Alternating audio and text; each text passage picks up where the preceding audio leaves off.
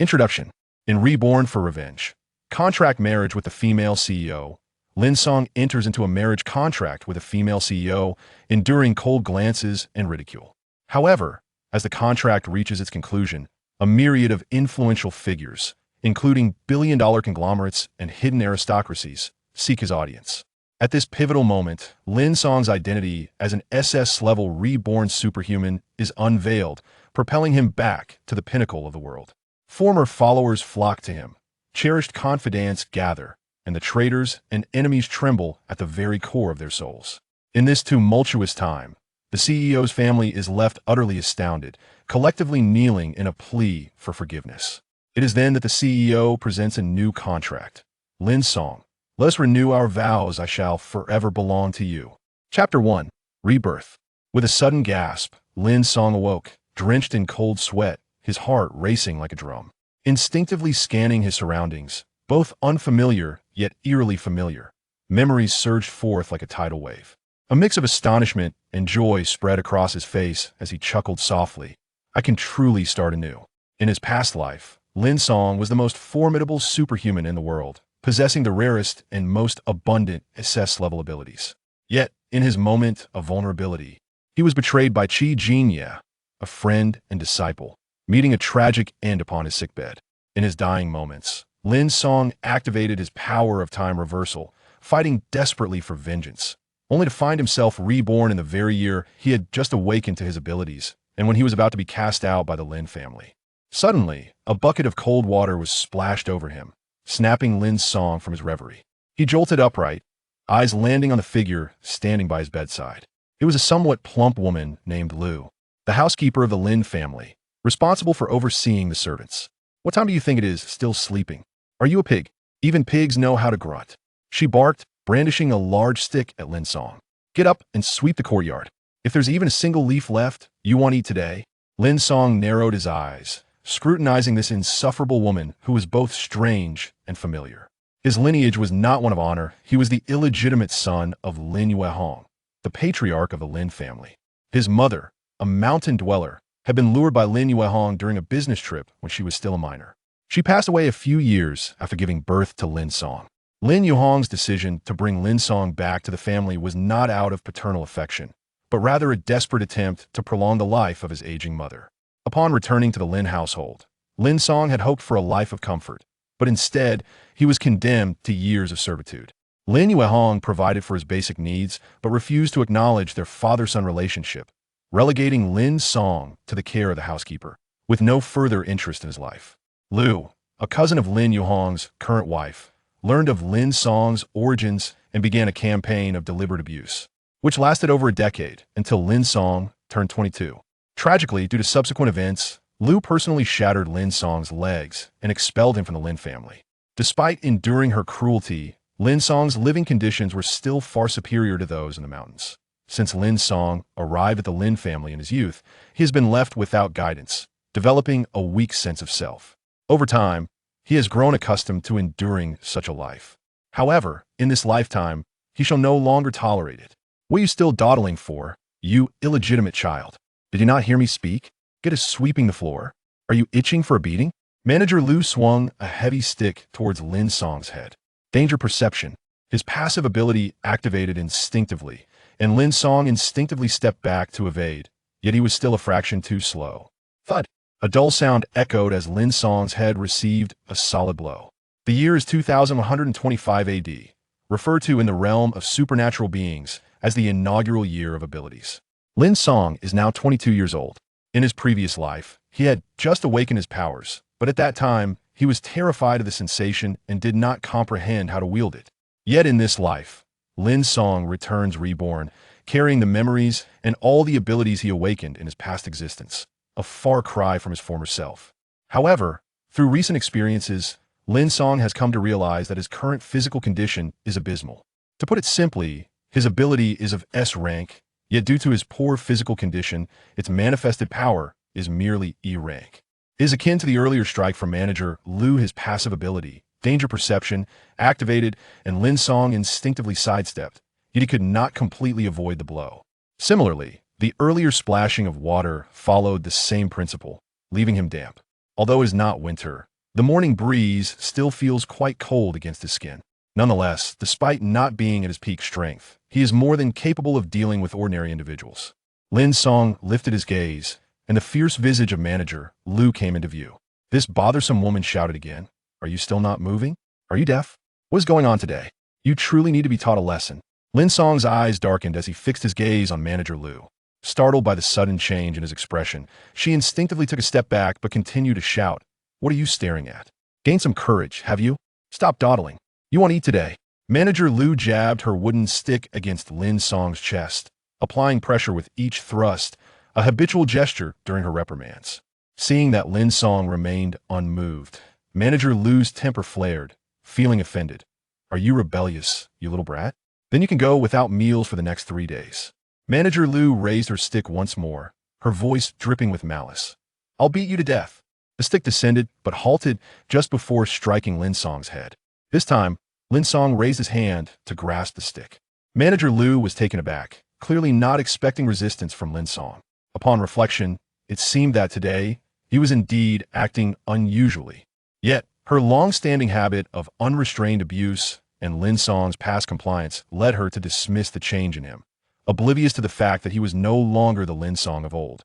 "You illegitimate child! You wretched spawn! Do not forget that you are under my control. If I do not teach you a lesson today, you might truly rebel." Manager Lu exerted force to jerk the stick away, but she could not retrieve it. Returning, she angrily cursed. "When did that little bastard gain such strength? Let go of me, or I will."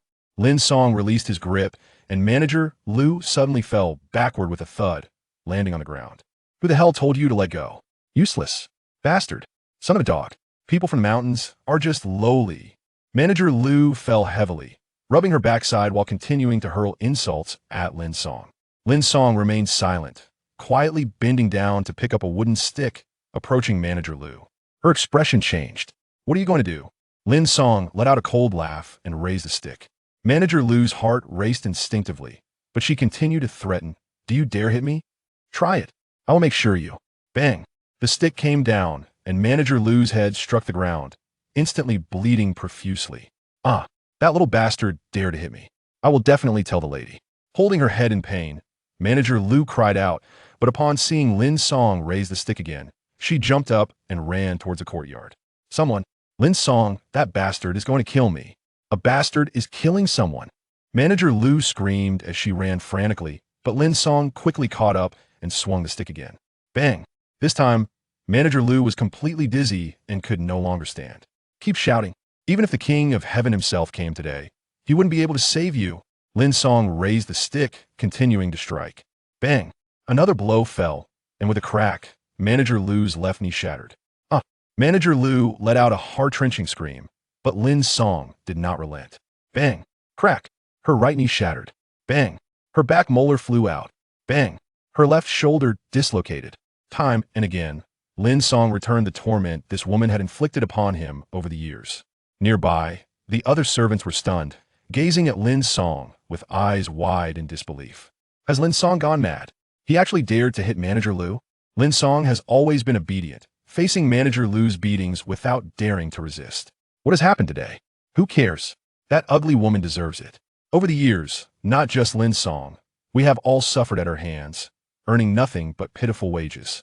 Now Lin Song is finally avenging us. That may be true, but Manager Lu is the lady's person. Lin Song has never been favored, and now he has struck her so hard the lady will surely not let him go. As the other servants whispered among themselves, a man and a woman rushed over, alarmed by the commotion. "Lin Song, stop right now." Jiang Shuqing screamed at the top of her lungs, and, upon seeing Manager Lu covered in blood, felt a chill run down her spine. Lin Song glanced back, meeting Jiang Shuqing's gaze, and she shot him a fierce glare. Bang! Lin Song looked at Jiang Shuqing and swung the stick again, causing Manager Lu to completely lose consciousness. "You!" Jiang Shuqing was taken aback, then fixed an angry stare on Lin Song. Lin Rue furrowed his brow, casting a similarly hostile glare at Lin Song. "Lin Song, not bad, you've grown some skills."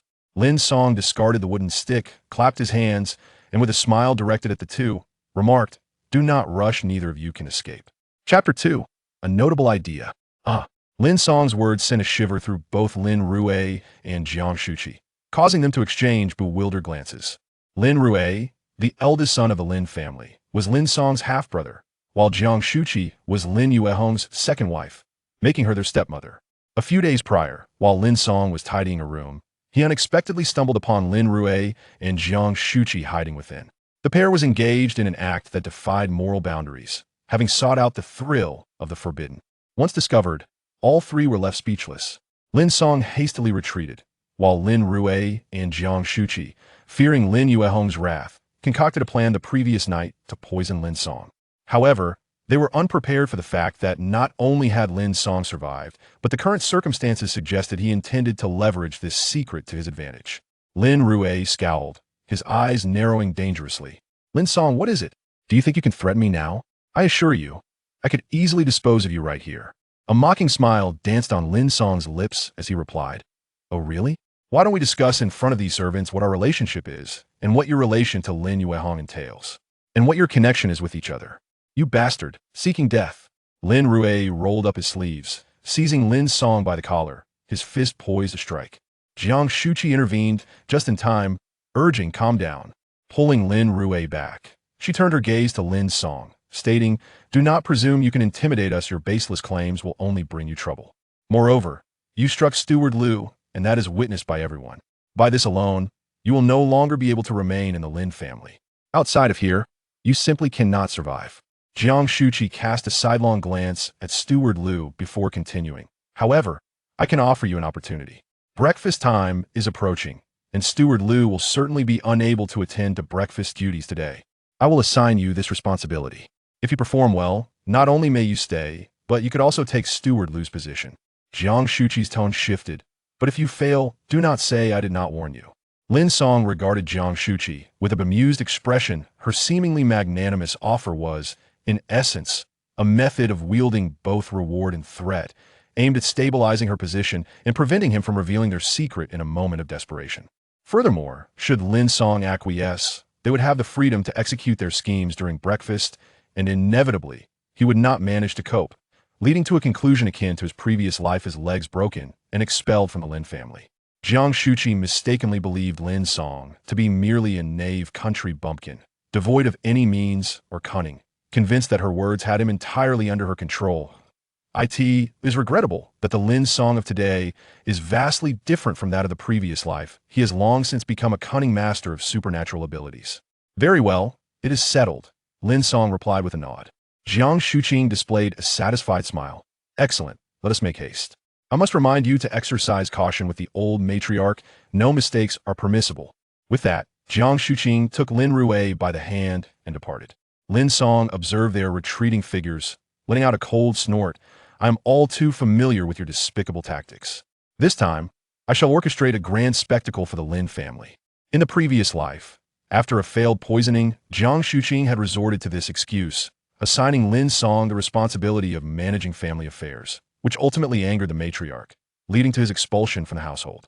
The reason Lin Song acquiesced was to expose Lin Rue and Jiang Shuqi's misdeeds before Lin Yuehong and the matriarch at the dining table, creating chaos that would fulfill his desire for revenge.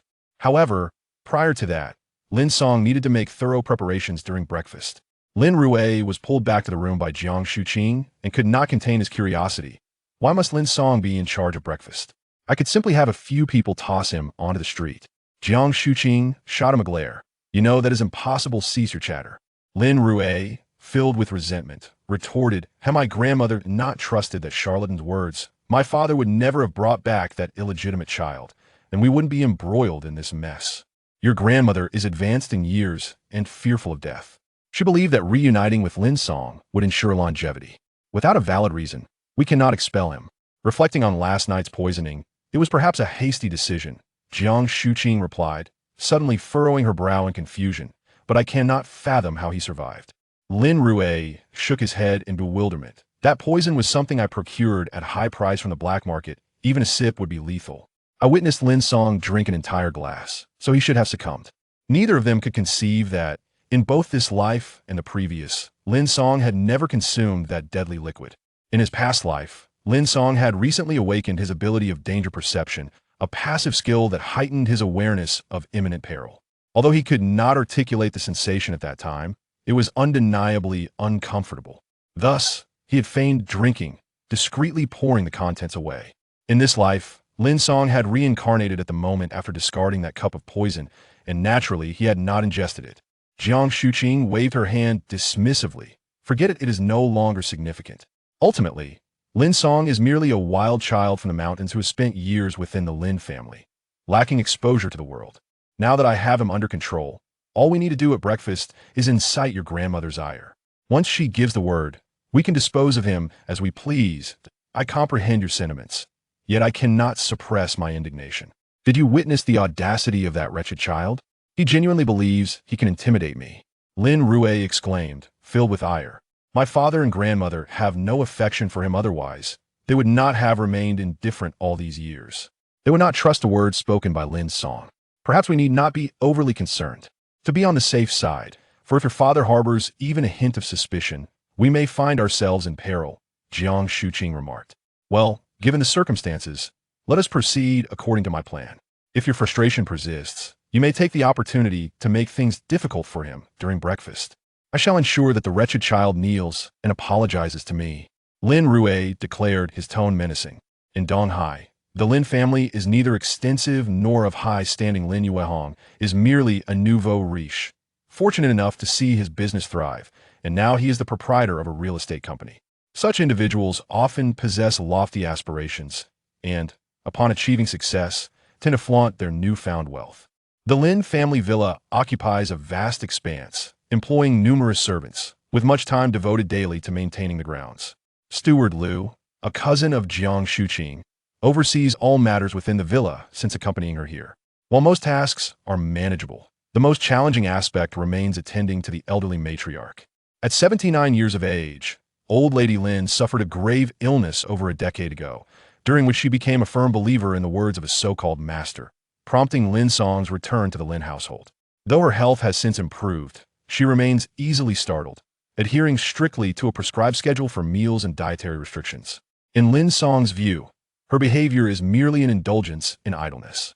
Though her health may not be the finest among the elderly, it is certainly not poor. Thus, the exaggerated lifestyle reminiscent of an empress appears to be a display of wealth rather than any genuine necessity.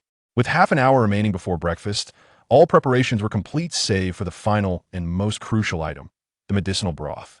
This concoction is exclusive to the matriarch's meals, purportedly derived from a formula obtained through the sacrifice of a master, believed to prolong life.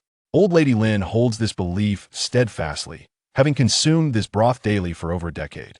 At this moment, only a single servant remained in the kitchen, a girl of 18 or 19 named Xiao Mei, who is the niece of Steward Liu. With her meticulous nature and skillful hands, she has been entrusted with this vital task that also serves to curry favor with the matriarch. However, today, she appeared somewhat distracted, stirring the broth while occasionally casting furtive glances at Lin Song. Seated at the kitchen door, Lin Song feigned oversight, yet had closed his eyes and succumbed to a light slumber. The broth bubbled and simmered, while Xiao Mei stole another glance at him before cautiously retrieving a glass vial filled with shimmering shards from her pocket. After another glance at Lin Song, she twisted off the cap and swiftly scattered a portion of the glass shards into the broth. Completing her task, she turned back to observe Lin Song, relieved to find him still asleep. Subsequently, she stealthily sprinkled shards of glass into each breakfast dish. Once she had completed her task, she swiftly returned to the gas stove. Turning around, she noticed Lin Song still asleep and exhaled a breath of relief, finally revealing a triumphant smile. As she stirred the medicinal concoction, she muttered softly, "That wretched, illegitimate child dared to strike my aunt today. I shall ensure you are expelled from the Lin family." An intriguing thought. A male voice echoed eerily beside her ear, causing Xiao Mei to shudder, scream, and whirl around in shock to find Lin Song standing behind her, having arrived unbeknownst to her. Chapter 3, Quantum Entanglement. You, aren't you supposed to be asleep? Xiao Mei stared at Lin Song in disbelief, her body trembling with fear at being caught. Lin Song remained silent, lifting the empty glass bottle in his hand, and remarked, pouring shards of glass into the soup. TSK, how utterly despicable. Xiao Mei was taken aback, instinctively patting her pockets. only to discover that the glass bottle was indeed missing. When had he taken it? Now that the evidence was in hand, do you have anything to say? Lin Song regarded her with a smile that was neither here nor there. Xiaomei glanced at the glass bottle in Lin Song's hand, steadied her emotions, and replied, "What evidence? Don't speak nonsense. I was merely preparing medicine soup for the old lady, nothing else." Lin Song pointed to a corner of the ceiling, grinning. "Have you forgotten there are cameras here? Being stubborn is futile." Xiaomei cast a fleeting glance at the surveillance camera, her heart racing. Taking a deep breath, she finally dropped the facade and declared, "It was me. What do you do about it? Let me tell you, I have the young master and madam backing me. Even if the cameras recorded it, they can erase it. In the end, the blame will fall on you." Xiaomei glared at Lin Song, her expression stern and fierce. Indeed, they had compelled you to act. Although it was somewhat despicable, it was undeniably effective. Lin Song recalled his past life, filled with desperation and humility, and a surge of anger welled within him. Afraid? That is of no consequence. You are doomed today. Xiaomei's face hardened as she spat. "Lin Song, you illegitimate child. How dare you strike my aunt so brutally? Even without the young master and madam's instigation, I would still seek revenge." Lin Song looked at Xiaomei and said, "Do you really believe that by framing me, you will be safe?" Xiaomei sneered, "My aunt and the madam are cousins, no matter what. She will look out for me." "Oh, is that so?" Lin Song said meaningfully, "You have been by your aunt's side for some time, so you must have heard her speak of old Lady Lin's temper, right? If she were to discover that you tampered with the medicinal soup, do you think that when old Lady Lin is enraged, Lin Rui and Jiang Shuqing will be able to protect you?"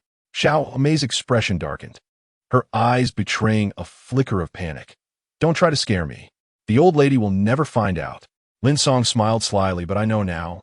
Tell me, if I were to run out and shout, would Lin Rui and Jiang Shuqing have enough time to delete the footage?" Xiaomei faltered, glancing at the camera, gripping her clothes tightly. Lin Song pressed further. "Not only have you ruined the old lady's medicinal soup, but breakfast will surely be delayed, consequently disrupting the old lady's mealtime. Do you think she will be angry?" Xiaomei's breath quickened, cold sweat trickling down as she stared intently at Lin Song, desperately maintaining her composure. You are an illegitimate child. No one will believe your words." Lin Song shot her a disdainful look, scoffed, and turned to walk towards the door, raising his voice to call, "Someone. I was wrong. Please, don't tell the old lady." Xiaomei instantly crumbled, grabbing Lin Song in desperation, pleading, "It was all the young master and madam's orders. They forced me to do this. Please don't say anything. I don't want to be kicked out. I don't want to be cast out of the Lin family." Lin Song's lips curled into a disdainful smile as he observed Xiaomei's tearful expression. He coldly remarked, "Continue to be arrogant. I was wrong. I won't dare again. I truly won't dare." Xiaomei pleaded, "Lin Song, I realize we have no friendship, but since coming to the Lin family, I have never bullied you. The wrongs done to you were all at the hands of my aunt. I have severed ties with her and will no longer seek vengeance on your behalf. Please let it go. You may not have bullied me, but when that wretched woman, your aunt, tormented me, you did not hesitate to assist her." Lin Song pushed Xiaomei away forcefully. "You are an accomplice, and to be precise, we do share some animosity. I was coerced. I had no choice. This time, it was the young master and madam who compelled me." Xiaomei implored, "Lin Song, please spare me. I will prepare breakfast for you again. Even if I miss the time, it won't result in me being expelled. Re-preparing is one matter. I will keep this to myself. But you must assist me with a task," Lin Song stated. Upon hearing this, Xiaomei's demeanor shifted, and she crossed her arms defensively. "What task?"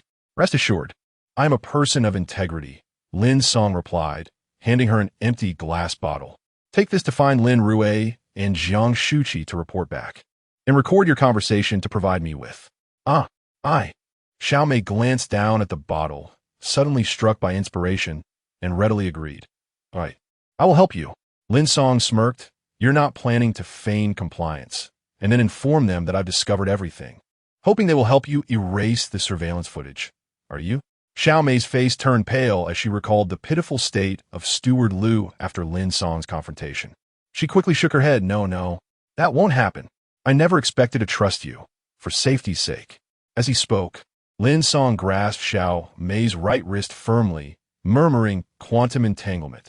This ability, like danger perception, was not directly offensive but served as an exceptional auxiliary power. It enabled the user to establish a quantum entangled state with a touched individual. Once this connection was forged, regardless of the distance, both parties could sense each other's state and even share experiences.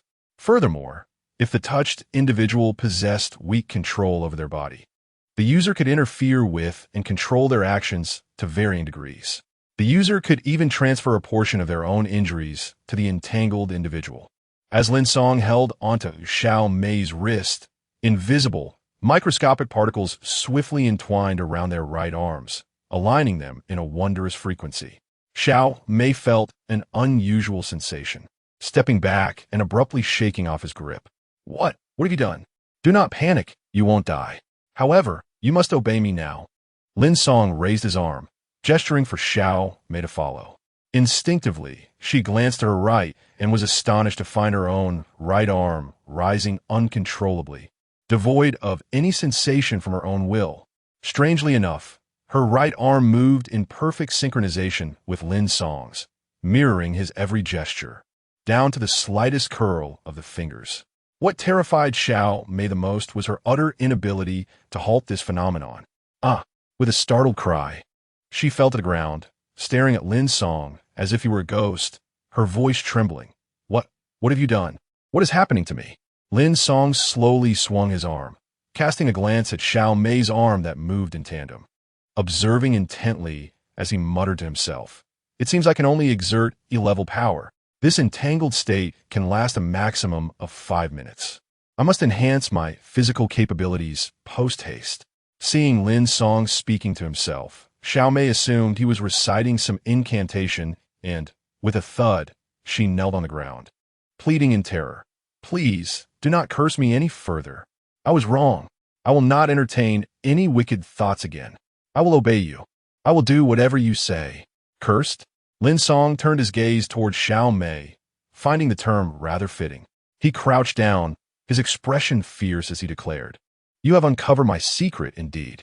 I possess magic and can cast curses, as you are now experiencing firsthand. So follow my commands or else." With a bend of his right arm, his fingers curled around his own neck, and Xiao Mei's right arm followed suit, clasping her throat tightly. "I will end your life. Do you understand?" Lin Song bellowed menacingly. Xiao Mei shuddered, bowing repeatedly. I understand. I will be obedient." Lin Song nodded in satisfaction. "Excellent. Time is of the essence. Now, you shall follow my instructions." Chapter for the performance begins. What is taking Xiao Mei so long? Why hasn't she returned with any news? Breakfast will commence in just 10 minutes. Lin Rue paced anxiously beneath the eaves, his face etched with worry. Jiang Shuqin leaned against the doorframe, her brows furrowed in concern. Just as she was about to speak, her expression brightened. "She's here." Both turned to see Xiao Mei hurrying towards them, thrusting an empty glass bottle into Lin Rue's arms, declaring, "Young master, I have completed the task." Lin Rue examined the empty bottle and nodded with satisfaction. "Well done." Jiang Shuqin smiled in approval, yet her perceptive nature prompted her to inquire. "Lin Song did not discover this, did he?" No. Lin Song has been asleep the entire time." Xiao Mei replied. "You see, I told you so." Lin Rue exclaimed triumphantly. Lin Song is nothing but an uncultivated wild child, utterly incapable of cleverness. Even when given a chance, he is of no use. Perhaps he is lost in sweet dreams at this very moment. Jiang Shuqin finally relaxed her furrowed brow. Chuckling, "I thought he would seize this opportunity and be bustling about, even though my opportunity is merely a trap. It seems I have overestimated him." Xiao Mei observed the two, seizing the moment to say, "Young master, when you pour the glass shard into the breakfast, particularly into the old lady's medicinal soup, you must protect me. I only acted upon your instructions. If the old lady places the blame on me, you must shield me." Lin Rao chuckled, "Xiao Mei. Rest assured, even if my grandmother were to blame, she would lay it at Lin Song's feet. You will not be in trouble, and no one will ever know it was you." Xiao Mei remained apprehensive, saying, "Young master, I am still afraid." You need not fear. You are the niece of Steward Liu, thus consider my sister. This matter was instigated by me, and should there be any repercussions, I shall bear them. You need not worry, Lin Rue assured her, thumping his chest. At that moment, Jiang Shuqin interjected. Xiao Mei, heed my words, there is nothing for you to worry about. Go back and prepare breakfast, and leave everything else to us. Xiao Mei glanced at the two for a moment, lowered her gaze, casting a furtive glance at Lin Song, who was hidden not far away. She then lifted her head, a relieved smile gracing her lips. With your reassurance, I feel at ease. All right, back to the kitchen. Jiang Shuqin turned to Lin Rue. Let us also depart. A splendid performance awaits us shortly. Indeed, I can hardly contain my excitement. Lin Rue discarded the empty glass bottle and walked away with Jiang Shuqin, one following the other. Xiao Mei stepped aside to make way, and as Lin Rue passed her, her right hand instinctively reached out, swiftly slipping 2 fingers into the pocket of his trousers, retrieving his phone. As Lin Rue and Jiang Shuqin moved further away, Xiao Mei stared at the phone in her hand, her emotions a tangled web. At that moment, Lin Song emerged offering praise. Well done. You possess a remarkable talent for acting. Xiao Mei regarded Lin Song with a mixture of trepidation and pleading. I have followed your instructions. Please lift my curse. First, give me the phone. Lin Song extended his hand. Xiao Mei handed over her phone, which was still recording, along with Lin Rue's phone that she had just pilfered. Lin Song glanced at the time. 5 minutes had elapsed. He nodded and said, All right, your bodily curse has been lifted. Xiao Mei was taken aback, filled with skepticism. As Lin Song raised his right hand, Xiao Mei noticed that her arm remained still, which finally put her at ease. Observing Lin Song fiddling with 2 phones, she cautiously inquired in a pleasing tone, Brother Lin, how did you learn magic? Could you share with me? I promise I won't tell anyone. Lin Song shot her a sidelong glance, replying coldly, Breakfast time has arrived. Startled by his gaze, Xiao Mei immediately exclaimed, I'll go prepare it now. She dashed a few steps away, only to return hesitantly, asking, But there are glass shards in the breakfast. What should I do? Ignore it. Just proceed as usual. But Lin Song's gaze turned icy. Xiao Mei shuddered and said, I'll take care of it right away. Once Xiao Mei departed, Lin Song replayed the recording, confirming there were no issues before putting away his phone. He then took Lin Rue's phone, placed his index finger on the screen, and silently intoned, Time Rewind. As his ability gradually unfurled, darkness suddenly enveloped him, and 2 streams of warmth flowed from his nostrils. Instinctively, Lin Song touched his face, finding his fingertips smeared with blood. The Time Rewind was an extraordinary ability that allowed the user to reverse the timeline of objects they touched, restoring them to their previous state. However, the side effects were the most severe of all his supernatural powers, causing his body to exhibit symptoms of exhaustion immediately upon activation. Lin Song took several deep breaths. The special breathing technique he had developed began to take effect, alleviating his dizziness, though residual effects lingered. It seemed his body was still somewhat fragile. Overusing his ability compounded the side effects, leaving him barely able to endure. After a few more breaths, the dizziness finally dissipated.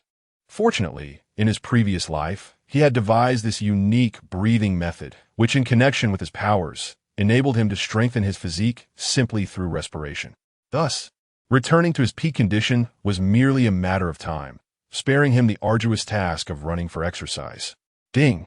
The ability fully manifested, and the phone reverted to the state before it had locked.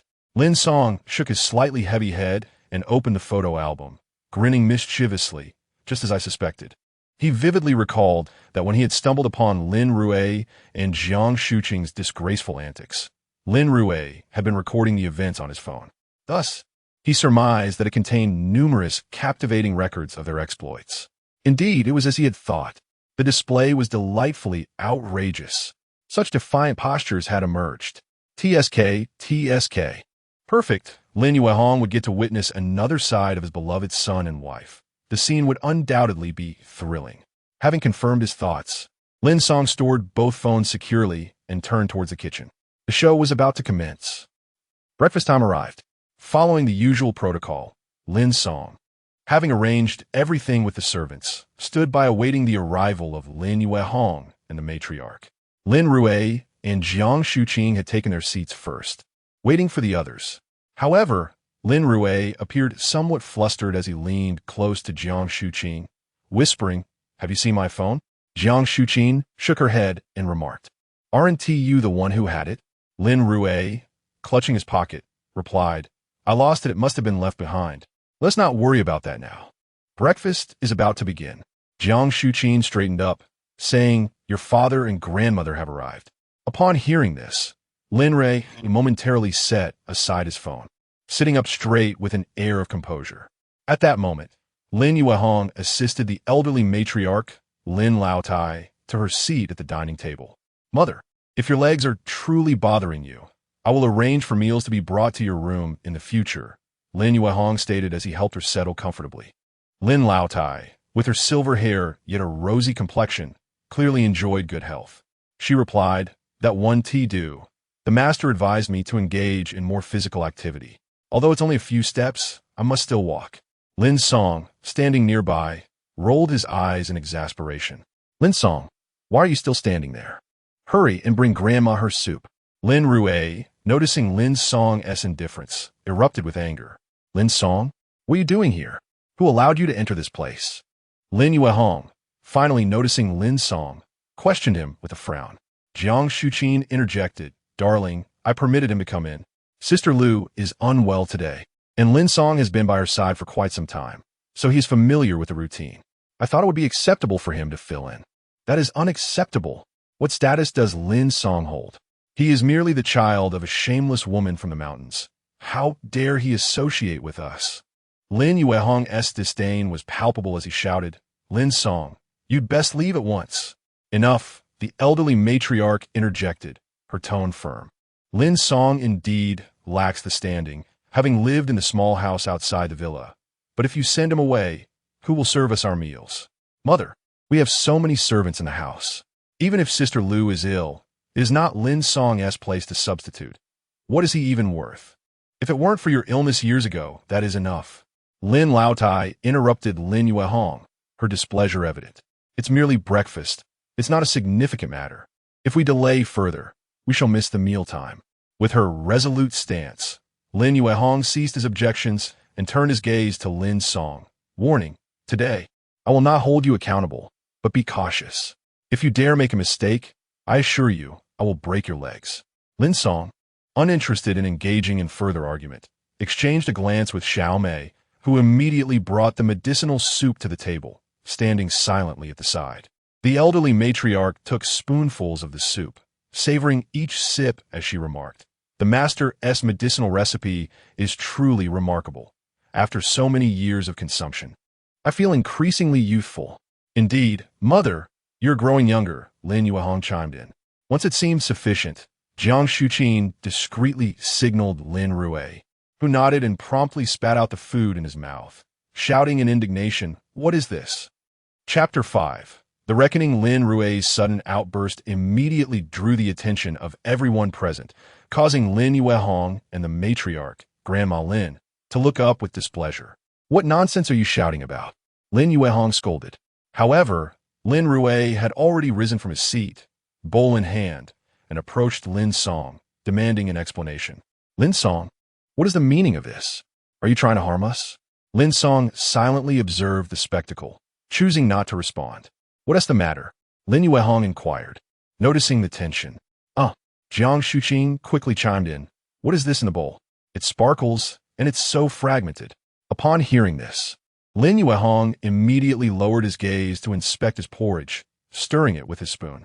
To his horror, he discovered numerous glistening shards, fragments of glass. "What in the world is this?" Lin Yuehong exclaimed, his face contorted in disbelief. Grandma Lin, too, hastily examined her medicinal soup, and indeed, found glass shards nestled among the dregs at the bottom of her bowl. This. Grandma Lin trembled, her complexion draining of color, as she instinctively clutched her throat, coughing violently. "Mother, are you all right?" Lin Yuehong rushed to check on her, shouting, "Call for an ambulance." Jiang Shuqing promptly retrieved her phone to dial emergency services, her face etched with distress and guilt. Darling, I am so sorry. It's my oversight. It's my fault. I never anticipated that Lin Song could be so vile. You brought him from the mountains to live in the city, providing for him all these years. And instead of gratitude, he repays us with such treachery. It's my fault. I thought Lin Song was different from the other servants, that he would be more trustworthy than Sister Lu, but I never imagined. It's my fault, darling.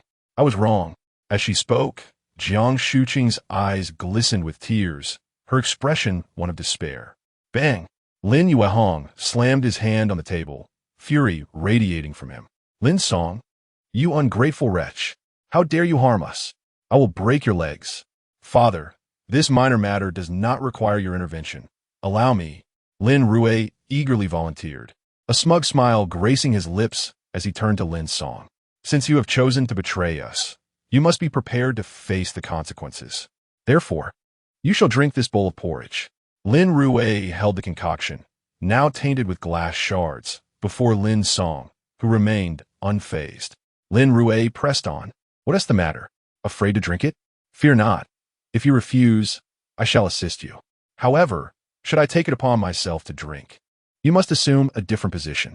Setting the bowl on the floor, Lin Rue spat into it, then looked down at Lin Song with an air of superiority. In a commanding tone, he declared, now kneel before me like a dog and consume it piece by piece. I will count to 3, and if you do not kneel, I shall force you to. 1. Lin Rue began to count, while Jiang Shuqing watched with a glimmer of malicious glee in her tear-filled eyes. Lin Yuehong observed coldly, and the most fearful of all, Grandma Lin, simply closed her eyes, awaiting the arrival of the ambulance. As for Xiao Mei, her emotions were a tumultuous blend, silently watching Lin Song, eager to see his next move. 2. Lin Rue continued counting.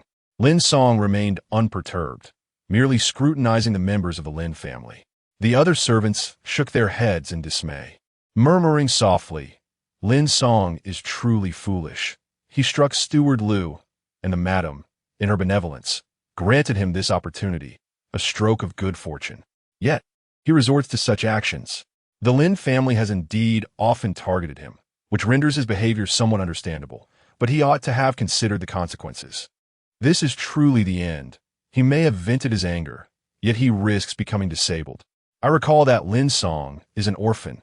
Should he become disabled, no one would care for him, leaving him to wander aimlessly, perhaps even freezing to death by the roadside, listening to the hushed whispers of the servants.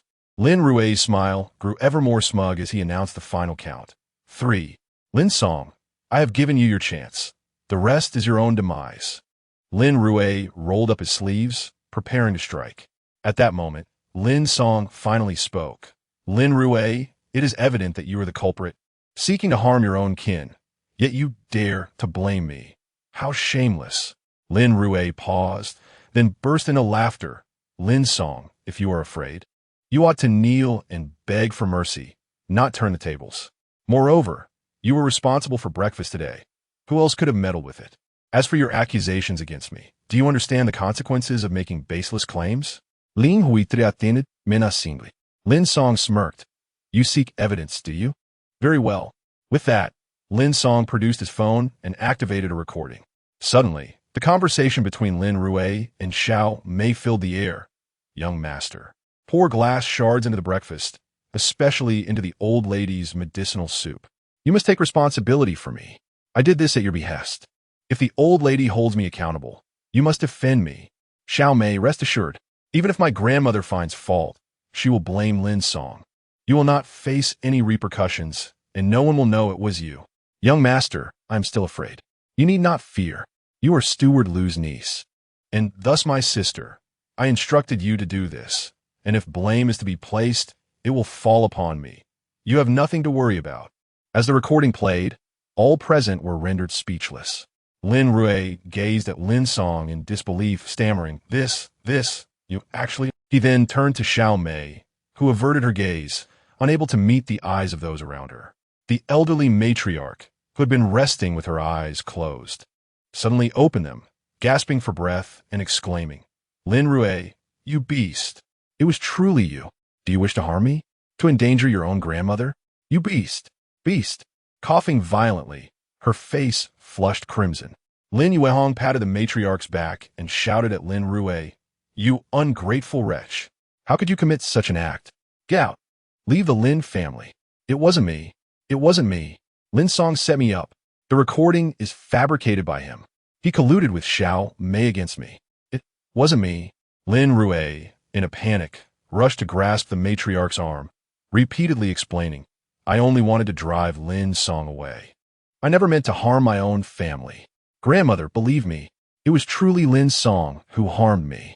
The servants nearby began to murmur, "It is indeed the young master. Who would have thought he could betray his own kin? Such a heart of a serpent and a scorpion." Even if he wished to drive Lin Song away, there were countless other means to do so. Yet, he resorted to harming his own family, laying the blame upon Lin Song, sacrificing his own for personal gain. Such a person deserves to perish. Fortunately, Lin Song is astute. Otherwise, it would have truly been disastrous. Perhaps we should seek employment elsewhere. Remaining here, we will inevitably be made scapegoats. Jiang Shuqi rushed over to Xiao Mei, delivering a sharp slap and scolding, "You wretched girl! How dare you conspire with outsiders against your own family? Speak! What on earth is happening? If you cannot explain, you shall accompany your aunt to the hospital." Xiao Mei covered her face and glanced at Lin Song. Her voice trembling, "Madam, I had no choice. Lin Song discovered me. He possesses magic and has cursed me. If I do not comply with his demands, I will die. I truly will die." Jiang Shuqi was nearly driven to the brink of fury, unleashing a flurry of punches and kicks upon her. "You fool! How could you be deceived by such an absurd excuse? Useless. Good for nothing. I should never have allowed you into the Lin family." Unable to withstand the assault, Xiao Mei fainted. Jiang Shuqi composed herself, giving Lin Song a fierce glare before declaring, "Husband, mother, you have all heard it. Lin Song has deceived Xiao Mei, leading to this chaos. I understand that Lin Rue has acted wrongly, but he never intended to harm his family. This is all a scheme orchestrated by Lin Song, who wishes to incite discord within our family and revel in our misfortune." Lin Rue immediately chimed in, "Indeed, father, grandmother, it is Lin Song who has sown discord among us. My desire to expel him stemmed from the fear that he would bring harm to our family. I acknowledge my methods may have been misguided, but my intentions were pure. I only wished to protect the stability of our household." Lin Yuehong cast a menacing glance at Lin Song and addressed the elderly matriarch. "Mother, do not be enraged. Our Rue has always been filial. Although he has erred this time, it is somewhat understandable. If blame is to be assigned, let it fall upon that wretched Lin Song. Were it not for him, our peaceful breakfast would not have devolved into this turmoil. Indeed, Lin Song has turned our home upside down with his malicious intentions." Jiang Shuqi added. Not waiting for the elder to respond, she turned to Lin Rue and urged, "Our Rue, what are you waiting for? Lin Song has brought us this calamity. Grandmother is on the verge of falling ill from anger. Hurry and expel him." Lin Rue swiftly rose, seizing a nearby chair, ready to hurl it at Lin Song. "You wretched spawn, I will kill you." Lin Song remained calm, retorting, "Kill me? If you do, you shall shorten grandmother's life." Lin Rue, are you intent on causing her demise? Upon hearing the phrase "shorten life," the enraged elder's eyes widened in shock as she shouted, "Lin Rue, put down that chair. Do not strike Lin Song to death." "But grandmother, he—" Lin Rue clearly harbored resentment, yet the elder was unconcerned with his feelings. Her sole priority was her own well-being as she continued to raise her voice in condemnation. "You ungrateful wretches! Beasts! Do you all wish to bring about my death? How could I have children like you? In your relentless pursuit against Lin Song, you have disregarded my very existence. Fine, if that is the case. I shall no longer cling to life. Let me perish." The elderly woman cried out, shattering all the bowls on the table to the floor. Lin Yuehong hastily intervened, urging, "Mother, please calm down. Be careful not to hurt yourself." However, the old lady retaliated with a sharp slap, rebuking, "You unfilial son. You wish for my demise. You all wish for my demise." Stung by the slap, Lin Yuehong felt a surge of indignation but restrained his fury. turning his gaze towards Lin Song, hoping to vent his frustration upon him. Yet, Lin Song seized the opportunity to approach Lin Rui, solemnly declaring, "Disrespect is indeed worthy of punishment." With a swift motion, he delivered a resounding slap to Lin Rui, who was left in utter disbelief, toppling backward to the ground. Jiang Shuqing gasped in shock, instinctively reaching out to assist Lin Rui, but Lin Song reiterated, "Disrespect is worthy of punishment." With that, Jiang Shuqing too lost her balance and fell to the floor. Chapter 6. The Breaking Point. Lin Song, have you lost your mind? Are you intending to rebel? Lin Yuehong exclaimed, his face a mask of disbelief as he glared at Lin Song, his voice laced with fury. The other servants shared complex expressions, a mix of shock, admiration, and concern. Lin Song had actually taken action. After all, that was the eldest son of the Lin family and Madame Lin. To be honest, I had long wished to do the same. Although I worked for the Lin family, that eldest son truly deserved a good beating. "Keep your voices down," some murmured. Lin Song may have truly put himself in grave danger this time. While the Lin family isn't exactly a powerful clan, they're not someone we can afford to offend. Lin Song has acted too rashly. Lin Rui stood up, his face flushed and unsteady, his anger boiling over as he shouted, "You lowly wretch dare to strike me? I will end you." He stumbled a few steps forward, but lost his balance due to dizziness, failing to make contact with Lin Song. Jiang Shuqing, tears brimming in her eyes, stood up with her hands covering her face. As she witnessed the elder matriarch's tantrum, a torrent of emotions surged within her, anguish, anger, and indignation. She cried out, "Mother, stop this. Look at what is happening. Yuan Ti let us touch Lin Song, but he has struck us. If Lin Song dies, it will shorten your life, but what about if our Rui dies?" Lin Song's actions were indeed deliberate. Just look at how our once harmonious family has been transformed by him. If he continues to stay in this house, none of us will have any peace left. After venting her frustration, Jiang Shuqing shot a fierce glare at Lin Song. Gasping for breath, Lin Yuehong interjected, "Mother, Shuqing is right. Lin Song is nothing but an ungrateful wretch. I cannot believe that a child born of a shameless woman could bring any benefit. If he remains, he will inevitably bring about our ruin. I understand you believe in what the master has said, but such matters are also contingent upon timing. Over a decade ago, Lin Song could have extended your life, but now the circumstances have changed. If he stays, he will no longer serve that purpose." "Exactly," Jiang Shuqing retorted, her anger palpable. "That beast. He should have perished in the mountains back then."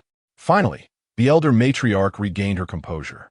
She glanced at the medicinal soup in the bowl, reflected on the master's words, and turned her gaze toward Lin Song, inquiring, "Lin Song, why have you chosen this path? Over the years, the Lin family has provided for your needs. Though you lack a formal status, it is certainly better than what you would endure in the mountains. Why do you wish to harm us?" Lin Song, with an innocent expression, replied, "Elder matriarch, I mean you no harm. On the contrary, I am helping you see the true nature of your family." He then turned to Lin Yuehong, smirking slightly, "Instead of plotting against me, perhaps you should contemplate your own affairs." "What insolence!" Lin Yuehong shouted furiously. Lin Song narrowed his eyes, addressing Lin Rui and Jiang Shuqing. "Your beloved son and cherished wife have already adorned you with countless metaphorical green hats. Today's spectacle is merely their attempt to eliminate me, to silence me." "You lie. Lin Song, dare you speak such baseless accusations? Do you not fear that I will tear your mouth apart?" Lin Rui erupted, glancing at Lin Yuehong, pointing an accusing finger at Lin Song. At that moment, Jiang Shuqing, ignoring Lin Rui's outburst, feigned the demeanor of a wronged woman, weeping, "I cannot go on living. I cannot. The treacherous wolf has not only struck me, but has also gone so far as to slander me. If this were to spread, my demise would be inconsequential. However, my husband's reputation would be irrevocably tarnished, and young Rui's future would undoubtedly be affected. Most importantly, it could disturb the feng shui, which would be detrimental for my mother." Lin Yuehong's eyes were bloodshot, his fury boiling over as he roared, "Lin Song, it seems you truly wish to court death. A treacherous wolf.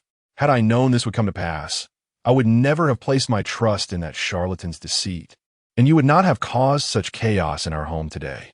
Old Lady Lin gasped for breath, her blood pressure surging as she realized that keeping Lin Song around would only invite further unrest.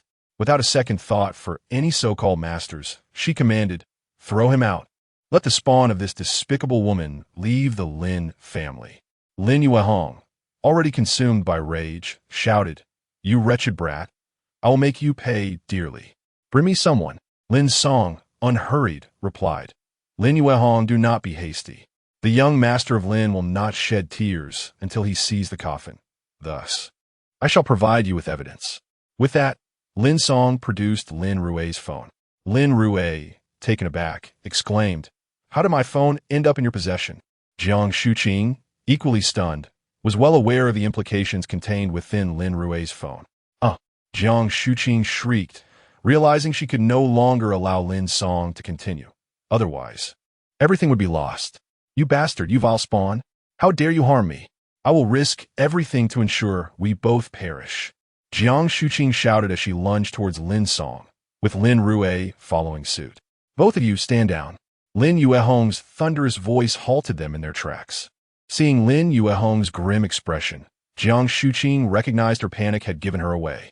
She immediately returned to Lin Yuehong's side, adopting a demure demeanor, and pleaded, "Darling, I swear I have never wronged you.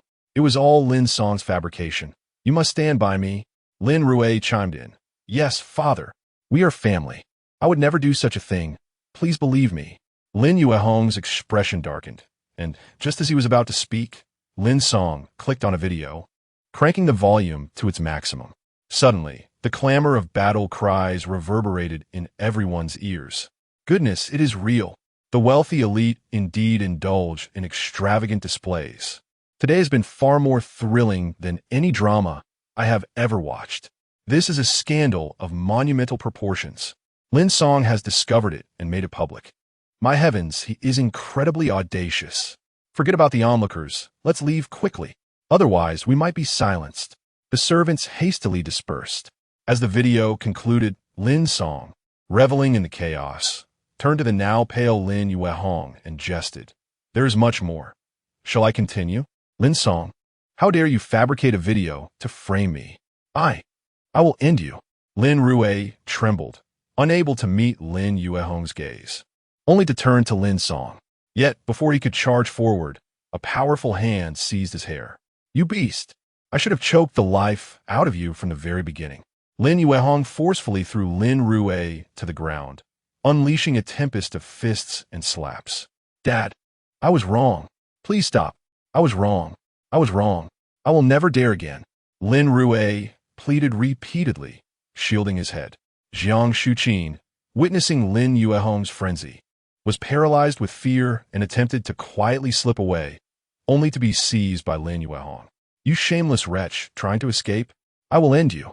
Lin Yuehong yanked Jiang Shuqing's hair and forcefully slammed her head onto the table, causing her to bleed profusely and lose consciousness. Yet, Lin Yuehong's fury had not abated. He continued to assault the two of them with wild abandon.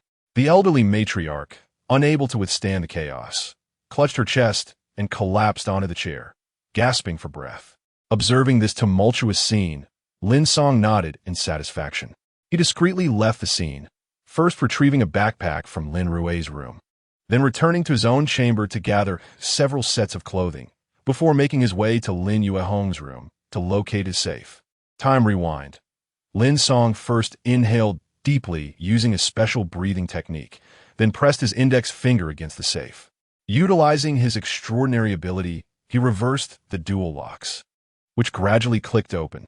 He swiftly emptied the safe of its cash and gold bars, stuffing them into the backpack, and then strode confidently toward the villa's entrance. "Halt!"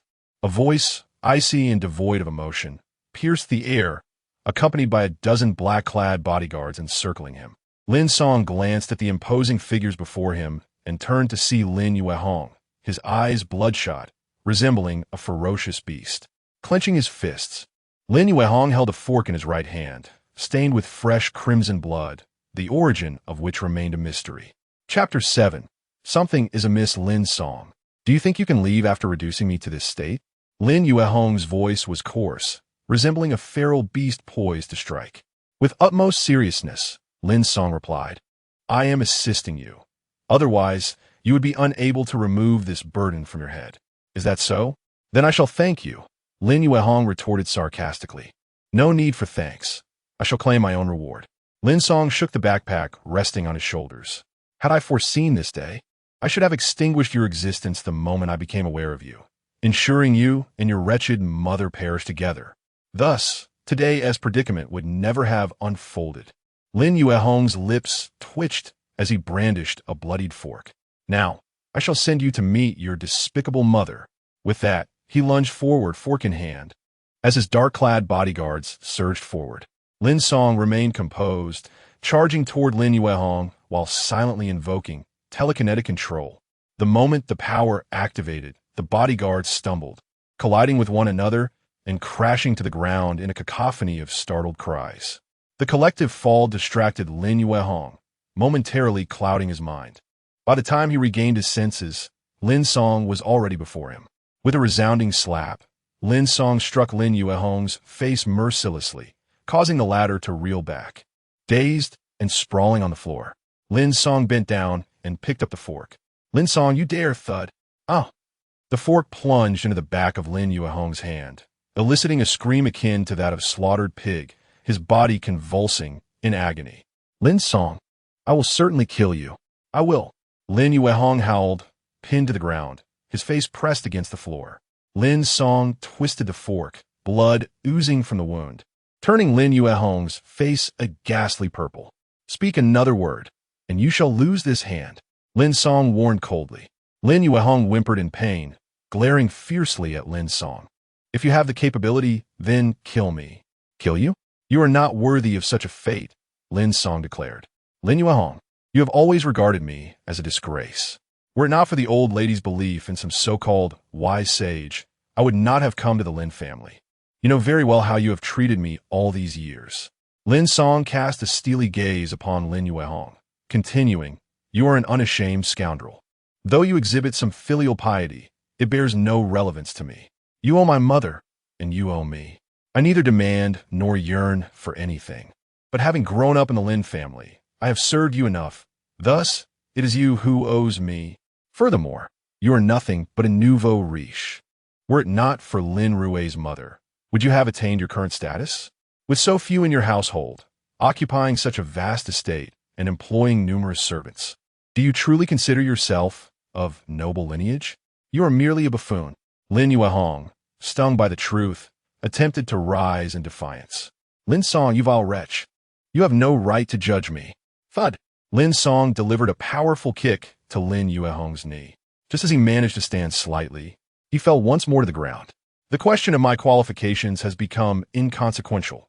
Today, I sever all ties with the Lin family, definitively distancing myself from you and them. If we were to meet again, Lin Song offered a knowing smile, suggesting it would be better not to cross paths again, for you would undoubtedly regret it. I shall never harbor any regrets, Lin Yuehong exclaimed vehemently. The greatest regret of my life is encountering your mother and bearing you, this illegitimate child. I assure you, with your departure, the Lin family will only flourish further. Once I secure a partnership with Fenghui Capital, the Lin family will ascend to even greater heights. By then, you will find it impossible to return. Even as a mere dog, Lin Yuehong screamed in a fit of hysteria. Fenghui Capital? Lin Song scoffed, a hint of mockery and schadenfreude lacing his laughter. You are the one destined to be a dog, a wretched creature leaping willingly into the flames. What do you know, you illegitimate child? I will ensure your demise. I will annihilate you, Lin Yuehong bellowed. Very well, let's see how this unfolds. Lin Song twisted his fork, causing Lin Yuehong to convulse in pain before losing consciousness. Lin Song clapped his hands and departed without a backward glance. After leaving the Lin family, Lin Song promptly arrived at an orphanage named Xiangyang. In a previous life, it was here that he first crossed paths with Qi Jinya. At their initial encounter, Qi Jinya had recently awakened his abilities, a consequence of malevolent experimentation. The tragic background of Qi Jinya, an orphan and a subject of experimentation, resonated with Lin Song's own experiences, invoking a sense of empathy within him. Thereafter, Lin Song took Qi Jinya under his wing, sacrificing his own well-being to enhance Qi Jinye's powers, eventually imparting all his skills without reservation. However, when Lin Song fell gravely ill, Qi Jinye did not bring forth a miraculous remedy. Instead, he presented a power suppressant and a chilling dagger. Qi Jinye cruelly injected the suppressant into Lin Song's body, relishing each push with maniacal laughter. Subsequently, he plunged the dagger mercilessly into Lin Song's chest. To this day, Lin Song vividly recalls Qi Jinye's sinister grin and bone-chilling words. Lin Song, do you believe I would be grateful to you? You are woefully naive. I have long wished for your demise. Perish, perish. With your death, I shall seize everything you possess, your status, your renown, and your women. Ha ha ha. These words pierced deeper than the icy dagger, leaving him heartbroken and desolate. The memory of Qi Jinye's malevolent smile lingered painfully in Lin Song's mind. He inhaled deeply, clenching his fists, filled with an overwhelming fury. Qi Jinye, in this new life, I shall ensure you repay 1,000-fold for the suffering you inflicted upon me. According to the trajectory of my previous existence, I was to formally meet Qi Jinye a year later, but I cannot afford to wait that long. I must take the initiative. In this current time frame, Qi Jinye remains in the orphanage, still an ordinary individual, making it exceedingly simple for me to eliminate him. Qi Jinye, this time, I shall see to it that you vanish completely from this world. Lin Song gazed at the orphanage in the distance, his fists clenched tightly. He took a few deep breaths to calm himself and strode purposefully towards the building. However, upon reaching the entrance, he sensed something was amiss. The heavy iron gate of the orphanage was locked, and the interior appeared desolate and abandoned, devoid of any signs of life.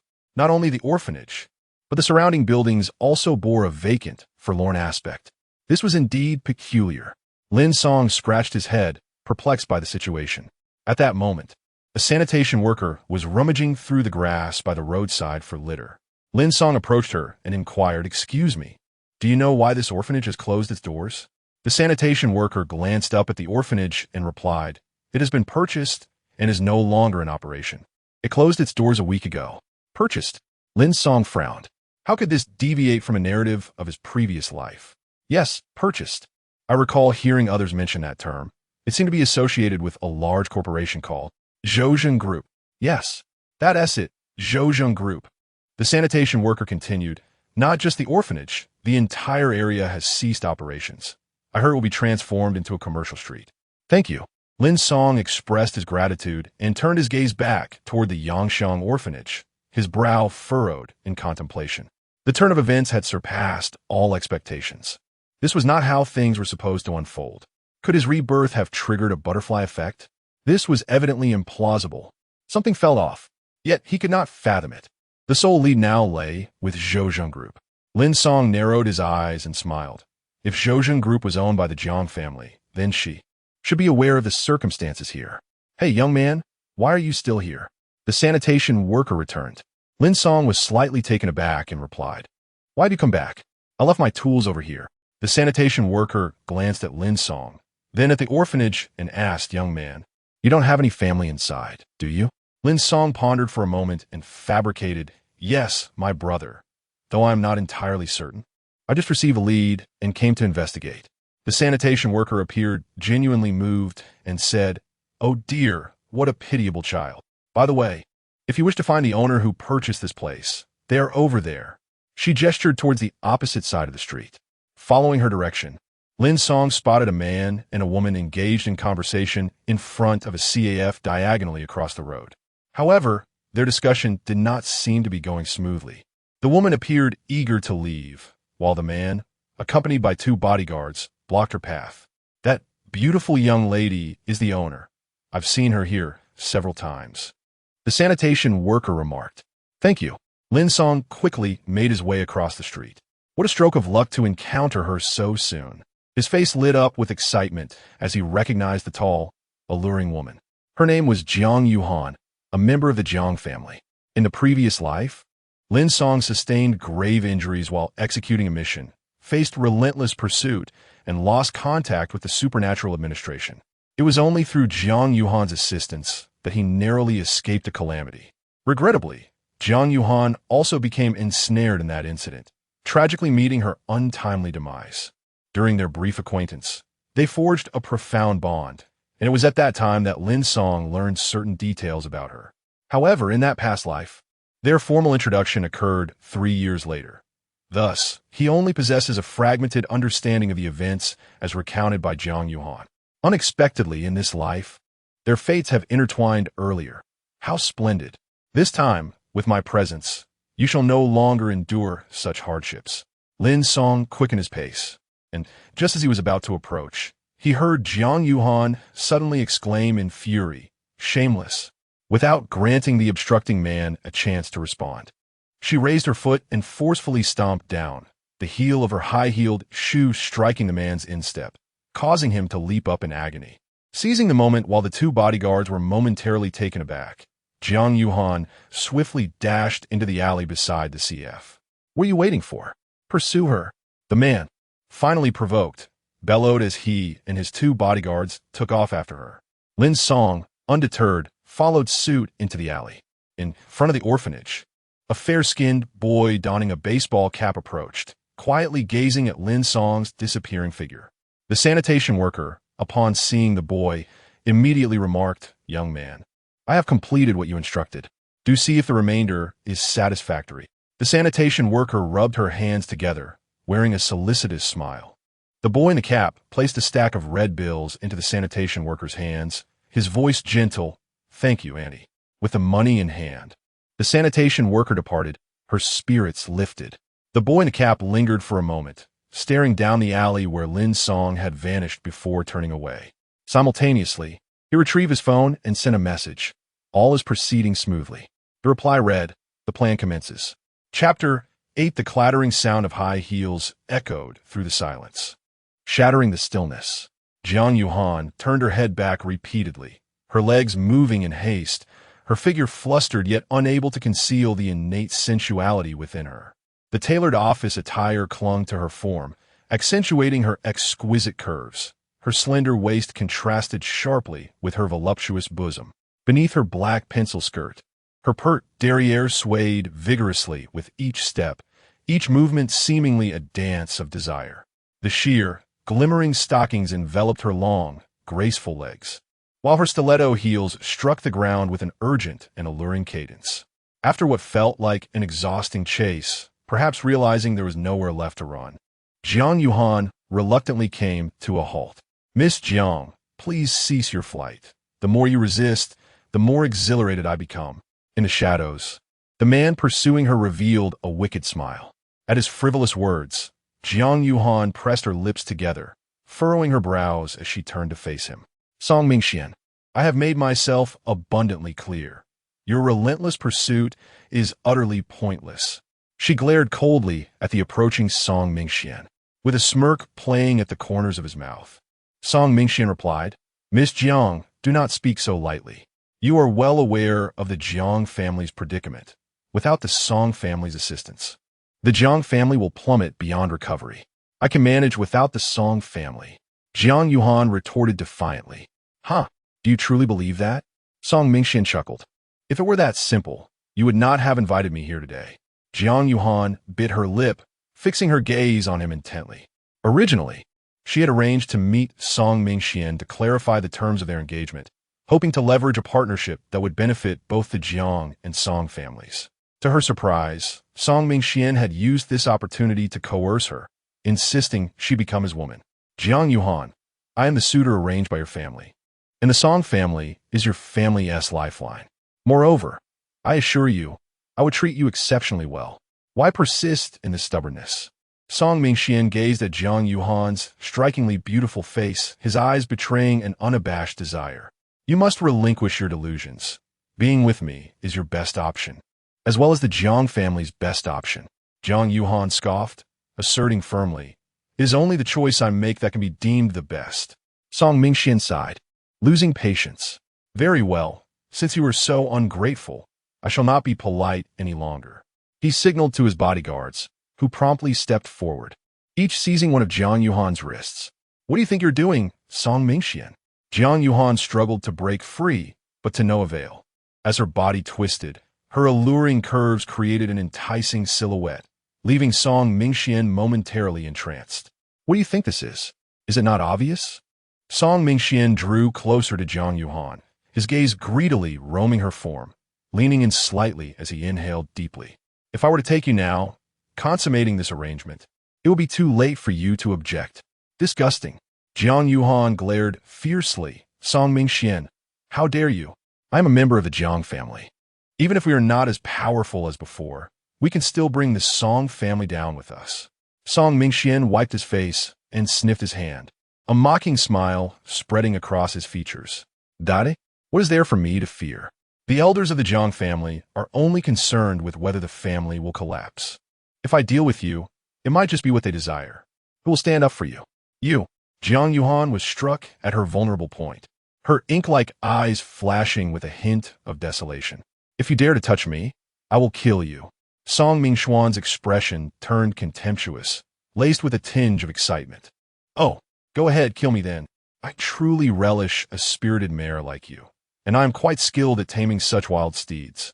As he spoke, he reached out to grip Jiang Yuhan's smooth chin. Get away. Jiang Yuhan turned her head and kicked out violently. Bang! Her knee, encased in flesh-colored fabric, struck hard against Song Mingxuan's groin, eliciting a pained scream as he doubled over, hands clutching his crotch, his face contorted with rage. You little brat. If I don't teach you a lesson today, you'll really think I'm easy to bully. Pin her against the wall. With a furious roar, Song Mingxian commanded his two bodyguards to seize Jiang Yuhan's wrists and press her against the cold wall. Jiang Yuhan struggled fiercely. Get off me. Let me go. However, the bodyguards were too strong, and she could not break free. Song Mingxian, trembling with anger, approached her from behind, as Jiang Yuhan continued to fight against her restraints. Her form, accentuated by the fitted skirt, swayed enticingly, igniting a fiery desire within him. Miss Jiang, stop shouting. Save your strength to call out to me later. Song Mingxian sneered, loosening his belt. Cough, cough. At that moment, an untimely cough shattered the tension. Song Mingxian turned in annoyance to see a young man with a shoulder bag, looking innocently toward them. Kid, this isn't your business. Hurry back to your job. I'll reimburse you for your coffee later. Song Mingxian waved his hand dismissively, clearly irritated.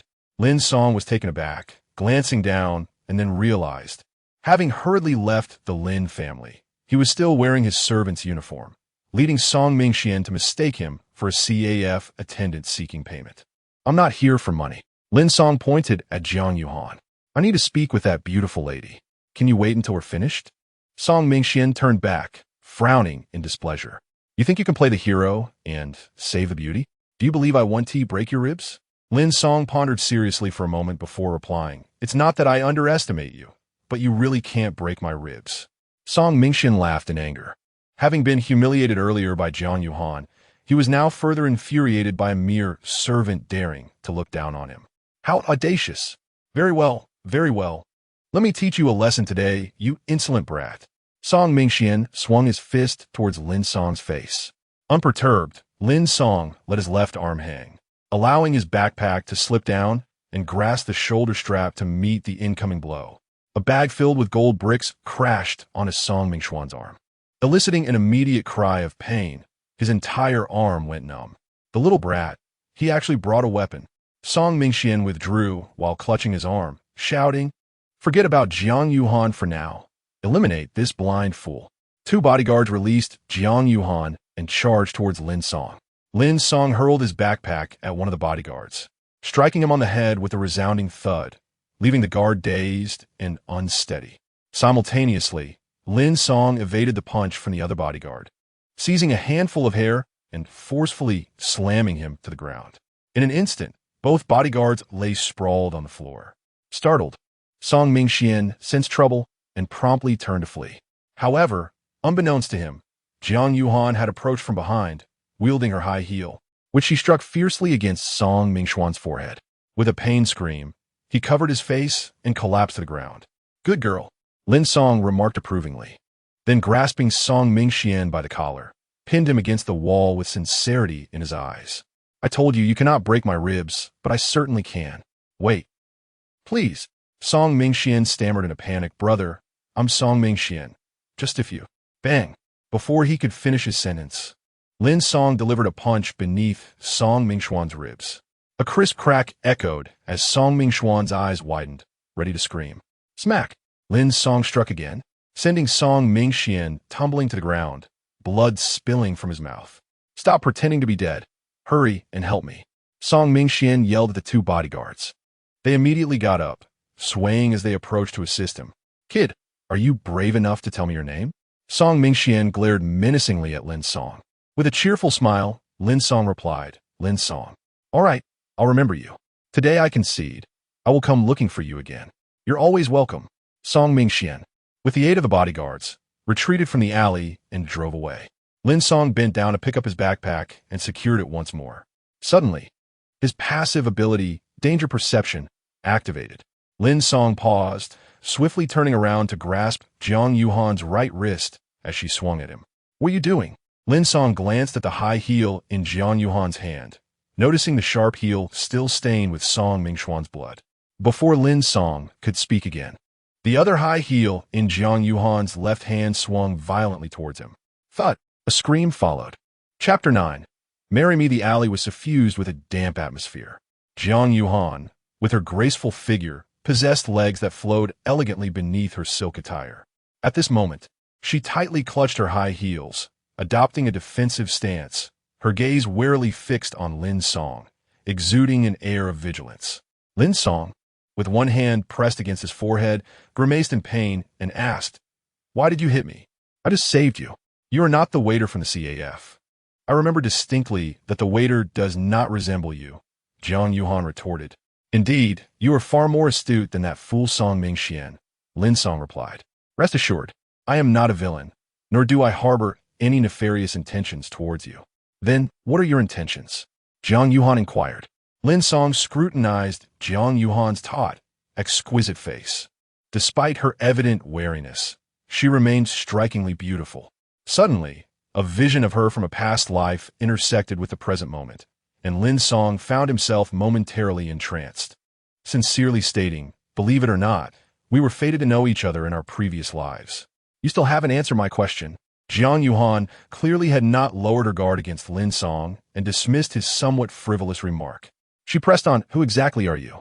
What do you seek? Lin Song countered, That commercial street across from us is part of the Jiang family's estate, is it not? Jiang Yuhan pondered briefly before nodding yes. There's a Yangxiang orphanage on that street, where a friend of mine resides. However, the orphanage has now been acquired by your Jiang family. I wish to know the whereabouts of its former residents, which is why I sought you out, Lin Song stated earnestly. Looking into Jiang Yuhan's eyes, Lin Song continued with sincerity, As for your affair with Song Mingxian, I merely encountered it by chance. Lin Song understood that this woman was exceptionally intelligent. Discussing past lives would be futile and would only heighten her distrust. Being forthright in their current exchange, however, seemed to ease her wariness. As Lin Song had anticipated, Jiang Yuhan's expression softened considerably, her furrowed brow relaxing, and her hands holding the high heels slowly descended. But you wouldn't go so far as to break Song Mingxuan's ribs, would you? Even if you possess some skills, he has the Song family backing him, and you, as a mere waiter, should not provoke him, Jiang Yuhan remarked. Her tone still laced with skepticism, not entirely convinced of Lin Song's assertions. Lin Song chose not to contest her misunderstanding regarding his identity as a waiter, stating, You belong to an esteemed family. If I wish to seek your assistance, I must present some sincerity. A hero rescuing a damsel is certainly a commendable approach. Jiang Yuhan narrowed her eyes, her deep, starry gaze revealing no hint of turbulence, but rather an enticing desire for exploration. She averted her gaze, exhaling softly as if finally lowering her guard, and said, Regardless, I appreciate your intervention. However, do exercise caution. Song Mingxian is vengeful and will undoubtedly seek to trouble you again. I have no concerns on that front, Lin Song replied with a smile. May I now inquire about the situation at the Yangxiang orphanage? Jiang Yuhan cast her high heels onto the ground, slipping her delicate, silk-clad feet into them. I am responsible for the commercial street project. I am indeed aware of the whereabouts of the personnel in the orphanage. At that moment, her phone rang. Momentarily taken aback, she answered it, only to be met with a cacophonous roar from the receiver. Jiang Yuhan, what on earth are you doing? I instructed you to get along with young Master Song, yet you've sent him to the hospital. Now the Song family is pulling their investment. All ongoing projects at home are halted, and your grandfather demands you return immediately to explain. Otherwise, you shall no longer bear the surname Jiang. With a resounding click, the call ended, leaving no room for Jiang Yuhan to respond. It appeared my heroic act had inadvertently caused the lady distress. Lin Song, sensing Jiang Yuhan's discontent, teased her intentionally. Jiang Yuhan pursed her lips and remarked, eavesdropping on others' affairs is quite impolite. Lin Song shrugged. It was unintentional. Besides, whether it was Song Mingxian or the previous caller, their voices were booming, and I had no desire to listen.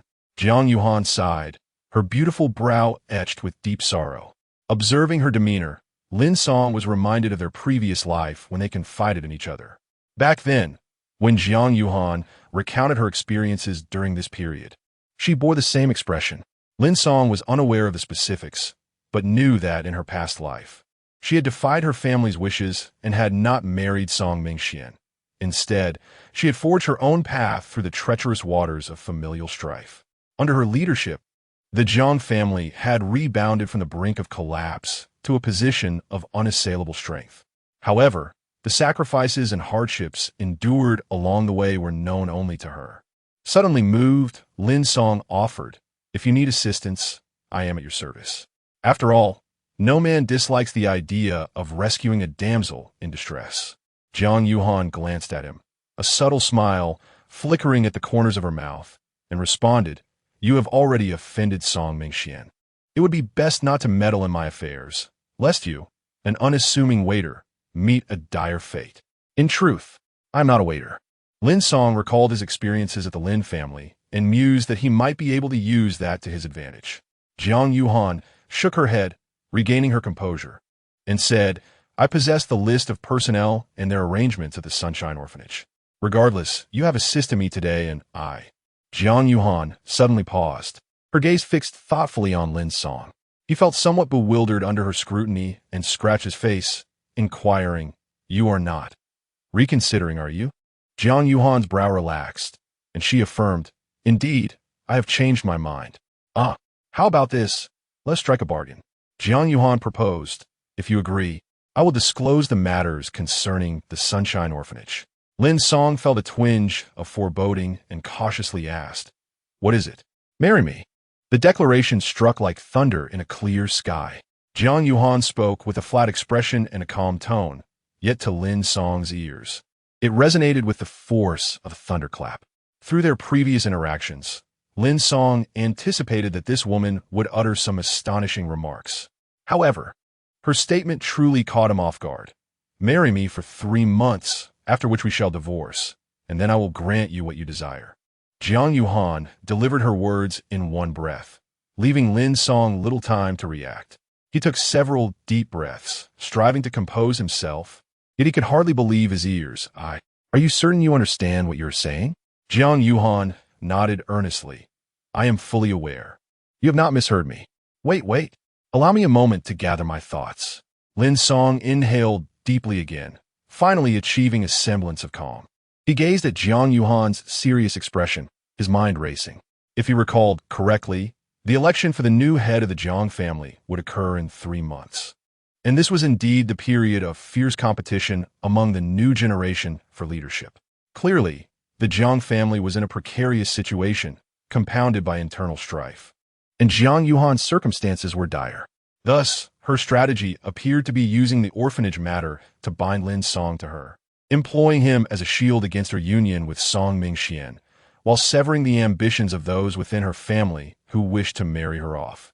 As for the 3-month time frame, it seemed Jiang Yuhan was resolute in her pursuit of the family head position and possessed ample confidence.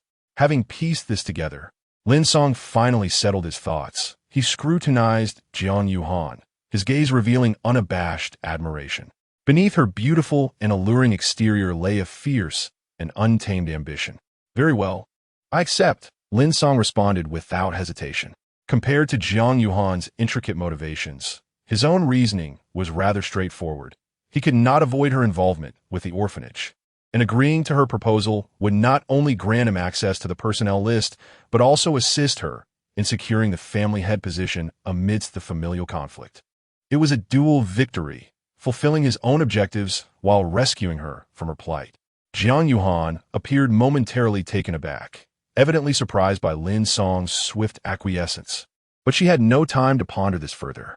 She recognized that her decision was somewhat rash and impulsive, yet her predicament left her no alternative. All right, then it is settled. From this moment on, you are my fiancé.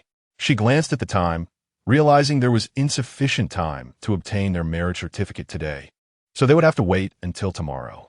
Now, come home with me. Chapter 10. I can make up for it, Jiang Yuhan. Look at the mess you've created. A sharp roar reverberated through the Jiang family's conference hall, as a plump woman pointed an accusatory finger at Jiang Yuhan, unleashing a torrent of scorn.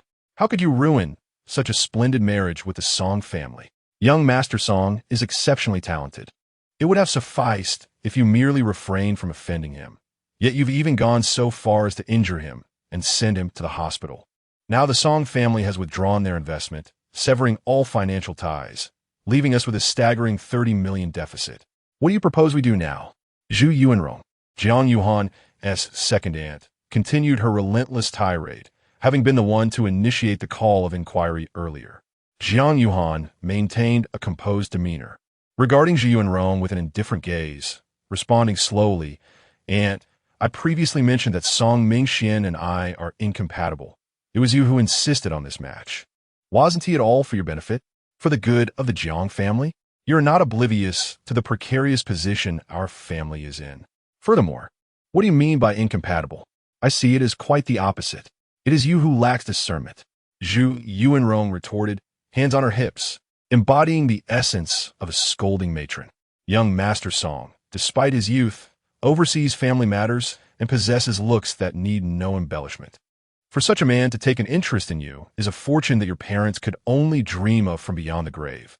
How can you not be grateful? Jiang Yuhan frowned slightly, a flicker of ire crossing her features. Aunt, refrain from invoking my parents. Moreover, if you hold Song Mingxian in such high regard, why not simply have our cousin Yashuan marry him instead? A son-in-law of such caliber is beyond my humble worth. As she spoke, Jiang Yuhan cast a glance at Jiang Yashuan, who sat silently beside her. Jiang Yashuan, the only daughter of Jiang Weishan and Zhu Yuanrong, was also a contender among the younger generation for family leadership. Being of similar age and gender, comparisons were inevitable. Jiang Yashuan had often found herself on the losing end of their rivalry, leading to a strained relationship exacerbated by the current struggle for influence. "Please don't drag me into this," Jiang Yashuan interjected, shifting her gaze from the exquisite wooden box before her to Jiang Yuhan. It is true that young Master Song is impressive. However, his private life is notorious for its debauchery, frequently making headlines for scandalous affairs. He and my cousin are clearly a match made in heaven. Dressed in a white gown that gracefully accentuated her figure, with a delicate diamond brooch glimmering at her neckline, Jiang Yashuan exuded an air of elegance. Her beauty, characterized by a radiant and commanding presence, bore a resemblance to Jiang Yuhan. Yet it was evident that Jiang Yuhan surpassed her in allure. Furthermore, it is clear that young Master Song has eyes only for my cousin, even if I desired him. I lack the fortune to pursue such an opportunity, Jiang Yashuan remarked with a smile. Jiang Yuhan scoffed. So you are aware of Song Mingxian's scandalous lifestyle, yet still conspire to match us. This is a blatant attempt to push me into the fire. Truly, what a wonderful family I have. At that moment, Jiang Weishan, her second uncle, interjected. Every member of the Jiang family must be prepared to make sacrifices for the greater good of our clan. Yuhan, if you cannot even accomplish this simple task, how can you possibly be deemed worthy to lead the next generation of the Jiang family? Upon hearing this, Lin Song narrowed his eyes, silently lamenting Jiang Weishan's cunning and shrewdness. This statement elevated the discussion to a new dimension, underscoring Jiang Yuhan's unsuitability for the role of a leader. Have you all finished your bickering? At that moment, The head of the Jiang family, Jiang Shoujing, spoke up. Jiang Weishan remarked, "Father, I realize my words may not be appropriate at this moment, but the Song family is our only lifeline. Without their support, the Jiang family is truly doomed." Jiang Shoujing frowned in displeasure, gesturing for Jiang Weishan to cease his comments. He then turned to Jiang Yuhan, inquiring, "Yuhan, before I ask anything else, why have you brought an outsider to our family meeting?" At this, Jiang Weishan and the others turned to see Lin Song, who had been standing quietly behind Jiang Yuhan at the door. In their haste to confront Jiang Yuhan, they had momentarily overlooked Lin Song, largely due to his servant's attire, which led them to assume he was merely a household attendant. Jiang Yuhan turned, took Lin Song's arm, and brought him forward, declaring, "Grandfather, I was just about to tell you, this is Lin Song, my fiancé." What? The revelation left the members of the Jiang family utterly astounded. "Oh, so that's who he is," Jiang Yashuan remarked.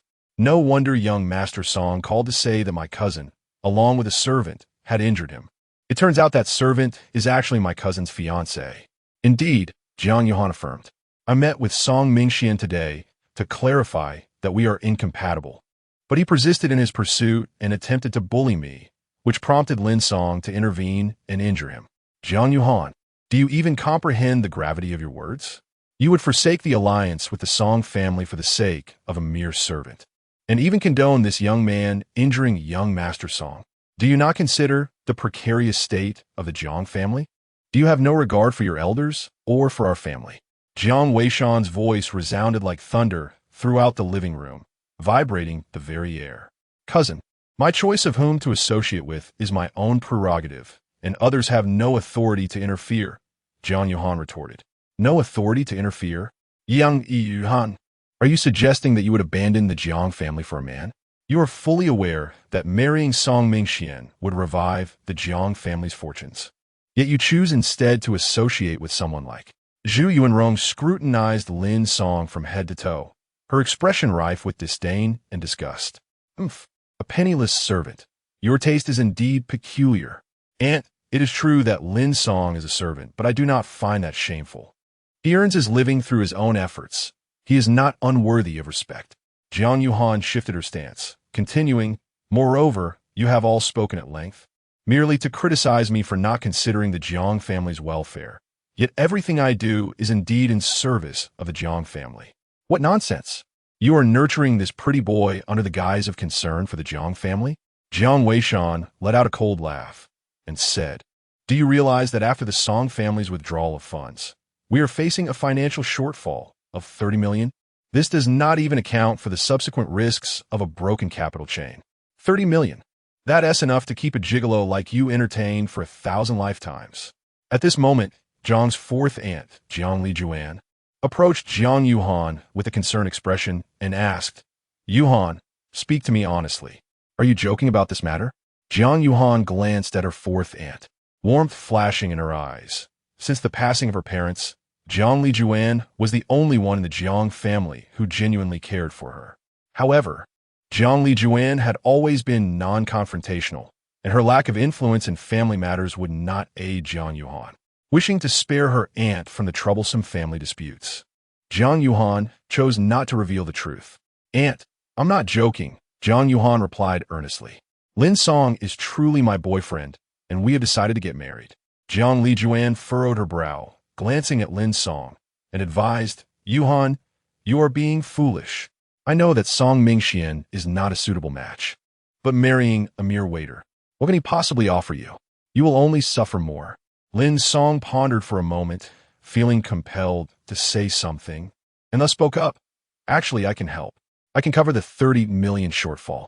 He was not lying, for within his backpack lay gold bricks worth tens of millions. After all, they belonged to Lin Yuehong, and spending them to assist Jiang Yuhan seemed inconsequential. However, his words instantly provoked Jiang Lijuan's ire. "Be quiet. What gives you the right to speak here? You think you can cover the shortfall? Do you even know how much 30 million is?" Jiang Lijuan's finger nearly poked Lin Song's nose. "Do you know how much a scarf for Yuhan costs? It could keep you washing dishes for decades." Jiang Lijuan had not intended to lash out at Lin Song, but his audacity to make such claims only aggravated her already frayed nerves. "Ha ha ha. How amusing. I must say, my dear niece, you have found quite a remarkable gigolo. He thinks he can cover the deficit? Zhu Yuanrong laughed, so hard that tears almost streamed down her face. She turned to Lin Song, her mirth unabated, and asked, "Your name is Lin Song, right? Good. Tell me, how do you plan to cover the deficit? Will you wash dishes? Become a beggar? Or perhaps return home to steal your parents' savings?" Zhu Yuanrong laughed unabashedly, while Jiang Weishan and his daughter, Jiang Yashuan, wore expressions of schadenfreude, truly oblivious to reality. A mere waiter dares to make such claims. Of course, someone who has never encountered wealth would not comprehend how vast 30 million is. Cover the deficit? Selling him would not even be worth that much. The atmosphere, already chaotic, became even more tumultuous as Jiang Yuhan had inadvertently provoked young Master Song by choosing such a boyfriend. She appeared utterly unmindful of the gravity of the situation, lacking any awareness of the consequences. The other members of the Jiang family began to murmur among themselves, their displeasure palpable. Jiang Yuhan's expression darkened as she released her hold on Lin Song's arm. It was evident that she, too, felt displeased with Lin Song's reckless interjection. Chapter 11. The falsehood. Jiang Yuhan sought to divert her family's attention away from Lin Song. Thus she remarked, "Song Mingxian harbors malicious intentions. If I were to associate with him, allowing the Song family to meddle in the affairs of the Jiang family, I fear the Jiang family would ultimately be consumed by them. Do you possess a superior alternative, cousin?" Jiang Yashuan replied with a faint smile. This decision was made by grandfather and is the most prudent course of action unanimously agreed upon by the family. You dismiss it with a mere statement. What other options do we have? Jiang Yuhan opened her mouth, yet remained silent in the end. Observing this, Jiang Yashuan cast a glance at Jiang Shoujing and continued to stoke the flames. You claim to think of the Jiang family, yet ultimately, cousin, you are merely seeking justifications for your own desires. Your own happiness far outweighs your concern for the Jiang family. Jiang Yuhan scoffed coldly.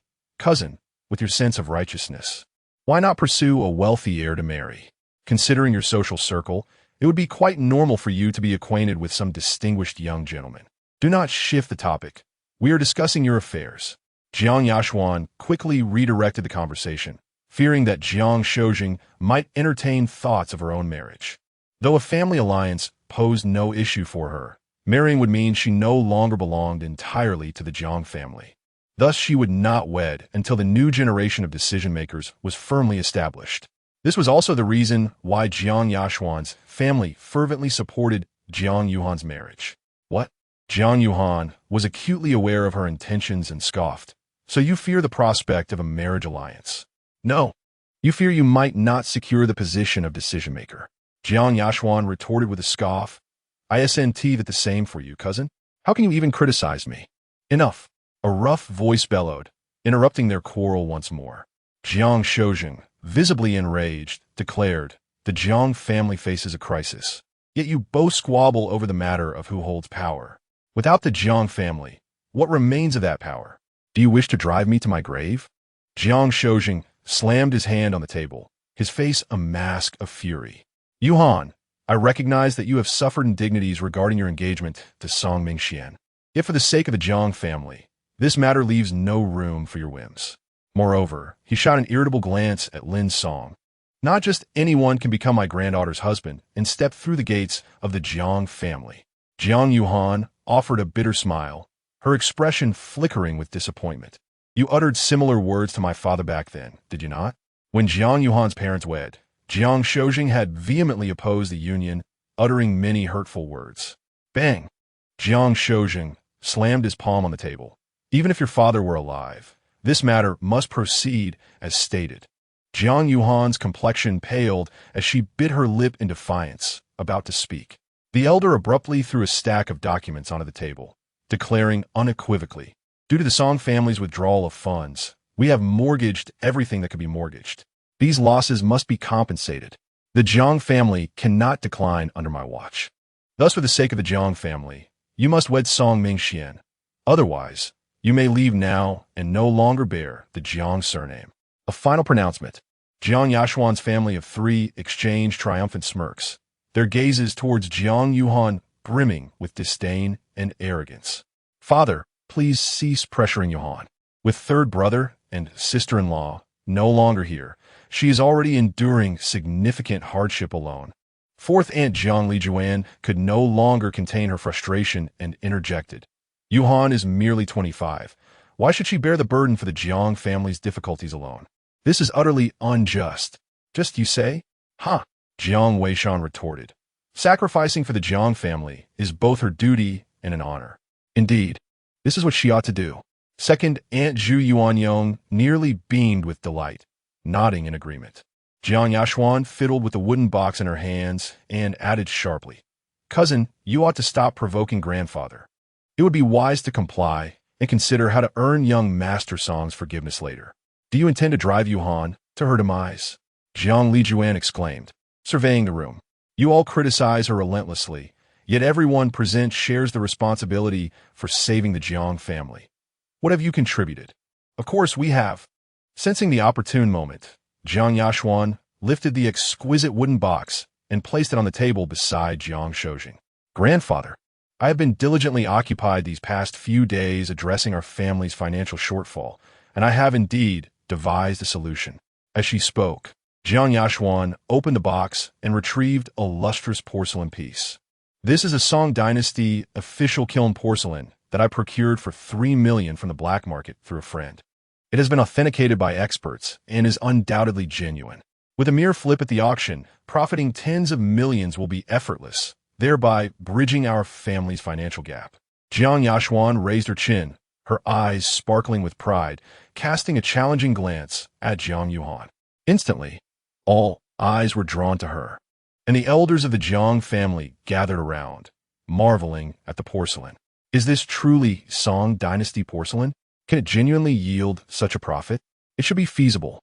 Antiques often follow certain patterns, and with proper handling, earning tens of millions is indeed plausible.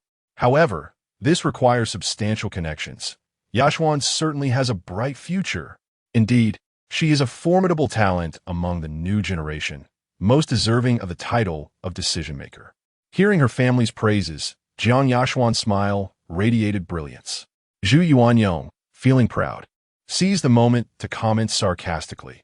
Our Yashuan is truly capable, unlike certain individuals who only bring trouble to the family, casting a pointed glance at Jiang Yuhan. Jiang Shoujing nodded in satisfaction, proclaiming, Well done. If you can indeed resolve the Jiang family's predicament, Yashuan, I shall appoint you as the new decision-maker of our generation. Thank you, grandfather, Jiang Yashuan exclaimed, astonished and elated. However, at that moment, Lin Song scrutinized the porcelain keenly, his brow furrowing slightly as he declared, This porcelain is counterfeit. The moment his words escaped, the room fell into a hushed silence, and everyone regarded him as if he were insane. Oh, you a mere servant, claim to possess such knowledge? I paid a hefty sum and consulted several experts for authentication. The reports are right here. What experiences have you, a pauper, ever had? Do not spout nonsense here. Jiang Yashuan's face darkened, her expression filled with anger and disdain. Just moments ago, she claimed she could compensate for 30 million. Yet now she asserts that the porcelain is counterfeit. Do you consider yourself more authoritative than the experts? Jiang Weishan scoffed, remarking, more authoritative? It seems he's merely boasting to gain attention, a pauper deluding himself into thinking he is astute, when, in reality, he is merely seeking to attract the crowd. Jiang Lijuan furrowed her brows, shooting a furious glare at Lin Song while suppressing her urge to curse. Yet, within her heart, she felt entirely disillusioned with Lin Song. It was one thing to be poor, but to lack self-awareness and indulge in self-aggrandizing boasts rendered him utterly unworthy of Jiang Yuhan. Jiang Yuhan closed her eyes, taking a few deep breaths to calm her tumultuous emotions. She suddenly regretted collaborating with Lin Song. It was one thing for him not to assist her, but he was persistently hindering her progress. Did he not feel that her situation was dire enough, that he had not yet witnessed enough chaos? Do not speak. Jiang Yuhan pushed Lin Song aside, her voice cold. Lin Song, observing Jiang Yuhan's haggard visage, inquired, Are you planning to endure this today? Jiang Yuhan inhaled deeply. I told you, do not speak. Lin Song continued, I mentioned I could assist, and that porcelain truly is a fake. Jiang Yuhan pressed her forehead, harboring not a shred of belief in Lin Song's words, and now she merely wished to deliver a couple of forceful kicks to him. Be silent. You merely need to stand by and observe. But you cannot manage this alone, he retorted. That is none of your concern. Oh, are we arguing now? Jiang Yashuan seized the opportunity to interject sarcastically. Cousin, I must say, your taste is remarkable. This brother-in-law you found for me is indeed a gem among men. Jiang Yuhan instinctively wanted to retort, but after glancing at Lin Song, she opted for silence. However, Lin Song was unwilling to remain muted any longer. Firstly, he could not abide Jiang's family bullying Jiang Yuhan. Secondly, if this continued, Jiang Yuhan would undoubtedly be neglected by Jiang Shoujing, making it increasingly difficult for her to attain a position of influence, let alone that of the family head. Without the headship, the orphanage list would face yet another upheaval. Lin Song stepped forward slowly, pointing at the porcelain. A genuine Song Dynasty official kiln porcelain is characterized by its delicate texture, warm glaze, and unique luster with distinct crackle patterns. In contrast, this piece is coarse, its glaze restless, and the crackle is unnatural. It is merely a modern imitation. In his previous life, Lin Song had joined the Supernatural Management Bureau, where undercover reconnaissance was unavoidable for task execution. Consequently, he learned many things, including the art of appraisal. You assert it is fake, and you expect us to believe you? Who do you think you are? Jiang Yashuan crossed her arms, her face a mask of ridicule. It seems you intend to continue embarrassing yourself, but matters not. Men like you, impoverished and shameless. Before Jiang Yashuan could finish her sentence, Lin Song suddenly reached out, seizing the porcelain and forcefully smashing it to the ground. With a resounding crash, the porcelain shattered into a multitude of fragments. Have you lost your mind? Jiang Yashuan shrieked, her face filled with panic. The others were equally taken aback by Lin Song's sudden action. And after a moment of stunned silence, their anger erupted. Young man, do you even realize what you've done? Jiang Weishan, consumed by fury, exclaimed, This is the lifeblood of the Jiang family, and you dare to shatter it? Are you seeking your own demise? Jiang Yuhan, look at the man you have chosen.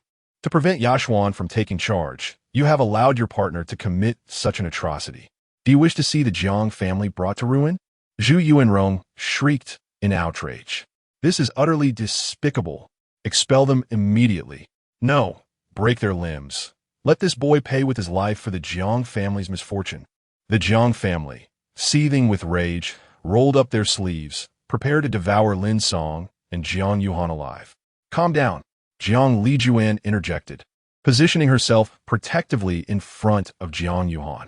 This incident has nothing to do with Yuhan. It was he, Lin Song, the servant, who acted on his own accord. Yuhan is entirely blameless.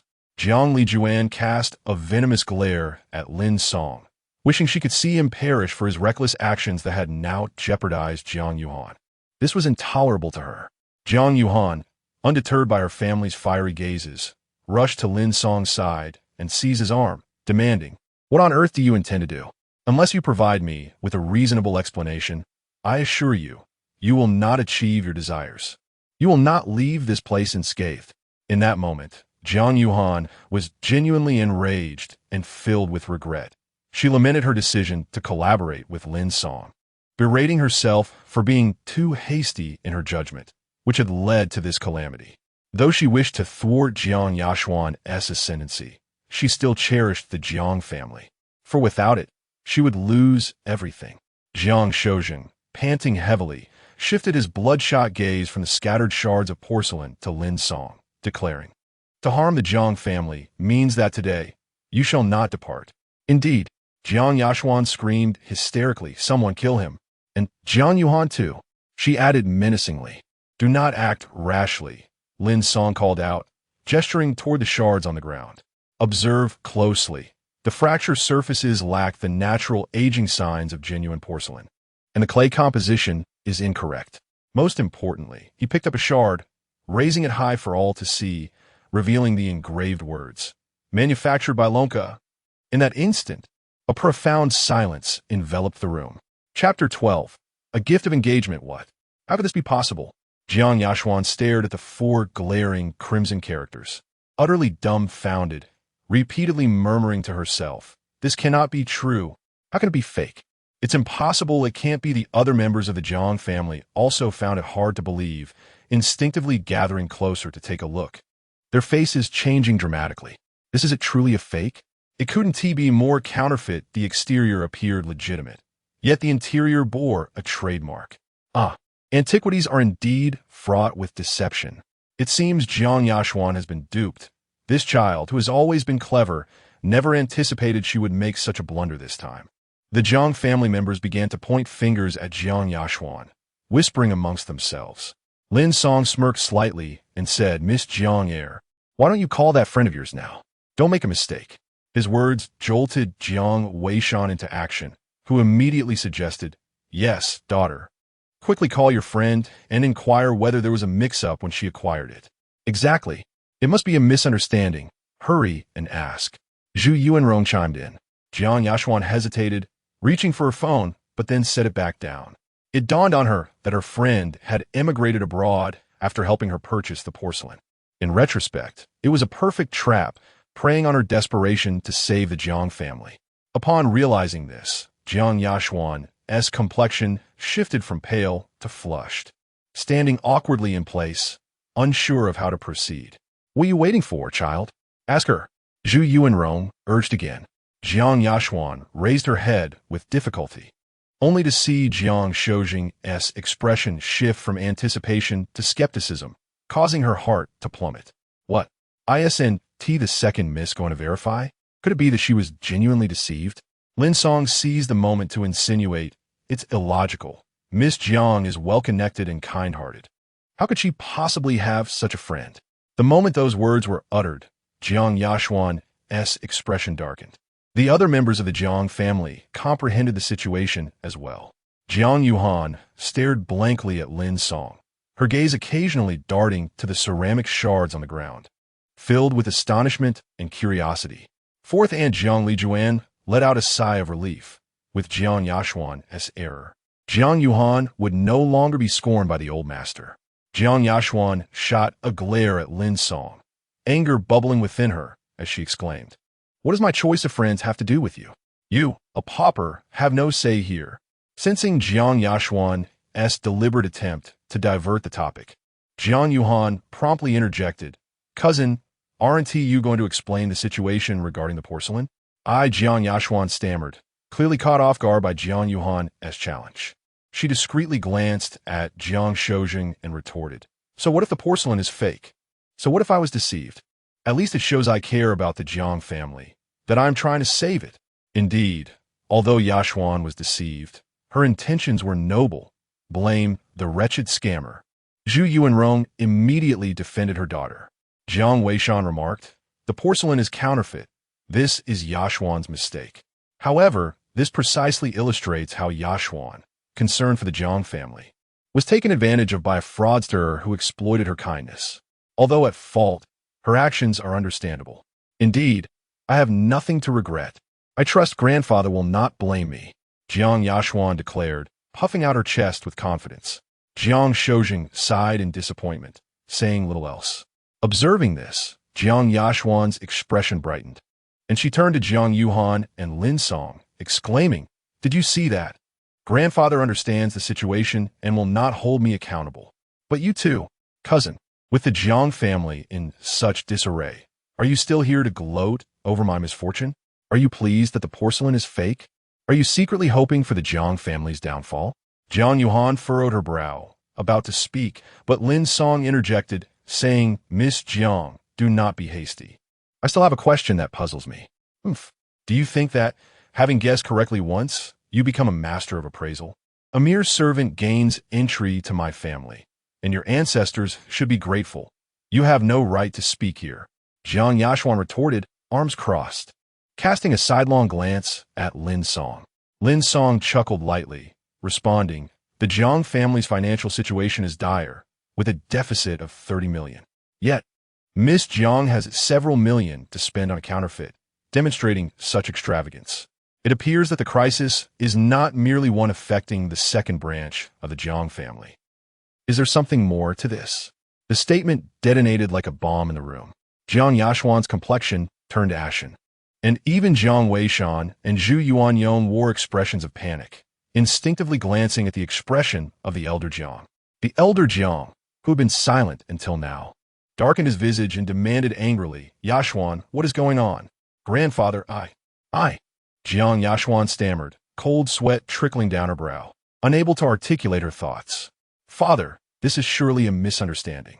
This boy seeks to sow discord within our family. We must not let him succeed." Jiang Weishan quickly attempted to mediate. "Exactly. Who is he, an outsider, to meddle in our affairs? Hurry, throw him out." Zhu Yuanyong echoed in agreement. "Uncle Aunt, why are you so anxious? I believe my cousin is innocent. A clear explanation will suffice." Jiang Yuhan interjected smoothly, casting a subtle glance at Lin Song, her eyes glimmering with peculiar intent. "Explain what?" "Yashuan is innocent. She owes no explanation for actions she did not commit," Zhu Yuanyong shouted. Jiang Weishan added, "Yuhan, I do not know what this young dandy has whispered in your ear, but since you have chosen to question your own kin alongside him, if he accuses Yashuan today, will you not support him tomorrow when he targets others?" Jiang Weishan's cunning brilliance shone through once more, elevating the issue and successfully involving the other members of the Jiang family. The implication was clear. If Jiang Yuhan could contend with me today, she could just as easily contend with you all tomorrow. The other members of the Jiang family fell into silence. Jiang Lijuan merely scoffed and shook her head in resignation. She was acutely aware of her second brother's family's character, and thus she was not surprised by their embezzlement of the family's assets. Previously, it was tolerable as the Jiang family operated normally, and no one would deliberately scrutinize these matters. However, given the current circumstances, they were clearly transgressing the late patriarch's boundaries. That being said, the ability to recognize this and skillfully utilize the issue regarding the ceramics, although there was no concrete evidence. The patriarch's suspicions would undoubtedly diminish his fondness for Jiang Yashuan, which would, in turn, benefit Jiang Yuhan. Jiang Lijuan lifted her gaze towards Lin Song, narrowing her eyes in appraisal, and softly murmured, "A server?" Fortunately, they possess both intellect and courage. With proper guidance, they might indeed assist Yuhan. Just as silence enveloped the Jiang family, old Master Jiang spoke up. "Jiang Weishan, do you intend to drive me to my grave?" His voice was deep, clearly filled with anger and impatience, unwilling to allow any further nonsense. "Dad, I silence," Jiang Shoujing shouted, startling Jiang Weishan into immediate submission. Jiang Shoujing then turned to Jiang Yashuan, questioning Yashuan, "Speak honestly. Did you embezzle the family's money? Did your parents have any involvement?" I. Grandfather, I. Jiang Yashuan had never witnessed Jiang Shoujing in such a state and was momentarily too frightened to speak, her eyes pleading for help from her parents. "Dad, you must believe us. We truly did not." Jiang Weishan raised his hand, swearing, "I swear, I have never done such a thing, much less harm the Jiang family at this critical time." "Indeed, grandfather, I swear as well," Jiang Yashuan echoed, raising her hand in affirmation. Jiang Yuhan interjected, "I, of course, trust my second uncle and cousin, but without an explanation regarding the fund for the ceramics, it remains difficult to convince others." "Jiang Yuhan, be silent." Second Aunt Zhu Yuanrong snapped. "Are you not satisfied with the chaos in our home? Do you truly wish to drive your grandfather to despair? How did the Jiang family produce such a disloyal scoundrel like you?" Jiang Yuhan coldly retorted, "Aunt, do not hastily shift the topic.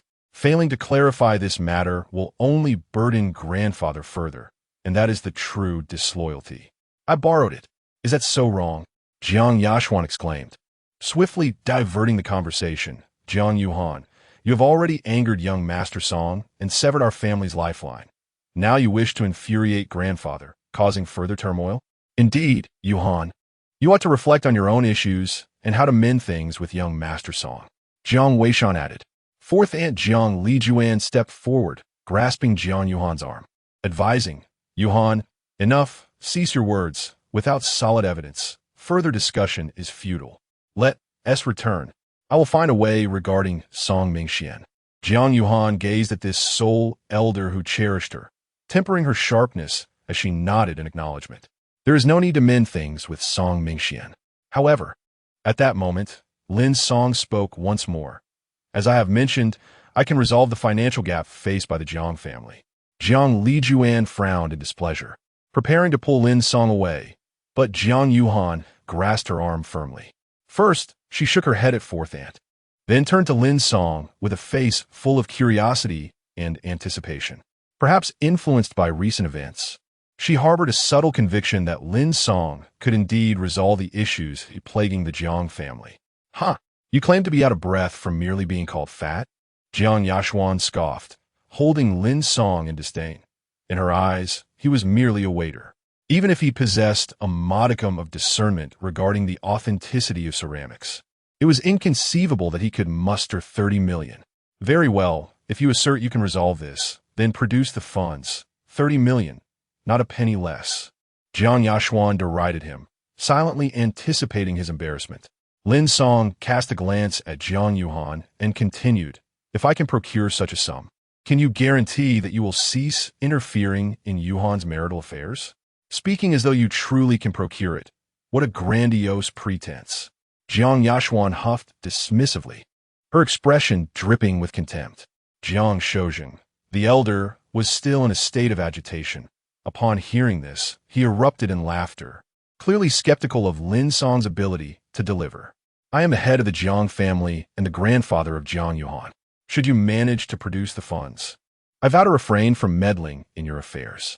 However, if you fail to do so, Jiang Shoujing slammed his hand down on the table, asserting that the Jiang family was not a place one could enter and exit at will. Indeed, should you be unable to deliver, we shall break your ribs and demand your apology to young Master Song. Jiang Weishan sneered. Lin Song nodded, acknowledging the terms, but replied, that's insufficient. Jiang Shoujing inquired, what do you mean? If I cannot produce the money, not only can you break my ribs, but I will also surrender my life to your whims. However, should I succeed in procuring it, you must not only cease your interference in Yuhan's marital matters, but also apologize for your disparaging words directed at her today, including you, Elder Jiang, for your relentless targeting of Jiang Yuhan. Lin Song's demeanor was grave, and the last four words rang out with palpable conviction. You still have the audacity? Jiang Yashuan sneered. If you can produce the funds, I shall kneel and apologize to Jiang Yuhan. Will you allow him to run rampant? Jiang Lijuan, the fourth aunt, furrowed her brow and addressed Jiang Yuhan. Jiang Yuhan remained silent, her eyes, clear as water, fixated on Lin Song. She had not anticipated that. In contrast to these so-called family members, it would be a complete stranger seeking justice on her behalf. Very well, I accept your terms. I will hold you to your word. Jiang Shoujing narrowed his eyes, a flicker of expectation mingling with his anger. Excellent. Lin Song unburdened himself of his backpack, letting it fall heavily to the ground, producing a dull thud. Since all the elders of the Jiang family are present, I shall offer this as my betrothal gift and formally take Jiang Yuhan as my wife. With a swift motion, he unzipped the bag.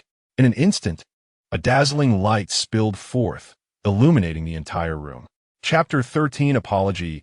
A dazzling golden light illuminated the faces of everyone present, leaving them momentarily stunned.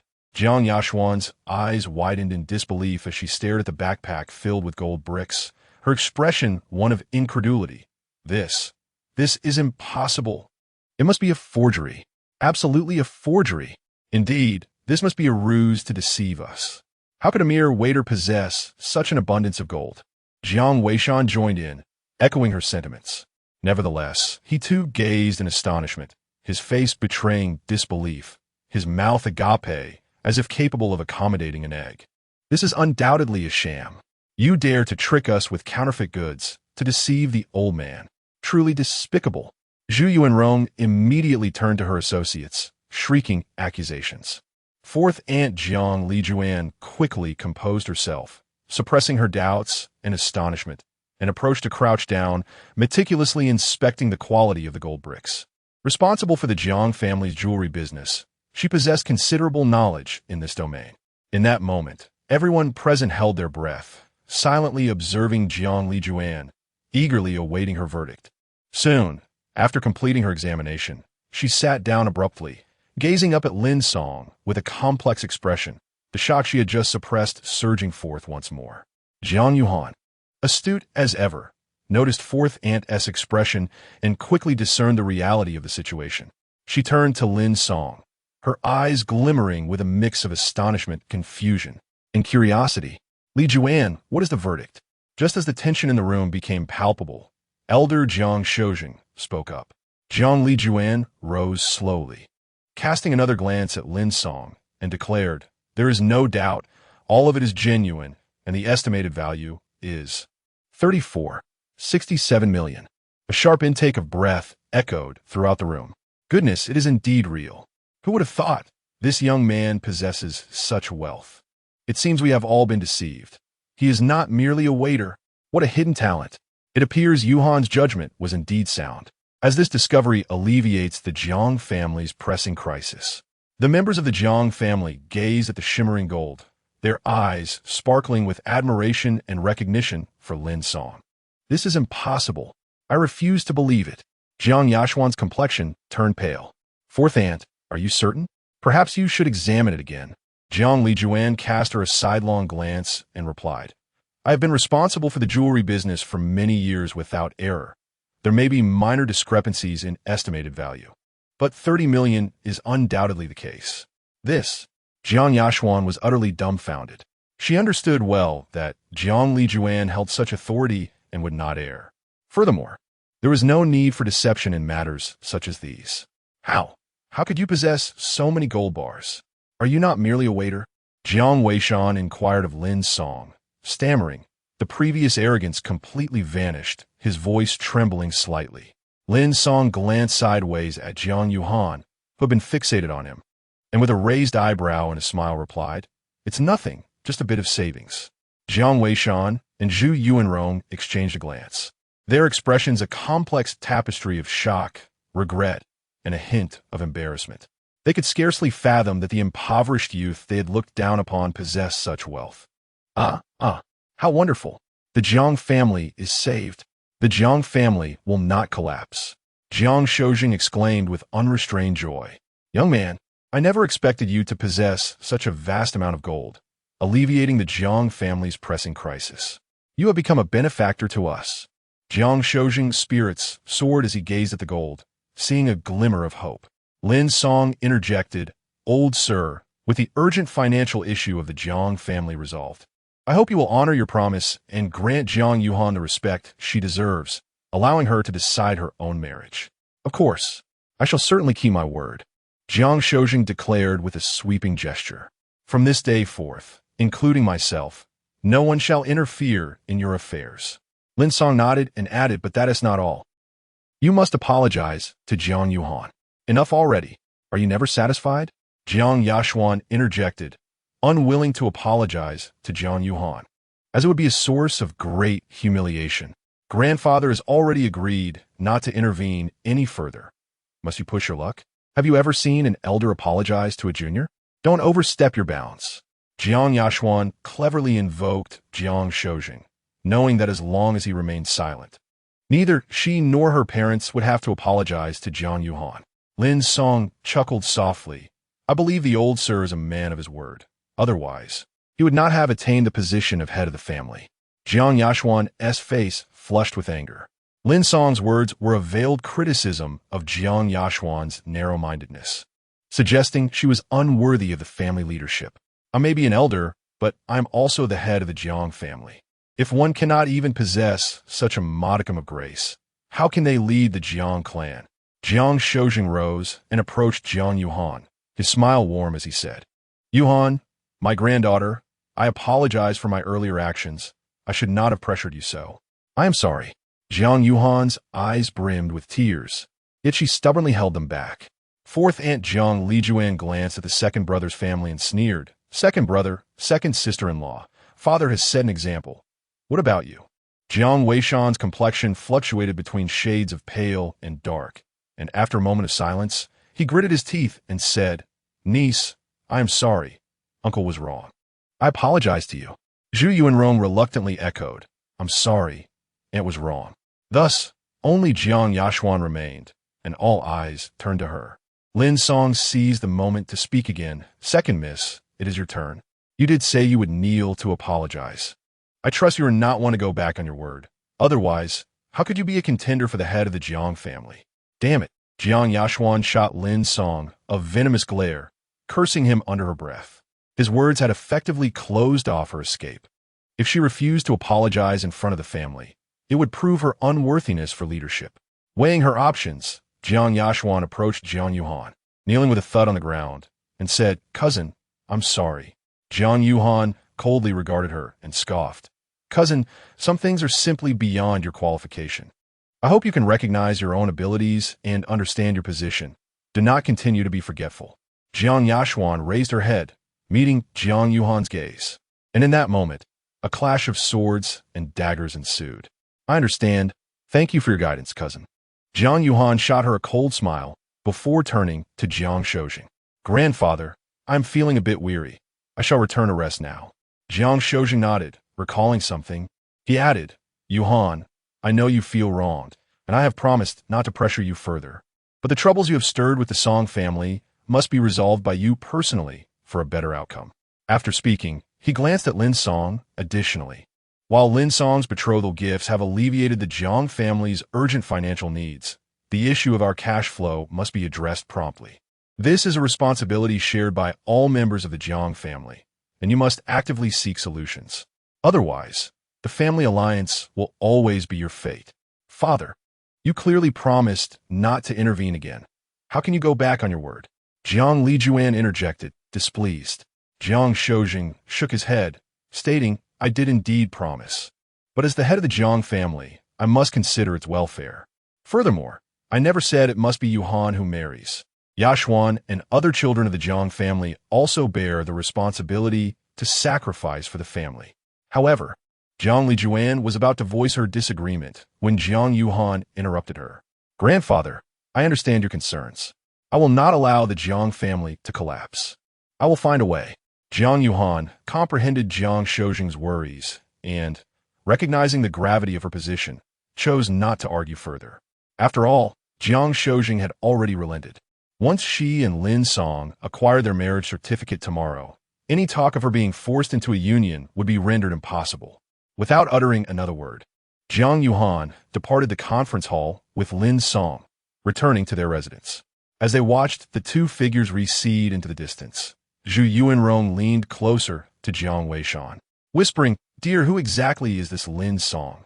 Her voice trembled slightly, her eyes filled with confusion. "I do not know," Jiang Weishan replied, shaking his head, equally puzzled. "However, he must have some secrets. Who carries a backpack full of gold bars when they go out? That is clearly abnormal. I will investigate," Jiang Yashuan said, her eyes gleaming with malice. "This insufferable servant must have something amiss. Perhaps he is the key to dealing with Jiang Yuhan. The humiliation of today shall surely be repaid." Chapter 14. To the utmost willingness, Lin Song followed Jiang Yuhan back to their residence, and throughout the journey, she remained silent. Upon entering the house, Jiang Yuhan suddenly halted, facing away from Lin Song, still not uttering a word. Lin Song scratched his head, feeling perplexed. Just as he was about to inquire, Jiang Yuhan finally spoke. "As a betrothal gift, I formally accept the proposal to marry you." Jiang Yuhan turned to face Lin Song, her gaze piercing. "Do you think yourself quite handsome?" Lin Song stroked his chin, contemplating, "Well, I suppose it's acceptable. With such fervor, aren't you taking your role a bit too seriously?" Jiang Yuhan fixed her gaze on him, her words laced with mock reproach, yet her eyes sparkled with a light-heartedness. "One must fully embrace the role," Lin Song replied nonchalantly. "Humph." Jiang Yuhan turned away in disdain, but Lin Song keenly noticed the upward curve of her lips. "What exactly are you?" Before Lin Song could respond, Jiang Yuhan turned back, her luminous eyes locking onto his, with every subtle expression captured by her mulberry-like gaze. "You cannot merely be a waiter, can you? Or perhaps you're more than just a waiter." Jiang Yuhan spoke slowly. "No one ventures out carrying 30 million worth of gold. Thinking back, when you fought with Song Mingxian, you were already encumbered with gold. Yet you claim you went to the orphanage to seek a friend. Carrying gold to find a friend? That is evidently unusual. Lin Song gazed at Jiang Yuhan's serious and beautiful face, letting out a sigh. Indeed, interacting with intelligent individuals can be rather exhausting at times. Do not evade the topic. Answer my question. Jiang Yuhan pressed on relentlessly. After some deliberation, Lin Song replied, I am indeed more than just a waiter. I am the proprietor of Yuedai Real Estate, the illegitimate son of Lin Yuehan. That gold was my compensation upon my departure from the Lin family. He succinctly articulated his identity, aware that even without his disclosure, Jiang Yuhan would undoubtedly investigate, making concealment futile and only serving to heighten her suspicions. Jiang Yuhan furrowed her brows, scrutinizing Lin Song as she contemplated the veracity of his words. If what you say is true, the gold makes sense. However, the matter of the orphanage presents some contradictions. Jiang Yuhan questioned, You claim to be an illegitimate child from the mountains. How could you possibly have friends at an orphanage in Donghai? I have a friend who worked with me at the Lin residence. His parents also passed away, so he was sent to the orphanage. Lin Song fabricated a lie, realizing it lacked solid ground, but it was preferable to the tale of rebirth and vengeance. Jiang Yuhan squinted, seemingly attempting to see through Lin Song, who felt somewhat guilty. Just as he pondered how to mend the lie, Jiang Yuhan spoke again. Never mind, everyone has their secrets. As long as it does not affect our collaboration, I shall not pry. Jiang Yuhan's brow relaxed, her imposing aura dissipating. Lin Song smiled. You are indeed as understanding as ever. Indeed? Jiang Yuhan regarded him with curiosity. Realizing he had slipped, Lin Song quickly added, As I mentioned, we share a fateful acquaintance from our past lives. Jiang Yuhan gazed at Lin Song and asked, You have uttered those words to many women, have you not? No, you are the only one, Lin Song replied. Jiang Yuhan was uncertain whether to believe him. So she shifted the topic. Regardless, I must express my gratitude today. If it were not for you, I would have faced a much more difficult ordeal. It is nothing. With me around, you need not exert yourself so, Lin Song smiled. We are merely partners. Do not speak as if we are intimately acquainted. Jiang Yuhan turned her head away, yet could not help but curve her lips into a smile. The gold bars are the Lin family's compensation to you, and they hold significant meaning. I will return them to you as soon as possible. No rush, no rush. Lin Song waved his hand and inquired, however, what are your plans concerning Song Mingxian? Jiang Yuhan shook her head. Song Mingxian is currently recuperating at the Central Hospital in Donghai City. There is no need to concern ourselves with him for the time being. Lin Song nodded. Should you require my assistance, do not hesitate to ask. Jiang Yuhan scrutinized Lin Song and continued, From now on, you shall be my fiancé. You ought to dress more appropriately. How about this? Tomorrow I shall take you shopping for clothes and daily necessities, and you also need to process your identification documents. Otherwise, we shall be unable to obtain a marriage certificate. I would be more than willing, he replied. All right, let us purchase one more item here, and then we may return. Jiang Yuhan paused before an upscale suit store. Lin Song, burdened with numerous bags, slowly trailed behind. Why are you so slow? I am wearing high heels. Yet you cannot keep pace with me, Jiang Yuhan remarked with a hint of mockery. Lin Song, overwhelmed by the weight of the bags, dropped them and plopped down on the steps, protesting, I say, can a young lady not bring a few bodyguards when she goes out? After a whole day of shopping, I am the only one carrying all these bags. Yet it is for your benefit. I paid for these and personally accompanied you on this shopping spree. What is wrong with you carrying a few bags? Others would be fortunate to have me accompany them, so you should be grateful, Jiang Yuhan retorted. Observing Lin Song's exaggerated expression of despair, she felt her mood brighten, her stunning visage revealing a playful glint as she smiled at him. Lin Song took a deep breath, suddenly standing up with a sycophantic grin. As you say, miss, it is an honor for me to have you spend money on me. A laugh escaped Jiang Yuhan, her typically aloof demeanor melting into a genuine smile, akin to a gentle spring breeze, captivating the heart. It is good that you understand, she remarked, unaware that since her parents' passing, she had not smiled so openly in a long while, and for a moment, her playful spirit was rekindled. With a playful arch of her brow and a subtle allure in her eyes, she teased, Since you were so agreeable, I shall reward you with another piece of clothing. With that, Jiang Yuhan strode into the store, while Lin Song, somewhat oblivious, rolled his eyes. The truth was, he was utterly exhausted. From the outset of their outing, he had first gone to various departments to process identification documents, and then meandered through numerous shopping centers. Lin Song had thoroughly experienced the prowess of a woman on a shopping spree, and despite his special breathing techniques, he was left drenched in sweat and his calves ached. As Jiang Yuhan strode confidently in her high heels, not a hint of breathlessness betrayed her poise. "Women truly are a curious species," Lin Song remarked, once again hefting her bags and meandering through the entrance. Jiang Yuhan was engaged in a discussion with a shop assistant, and upon noticing Lin Song's arrival, she promptly called out, "Come here, let us take your measurements." Reluctantly, Lin Song approached, allowing the assistant to take the soft tape and measure her. "Is this sufficient? The Jiang family's financial troubles remain unresolved, and you seem remarkably unconcerned," Lin Song stated. Jiang Yuhan replied, "The issues of the Jiang family are a collective responsibility. I cannot bear the weight of worry alone. Besides, with you by my side, I need not fret about potential arranged marriages any longer. My documents, even if expedited, will take at least a week. Aren't you at all apprehensive about unforeseen complications?" Lin Song turned as the assistant began measuring her back. "You need not worry. I have already enlisted someone to contact Ruishing Bank. Ruishing Bank is quite formidable in Donghai, and if we can establish a partnership, the Jiang family's financial dilemmas will be entirely resolved." Jiang Yuhan shifted the conversation, gazing meaningfully at Lin Song. "So, are you concerned for the Jiang family? Or do you simply wish to avoid shopping with me?" Lin Song managed a strained smile. "How could that be? The young lady possesses an innate beauty that could captivate any heart. Even if I were to carry your shoes, I would still have to outshine countless rivals. How could I possibly wish otherwise?" Jiang Yuhan relished Lin Song's flattery, nodding in satisfaction, and teasingly remarked, "You have a sweet tongue. In that case, let's visit a few more stores later." Lin Song felt a pang of disappointment, her expression falling. Jiang Yuhan, her joy evident, displayed an enticing curve in her chest. Just then, a familiar and acerbic voice rang out from behind. "Ah, is this not Miss Jiang herself? What brings you here to shop for clothes?"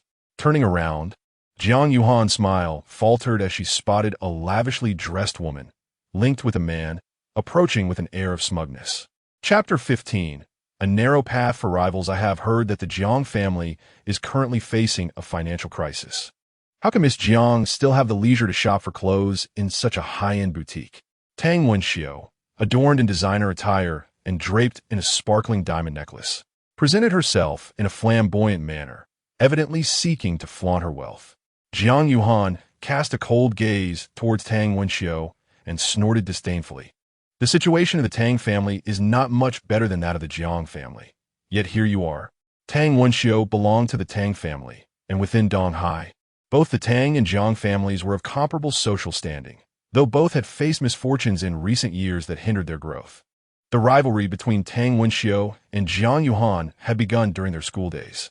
Jiang Yuhan was not only beautiful and academically gifted, but also possessed a charming demeanor and a plethora of talents, which naturally garnered her much admiration. Such a figure incited profound jealousy in Tang Wenxiu. "Can you even compare with me?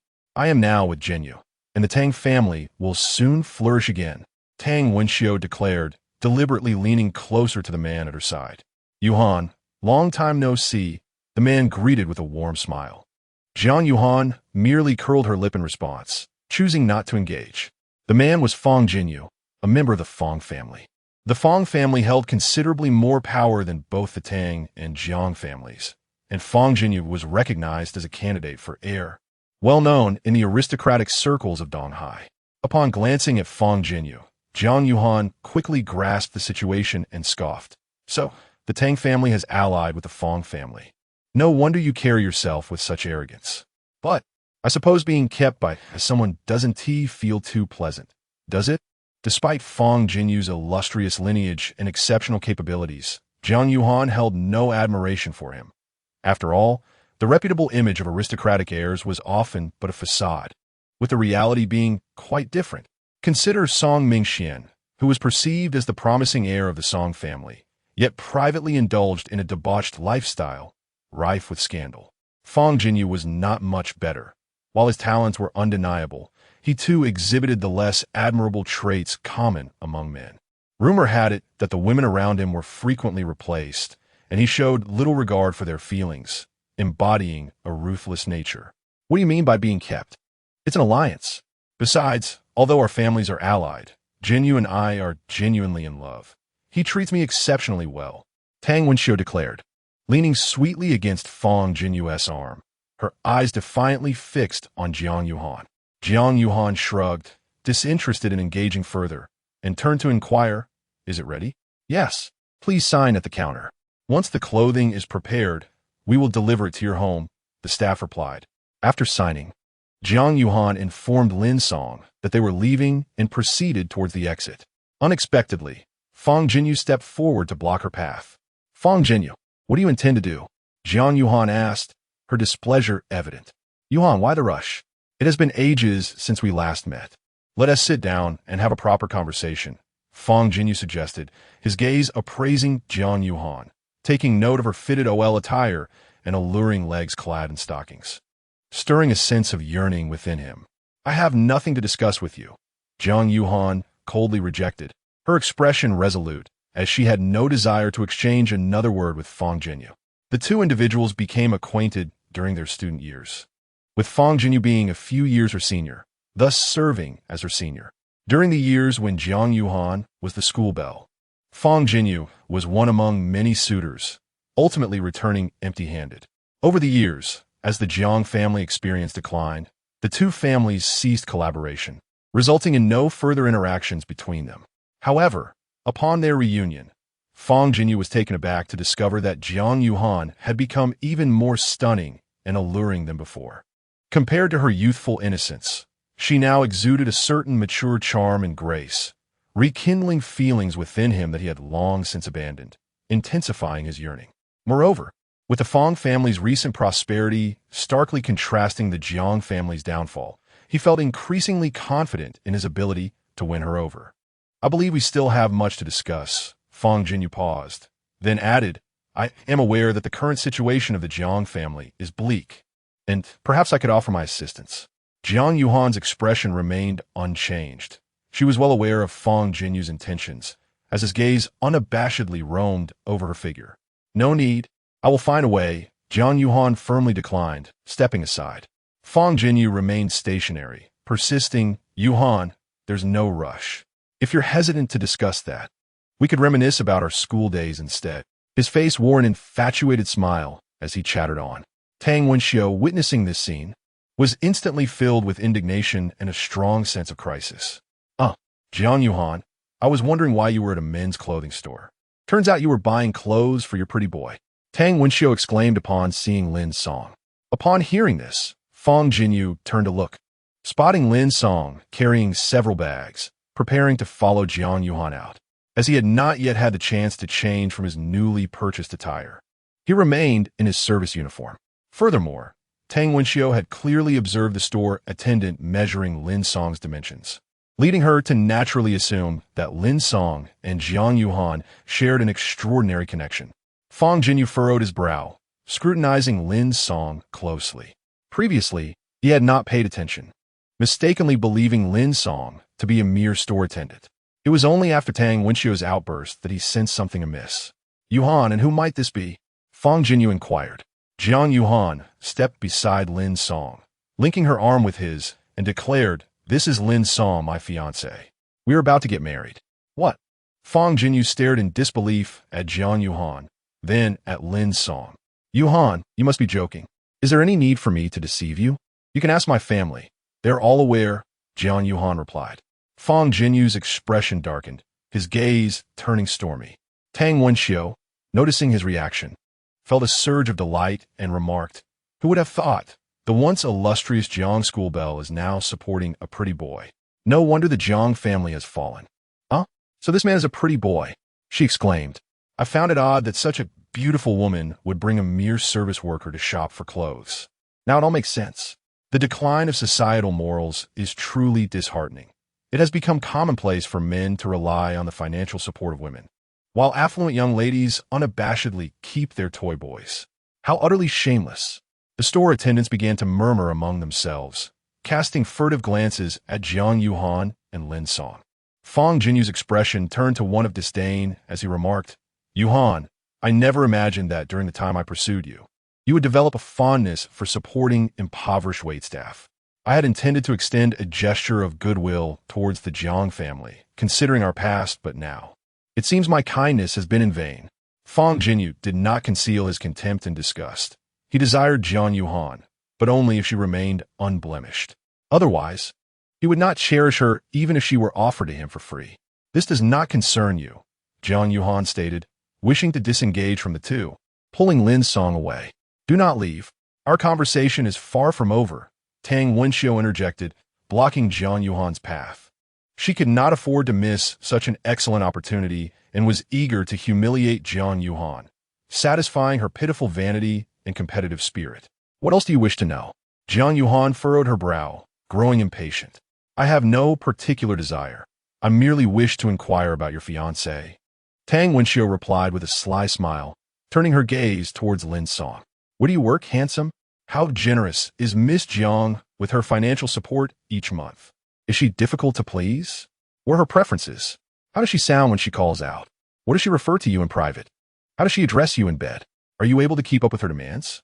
If not, I could assist you in acquiring some tonics or even suggest some toys, given that Miss Jiang has substantial needs." Chapter 16, Is This Tolerable? Dan Wen Siu. Jiang Yuhan, filled with rage and humiliation, shouted vehemently, her shoulders heaving, fiery eyes fixed on Tang Wenxiu. Observing Jiang Yuhan's fury, Tang Wenxiu felt a surge of delight and continued, "Do not be angry. I am merely concerned for your happiness. I do not require your concern," Jiang Yuhan retorted sharply. Fang Jinyu approached with a sly smile, addressing Lin Song. "To be frank, I have little respect for you, lad. A man who lives off a woman's fortune is of little merit. Yet, I must concede that you possess some capability. This young lady, Jiang, was once the belle of the school, pursued by countless admirers, and yet here you are, a mere servant, having entered her life." Casting a scrutinizing glance at Lin Song's somewhat frail form, Fang Jinyu continued, "We are both men. I understand you. Moreover, with your physique, it seems that living off her is no easy feat." Lin Song smiled knowingly, his gaze fixed upon Fang Jinyu's face, recalling certain past events. In a previous life, during a mission, Lin Song had inadvertently uncovered a secret of a prominent figure from the East China Sea. Further investigation revealed the Fang family's involvement, with Fang Jinyu being deeply entangled in the matter. Moreover, Tang Wenxiu was one of the gifts presented by Fang Jinyu to that influential individual. "How long have you two been together?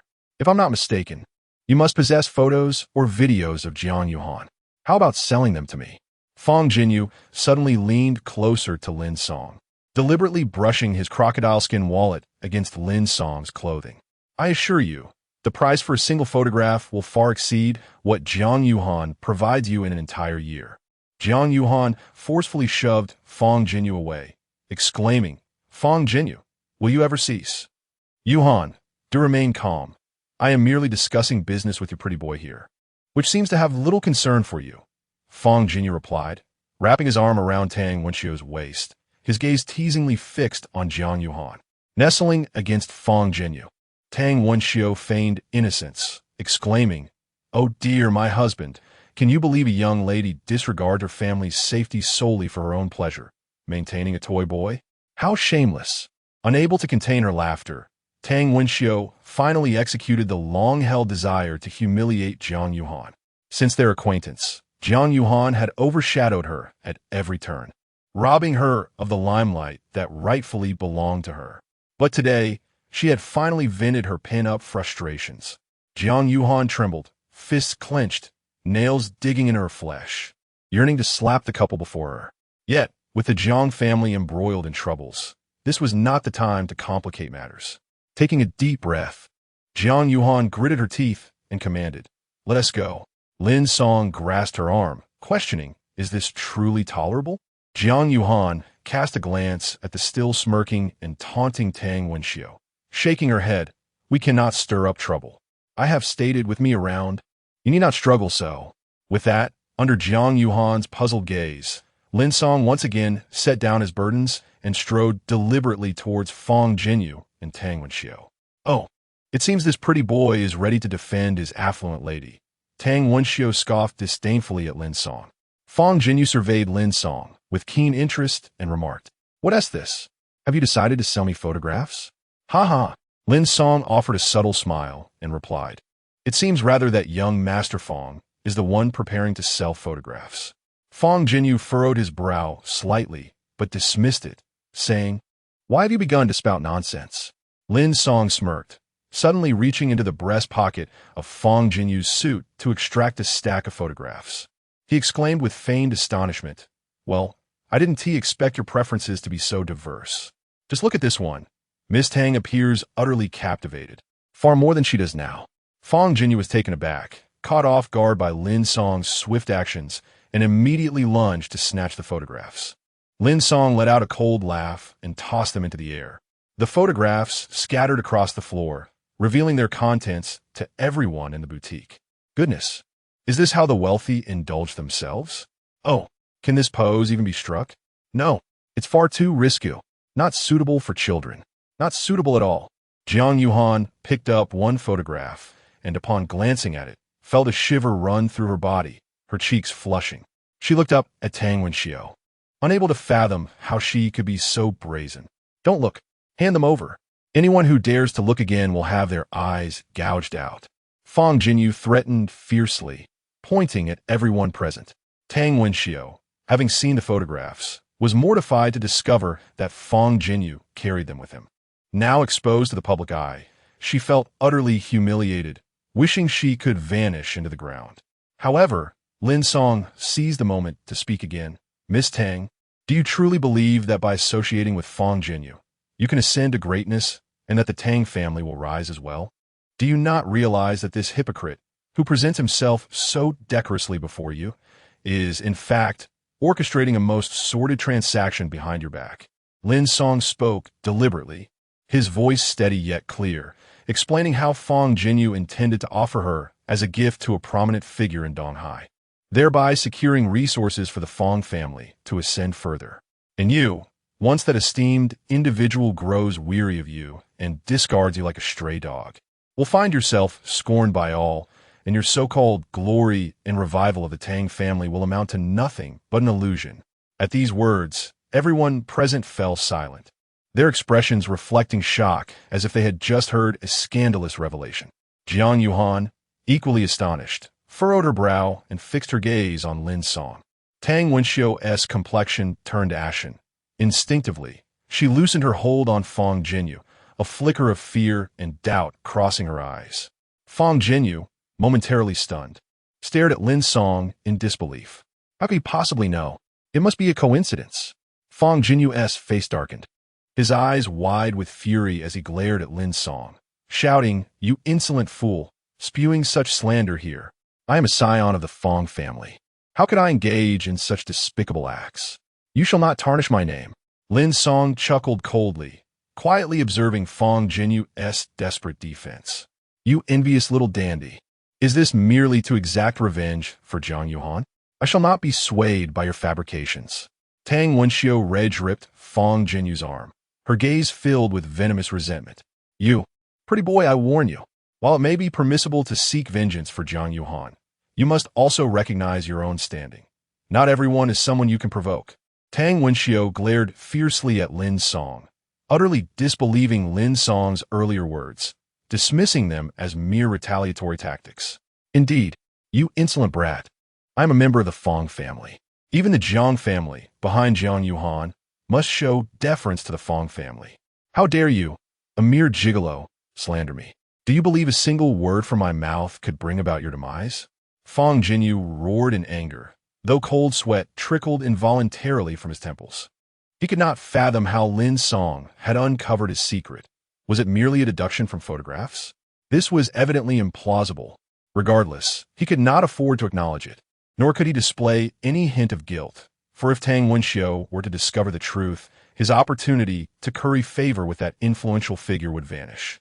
After such prolonged preparation, he was on the verge of success. He could not afford any mistakes. "Jiang Yuhan, You should keep your pretty boy in check. Fong Jinyu yelled. Out of respect for our past acquaintance, I shall overlook him today, but should there be a next time, I shall show no mercy to anyone. Fong Jinyu, filled with fury, finished his tirade and, with Tang Wenxiu in tow, prepared to depart.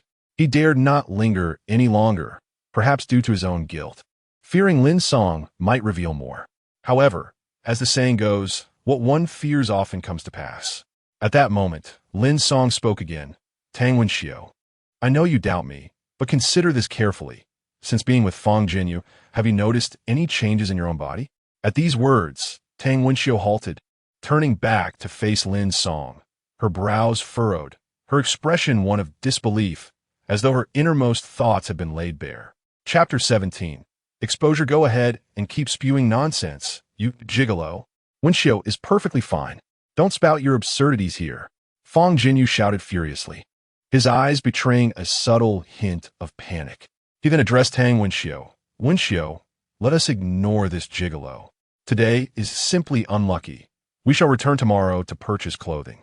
However, this time, Tang Wenxiu did not follow Fong Jinyu's lead to leave. Instead, she stared at Lin Song with a bewildered expression, lost in thought. Observing her, Lin Song smiled slightly and continued, It seems I was correct. Miss Tang's body has indeed undergone some changes. Changes? What changes? Believe me, I will tear your mouth apart. Fong Jinyu, sensing the precarious situation, rolled up his sleeves, ready to act. Fong Jinyu, dare you? Jiang Yuhan stepped forward, placing herself in front of Lin Song.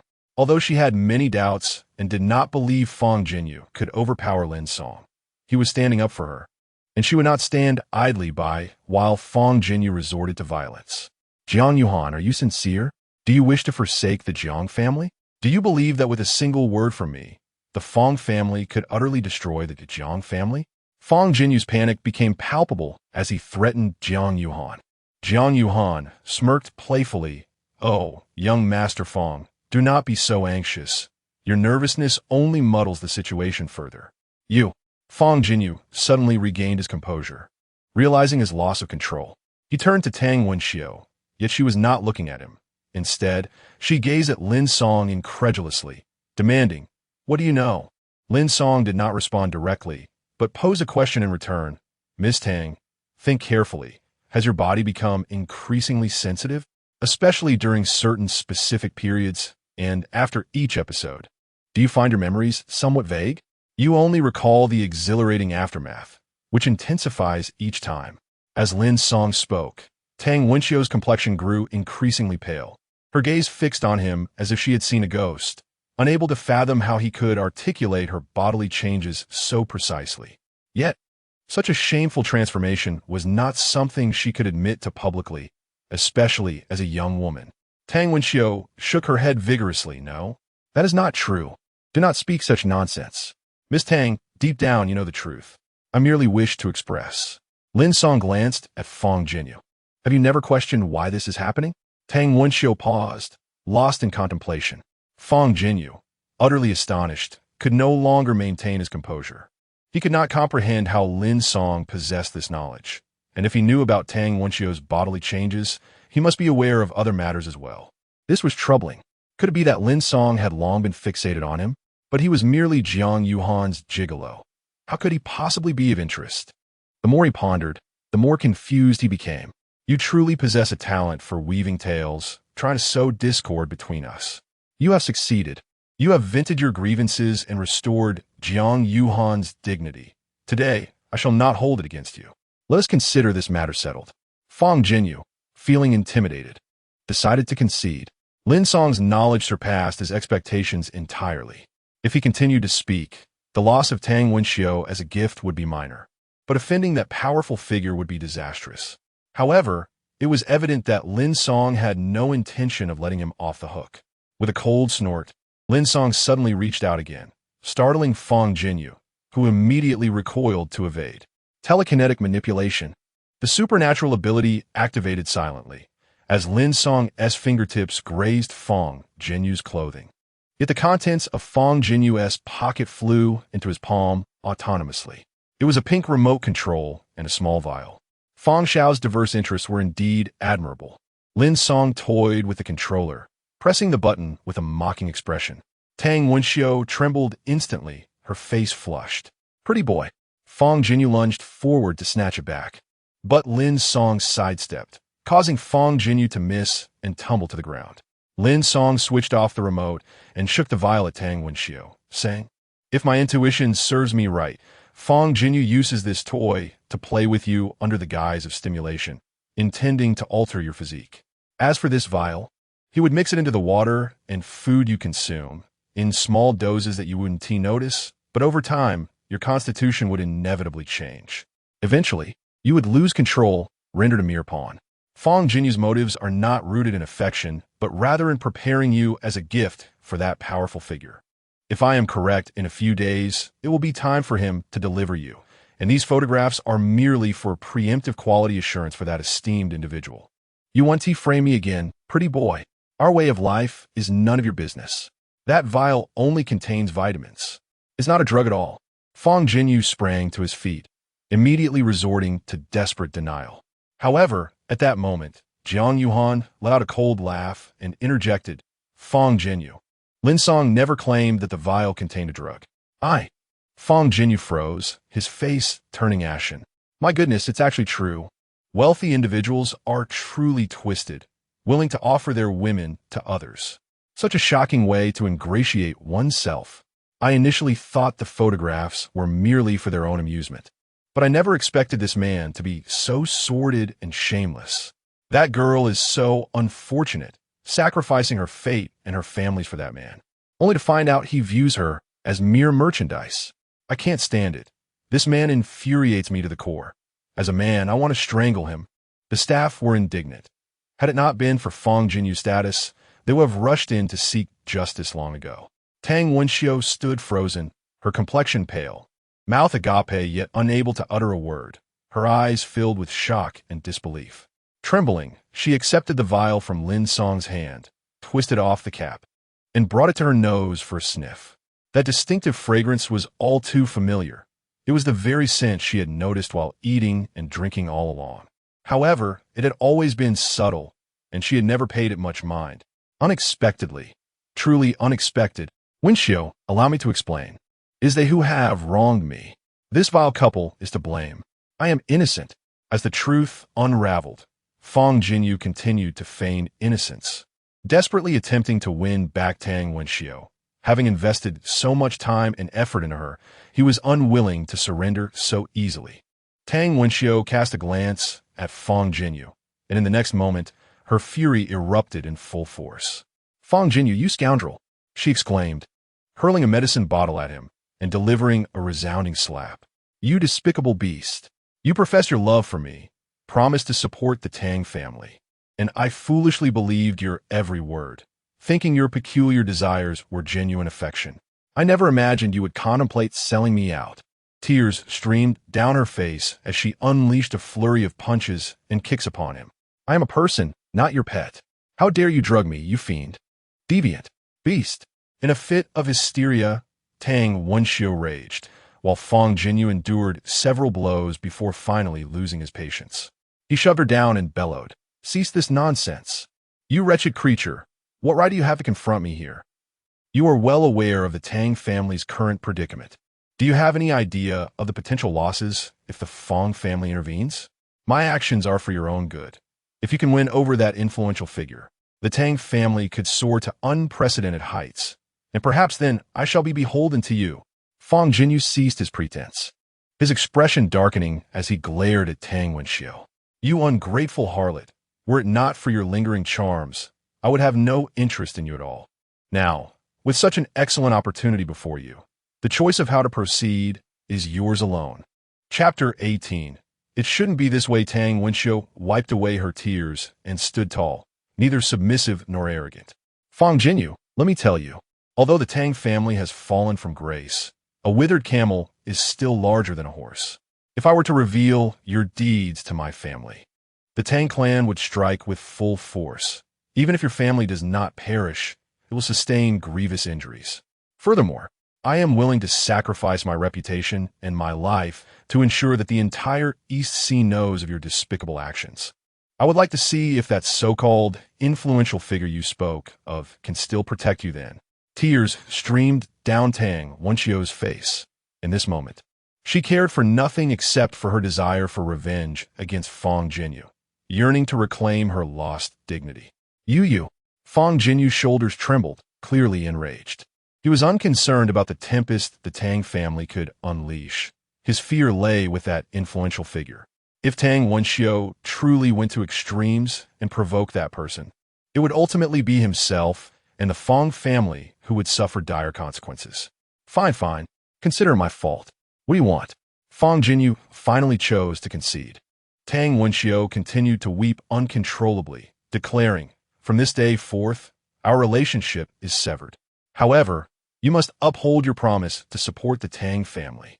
Fang Jinyu gritted his teeth and replied, "Very well, I will keep my word. And you must also compensate for my losses during this time." Tang Wenxio cried out vehemently. "Tang Wenxio, do not push your luck."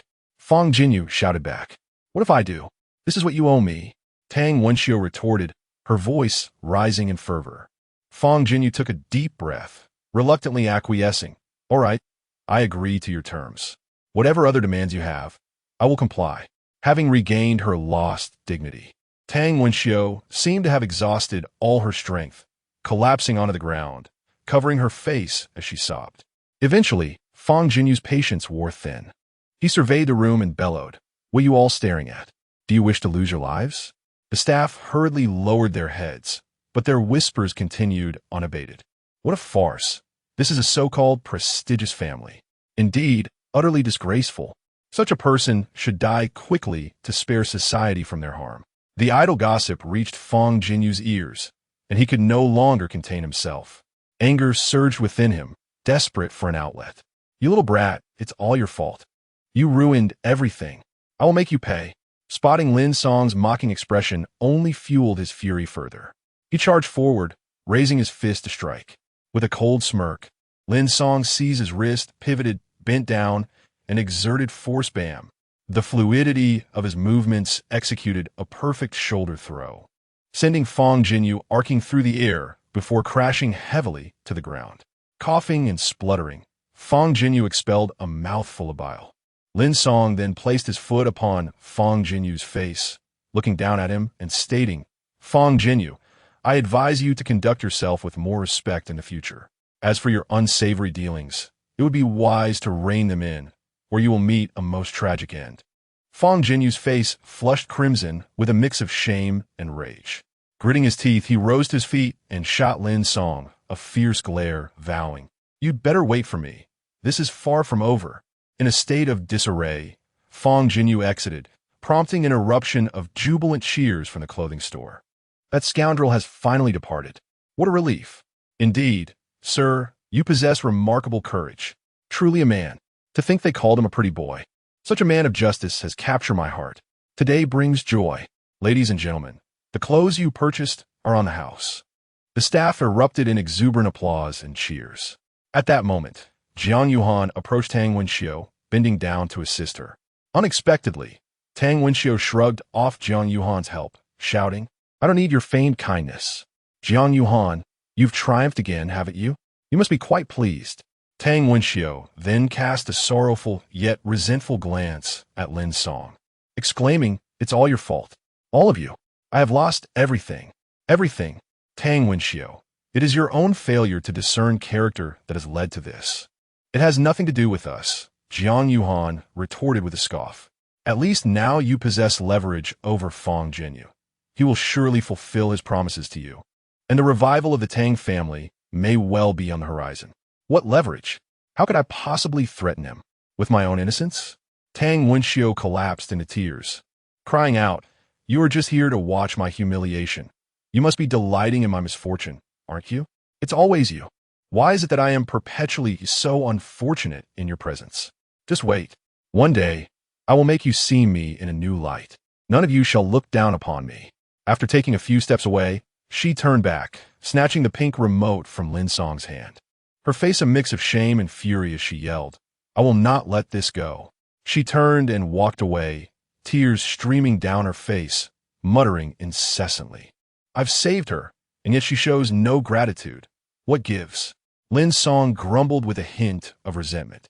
What do you think? Jiang Yuhan replied coldly, her gaze fixed on Lin Song. That toy seems quite entertaining, does it not? Lin Song chuckled awkwardly. I don't feel much either way.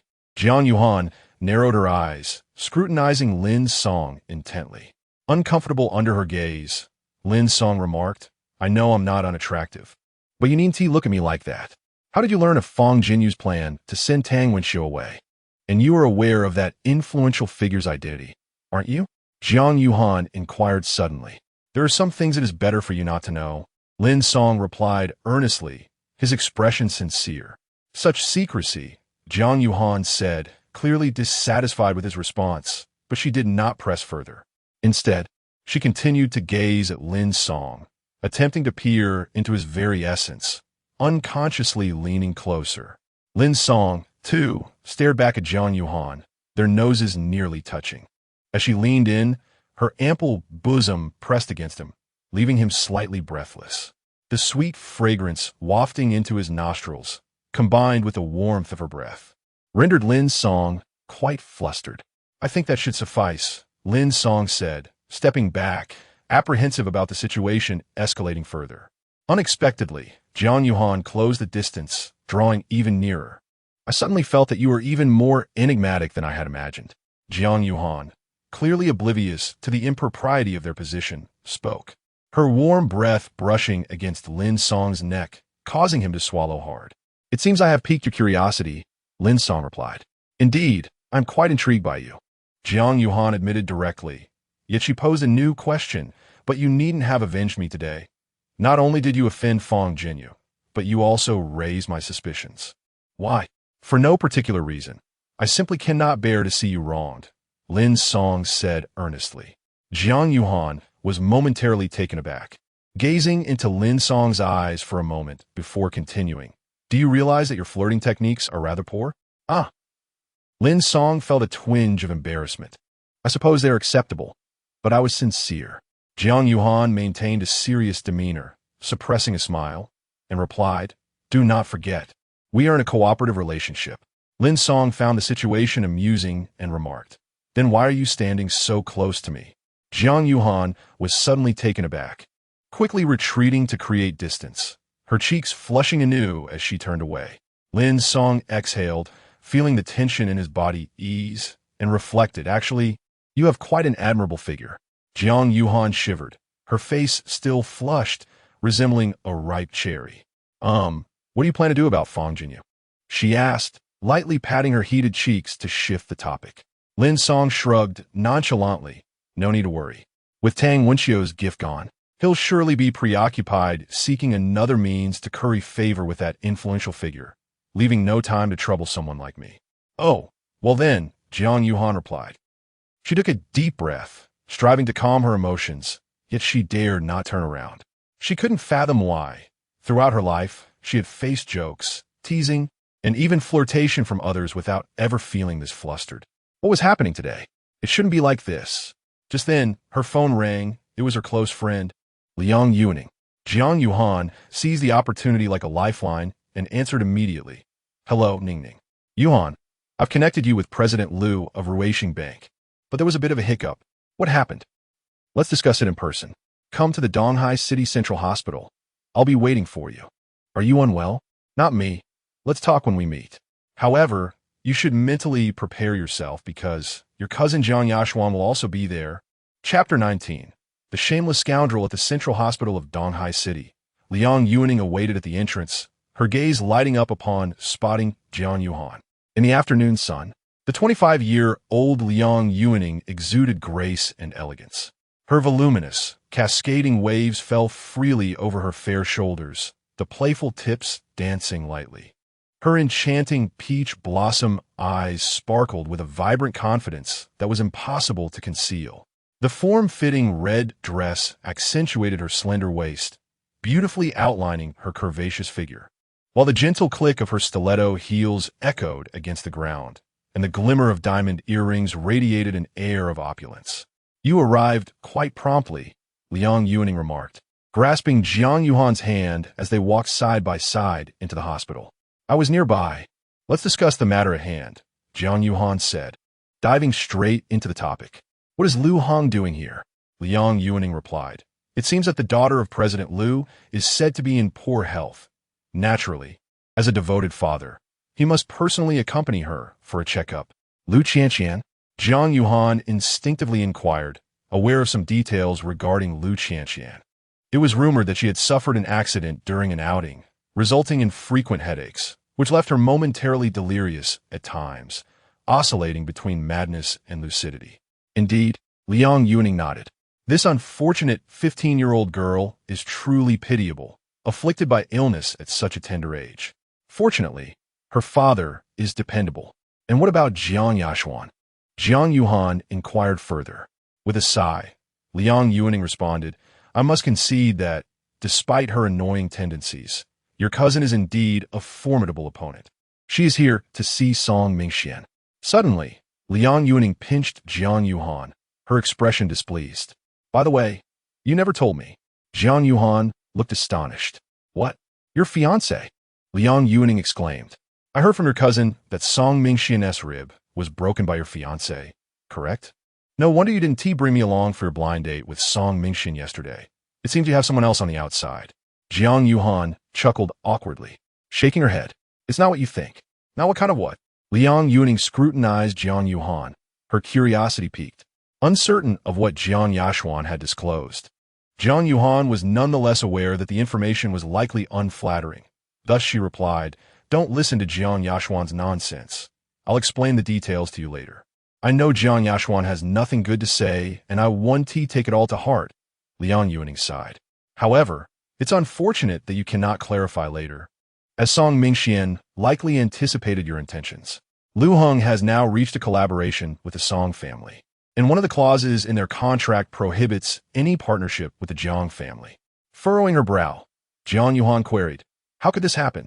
Liang Yuaning shrugged. Lu Hong has never held the Jiang family in high regard.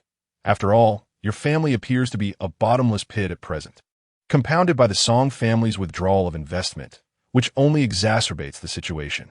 Jiang Yuhan halted in her tracks, pondering for a moment, and asked, What is the current status? The situation is that the likelihood of Lu Hong breaching the contract to assist the Jiang family is exceedingly slim, almost non-existent. Liang Yuaning remarked, moreover, Lu Hong and Jiang Yashuan are currently in Song Mingxian's hospital room. When I stepped out to greet you just now, Song Mingxian issued a harsh ultimatum. If you do not bring your waiter fiancé along to offer an apology, he will unleash his full wrath upon the Jiang family. What a shameless scoundrel! Jiang Yuan seethed, her teeth clenched in anger. Indeed, Song Mingxian was both shameless and reckless. However, your path is now obstructed. Liang Yuaning gestured upwards. Furthermore, both Song Mingxian and your cousin are already aware of your arrival. Will you go up? Jiang Yuan furrowed her brow in contemplation. Liang Yuaning continued, Consider this carefully. If you ascend, it signifies a concession to Song Mingxian, and you must brace yourself for his humiliation. Conversely, if you choose not to go up, the Jiang family's predicament remains unresolved, and you will have to prepare to bear the pressure at home. Seeing the conflict etched on Jiang Yuan's face, Liang Yuaning playfully slapped her rounded backside, attempting to lighten the mood. Do not overthink it. I have already spoken with my father. He has agreed to inject funds into your assets. Even if the Jiang family collapses, you shall remain unaffected. Moreover, no matter your decision, I shall accompany you. A flicker of a smile finally graced Jiang Yuan's features as she replied, You have already aided me immensely, but certain matters must ultimately be resolved by myself. So you made your decision? Liang Yuaning inquired. Yes, I have decided to go up, but I do not intend to show weakness, nor will I concede. I want to see Lu Hong. Jiang Yuan's expression shifted, her exquisite and charming visage now radiating an icy resolve, exuding an air of authority without anger.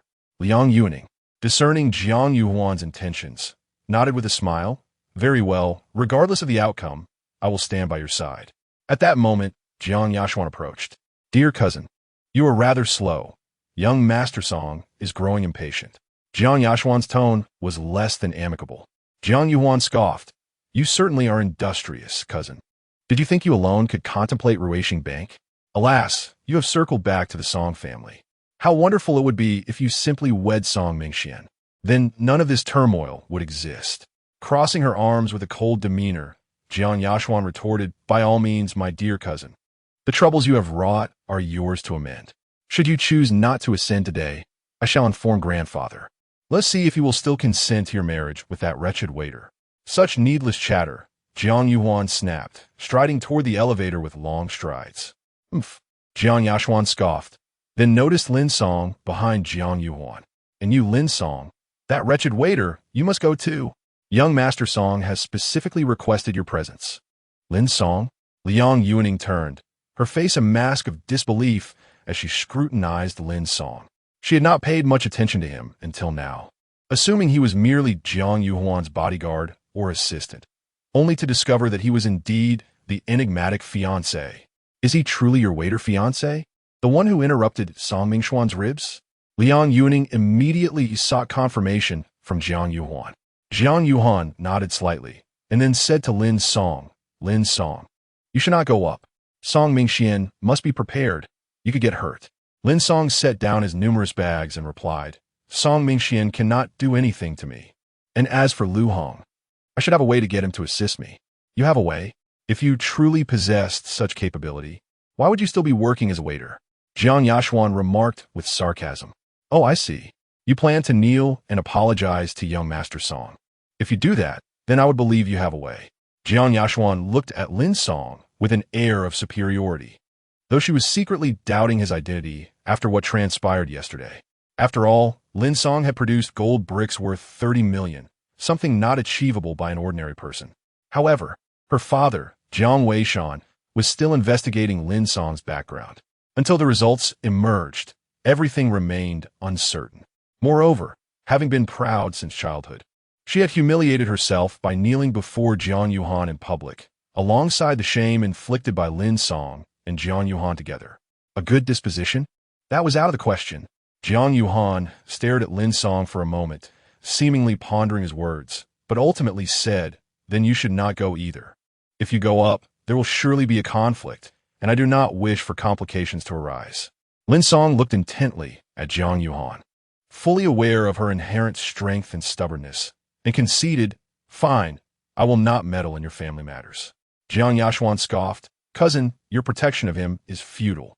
If Song Mingxian does not relent, President Liu will not collaborate with the Jiang family. You do not genuinely believe you can persuade President Liu, do you? Why do you have so many nonsensical words? If you're not going up, then just go home and wait, Jiang Yuan retorted as she entered the elevator, consistently ignoring Jiang Yashuan's displeasure. Irritated, Jiang Yashuan huffed, very well, I shall see just how capable you truly are. With that, she stepped into the elevator, her expression dark as she leaned against the far wall. Liang Yuaning had been watching Lin Song for quite a while, and just as the elevator doors were closing, she hurriedly rushed inside. He looks decent enough, but apart from that, there seems to be nothing particularly exceptional about him. Are you blinded by infatuation, or is there something else at play? Liang Yuaning leaned in close to Jiang Yuan's ear, incessantly questioning her. As the elevator doors closed and began to ascend, Lin Song set down his bags, contemplating a place to sit for a brief respite. The day had been exhausting, leaving him with a sore back. Suddenly, a piercing scream assaulted his eardrums. Immediately afterward, a young nurse shouted, Patient Lu Qianqian is having another episode. Quickly restrain her. I will fetch Professor in. Chapter 20. Bystander Lin Song turned his head and beheld a girl clad in a white dress bursting forth from the throng, only to tumble headlong into the center of the hall. She clasped her head with both hands, seemingly grappling with excruciating agony. A cadre of doctors and nurses pursued her. Yet the girl somersaulted back to her feet and dashed toward the exit. With a resounding crash, she collided with the heavy glass door, her frail form ricocheting off the barrier and crashing back to the ground. Pain, agony, oh, it hurts so much. Lu Qianqian curled up on the floor, her eyes wide with terror, her complexion ashen. Her delicate hands gripped her hair tightly, tugging fiercely. The once pristine hem of her dress was now soiled, and her neatly arranged hair had become a chaotic tangle. She trembled all over, emitting stifled sobs through clenched teeth. beads of sweat cascading down her pale cheeks. "Quick, restrain her." The nurses rushed forward, pinning down Lu Qianqian's limbs. An elderly male doctor approached, kneeling to assess her condition. "What is happening?" Ren Guoming inquired, observing Lu Qianqian intently while addressing the nurses beside him. "Professor Ren," one nurse replied, "all of the patient's tests are normal, and she was fine just moments ago." Suddenly, she cried out in pain and became uncontrollable. Ren Guoming furrowed his brow in contemplation, placing his fingers gently on Lu Qianqian's head and beginning to massage. "Uncle Ren, please help me. Please help me. I feel like I'm dying from the pain." Lu Qianqian pleaded, tears streaming down her face. Her bodyguard, equally anxious, interjected, "Professor Ren, you are my lady's attending physician. You understand her condition best. Please treat her." At that moment, the hospital director, Zhang Xiuhua, arrived. "Ren, what is the situation?" Zhang Xiuhua inquired, his brow furrowed with concern. Lu Qianqian's peculiar ailment presented a rare opportunity for the hospital, and given that her father was Lu Hong, the president of Ruisheng Bank, the stakes were high. He was well aware of the extent of Lu Heng's affection for his daughter, and any mishap in the hospital could lead to significant repercussions. Ren Guoming pressed on Lu Qianqian's head once more, letting out a sigh. The episodes are becoming increasingly frequent, with no forewarning. "Bring me my golden needles." A nurse promptly presented an ornate wooden box, which Ren Guoming opened to reveal a collection of gleaming golden needles. He extracted one, positioning it carefully on Lu Qianqian's head, while the other hand held the needle poised for insertion. "Incorrect, the acupoint is wrong." Just as everyone was fully engrossed, an unexpected voice interrupted the tense atmosphere.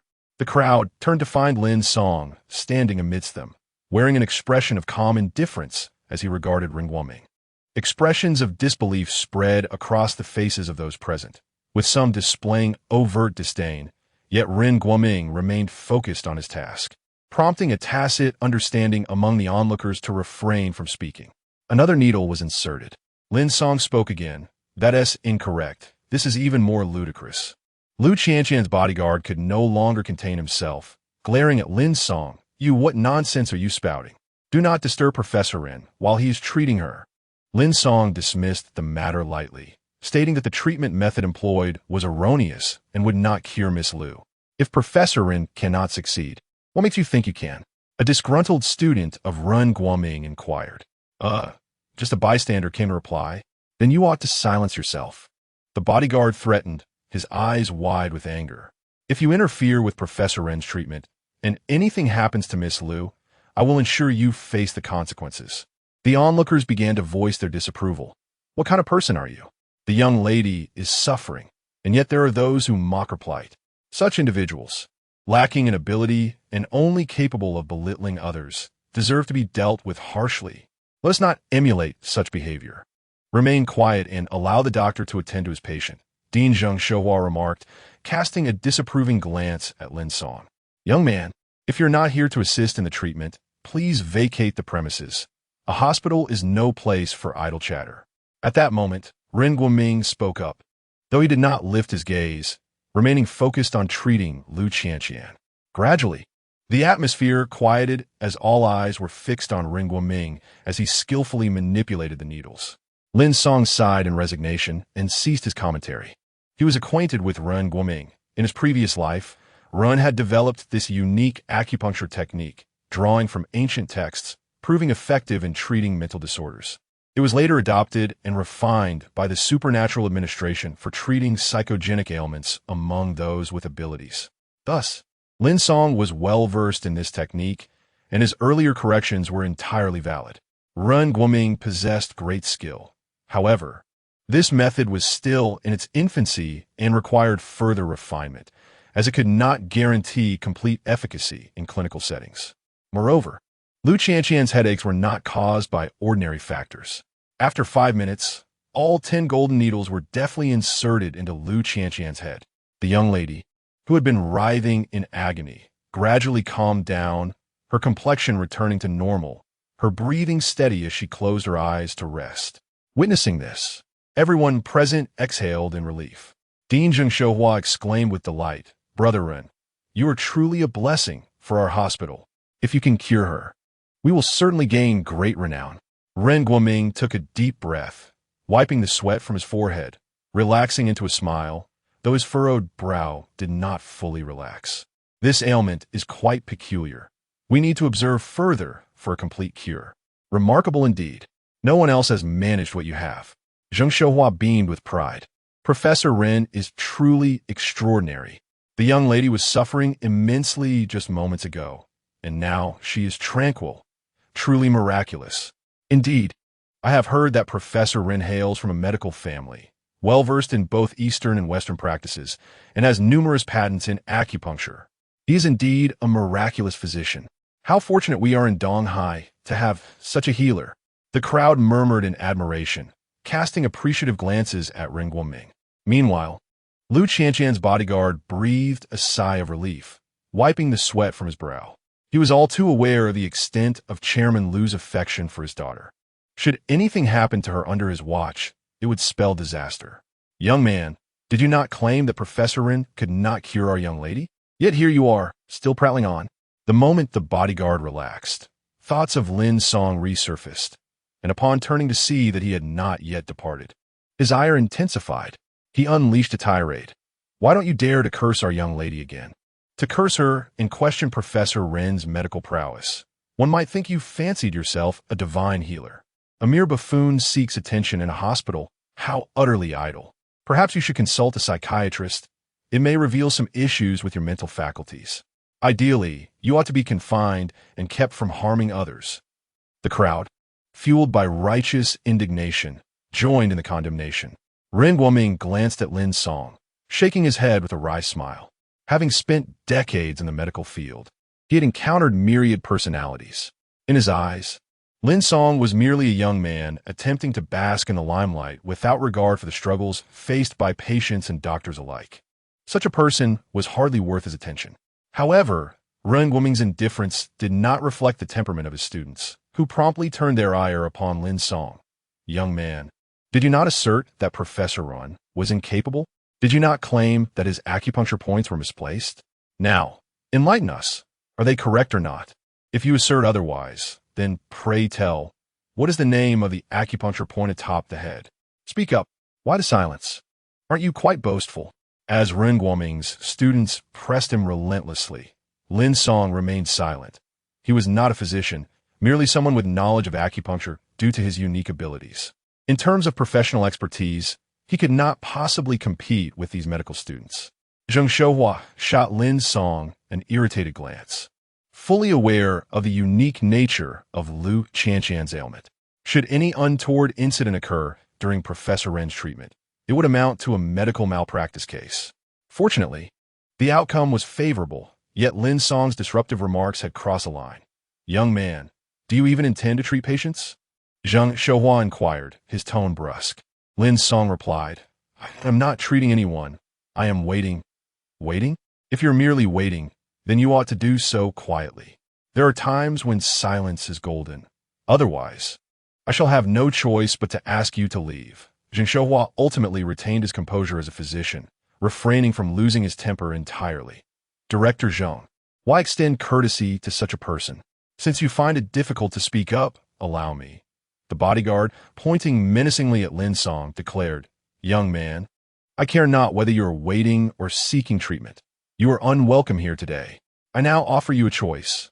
Leave of your own accord, or I shall ensure you are admitted to orthopedics for a month. Chapter 21.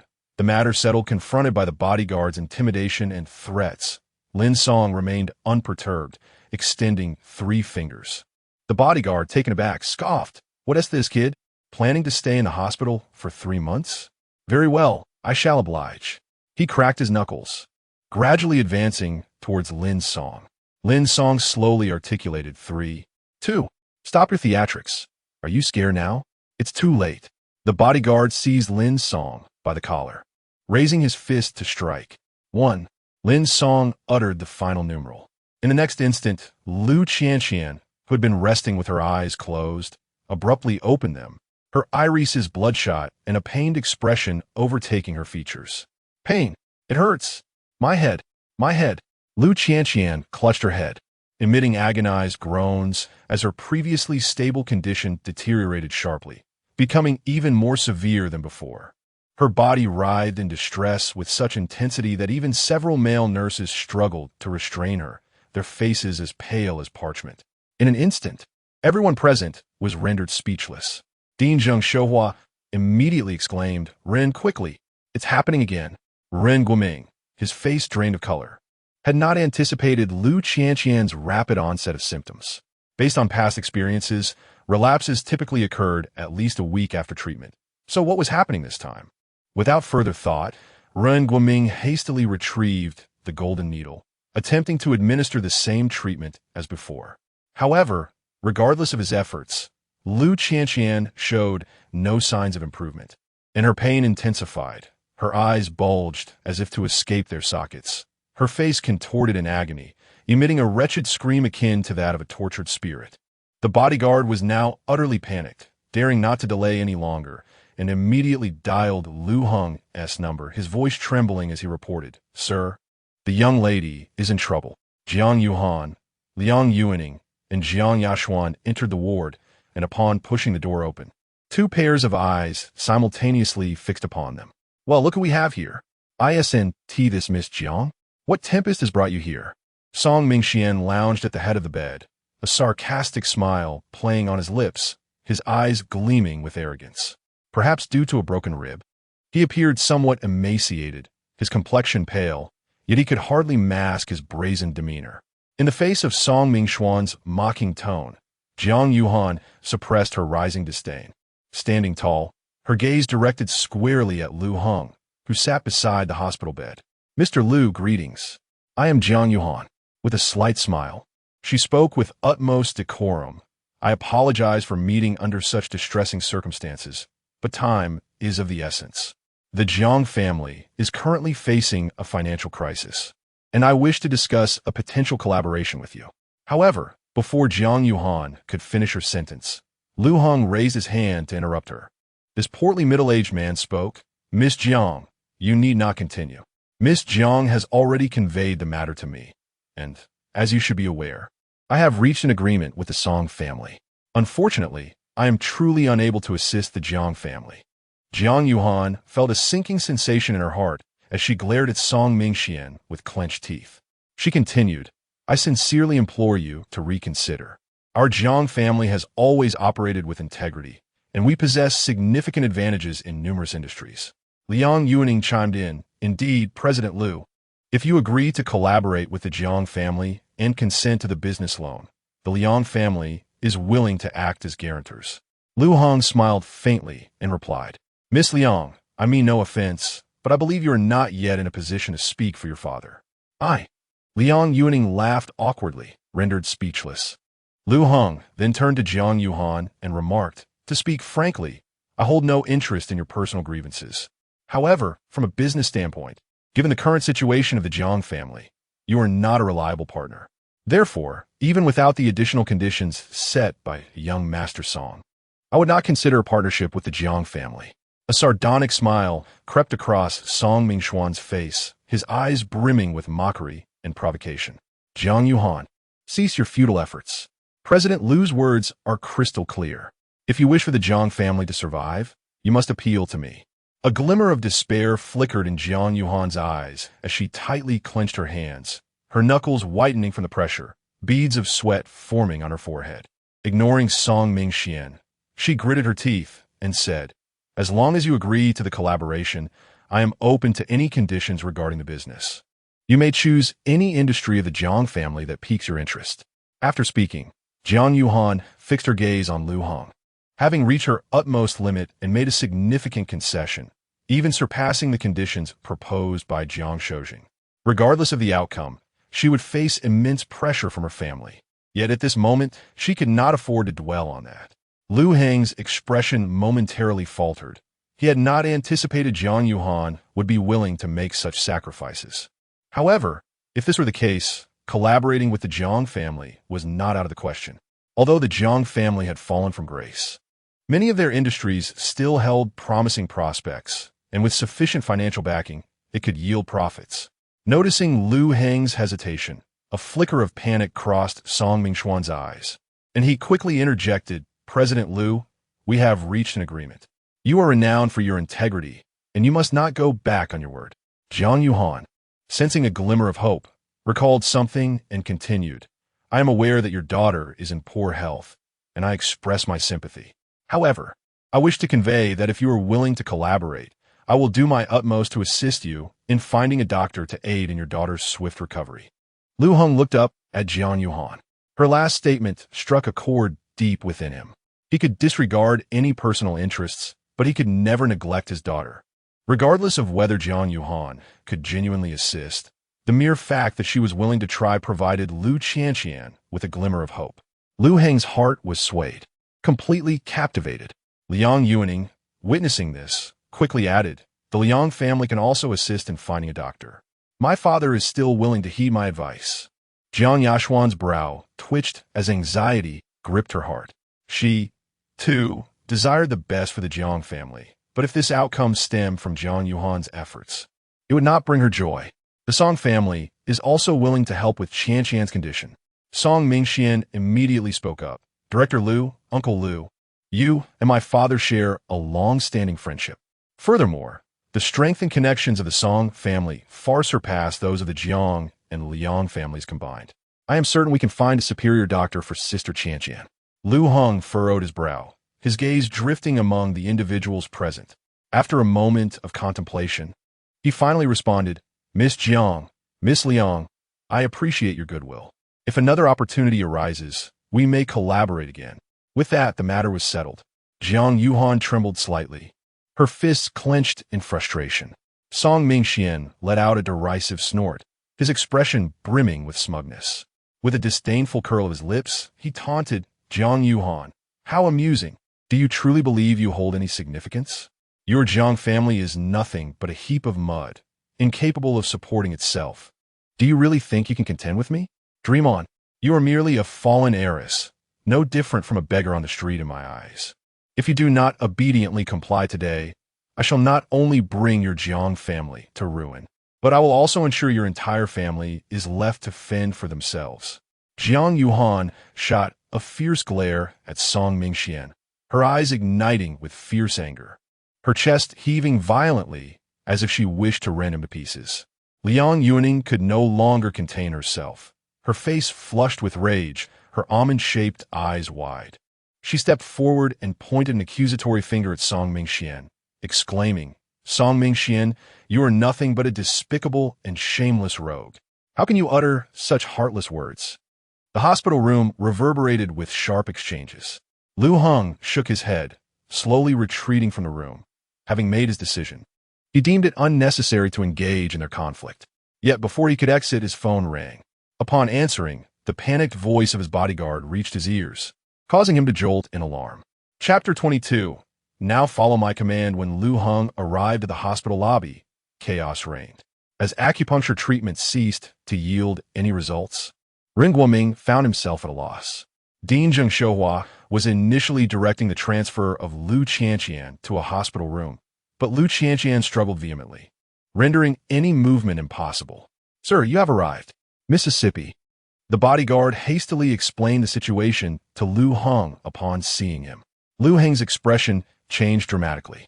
He had not anticipated such a crisis occurring in his brief absence. He pushed through the crowd, shoving aside the doctors and nurses restraining Lu Qianqian, and shouted, "Are you trying to kill my daughter?" Zheng Shouhua responded, "Director Liu, your beloved daughter's condition is grave. We merely intended to transfer her to a room, but as you can see, we were left with no choice but to restrain her." Lu Heng embraced Lu Qianqian tightly, allowing her to flail and strike in his arms. "Daughter, Daddy is here. Daddy is here. It hurts. Dad, I'm in so much pain. Let me die. Let me go." Lu Qianqian's face was contorted in agony. Lu Heng's heart ached fiercely as he bellowed, "Where's Ren Guoming? Professor Ren, what is happening to my daughter? Why has the acupuncture treatment failed?" Ren Guoming stood helplessly nearby, his expression one of despair. "Director Liu, her condition has worsened. The acupuncture can only provide relief for a few minutes now. I do not want to hear your excuses. Think of a solution, quickly." Lu Heng gazed at Lu Qianqian, a mix of fear and urgency flooding his heart. If anything were to happen to his daughter, he would tear down this hospital even if it cost him his life. Mr. Liu, please remain calm. We're doing everything we can, Zheng Xiuhua urged, turning to Ren Guoming. Brother Run, you have always been in charge of Lu Qianqian's care. You must find a way, even if we can just alleviate her pain. I have never encountered a situation like this. Standard painkillers and sedatives are ineffective. Ren Guoming responded, panic rising within him. He knew well that Lu Qianqian's condition was unique. Apart from his own innovative acupuncture technique, no other treatment had proven effective. Yet now, even that technique had failed, leaving him utterly powerless. As Lu Qianqian began to roll her eyes back, her body convulsing uncontrollably, Lu Hong was struck with horror, his voice trembling. Daughter, my dear daughter. Professor, hurry. Use acupuncture again. Lu Hong cried out in desperation. Ren Guoming's expression faltered. Mr. Liu, the acupuncture's efficacy is... He began, but Lu Hong interrupted. I do not care. Even a modicum of effect is better than waiting idly. I cannot stand by and watch my daughter perish. Hurry. I will bear any consequences myself. In a state of frantic urgency, Lu Hong implored.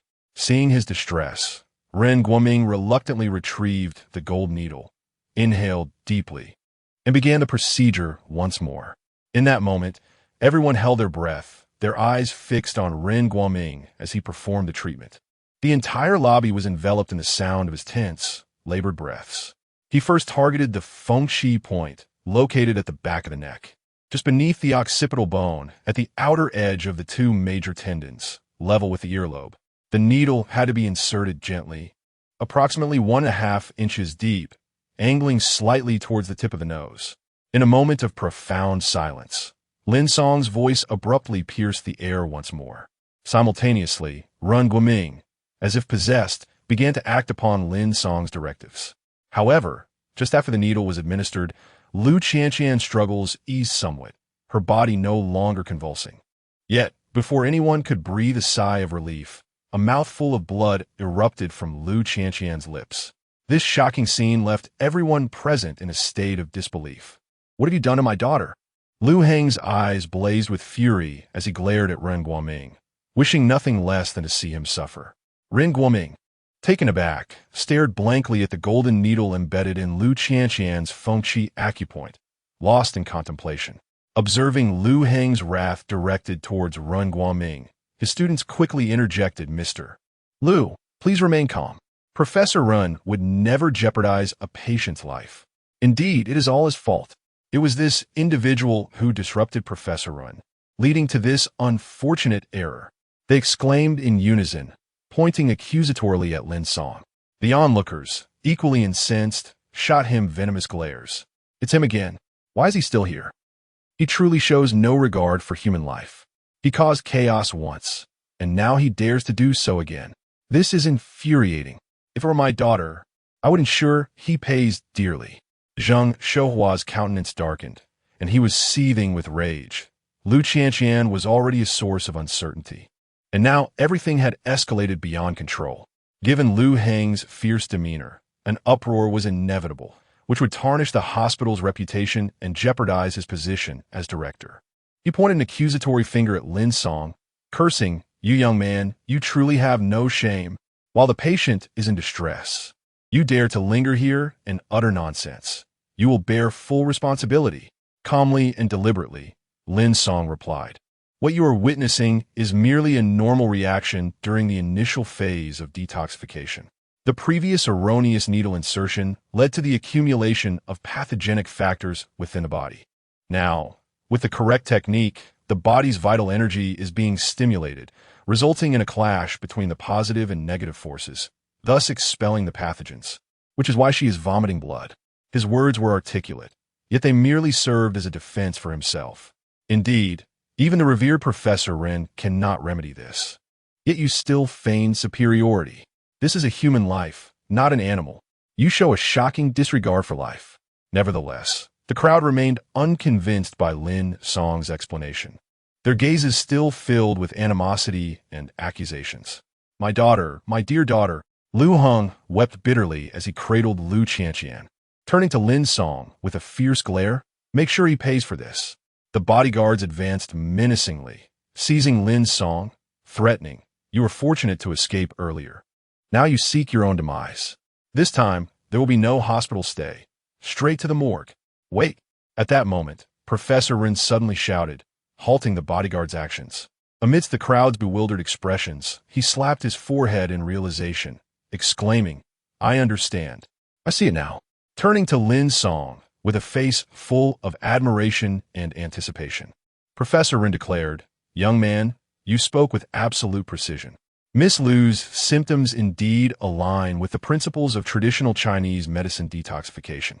The initial puncture of the feng-qi acupoint and the technique employed were flawless. However, if I'm not mistaken, this set of acupuncture techniques has yet to reach its conclusion." Lin Song smiled, acknowledging, "Indeed, the first step is detoxification, followed by treatment. I must apologize for the previous offenses committed by my students. I implore you to be magnanimous and disregard past grievances, continuing to guide us in saving this child." Ren Guoming spoke with a tone of sincere humility, embodying the demeanor of a devoted learner. Yet, this scene struck the onlookers like a thunderclap. Everyone stood frozen in disbelief, gazing at Lin Song. What was happening? Professor Ren is actually apologizing to that individual and seeking medical guidance? Could it be that his earlier assertions were correct? Surely, for Professor Ren to acknowledge it, it must be true. But how is this even possible? He is so young and not a doctor. The students were left in a state of shock, struggling to comprehend. Lu Hong was the first to regain his composure, promptly stating, "My young friend, I apologize for any offense. It was my lack of discernment. If you can heal my daughter, I would be willing to sacrifice everything in gratitude. There is no need for such extreme measures, yet I do have conditions," Lin Song replied. "As long as you can save my daughter, I will agree to any terms," Lu Hong said earnestly. "Very well," Lin Song nodded, then forcefully pushed aside the astonished bodyguard. The bodyguard, with his hands still raised in disbelief, stared wide-eyed at Lin Song, then at Lu Hong, before awkwardly smiling and slapping himself across the face in frustration. Lin Song cleared his throat and stated firmly, "Professor Run, you shall follow my instructions now." Chapter 23 Bewildered. First, puncture the feng-qi point, followed by the bai-wei point. The bai-wei point is located at the intersection of the midline of the head and the line connecting the tips of both ears. The needle insertion must be executed with precision. It should only penetrate half an inch, ensuring that it does not breach the cranial membrane. The force applied must be steady and uniform. Next is the yin-tang point, situated between the eyebrows. When inserting the needle, it should be done horizontally along the skin for 0.3 to 0.5 inches with gentle force. Then there is the Quanzu point located on the face, at the midpoint of the brow's depression and the supraorbital notch. During needle insertion, it should be directed horizontally towards the brow tip for 0.5 to 0.8 inches, applying moderate pressure. At this juncture, Lin Song paused, awaiting Ren Guoming to complete his needlework before continuing. The Taiyang point.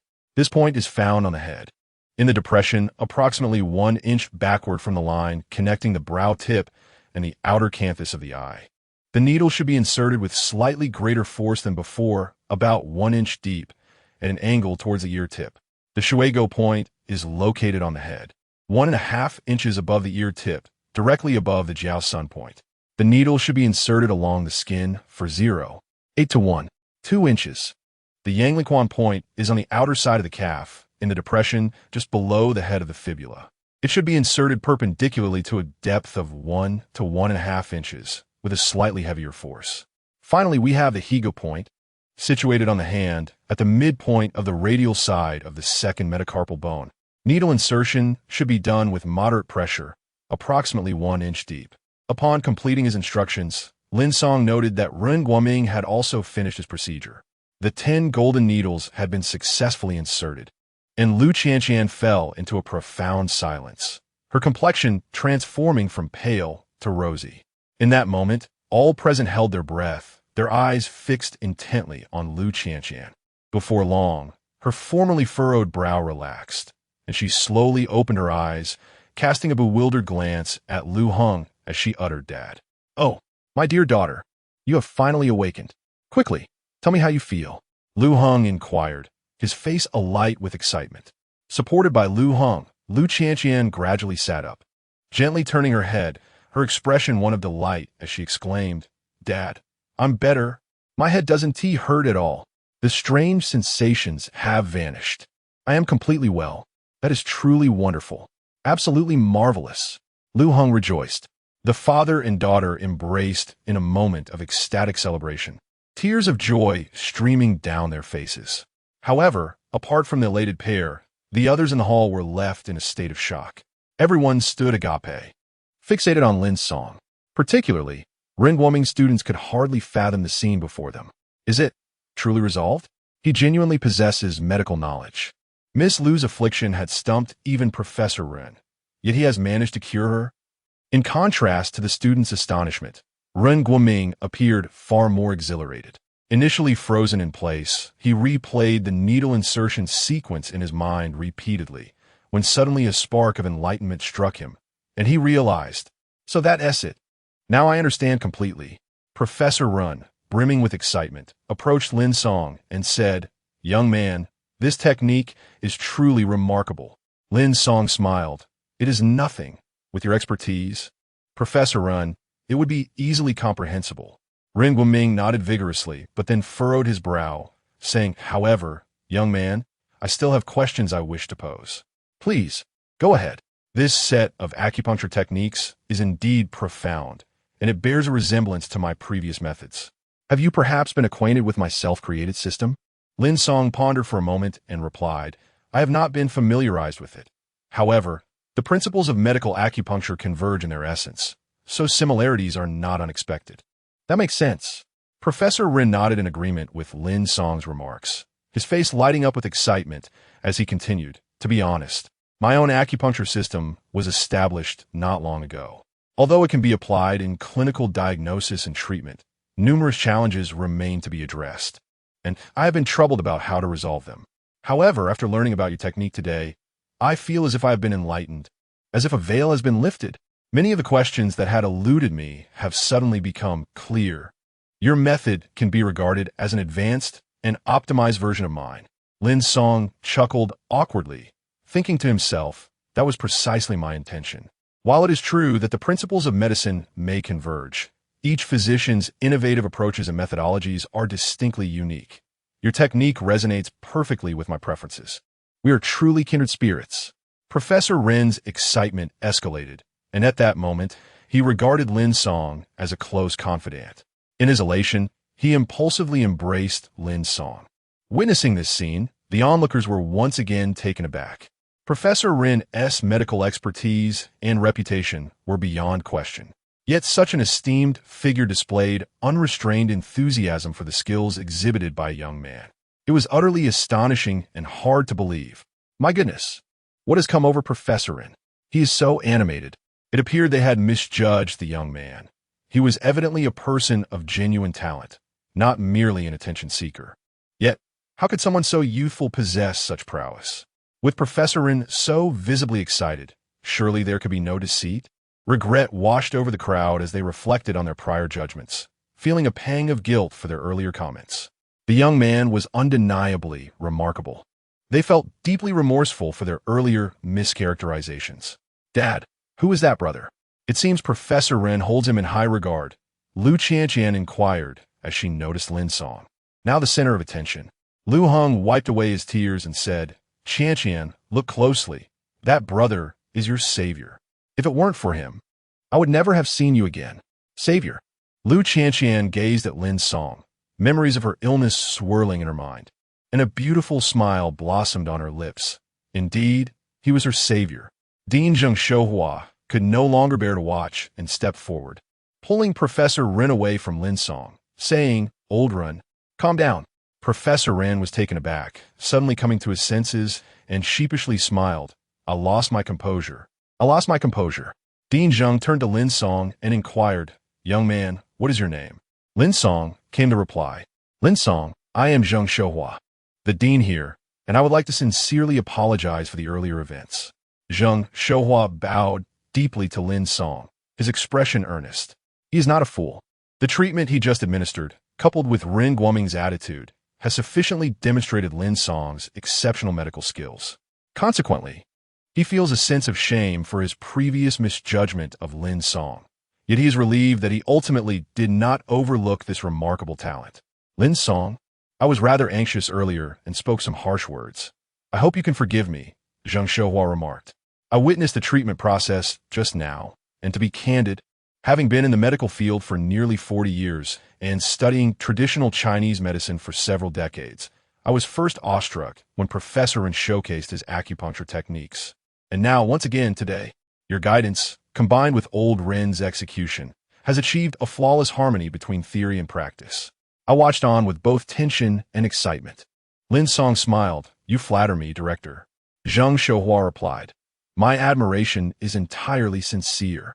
However, I am curious. Where did you acquire your medical skills? Lin Song candidly admitted. I am not well versed in medicine and have never formally studied it. He then fabricated a tale, explaining that in the village where he previously resided, there was an elderly traditional Chinese doctor.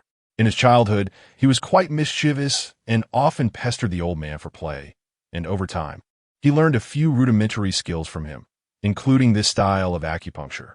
Ren Guoming, visibly excited, inquired, Where is this esteemed elder now? He has passed away, Lin Song replied. A palpable sense of disappointment washed over Ren Guoming. What a pity, he lamented.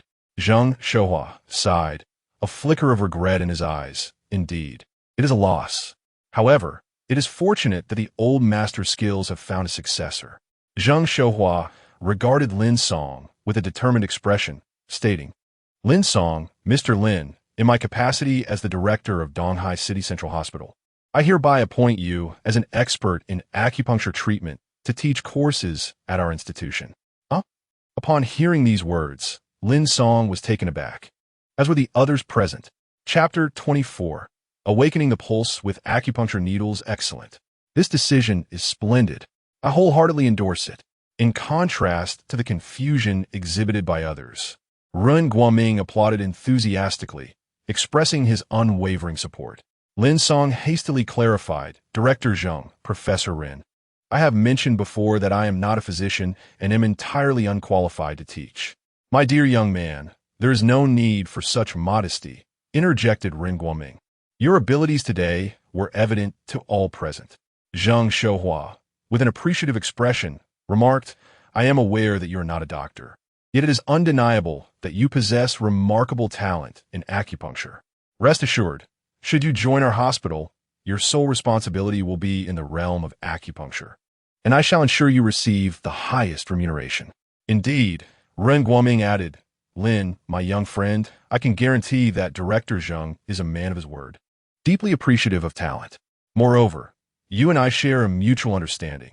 I genuinely hope to collaborate with you and learn from your unique acupuncture techniques. The two men sang praises, nearly elevating Lin Song to celestial heights. Lin Song, observing the beaming faces of the two, felt a twinge of anxiety. His original intention was to heal Lu Qianqian and thereby solicit Lu Heng's assistance for the Jiang family, but he had not anticipated such fervent enthusiasm from these two. Through prior encounters, Lin Song was well aware of Ren Guoming's obsession with medicine, yet he thought to himself, who on earth considers you a confidant at your age, taking advantage of me? As for Director Zhang, though he had not interacted with him in the past, he could certainly appreciate the genuine admiration for talent. Moreover, he demonstrated a commendable adaptability, truly a remarkable character. However, Lin Song felt compelled to rebuff their good intentions, for there was another individual within the hospital he was not yet ready to confront. I sincerely appreciate your kind offers, Lin Song said. Regarding the position of external expert, let's set that aside. I am not a doctor and lack the ability to lecture. This formidable task is better suited for Professor Ren. He has already mastered this set of acupuncture techniques, which align perfectly with his own philosophies. Yet, Zhang Xiaohua remained undeterred, only to be interrupted by Lin Song. Director Zhang, there is no need for further discussion. I have other matters to attend to and cannot spare time for lectures at the hospital, Lin Song stated. With a face full of regret, Zhang Xiaohua replied, Very well, if Mr. Lin changes his mind, You are always welcome here. Ren Guoming remarked, my young friend. These acupuncture techniques are yours. Is it truly appropriate for me to teach them? Lin Song smiled and replied, all medical knowledge is interconnected, and we are all citizens of the Summer Kingdom. As long as we can disseminate our traditional medicine, it matters not who the messenger is. Oh, by the way, this is what the elder from our village conveyed, Lin Song added. I am not a doctor and do not seek titles. Let this set of acupuncture techniques be regarded as Professor Ren's patent. I hope you can use your esteemed reputation to promote it.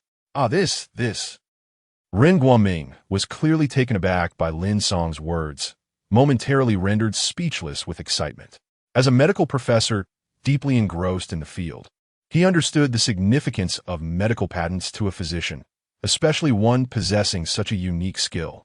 Zheng Xiaohua was taken aback by Lin Song's remarkable generosity, and a deep admiration welled up within him. Old Ren, what are you still dawdling for? Zheng Xiaohua nudged Ren Guoming, coming back to his senses. Ren Guoming was overwhelmed with emotion, tears of joy streaming down his face.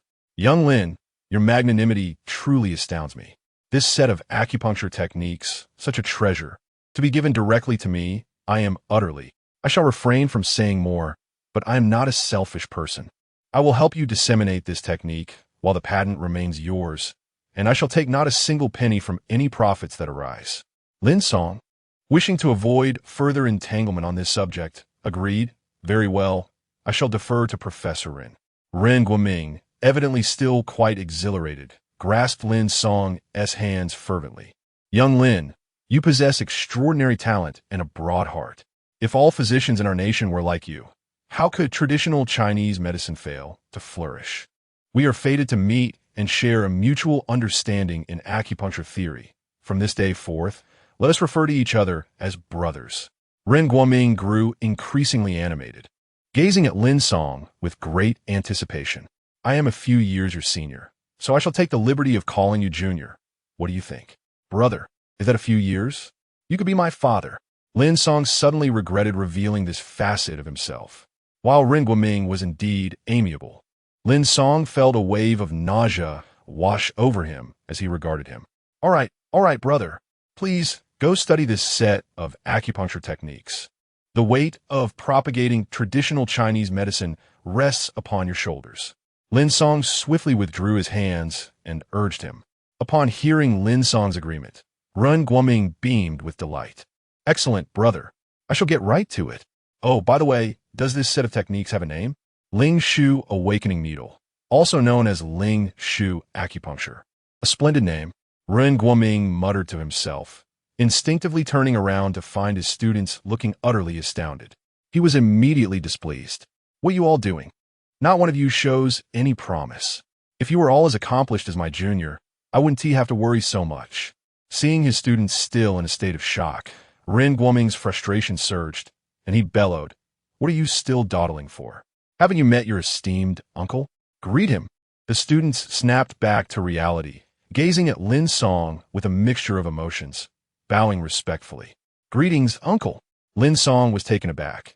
This young man was truly impressive, casually addressing Professor Ren as a brother. The students were certainly flabbergasted. Just moments ago, they had been skeptical, and now, in the blink of an eye, he had become their uncle. What could they say? What could they do? How could they argue against excellence? Lin Song could no longer endure the situation. Were it not for the pressing matters at hand, he would have long since departed and left Ren Guoming to his ramblings. All right, brother, please take the children to study. Look at their eager faces, thirsting for knowledge. Lin Song urged. Ren Guoming glanced at his students, their expressions resembling that of adorable children, and gave Lin Song's shoulder a hearty pat. Very well, when I have time, we shall sit down and have a good chat. After exchanging a few more words, both Ren Guoming and Zheng Xiaohua requested Lin Song's contact information before parting ways to attend to their respective tasks. As the onlookers dispersed, the hospital lobby resumed its normal operations. Lu Heng momentarily declined Ren Guoming's suggestion to further examine Lu Qianqian, leading her before Lin Song. The father and daughter bowed deeply in unison. Lin Xiaoyu, I am immensely grateful. Had it not been for you, my daughter might have. Well, in any case, Thank you for your assistance. Lu Hong expressed his heartfelt appreciation, then gently nudged Lu Qianqian, saying, Qianqian, express your gratitude to your brother. He is your lifesaver. With her clear, watery eyes fixed on Lin Song, Lu Qianqian grasped his broad hand with her delicate fingers, exclaiming, Brother Lin Song, thank you. Thank you for curing my headache. I shall no longer worry about its recurrence. As Lin Song noticed the little girl inching closer, he instinctively took a step back, only to be pursued by her hand. Observing this, Lu Hong quickly intervened, separating his daughter and offering Lin Song an apologetic smile. Please forgive us, my young friend. He then raised an eyebrow and admonished Lu Qianqian. Qianqian, you are a young lady. Exhibit some decorum. In her flowing dress, Lu Qianqian remained transfixed on Lin Song, her eyes shimmering with admiration. She glanced at her father and, pouting playfully, remarked, but he is so handsome. Lu Hong, exasperated, lightly tapped his daughter's head with his finger, then turned to Lin Song. My young friend, please excuse my daughter's youthful exuberance. Lin Song chuckled. Miss Lu is lively and charming. Mr. Lu is truly fortunate. Lu Qianqian's eyes sparkled with delight. Dad, Brother Lin Song said, I'm cute. Brother Lin Song, you are also very handsome. In 3 years, I will be of age, and when I am. Qianqian, Lu Hong interjected sternly, finally curbing his daughter's unrestrained chatter. Although silent now, her expression remained infatuated. Lu Hong shook his head in resignation, then retrieved a check from his pocket, filling it out before handing it to Lin Song. Lin Xiaoyu, here is 50 million as a token of gratitude for saving my daughter. Please accept it. Chapter 25. The Riddle Ah? Father, I am only worth 50 million. Surely, you are being rather stingy. Before Lin Song could respond, Lu Qianqian expressed her discontent first. Lu Hong inquired, then what do you deem appropriate? Taking a check, Lu Qianqian retrieved a pen from Lu Heng's pocket and asserted, it should have an extra 0. Brother Lin Song here. With both hands, Lu Qianqian presented the 500 million check to Lin Song. Lin Song chuckled and shook his head. Mr. Lu, I previously mentioned there would be conditions, yet this is not the one. Lu Hong was not taken aback. After all, Lin Song had even been willing to give away medical patents, indicating he was far from superficial. Young friend, please speak. You saved my daughter. Any request? As long as it lies within my capabilities, I shall fulfill it, Lu Hong stated.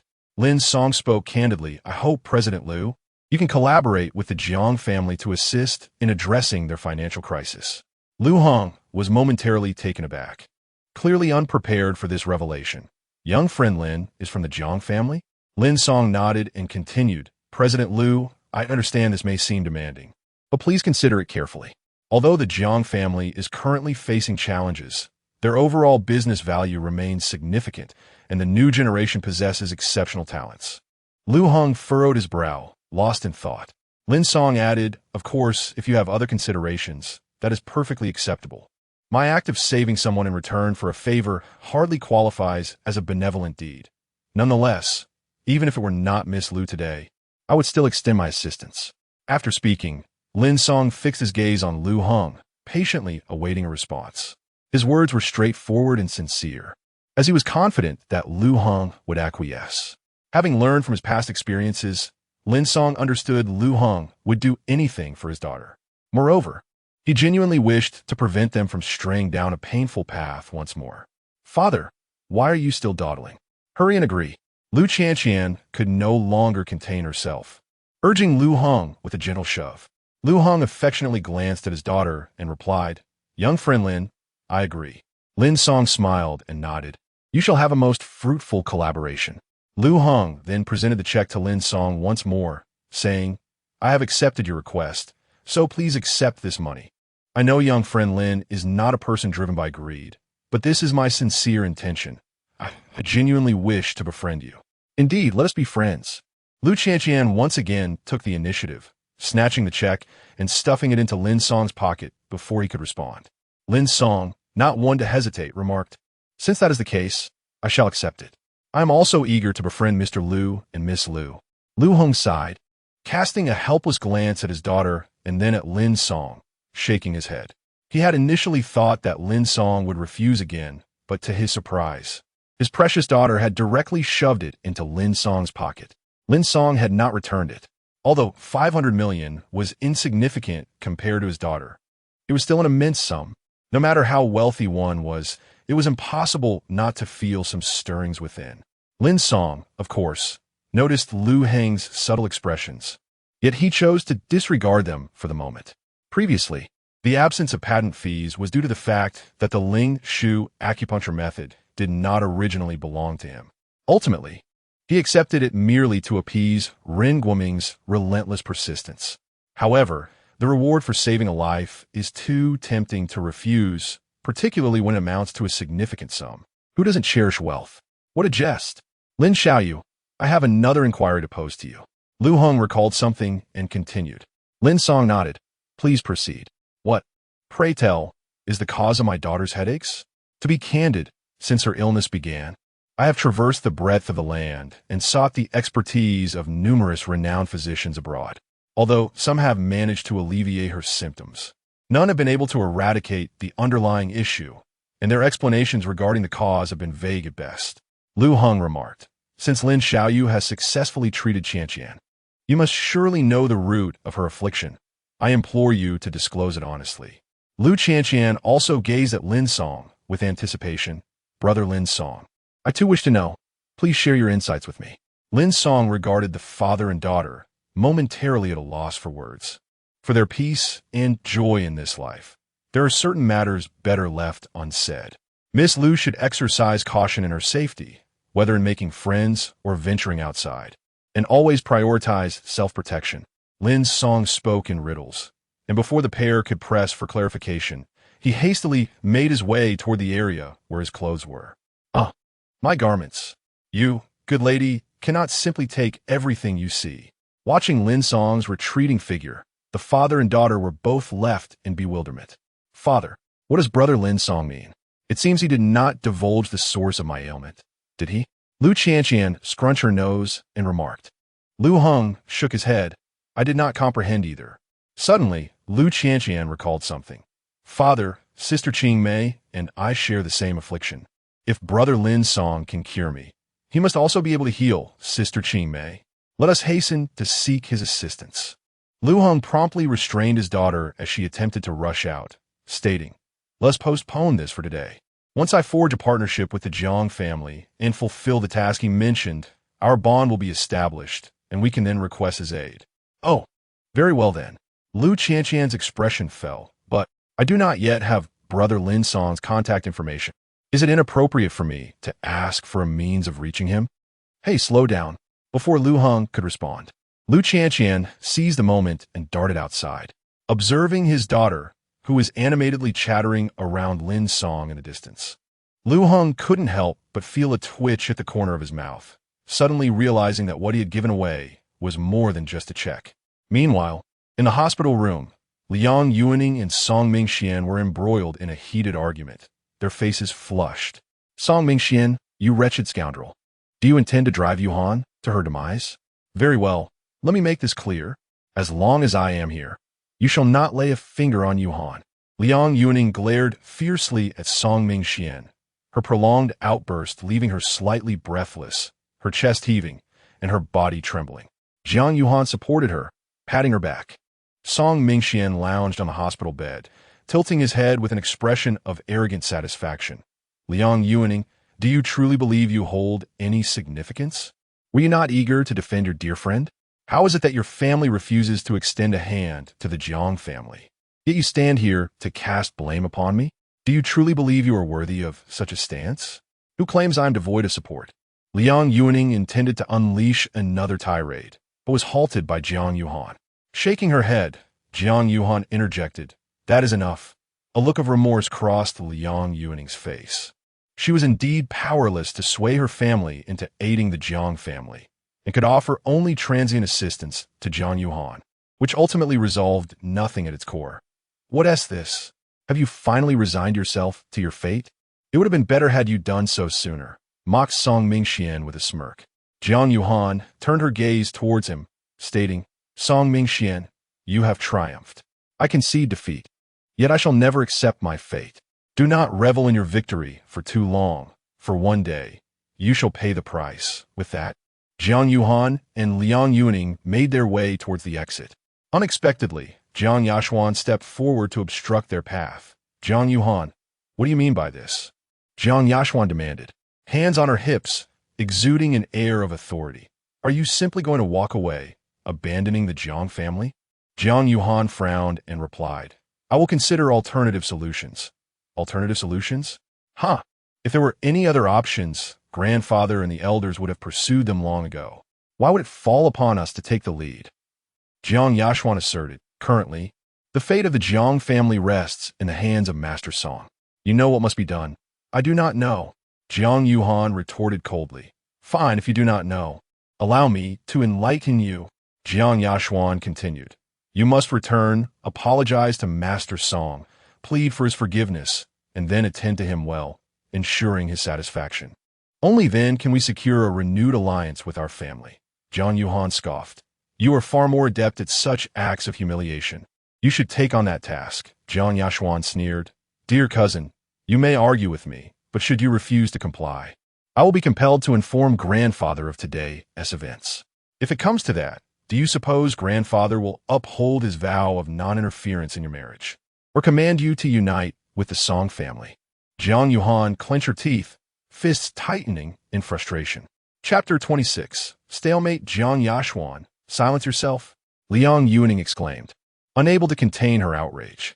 Are you even a member of the Jiang family? You are sisters, sharing the same blood. Yet you allow your kin to debase themselves and endure humiliation. How can there be someone like you in the Jiang family? With a disdainful smile, Jiang Yashuan retorted, Sister Liang, this is a matter for our family. As an outsider, you should refrain from meddling. You lack the privilege to intervene. Turning her gaze toward Jiang Yuhan, she continued, Cousin, do you still fancy yourself the exalted young lady of the Jiang family? Stop deceiving yourself. Everyone knows the state of affairs at home. Why cling to those futile notions of chastity? In my view, you should lower yourself and diligently serve young Master Song. Perhaps if you satisfy him, he might reward you with some meager scraps to prevent our family from complete ruin. If you remain obstinate, I shall have no choice but to inform grandfather, and your fate will be no different. After delivering her words, Jiang Yashuan crossed her arms, her face a mask of mockery and triumph. She cared little for Jiang Yuan's fate. The worse it was, the better for her. If Jiang Yuan's downfall could resurrect the Jiang family and pave a path for her own advancement, it would be splendid. Observing this, Song Mingxian laughed uproariously, his contorted features twisting into a grotesque visage. He roared with laughter, proclaiming, Indeed, the second Miss Jiang possesses a keener sense of the situation. Jiang Yuan, I lay my terms bare. Either strip naked and obediently crawl into my bed for a week to please me, and I might consider sparing your family, or prepare to witness the Jiang family's expulsion from the business world. At that point, you may find yourself resorting to the streets to sell your body. Perhaps that will earn you a meal. Jiang Yashuan further fanned the flames. Cousin, I suggest you cease your futile resistance. The family business is on the brink of collapse. Do you still care about that pitiful dignity? If you acquiesce to young Master Song's demands, you could salvage the family. If you persist in this stubbornness, the Jiang family will be utterly doomed, and you shall become the eternal sinner of the Jiang lineage. Weigh your options, be a benefactor or a sinner. Song Mingxian, hearing Jiang Yashuan's words, nodded in satisfaction, a sinister smile creeping across his face as he addressed Jiang Yuan. Look, even your cousin voices such sentiments. Should you not act sensibly? If you agree, we can sign a cooperation agreement with President Liu tomorrow. Spare us the pretense of purity. Before me, you are nothing but a worthless shoe. With a cold laugh, Jiang Yashuan crossed her arms tighter, her mockery intensifying, desiring to save face while suffering in silence. Cousin, it is time to stop this misguided persistence. The family requires your sacrifice. If you truly care for us, agree to young Master Song's terms. Do you think your refusal will save the family? Do not be foolish. In the end, you will not only fail to save the family, but will also be scorned by all. Jiang Yuan trembled, her nails digging deep into her palm, leaving crimson imprints. Silence, all of you. Liang Yuning thundered, her anger boiling over. How could I have been so oblivious? Jiang Yuhuan suddenly spoke, her expression returning to normal as she turned towards Song Mingxian. It appears that Miss Jiang has finally come to a realization. Song Mingxian, taken aback by Jiang Yuhan's swift transformation, could not help but feel a sense of superiority as he gazed at her approaching figure with an air of smugness. Yuhan, you! Liang Yuaning exclaimed, her eyes wide with disbelief as she stared at Jiang Yuhan. Jiang Yashuan, believing that Jiang Yuhan had resigned herself to fate, immediately broke into a beaming smile. Yes, it would have been better had you done this sooner. Cousin, rest assured, I will vouch for you and speak to grandfather on your behalf. As Jiang Yuhan approached the bedside, she silently observed Song Mingxian.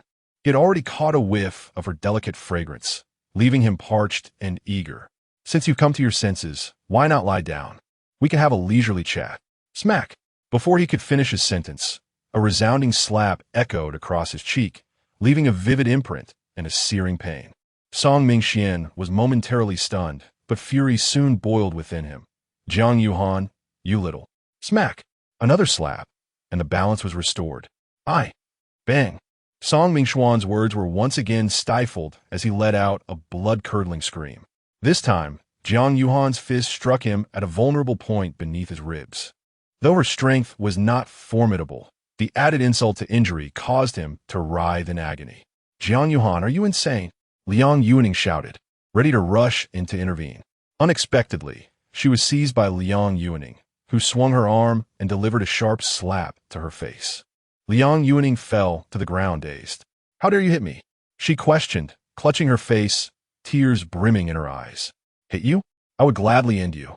You traitorous wretch. Liang Yuaning spat, pointing an accusing finger at Jiang Yashuan. If you truly bore the Liang surname, I would have already drowned you in a pig cage. You shameless fool. You are finished. Jiang Yuhan, how dare you strike me? You are doomed. The Jiang family is doomed. Song Mingxian shouted as he leaped from the bed, clutching his ribs, his face pale with pain. Everyone come in. Bodyguards stationed outside rushed in, encircling Jiang Yuhan and Liang Yuaning. Liang Yuaning stepped forward, positioning herself protectively in front of Jiang Yuhan. Song Mingxian, what do you intend to do? What do I intend to do? Liang Yuaning, today's events are none of your concern. I advise you not to meddle. Song Mingxian hissed menacingly. Well, I intend to meddle indeed. Liang Yuaning retorted firmly. Song Mingxian, let me make this clear. As long as I am here, you shall not lay a finger on Yuhan. Song Mingxuan's expression twisted with rage as he replied, Liang Yuaning, do you truly believe I fear you? The Liang family lacks the power to stand against the Song family. Indeed, the Liang family's overall strength was not a match for the Song family, yet they were not to be dismissed so lightly. Let me state this clearly. If anything were to happen to Yuhan today, the Liang family will undoubtedly stand opposed to the Song family, Liang Yuaning declared. Her gaze locked with Song Mingxuan's, each word deliberate and resolute. You. Song Mingxuan's breath quickened as he glared at Liang Yuaning with malice. After a tense standoff, he finally spoke. Where is Lin Song? Where is he? Jiang Yuhan, I am aware that he is in cahoots with you. Otherwise, how would a mere waiter dare to strike me? Hand him over, and I shall allow you to depart. Ultimately, Song Mingxian took a step back. He had to acknowledge that with Liang Yuaning present, he was indeed unable to do anything to Jiang Yuhan. To escalate the matter would only bring trouble to his family. Yet, he pondered that he could not completely lose face. He had to vent his frustrations, and thus sought a soft target to manipulate. Lin Song, the waiter who had fractured his ribs, was perfectly suited for this purpose.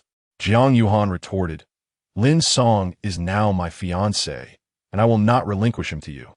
Fiancé? You dare to marry a mere waiter? Song Mingxuan's expression shifted to one of astonishment, only to be swiftly followed by understanding. Ah, I see. He is merely your shield. However, it mattered little. At this moment, I harbor no interest in you, you wretched creature. Nor will I pursue a union with the Jiang family. My sole focus is on vengeance. Vengeance against you and the Jiang family. He deliberately shot a glare at Liang Yuaning as a form of intimidation, aiming to retaliate against anyone associated with you. Jiang Yuhan let out a cold laugh and replied, I advise you to refrain from such actions, lest your ribs be broken once more. You. Song Mingxian inhaled deeply, suppressing his anger. I will not engage in a war of words with you. In any case, if you do not hand over Lin Song today, it won't matter who from the Jiang or Liang families comes. It will be futile. The situation once again descended into a stalemate. Chapter 27. Who is Miss Jiang? Just as the atmosphere reached another impasse, a sudden cough echoed from the doorway. Lin Song appeared, surveying the room before stepping inside and closing the door behind him. Well, I must admit, I have grown rather impatient. Since young Master Song wishes to vent his frustrations on me, let us proceed. Brat. The moment Song Mingxian laid eyes on Lin Song, his expression twisted into a grimace, and he immediately commanded, "Take him down." At the sound of his order, bodyguards surged forward. Liang Yuning swiftly pulled Jiang Yuhan into a corner, crouching down as she said, "I've done all I can. This fiancé of yours is beyond my control. Jiang Yuhan, once Lin Song is dead, you will still marry Song Mingxian. I will return and inform grandfather." Jiang Yashuan retreated to the corner, a gleeful smirk on her face. However, before she could finish her sentence, Jiang Yuhan delivered a sharp slap, causing Jiang Yashuan's head to jerk against the wall. With a frown, Jiang Yuhan turned her gaze toward Lin Song, a hint of worry in her eyes. Crack! Bang! But before they could comprehend the situation, the sound of cracking bones and anguished screams filled the ward, accompanied by a series of heavy thuds as one bodyguard after another fell before Lin Song. Like moths to a flame. Goodness, is he really that formidable? Liang Yuning's eyes widened in astonishment. Did you see him strike? We've only exchanged a few words. Jiang Yuhan exhaled a sigh of relief, responding, "It should have been less than 3 phrases, I believe. Is that the crux of the matter?" Liang Yuning grasped Jiang Yuhan, shaking her vigorously.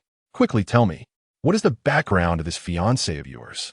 As the two grappled, Jiang Yashuan covered her face, equally astonished, utterly unprepared for Lin Song's formidable prowess. Song Mingxian stood frozen, trembling as he watched his bodyguards being dispatched one by one.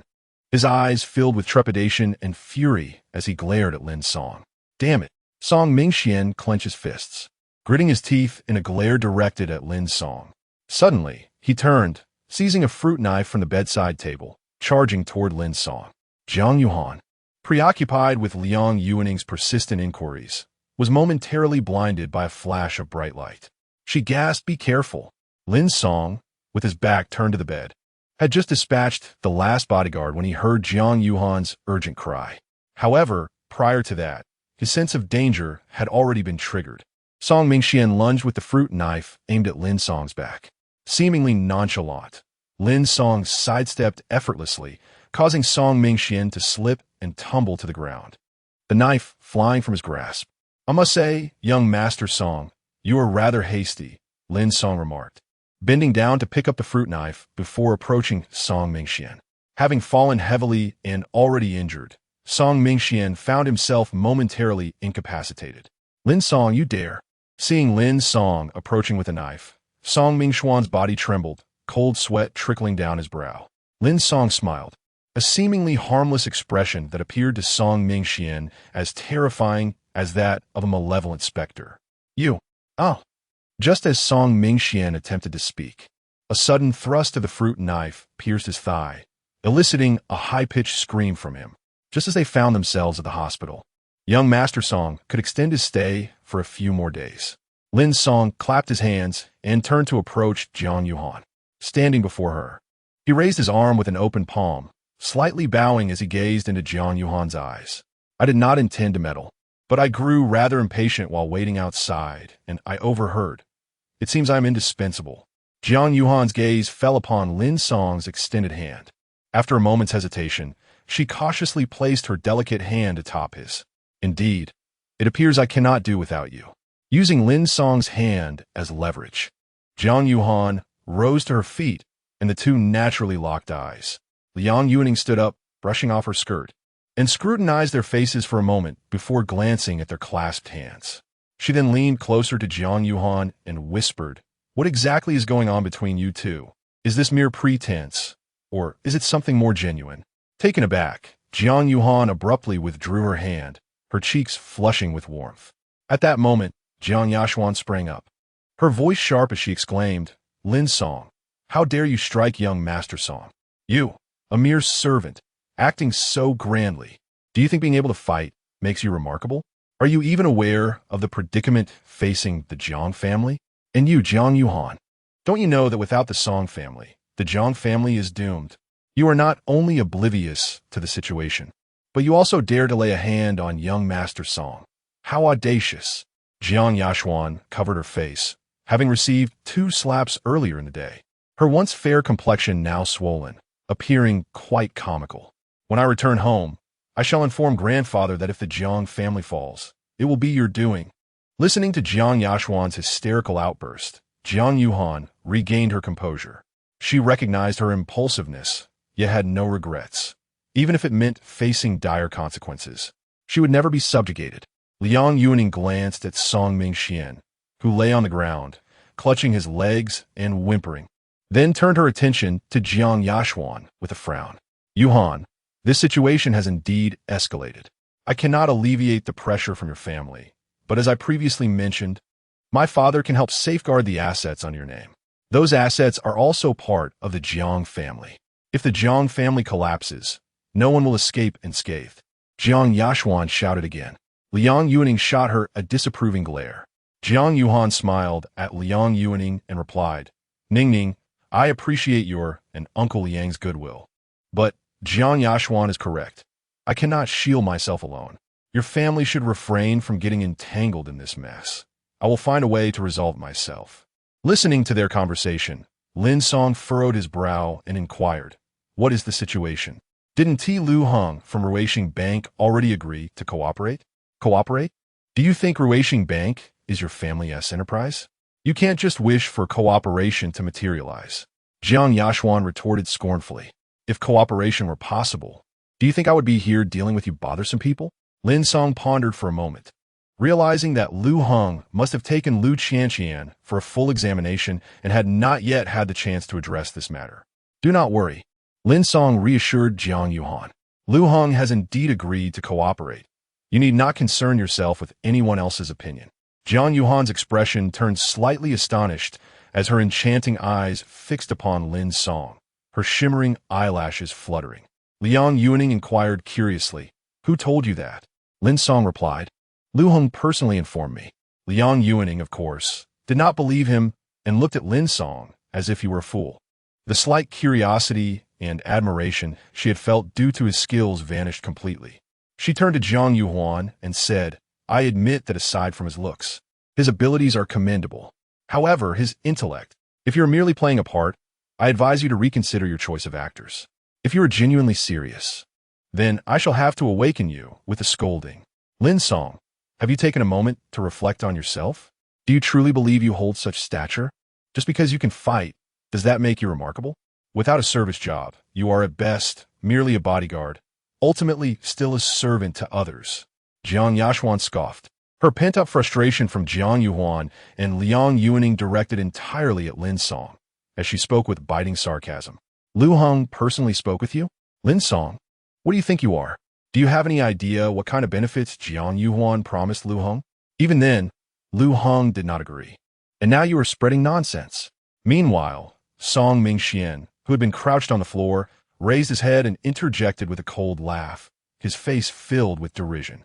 "Let me tell you, right now, Ruishing Bank is under my influence, and the fate of the Jiang family rests in my hands. Whenever I desire, the Jiang family can meet its demise." Sitting against the wall with his legs drawn close, Song Mingxian glared fiercely at Lin Song and Jiang Yuhan, declaring, "When that time comes, I shall make you repay 1,000-fold for what I have endured today." At that moment, a knock resounded at the door. A stunning woman dressed in a professional suit entered the scene. Upon witnessing the situation inside the room, she paused for a moment before regaining her composure and spoke. "Which one of you is Miss Jiang?" "I am," came the simultaneous response from Jiang Yuhan and Jiang Yashuan, momentarily taken aback. The beautiful woman, standing at the doorway, did not dare to enter. She opened the folder she held and stated, "My surname is Xiao, and I am the secretary to President Liu of Ruishing Bank." I have come specifically to seek Miss Zhang's signature on a cooperation contract. Chapter 28. A billion for the sake of meaning. As soon as Secretary Xiao uttered these words, everyone present, except Lin Song, was left in astonishment. Song Mingxuan's eyes widened, struggling to comprehend the situation. Liang Yuning looked at Secretary Xiao with an expression of disbelief, then turned to Lin Song, muttering, "Wait, was that really accurate?" Jiang Yuhan's crystalline eyes sparkled with surprise, a mixture of astonishment and a hint of expectation. Jiang Yashuan stood there in a daze, unable to believe that Lin Song had actually been correct, feeling a fiery pain radiate from her already swollen face. However, she dismissed the thought, assuming that Lu Hong had been swayed by the previous conditions, prompting his change of heart, while Lin Song had merely gotten lucky with his guess. After a brief moment of shock, Jiang Yashuan hurried forward, her face adorned with a sycophantic smile, saying, "Secretary Xiao, I am indeed a member of the Jiang family. What did President Lu say?" Secretary Xiao opened his folder and retrieved 2 contracts, stating, "President Lu is currently accompanying his daughter for a checkup and is unable to appear in person. He entrusted me to convey his intentions to Miss Jiang." The president expressed his willingness to lend to the Shoujin group and is eager to establish comprehensive cooperation with the Jiang family, without any additional conditions, as long as the loan is repaid normally along with the profit sharing. Perusing the contract, Jiang Yashuan was elated. "This is wonderful, truly wonderful. President Lu's willingness to cooperate is an immense favor to our Jiang family. We are profoundly grateful." Jiang Yuhan also examined a copy of the contract, confirming Secretary Zhao's assertions. It was fair and just, and in light of the Jiang family situation, it seemed that Ruixing Bank was at a disadvantage. But hadn't Lu Hong already rejected them? Why the sudden change of heart? Jiang Yuhan glanced back at Lin Song, a curious flame igniting in her chest, gradually transforming into a fervent blaze. "Miss Jiang, if you find no issues with the contract, please proceed to sign. President Lu has already signed, and once the Jiang family adds their signature, the ribbon-cutting ceremony can take place tomorrow," Secretary Xiao announced. Wait. At that moment, Song Mingxian finally regained his composure, pushing himself up against the wall. Attempting to move forward, but unable to do so, he exclaimed loudly, "Secretary Xiao, is there something amiss? Are you certain President Lu intends to cooperate with the Jiang family?" "I am quite certain. This is indeed President Lu's intention." "No, this cannot be right." Song Mingxian refused to accept it. "I had just established a partnership with President Lu, and now he wants to collaborate with the Jiang family. This is a breach of contract." Secretary Xiao maintained a professional smile. "Young Master Song, you need not worry about this. Our president has stated that the collaboration with the Song family can continue if you so wish, but if you prefer, it can also be terminated. Ruixing Bank is willing to compensate for the breach of contract." "What?" Song Mingxian was taken aback by Lu Heng's decisiveness. Though he struggled to understand why Lu Hong would go back on his word, he realized he could not allow them to collaborate. Otherwise, he would lose leverage over the Jiang family. "I refuse to believe this. I will call Lu Hong right now." Song Mingxian dragged himself toward the hospital bed, picked up the phone, and dialed. "Hello, President Lu. How can you go back on your word? We had a clear agreement." As soon as the call connected, Song Mingxian began to vociferously accuse. Lu Heng's calm voice came through. "Ah, young Master Song, my apologies. It was I who breached the contract. The penalty will be remitted to you tomorrow. This is not merely a matter of penalties. You must not collaborate with the Jiang family." Song Mingxuan's composure began to fray, his tone rising. "Do you not understand the current plight of the Jiang family? Do you truly believe the promises they have made to you can be fulfilled? The Jiang family is now akin to a bottomless pit. Ruixing Bank will undoubtedly be dragged down. Lu Hong, I warn you, if you insist on partnering with the Jiang family, then as of this moment, all collaborations between the Song family and Ruixing Bank will be severed, and our relationship will end here." Fueled by anger, Song Mingxian threatened without reservation. Yet, upon hearing this, Lu Hong too became incensed, sneering as he retorted, "Song Mingxian, even your father would not dare speak to me in such a manner. Who do you think you are to issue threats? If you wish to cut ties, so be it. Do you think I covet your Song family? I will cooperate with whomever I choose. What authority do you have to dictate? Realizing he had overstepped, Song Mingxian softened his tone, saying, Uncle Liu, please do not take offense. I was in the wrong earlier, and I apologize. How about this? As per our previous agreement, I shall provide you with an additional 2 points of dividends, provided you do not partner with the Jiang family. What do you say? Get lost. I have no use for your offer. Lu Heng bellowed. With a resounding clap, the call was terminated. Stunned, Song Mingxian stared at his phone for a moment before abruptly flinging it away, causing it to shatter upon hitting the floor. Secretary Xiao observed the furious Song Mingxian in silence, then turned his attention back to Jiang Yuhan and Jiang Yashuan. Miss Jiang, what are your thoughts? If you're agreeable, please sign the contract. Absolutely willing. Jiang Yashuan, quick on the uptake, immediately inscribed her name on the document. Seeing this, Jiang Yuhan's brow furrowed, and he too quickly signed his name. Unexpectedly, Jiang Yashuan seized one of the copies, proclaiming, Thank you, Secretary Xiao. Please convey my family's respects to President Liu. I shall see you at the ribbon-cutting ceremony tomorrow. With that, she swiftly departed with the contract in hand. Secretary Xiao collected the other copy and nodded with a smile to Jiang Yuhan and the others before leaving as well. Jiang Yuhan cast a glance at the bedridden Song Mingxian, whose countenance was as dark as a stormy sky. He could not comprehend why this was happening. Nevertheless, the collaboration between the Jiang family and Ruisheng Bank was now irrevocable. If that were the case, how should he proceed to exact further retribution against the Jiang family? Jiang Yuhan, naturally unaware of Song Mingxuan's turbulent thoughts, had no intention of engaging with him. However, seeing his face contorted in frustration brought him great delight, and he then declared, Let's be on our way. Wait a moment, Lin Song interjected, walking towards Song Mingxian as he and Liang Yuaning exchanged puzzled glances. Lost in thought, Song Mingxian was jolted back to reality upon Lin Song's approach.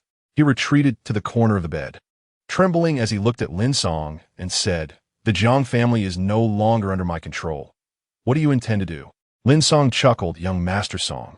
There's no need to be so tense. I merely have a request for your assistance. Song Mingxuan's expression turned wary. What is it? While I was waiting downstairs, I inadvertently had several pieces of clothing pilfered. After much contemplation, I realized that my delay stemmed from our interaction. So I must ask if you could take some responsibility for this matter. The inquiring tone, though seemingly casual, left no room for dispute, causing Song Mingxian to nearly choke on his own indignation. Are you attempting to extort me? Indeed, is there a problem with that? Song Mingxuan's lips twitched as he instinctively prepared to retort, but he caught sight of Lin Song, slowly reaching for the fruit knife resting on his thigh, prompting him to hastily declare, Very well, how much do you desire? Lin Song pondered theatrically for a moment before glancing at Jiang Yuhan and inquiring, What is the price of a single garment? Jiang Yuhan, with her alluring red lips curling into a smirk, promptly raised a slender finger, 1 million for each piece. Liang Yuaning, momentarily taken aback, questioned what kind of clothing costs 1 million each. Lin Song turned back to Song Mingxian, stating, Well, at 1 million each. And considering I lost 3 or 4 pieces, I shan't be overly demanding. Given our acquaintance, a sum of 100 million would suffice as a gesture. Ultimately, Song Mingxian could no longer restrain himself and spat out a mouthful of blood. Chapter 29. Swift action upon leaving the hospital room. Lin Song felt an overwhelming sense of joy. He never anticipated that a mere visit to the hospital would elevate him to the status of a billionaire, possessing 600 million. The sensation was truly exhilarating. However, he resolved to forego the patent fees for the Ling Shu acupuncture technique. Lin Song understood that it was never rightfully his, and he felt a sense of discomfort accepting money for it. Should Ren Guoming insist on compensating him, he would donate the entire sum to the hospital, ensuring it was spent in a worthy manner. As Lin Song walked ahead, Jiang Yuhan and Liang Yuaning trailed behind, the two women silent yet fixated on Lin Song. He had just struck a deal with Song Mingxian for 1 billion, causing the latter to nearly erupt with anger. Did you witness that? Ultimately, Liang Yuaning could no longer contain herself and remarked, It seems you two have quite the harmonious collaboration. Jiang Yuhan, her smile radiant, her alluring red lips curving into a captivating arc, responded, I must admit, I underestimated him, by the way. What is the actual situation between you two? Your fiancé, the actor, doesn't he seem to lack intellect, yet? He just mentioned that Lu Heng personally approached him about collaborating with the Jiang family. It appears to have been true, after all, with curiosity etched on her face. Liang Yuning observed Lin Song, before turning her gaze back to Jiang Yuhan. Surely, he doesn't truly know Lu Heng, does he? Your fiancé can't just be a mere waiter. Could he secretly be someone of great stature, much like characters in a mindless narrative? At this, Jiang Yuhan fell into contemplation, staring intently at Lin Song, softly murmuring, he is indeed quite enigmatic. Pardon? What did you say? Liang Yuning inquired, having not caught her words. Jiang Yuhan snapped back to reality, asserting, oh, it's nothing. How could that be? Don't make baseless guesses. He simply enjoys boasting, relying on his skills to speak grandly. For reasons unknown, Jiang Yuhan wished to divert Liang Yuning's attention away from Lin Song. Liang Yuning exhaled in relief, saying, I thought as much. It's hard to believe someone so young could possess such influence nevertheless. I must advise you to maintain a certain distance as partners and prioritize your safety. While his skills are commendable, his penchant for exaggeration could lead to perilous situations. Given your current standings, it could attract unnecessary trouble. Jiang Yuhan nodded with a smile. I am aware. Liang Yuning added, and regarding Song Mingxian, having suffered a setback today, he may attempt to retaliate. Be cautious, and if you require assistance, do not hesitate to reach out to me. Understood, Jiang Yuhan replied with a nod. After offering a few more words of caution, Liang Yuning departed. Lin Song retrieved his belongings and turned to find Jiang Yuhan gazing at him. Are you wondering if I know Lu Heng? He inquired with a smile. Jiang Yuhan shook her head. We agreed not to interfere in each other's matters. Then why are you looking at me? Is it not permissible to look at you? Lin Song chuckled. Of course it is, just ensure you don't get too entangled. Uft. I'm not so infatuated as to confuse fiction with reality. Jiang Yuhan shot him a playful glance. Perhaps you shall find yourself proven wrong. Lin Song murmured softly, then handed the extortion check of 100 million from Song Mingxian to Jiang Yuhan, saying, those who see it shall have their share. You may go and cash it, and we shall split the proceeds. Jiang Yuhan did not accept the check and inquired, why did you not mention this while Ning Ning was present? She and I are not related. We are truly family. Lin Song habitually teased. Who are you calling family? Jiang Yuhan's face flushed crimson, and with a playful huff, she turned away and strode towards the entrance. However, as soon as they exited the hospital, Jiang Yuhan received news of a family gathering. A vague sense of foreboding crept over her, yet she dismissed it without further thought. Upon returning to the Jiang family villa, they discovered that the gathering had already commenced. The spacious and opulent living room had been lavishly adorned. A resplendent crystal chandelier hung above, casting a radiant glow that illuminated the entire space like countless twinkling stars. The corners of the room were filled with vibrant blooms, their intoxicating fragrance mingling with a subtle hint of wine, creating an enchanting atmosphere. The Jiang household tonight resembled a festive celebration akin to the New Year.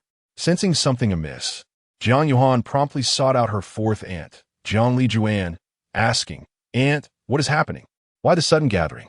Jiang Lijuan replied, Are you not aware? Jiang Yashuan has secured a partnership with Ruishing Bank, completely resolving our family's financial issues. Tomorrow, there will be a collaborative ribbon-cutting ceremony at Shoujin Group. Your grandfather, in his elation, has organized this family gathering to celebrate Jiang Yashuan's success. Jiang Yuhan's expression stiffened as realization dawned upon her. She let out a cold laugh, gritting her teeth. How swift their actions are. Previously, when Jiang Yashuan hastily signed and took the contract, Jiang Yuhan had already felt a sense of crisis. Yet she had underestimated Jiang Yashuan's shamelessness and did not anticipate her promptness. Yuhan? Seeing Jiang Yuhan remain silent with her head bowed, Jiang Lijuan called out several times. Aunt, Jiang Yuhan responded. Perhaps sensing Jiang Yuhan's discontent, Jiang Lijuan, though unaware of the specifics, offered words of consolation. Yuhan, I know you are strong-willed, but it is all right. Jiang Yashuan was simply fortunate this time. We shall reclaim our victory next time. All right, I will heed Aunt's words, Jiang Yuhan replied with a smile. She was acutely aware that this was her fourth aunt's attempt at comfort. Resolving the family's crisis was indeed a significant achievement, and there was a high likelihood that grandfather Jiang Shoujing would announce Jiang Yashuan as the new leader during tonight's celebration. However, she was relieved to have also signed the contract, which meant there remained a glimmer of hope. Noticing Jiang Yuhan's somber demeanor, Lin Song remarked, "Your cousin is indeed shameless. But you need not worry. I have a plan, and she shall not prevail against you this time." Jiang Yuhan looked at Lin Song, opened her mouth to speak, but then swallowed her words. She gazed at Lin Song, her thoughts meandering. She understood that with Lin Song's assistance, this matter could potentially be resolved with ease. Yet she found herself reluctant to proceed in such a manner. Lin Song had, in an unspoken manner, already assisted her in numerous ways. Indeed, he harbored his own intentions. However, given the nature of their collaborative relationship, it was unequivocally unreasonable for one party to unilaterally bear the burden. At present, Lin Song was providing considerable aid, which would necessitate a proportional return in the future. Moreover, through their interactions, she discerned that Lin Song was inherently enigmatic. This mystique was intriguing yet potentially perilous. Most crucially, she resolved to cultivate her own strength, resolutely refusing to depend on anyone, especially not on a man shrouded in such obscurity. "Do not concern yourself with this matter." Jiang Yuhan spoke with a calm demeanor. Lin Song gazed intently at her. "So have you conceded?" Jiang Yuhan replied, "My name is also inscribed on the contract. Furthermore, even if I were to lose this time, it would bear no consequence. The position of a decision-maker is not merely a title, nor is it dictated by my grandfather's words. Ultimately, it is one's capabilities that matter. You are already far superior to Jiang Yashuan in your way of thinking," Lin Song remarked with a smile. Jiang Yuhan pressed her lips together, choosing silence as she turned her gaze towards the hall, where Jiang Yashuan was half-squatting beside Jiang Shoujing, engaged in conversation while he looked down at her with an expression of fondness. "To claim what rightfully belongs to me so easily is no simple feat." Jiang Yuhan scoffed softly before striding into the hall with determined steps. Chapter 30. A Clash of Titans in the Grand Hall. Jiang Yashuan rose from a half-squat, her entire being animated as she exuberantly recounted her remarkable achievements, her exaggerated gestures seemingly threatening to lift the roof off. "Grandfather, you truly cannot fathom the difficulties I faced in negotiating a partnership with Lu Hong, the president of Ruishing Bank. Ever since we withdrew our investment from the Song family, I have been seeking him out. I made countless trips to Ruishing Bank. I practically wore a path into their doorstep. At first, he wouldn't even glance my way, but I remained undeterred. If one attempt failed, I would return for a second, a third, even dozens of times. Finally, after much perseverance, when President Liu finally had a moment to spare, I stood outside his office for a grueling 3 hours, my legs numb with fatigue, until I finally secured the opportunity to speak with him." As Jiang Yashuan animatedly recounted her tale, her words flowed with fervor, her gestures grandiose, her expressions rich as if performing in a theatrical production. During the negotiations, his demands were nothing short of draconian. The interest rates were driven to rock bottom. The loan terms were absurdly short, and I was burning with anxiety inside. Yet I had to maintain a facade of calm and contest each point with him. With a look of exasperation, she continued, "My voice was nearly hoarse, but I managed to convince him without any additional conditions." Jiang Shoujing sat upright in his chair, his eyes gleaming with warmth as he regarded Jiang Yashuan, a sense of pride swelling within him. He nodded appreciatively, exclaiming, "Yashuan, well done. Our Jiang family is truly blessed to have such a capable and tenacious descendant. If this collaboration proceeds smoothly, it will undoubtedly enhance our family business, heralding a bright future." He joyfully patted Jiang Yashuan on the shoulder and added, "With you as a decision-maker in the Jiang family, we are bound to thrive." Taken aback by the praise, Jiang Yashuan immediately embraced Jiang Shoujing's arm, burying her face in his shoulder, barely containing her glee. She felt as though she had stumbled upon an extraordinary fortune. Her visit to the hospital had not been with the intention of meeting Lu Heng. Though she had contemplated ruishing bank, she held no expectations. Her aim in seeing Song Mingxian was to use Jiang Yuhan as leverage for collaboration, hoping to emerge as a key player. To her astonishment, although her plans had veered off course, she had now become the hero of the hour, and her happiness knew no bounds. Jiang Weishan beamed with joy, chiming in, indeed. Yashuan has always been remarkably clever, approaching every endeavor with an indomitable spirit. Zhu Yuanrong, grinning widely, added, my daughter has always been exceptional. This time, she single-handedly resolved a family crisis, truly a source of pride for me. As the other family members heard the patriarch refer to a decision-maker, they converged like sharks scenting blood. Yashuan, what a wonderful child. You are truly promising. From now on, we, the elders, will rely on you, our junior. Sister Yashuan, you are incredible. Not only are you beautiful, but you are also so capable. Oh, how I envy you. Indeed, you younger generation should take a leaf out of Yashian's book. If you could all possess even half of her accomplishments, we would surely feel at ease. Surrounded by a chorus of flattery, Jiang Yuxian gradually found herself in a state of euphoria. Her cousin truly had achieved remarkable success. However, one must be wary of excess, for greed can lead to one's downfall. Suddenly, a chilling voice pierced through the crowd of admirers, drenching Jiang Yuxian's soaring spirit with a bucket of cold water. Her elation came crashing down as she cast a dark glance at Jiang Yuhan. Ah, my dear cousin has returned, Jiang Yuxian remarked with irritation. Jiang Yuhan stood firmly before her, the distance between them scarcely a meter. Their gazes locked in a battle of wills. Of course, I had to attend your celebration banquet, Jiang Yuhan began. Were you not concerned about digesting all the credit you've swallowed? Jiang Yuxian scoffed. I have a hearty appetite. Unlike you, dear cousin. What is not rightfully yours should not be indulged. Jiang Yuhan's expression hardened as she retorted, you know full well what rightfully belongs to me. Jiang Liwan, bewildered, assumed that Jiang Yuhan could not bear to see Jiang Yuxian flourish. She hurriedly intervened, pulling Jiang Yuhan aside, urging, Yuhan, do not stir up trouble. I understand your discomfort, but Yuxian indeed deserves recognition for her efforts. And I'm not being unreasonable. Whether Jiang Yuxian was truly busy, as she claims, is of no interest to me. However, the collaboration with Ruishing Bank is not solely her achievement.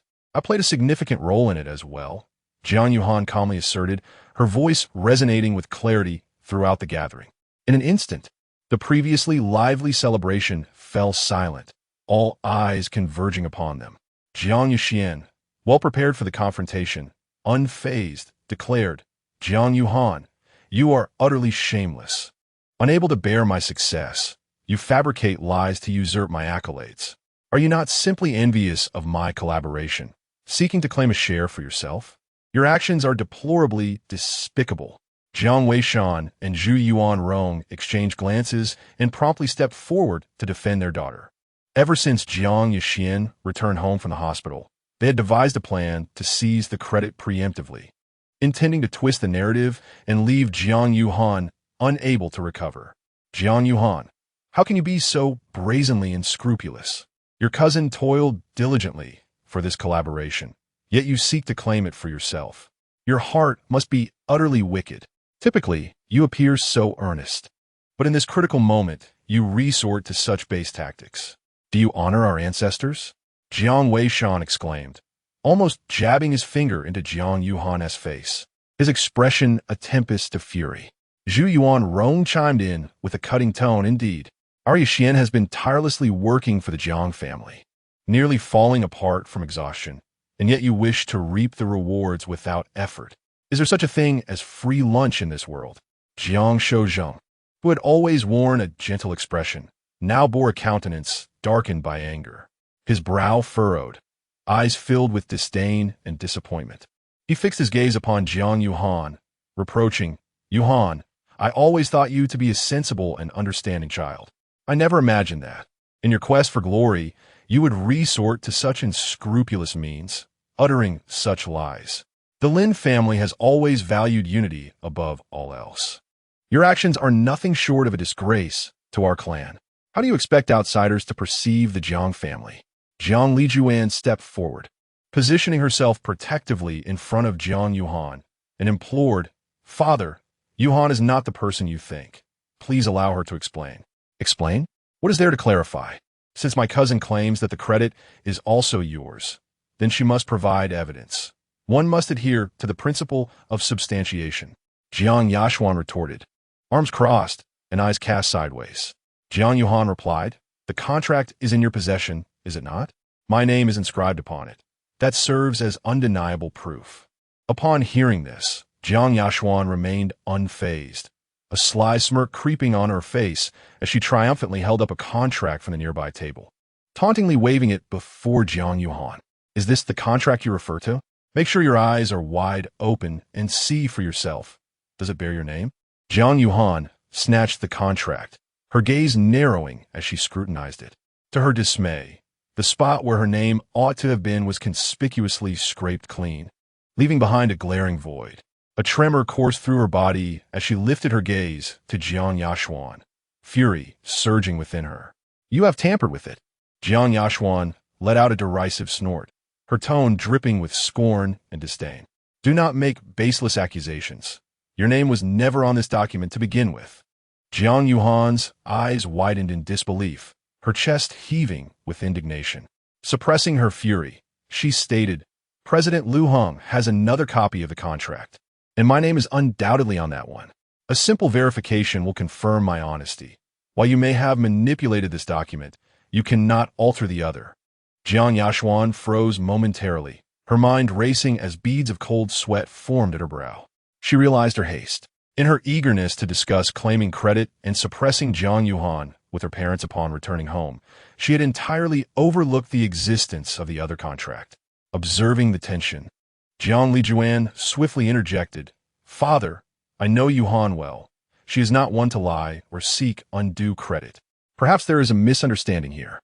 Should we not wait to clarify matters with President Lu before jumping to conclusions?" Chapter 31. Revelation of ancestry in an instant. The atmosphere descended into silence once more. Jiang Shoujing furrowed his brow slightly as he listened to the quarrel between the two sisters, his gaze drifting between their faces, having already deduced the truth of the matter with considerable accuracy. In his estimation, the Jiang family was of utmost importance, since their circumstances had improved. The attribution of credit became trivial. Yet, given the current situation, it was evident that his two granddaughters would not relent easily. After a moment of contemplation, Jiang Shoujing spoke. "In that case, I shall dispatch someone tomorrow to inquire with President Lu Hong. If what Yuhan claims is indeed accurate, then this credit cannot rest solely upon Xuanya. Yuhan deserves a share as well." Upon hearing this, the fourth aunt, Jiang Lijuan, let out a sigh of relief. "Father, your wisdom is indeed commendable. However, the family of Jiang Weishan changed their expressions dramatically, as they could not accept such a resolution." "Grandfather, that is unacceptable," Jiang Yashuan exclaimed, her countenance darkening as if someone had snatched away her most cherished possession. With a glint of determination in her eyes, she decided to launch another attack, proclaiming loudly, "Grandfather, what if her name is on the contract? Have you forgotten the things she has done? She offended young Master Song over a mere waitress, and that person is still in the hospital. Oh, by the way, Grandfather, do you know? This afternoon, Yuhan and I visited young Master Song in the hospital, expecting her to offer a sincere apology. However, to my astonishment, she condoned Lin Song, that waitress who ended up assaulting young Master Song again. Lin Song even stabbed him in the thigh with a fruit knife. Now, the enmity with the Song family is irrevocably deepened, and they will undoubtedly seek retribution against our family." At this revelation, the members of the Jiang family were taken aback, pointing fingers at Jiang Yuhan and Lin Song. Jiang Shoujing's displeasure was evident as he frowned. Jiang Yuhan scoffed coldly and retorted Jiang Yashuan, "Why do you neglect to mention why I went to the hospital or the reasons for my conflict with Song Mingxian? Instead, you turn around and accuse me. The fault lies with you." Jiang Yashuan continued to lament, "Grandfather, look at my face. It's still swollen." This is the result of Jiang Yuhan and her dear friend, Liang Yuaning, attacking me. Tears welled in her eyes as she continued. I had genuinely tried to persuade her not to oppose young Master Song, yet she not only disregarded my advice, but also struck me. Now, after I have painstakingly negotiated this collaboration, she seeks to usurp my credit. It is utterly intolerable. Zhu Yuanrong angrily chimed in, Jiang Yuhan, look at what you have done to your cousin. We are family, and you treat your own kin in such a manner. Do you have no sense of conscience? Seeing the displeasure on the elder's face, Jiang Weishan seized the opportunity to embellish the situation, stating, Father, it seems Jiang Yuhan has thoroughly offended young Master Song. But I believe there may still be a chance for redemption. Currently, our family has partnered with Ruishing Bank, alleviating our fears regarding the Song family. However, we must acknowledge that the Song family possesses greater strength than ours. It is best to avoid enmity, if possible. As he spoke, Jiang Weishan cast a sidelong glance at Jiang Yuhan, a glimmer of malice flickering in his eyes. He continued, in my opinion, we might as well arrange another marriage alliance with the Song family, marrying Jiang Yuhan to Master Song as a form of apology. This may placate the Song family and facilitate cooperation. Truly a win-win situation. Indeed, a trifecta of benefits. Jiang Yuhan retorted with a sarcastic tone. This way, no one would contest Jiang Yashuan for the role of decision-maker. Jiang Weishan hastily diverted the conversation, stating, the trouble was instigated by you, so naturally. You must bear the consequences and contribute to the Jiang family. It is your duty. Grandfather previously promised not to interfere in my marriage. I trust he will not go back on his word, Jiang Yuhan replied, glancing at Jiang Shoujing. Moreover, the family has already accepted Lin Song's betrothal gifts, and Lin Song and I are already considered husband and wife. Jiang Shoujing furrowed his brow, ultimately letting out a sigh. Very well, let us not dwell on this matter any longer. For now, there is no need to worry about the Song family. Father, please do not rush. I have more to say, Jiang Weishan interjected as he regarded Jiang Yuhan and then Lin Song, a wicked smile playing on his lips. Yuhan, even if your grandfather has granted you the freedom to choose your spouse, our family is a prominent one. While we do not seek extreme wealth, we do require a match of equal standing, at the very least, one with a reputable lineage. What do you mean by that, second brother? Jiang Lijuan inquired. What I mean is that this person, Lin Song. Jiang Weishan jabbed a finger at Lin Song's chest, is not merely a servant. He is an unwanted, illegitimate child. What? The moment those words left his lips, the Jiang family members were taken aback. Jiang Shoujing's expression shifted as he demanded, Weishan, what is the meaning of this? Jiang Weishan produced an envelope, revealing its contents for everyone to see. As Lin Song is to become our Jiang family's son-in-law, it is my duty as an uncle to look after my niece. Thus, I conducted a background check on Lin Song, and to my astonishment, I discovered that he is indeed an unworthy, illegitimate child. Jiang Weishan, brimming with enthusiasm, declared, Lin Song is the illegitimate son of the chairman of Yutai Real Estate. His mother hails from a rural background. After her passing, he was taken in by Lin Yuehong. Strangely, several members of the Lin family were hospitalized yesterday. Yet Lin Song departed from the Lin household. I suspect he must have committed some wrongdoing to fall out with them. As for that 30 million in gold bars, it is likely compensation from Lin Yuehong. Oh, so that is the case. I wondered how a mere servant could possess such wealth. It all makes sense now. Zhu Yuanrong exclaimed in realization. A servant, an illegitimate child, a country bumpkin, no wonder he dared to confront Master Song. He is merely an inexperienced fool, Jiang Yashuan added, embellishing the tale. Cousin, do you truly intend to marry such a person? This would bring disgrace to our family. If you genuinely care for the family, you should obediently comply and sacrifice yourself to appease Master Song. This is your only path to redemption. I never anticipated that Lin Song's origins would be so disreputable. Who could deny it? Such a background is indeed unworthy of our family. Although we are not as prosperous as we once were, we should not descend into such degradation. This child, Yuhan, is truly too headstrong. Not only has she tarnished her own reputation, but she has also brought shame upon our family. The other members of the Jiang family were bustling with gossip and pointing fingers. After casting a glance at Lin Song, Jiang Lijuan grasped Jiang Yuhan's hand and inquired, "Yuhan, is it true? Have you been deceived by him as well?" Uncle's words were not unfounded.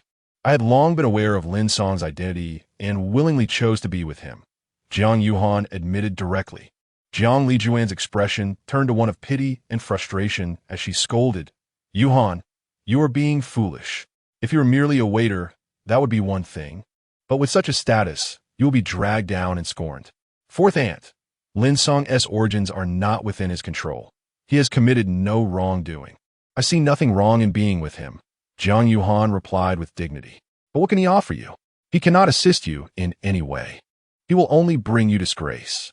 Jiang Lijuan, exasperated, implored, "Yuhan, listen to your fourth aunt. Do not entangle yourself with him any longer."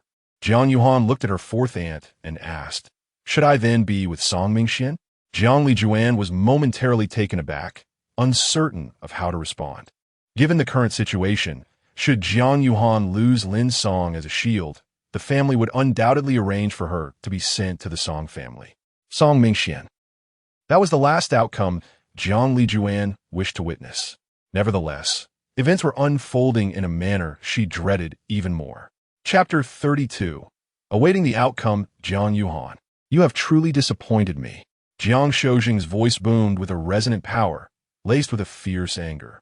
"I was infuriated when you insisted on being with Lin Song instead of marrying Song Mingxian. Yet, I never anticipated that Lin Song would present a dowry of 30 million, compensating for the family's losses. A part of me thought you might have found a better path, but I never imagined the source of this 30 million. Jiang Shoujing slammed the table with force, his expression dark and foreboding. He cast a disdainful gaze at Lin Song and Jiang Yuhan. His tone as frigid as a biting northern wind. "Jiang Yuhan, the promises I made to you are now null and void. Lin Song's background is beneath our family's dignity. If you persist in your association with him, you will only tarnish our family's reputation and bring shame upon us. As for the marriage with the Song family, I suggest you give it serious consideration. This is not just about you, but the entire Jiang clan. If you wish to remain in the Jiang family, cease your defiance and obey my wishes." At this juncture, the Jiang Weishan family displayed smug expressions. Jiang Lijuan, unable to hold back, spoke up. "Father, you, silence." Jiang Shoujing interrupted sharply. "Anyone who dares to plead for Jiang Yuhan will no longer have a place in this household." Jiang Yuhan gazed quietly at Jiang Shoujing, her body trembling. "Grandfather, do you truly see me merely as a pawn? You are my granddaughter, a member of the Jiang family. Every individual in our clan, myself included, must prioritize the interests of the family over personal sentiments," Jiang Shoujing declared. "I have never sided with anyone in the rivalry between you and Yashuan, but that does not grant you the liberty to act recklessly. From this moment forth, you are forbidden from any association with this illegitimate child. Cut all ties immediately and prepare to apologize to young Master Song. This is your duty to the family. As for the collaboration with Ruishing Bank, regardless of your contributions, you shall not be involved. Let Yashuan handle it entirely." "Thank you, grandfather.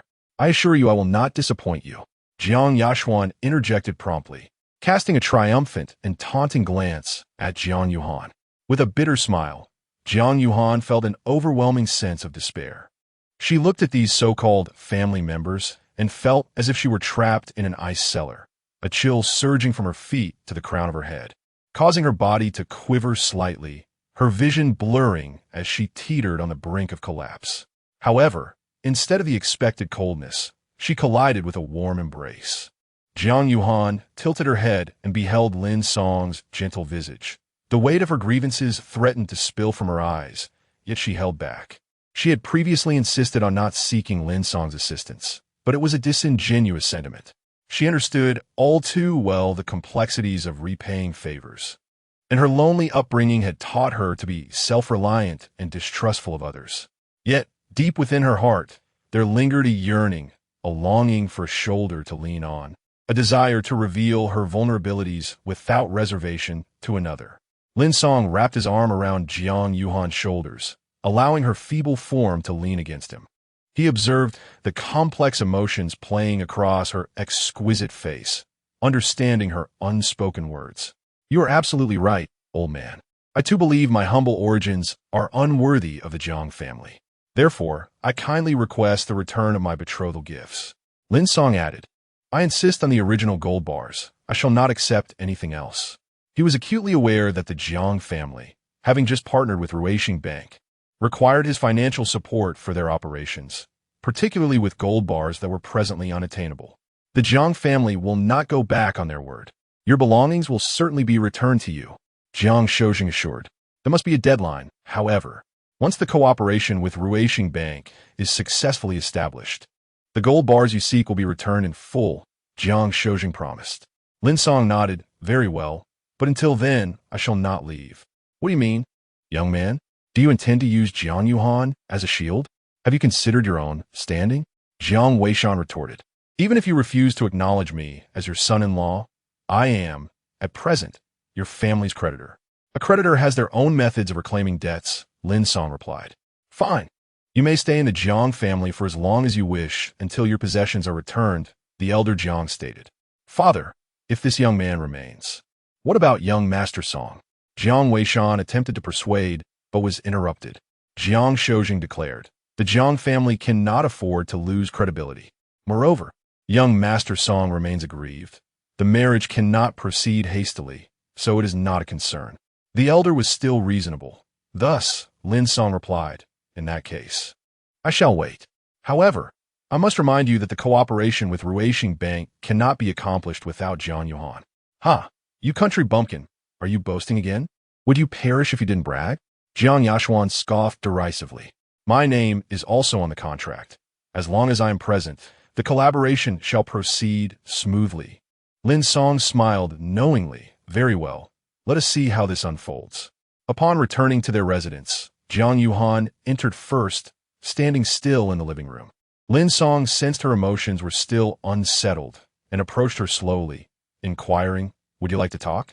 Jiang Yuhan suddenly turned, fixing her gaze on Lin Song. What did you mean earlier? Lin Song appeared puzzled. What do you mean? In the Jiang family villa, you said the cooperation could not succeed without me. What did you imply? Jiang Yuhan's eyes shimmered like water, rippling with layers of emotion. Are you going to meddle again? Your second uncle's family is so arrogant, and my background has caused you some trouble. It is only right that I lend a hand, Lin Song stated. I have already said that this matter is not for you to concern yourself with. I will handle it myself. Jiang Yuhan took a deep breath, resolutely declaring. Lin Song smiled. How do you intend to manage this? Can't you see? You have already lost tonight. Your second uncle and his daughter were clearly prepared. Even your grandfather has sided with them. I accept my defeat. I will reclaim my victory on my own, Jiang Yuhan asserted.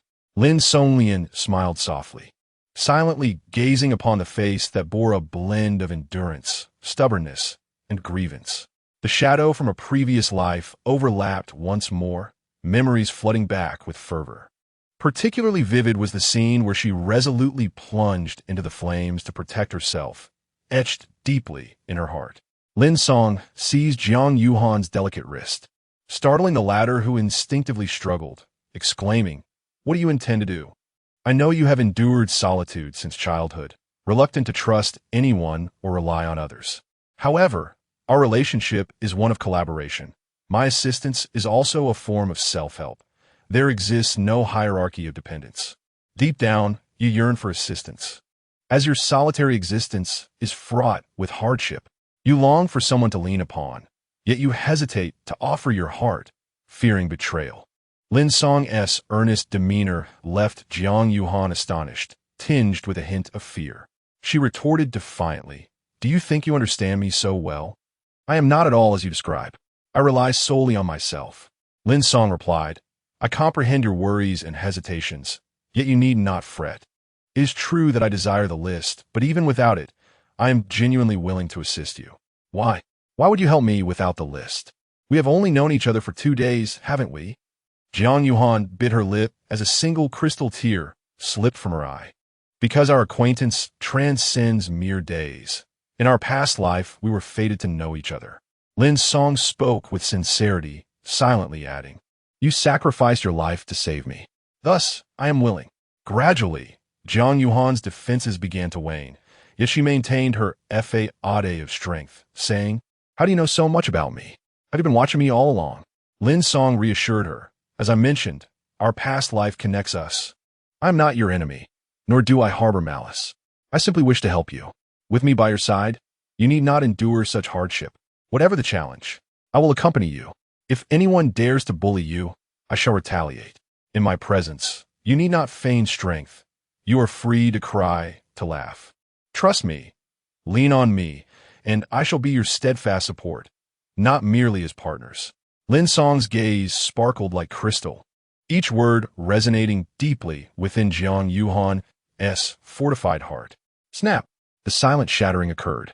The walls she had erected began to crumble, and her buried fragility surged forth like an uncontrollable flood, overwhelming her reason. Even as her mind repeatedly cautioned her that this man was mysterious and perilous, she could not resist the tide of emotions that enveloped her. For the first time, she unveiled her vulnerabilities and grievances without reservation, tears cascading down her cheeks like scattered pearls, spiraling out of control. "I am so tired, truly so tired. Please, help me, I want you to help me." Jiang Yuhan ceased her struggles, instead collapsing into Lin Song's embrace, burying her head upon his shoulder, gripping his clothing tightly as she wept openly. Lin Song gently patted her back in a comforting manner, reminiscing about their past experiences in the previous life. He softly murmured, "Let your tears flow, release your sorrow, and after a peaceful slumber, everything will be all right." Chapter 33. The Liu family of the East Sea. Lin Song opened his eyes to a captivating aroma, his gaze falling upon an exquisitely beautiful face. Last night, Jiang Yuhan had succumbed to her emotions, weeping in Lin Song's embrace before drifting into slumber. Initially, Lin Song intended to gently place her on the bed and return to his own room. However, in her sleep, Jiang Yuhan clung tightly to his clothing, rendering him unable to leave. Reluctantly, he spent the night alongside her, though their sleeping positions were far from graceful. Jiang Yuhan's limbs sprawled across him, her long legs, clad in black stockings, elevated in a manner that exuded an alluring charm, while her form, accentuated by the snugness of her attire, revealed glimpses of springtime allure.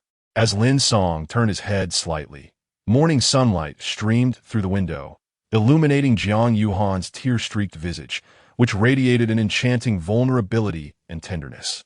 After admiring her beauty for a moment, Lin Song inhaled deeply, realizing he could not linger any longer.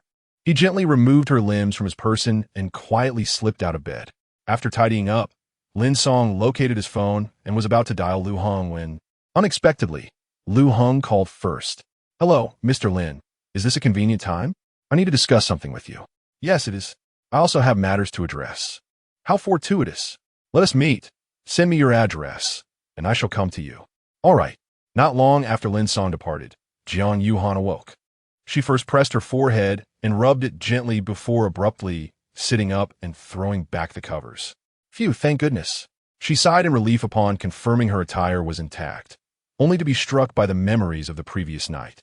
"I truly lost my mind." After changing and freshening up, she exited the bedroom, discovering the door to Lin Song's room ajar and its occupant absent. "Where could he have gone so early?" she murmured, only to spot breakfast laid out on the kitchen table, a cup of warm milk and 2 slices of bread. "In less than 3 days, he knows my breakfast habits. He must either possess foresight or have been plotting this for quite some time. What say you, Mr. Lin?" Seating herself, she lifted her cup to take a sip, her alluring red lips forming a charming curve. What is this?" Jiang Yuhan pulled out a note concealed beneath the plate.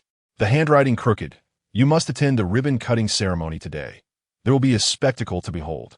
With a playful smile, Jiang Yuhan scoffed. "How mysterious.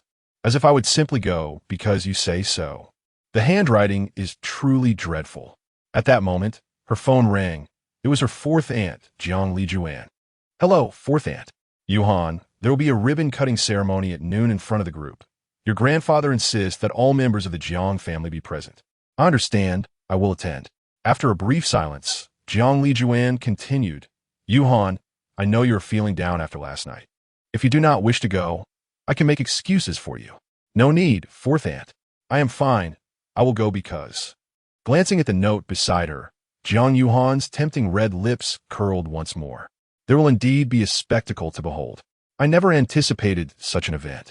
It is due to my secretary's incompetence. Fear not, Lin Xiaoyu. I shall personally attend the ribbon-cutting ceremony this afternoon. As long as the collaborator is not Miss Jiang Yuhan, I shall not partake in the ceremony. In the car, after listening to Lin Song's account, Lu Heng solemnly vowed. Lu Qianqian sat in the back seat alongside Lin Song.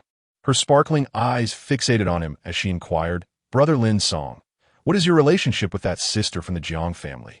You seem to assist her quite a bit. We are. Lin Song pondered for a moment. Very good friends. Are you in a romantic relationship? Lu Qianqian asked eagerly, her fists clenched in anticipation. Lin Song shook his head, no. Lu Qianqian sighed in relief, her face lighting up with joy. That is truly wonderful. Qianqian. Lu Heng could no longer tolerate the conversation and promptly interjected. Enough. Let us not dwell on this further. We have arrived at school. Hurry along now. The car came to a halt before Lu Qianqian's high school. She cast a lingering glance at Lin Song before alighting. Her backpack slung over her shoulder as she dashed towards the school gate, her ponytail swaying behind her. My apologies for the awkwardness, Lu Heng remarked as the vehicle resumed its journey. Lin Song smiled and shook his head. Director Lu, I have concluded my matters. Now, let us discuss yours. Lu Heng adopted a serious tone. There is indeed a matter I wish to entrust to you, Lin Xiaoyu. Do not stand on ceremony. Simply call me Lin Song. Feel free to express whatever concerns you have, Lin Song replied. Very well, Lin Song. I shall be direct. Lu Heng paused before continuing. Are you familiar with the Lu family of Donghai? Lin Song's expression shifted slightly as he surmised Lu Heng's intent. I am aware. The Lu family of Donghai is a prominent lineage, influential in both legitimate and illicit affairs, with their enterprises spanning numerous industries. There are even members of the family serving in sensitive governmental positions. The current underground emperor of Donghai, Hao Erlong, is merely a servant to the current head of the Lu family, Lu Yuehua. Lu Heng nodded. It appears you possess a considerable understanding of the Lu family. So I shall refrain from excessive explanation. The reason I sought you out is that I would like your assistance.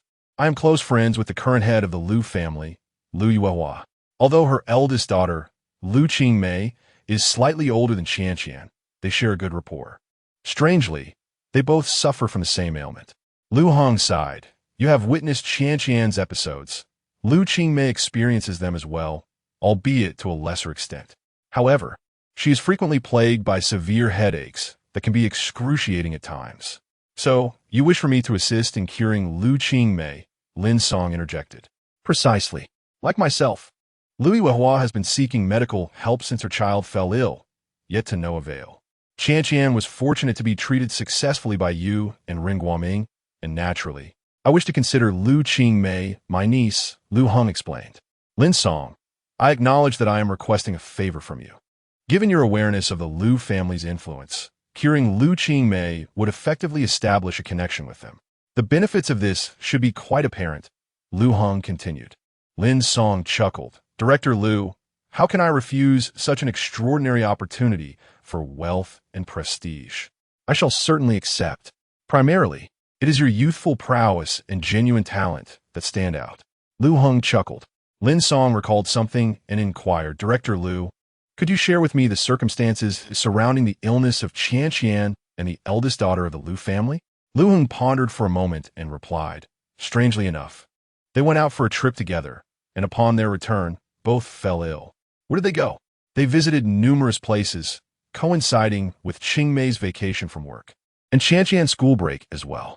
They traveled together, even attending a party on a small island owned by the Lu family. Nothing particularly unusual about that. Lin Song's expression shifted, and he murmured, indeed. In his previous life, upon becoming an executive officer of the Supernatural Management Bureau, his first case involved the Lu family. The illnesses of Lu Qingmei and Lu Qianqian were a direct result of their visit to that island. Lin Song, what did you say? Lu Heng, having not heard, asked. Lin Song snapped back to reality. It's nothing. Let us proceed to the Lu family. Lin Song's thoughts were rather straightforward. He had encountered many such instances in his past life, where individuals, having glimpsed the mysteries of the human body, became ensnared and unable to extricate themselves. Yet, if one were to intervene in time, the fate of the Liu family was not beyond alteration. Lin Song bore no grand aspirations of rescuing every lost soul, nor did he possess any obligation to do so. Having been granted a second chance at life, Lin Song sought only vengeance and to care for those close to him. As for others and their affairs, he would leave it to fate. Chapter 34. On what basis when Lin Song and Liu Hong arrived at the Liu family estate? Another vehicle also pulled up. The door swung open, revealing Secretary Xiao and a tall, slender young man. Lin Song, previously when you treated Qianqian, you collaborated with Professor Rin. Therefore, I have invited both you and Professor Rin this time. However, Professor Rin is currently attending an important meeting and cannot be here just yet. So Secretary Xiao has brought his most outstanding student, Liu Hong explained. Lin Song nodded, assessing the young man approaching them. He seemed vaguely familiar from his time at the hospital. Hello, President Liu. My name is Wu Lixing, a student of Professor Rin. Wu Lixing greeted Liu Hong, but remained silent upon encountering Lin Song, who was his senior. How much longer until Professor Rin arrives? Liu Hong inquired. Wu Lixing replied, Professor Rin will need another half hour to conclude his meeting. However, you need not worry. With my presence, I can still ensure the successful treatment of Miss Liu. Very well, let us proceed inside, Liu Hong stated. The group entered the Liu family villa, while Secretary Xiao returned to the hospital to fetch Professor Rin. Upon entering the courtyard, Liu Weihua awaited them at the entrance, accompanied by a burly subordinate. Brother Liu, you finally made it, Liu Weihua exclaimed, grasping Liu Heng's hand with great warmth. Liu Heng chuckled. Brother Liu, I trust you haven't been waiting too long. Allow me to introduce you. This is Lin Song, a young friend of mine, and this is Wu Lixing, a student of Professor Rin from the Central Hospital of Donghai City. They are here today to treat Qianqian. Liu Weihua scrutinized the two young individuals before him, his brow furrowing. Brother Liu, are you joking? These two seem rather young. Can they manage? Liu Hong reassured him. Do not fret, Brother Liu. Qianqian was successfully treated by Lin Song and Professor Rin together. Although Professor Rin has business to attend to today, he would not send just anyone in his stead. Hence, I assure you, there will be no issues. Yet, Liu Weihua remained skeptical, glancing once more at Lin Song and Wu Lixing, clearly still uneasy. At this moment, Wu Lixing interjected, Mr. Liu, please do not worry. Miss Liu's treatment employed my master's exceptional technique, the Ling Shu acupuncture. While I may be young, I have mastered this skill and can certainly heal Miss Liu. Indeed, Professor Rin would not send just anyone to replace him. He possesses genuine expertise. Besides, Lin Song is here as well. Brother Liu, you should rest assured, Liu Heng added. Wu Lixing shot a glance at Lin Song, a scoff escaping him as he continued, Mr. Liu, I can manage on my own. There is no need for anyone else. Lin Song turned to regard Wu Lixing. Have I offended you in any way? Liu Heng looked surprised. Glancing back at Wu Lixing, why do you say that, young friend? It was Lin Song and Professor Rin who successfully treated Qianqian's condition. Indeed, he worked alongside Professor Rin. I was present that day. I must concede, he possesses certain skills in acupuncture theory, but theory does not equate to clinical experience.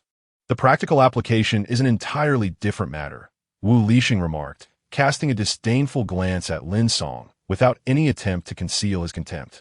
He felt disdainful and dismissive towards Lin Song, viewing him as inferior. That day, addressing him as Master Uncle was merely a reluctant necessity. In his eyes, Lin Song might have grasped some acupuncture theories and fortuitously stumbled upon a method akin to Ren Guoming's, thus earning the respect of Professor Rin and Dean Zheng. However, Lin Song had not personally administered any treatment. The entire process was conducted by Professor Rin, leading Wu Lixing to conclude that Lin Song was merely a theorist, lacking practical skills. Furthermore, Lin Song hesitated to teach at hospitals or claim patent fees, fearing that increased exposure might reveal his inadequacies.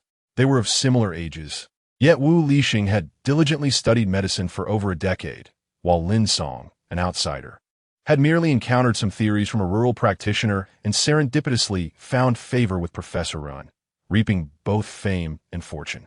Why should he benefit? I have toiled meticulously, step by step.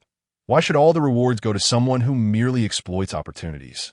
At this moment, Lu Hong glanced at Lin Song before addressing Wu Lixing, stating that although he lacked medical expertise, Lin Song was recognized by Professor Rin, suggesting he must possess genuine skills.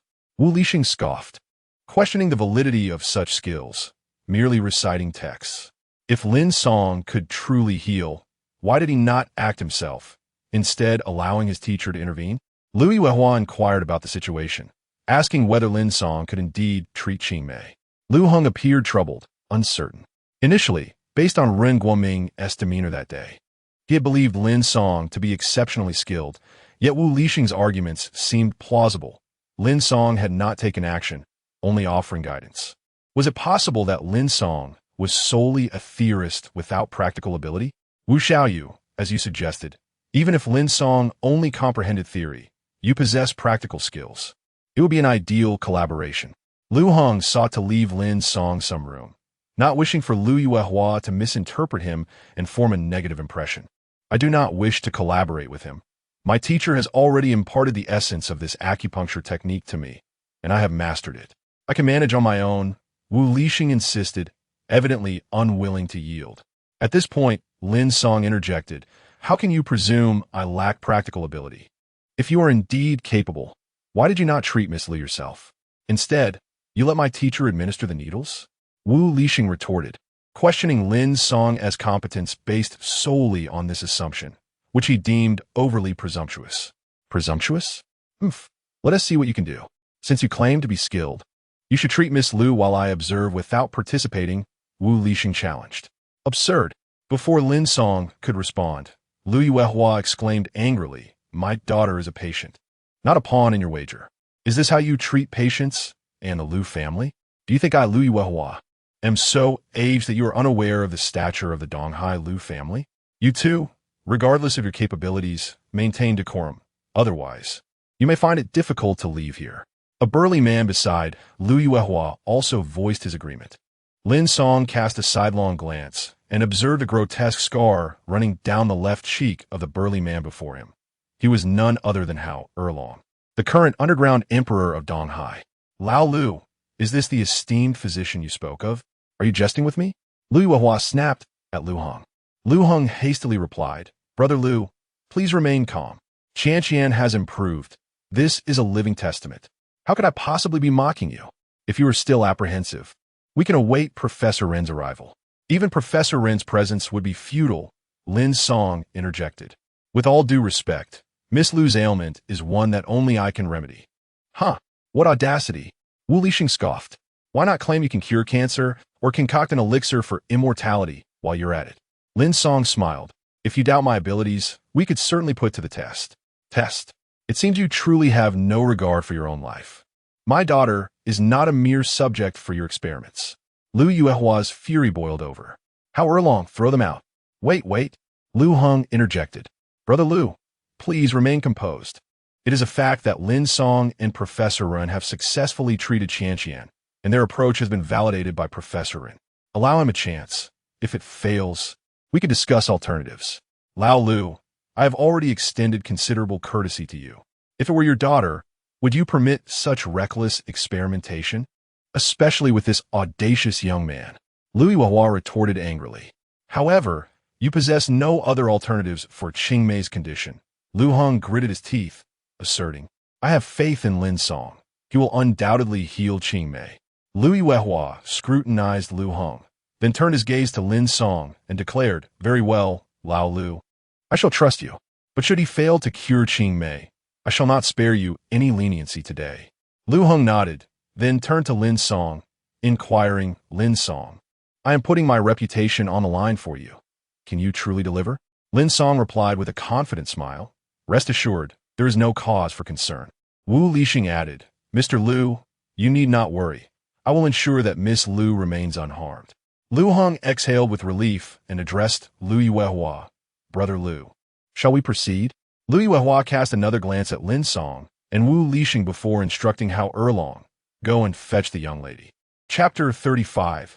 Treatment. After Hao Erlong ascended the stairs, he soon descended, with Lu Qingmei trailing behind, her hand gripping the banister as she carefully made her way down step by step. Lu Qingmei possessed a slender frame, clad in a loose-fitting, plain cotton dress that hung languidly upon her figure. The delicate fabric clung to her somewhat frail physique, swaying gently with each step she took. Her pale complexion bore the pallor of prolonged illness, while her slightly disheveled hair cascaded onto her shoulders.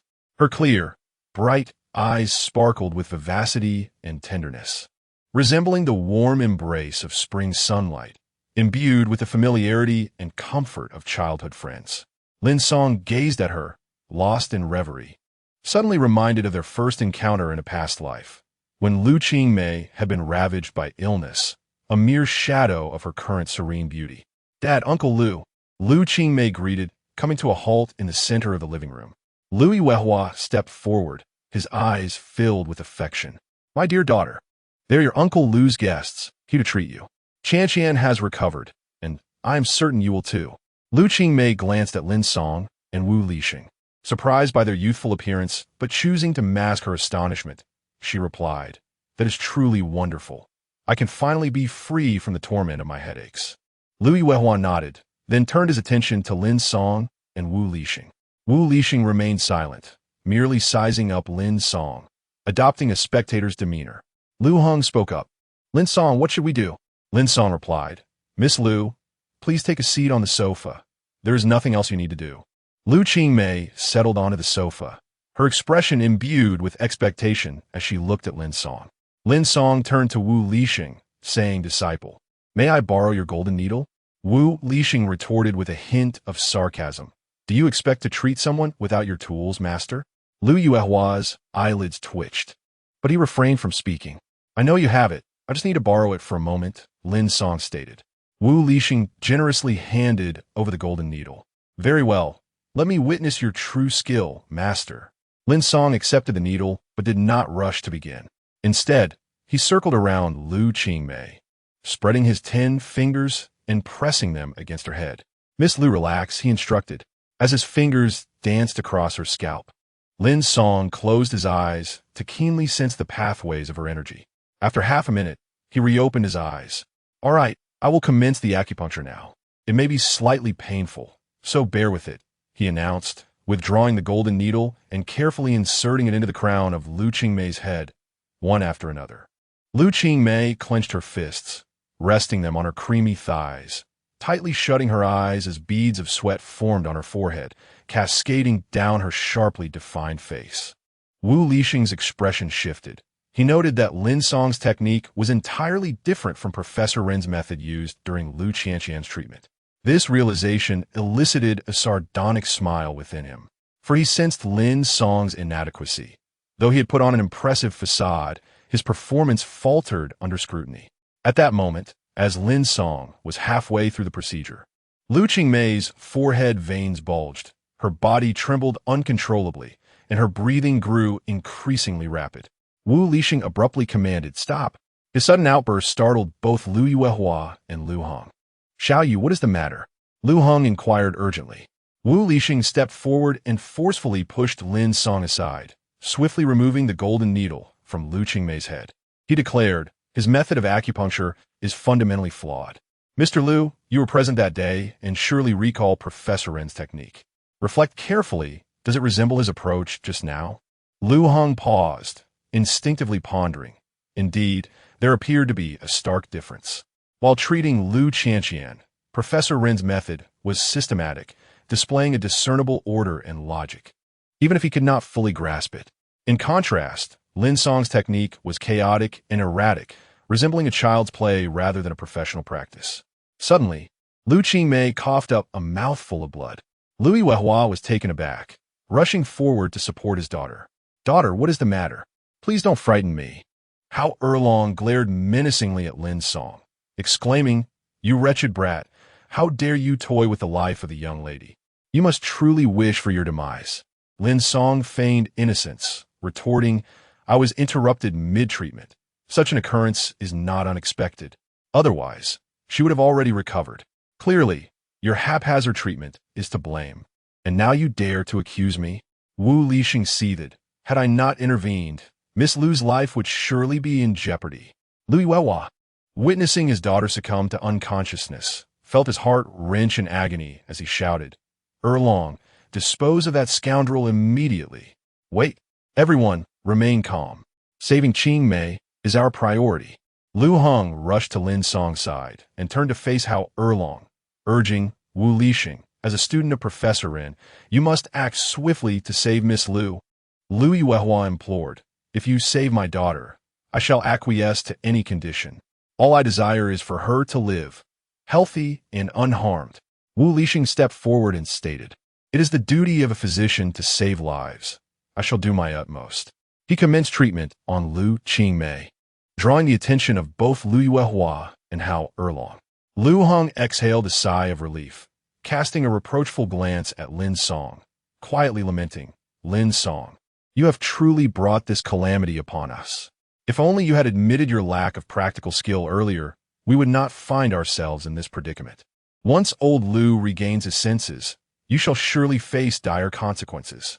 Our relationship with the Lu family may very well come to an end. Regardless, you did save Qianqian.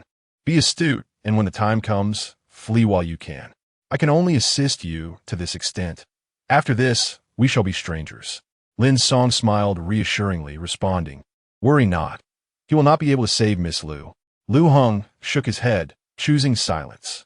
At that moment, Wu Lixing completed the acupuncture, and Lu Qingmei's pallid complexion began to regain its rosy hue as she slowly opened her eyes. Daughter, you are awake. How do you feel? Lu Yuehua eagerly inquired. Embracing her, sitting up, Lu Qingmei turned her head in astonishment, exclaiming, Father, I think I'm better. My head no longer hurts at all. Oh, that is truly wonderful. Absolutely splendid. Lu Yuehua rejoiced, hopping with elation. Lu Heng quietly sighed in relief. Had Lu Qingmei not been rescued, Lin Song would undoubtedly have faced dire consequences. Young man, your name is Wu Lixing, correct? I'm immensely grateful to you. You have cured my daughter, and I shall repay you handsomely. Tell me, what is it that you desire? In Donghai, I, Lu Yuehua, can accomplish very few things, Lu Yuehua remarked to Wu Lixing. Wu Lixing was filled with joy. The satisfaction and sense of achievement he derived from healing Lu Qingmei far outweighed any reward he might receive from Lu Yuehua. He replied, Thank you for your kindness, Mr. Lu. As a physician, my mentor, Professor Ren, often teaches us that a doctor must possess not only medical skills, but also medical ethics. If you could simply support the development of traditional Chinese medicine, that would suffice. I seek no personal recompense. Truly impressive. Such youthful talent. Lu Yuehua exclaimed, heartily clapping Wu Lixing on the shoulder, lavishing praise upon him without reservation. Lu Heng, seizing the opportune moment, quickly urged, Lin Song, now is the time. Run. However, Lin Song remained unfazed and instead retorted, You are indeed a good student. But did Professor Ren not instruct you that all medical practices require integration and adaptability? Your rigid treatment methods merely replicated those used on Lu Qianqian. While Miss Lu shares a similar ailment with Lu Qianqian, their differing physical constitutions and varying degrees of illness necessitate distinct treatment approaches. Otherwise, a cure is unattainable. As this unexpected voice resonated, all attention shifted toward him. Lu Heng, exasperated, rubbed his forehead. Upon encountering Lu Yuehua's fiery gaze, he quickly stepped aside, thinking to himself, I have done all I could. This is of your own making. Wu Lixing scoffed, You speak convincingly, yet the undeniable truth is that I have healed Miss Lu, while you nearly brought her harm. Young man, the facts are clear. What further justification do you have? If you believe you can escape my wrath by this means, you are sorely mistaken. Lu Yuehua coldly huffed. You nearly caused my daughter's death. I care not for your reasons. There shall be no mercy. I have not harmed your daughter. Rather, it was he who interrupted my treatment process, and this esteemed disciple of Professor Ren has also failed to cure your daughter, Lin Song replied, a knowing smile gracing his lips as he gestured towards the scene.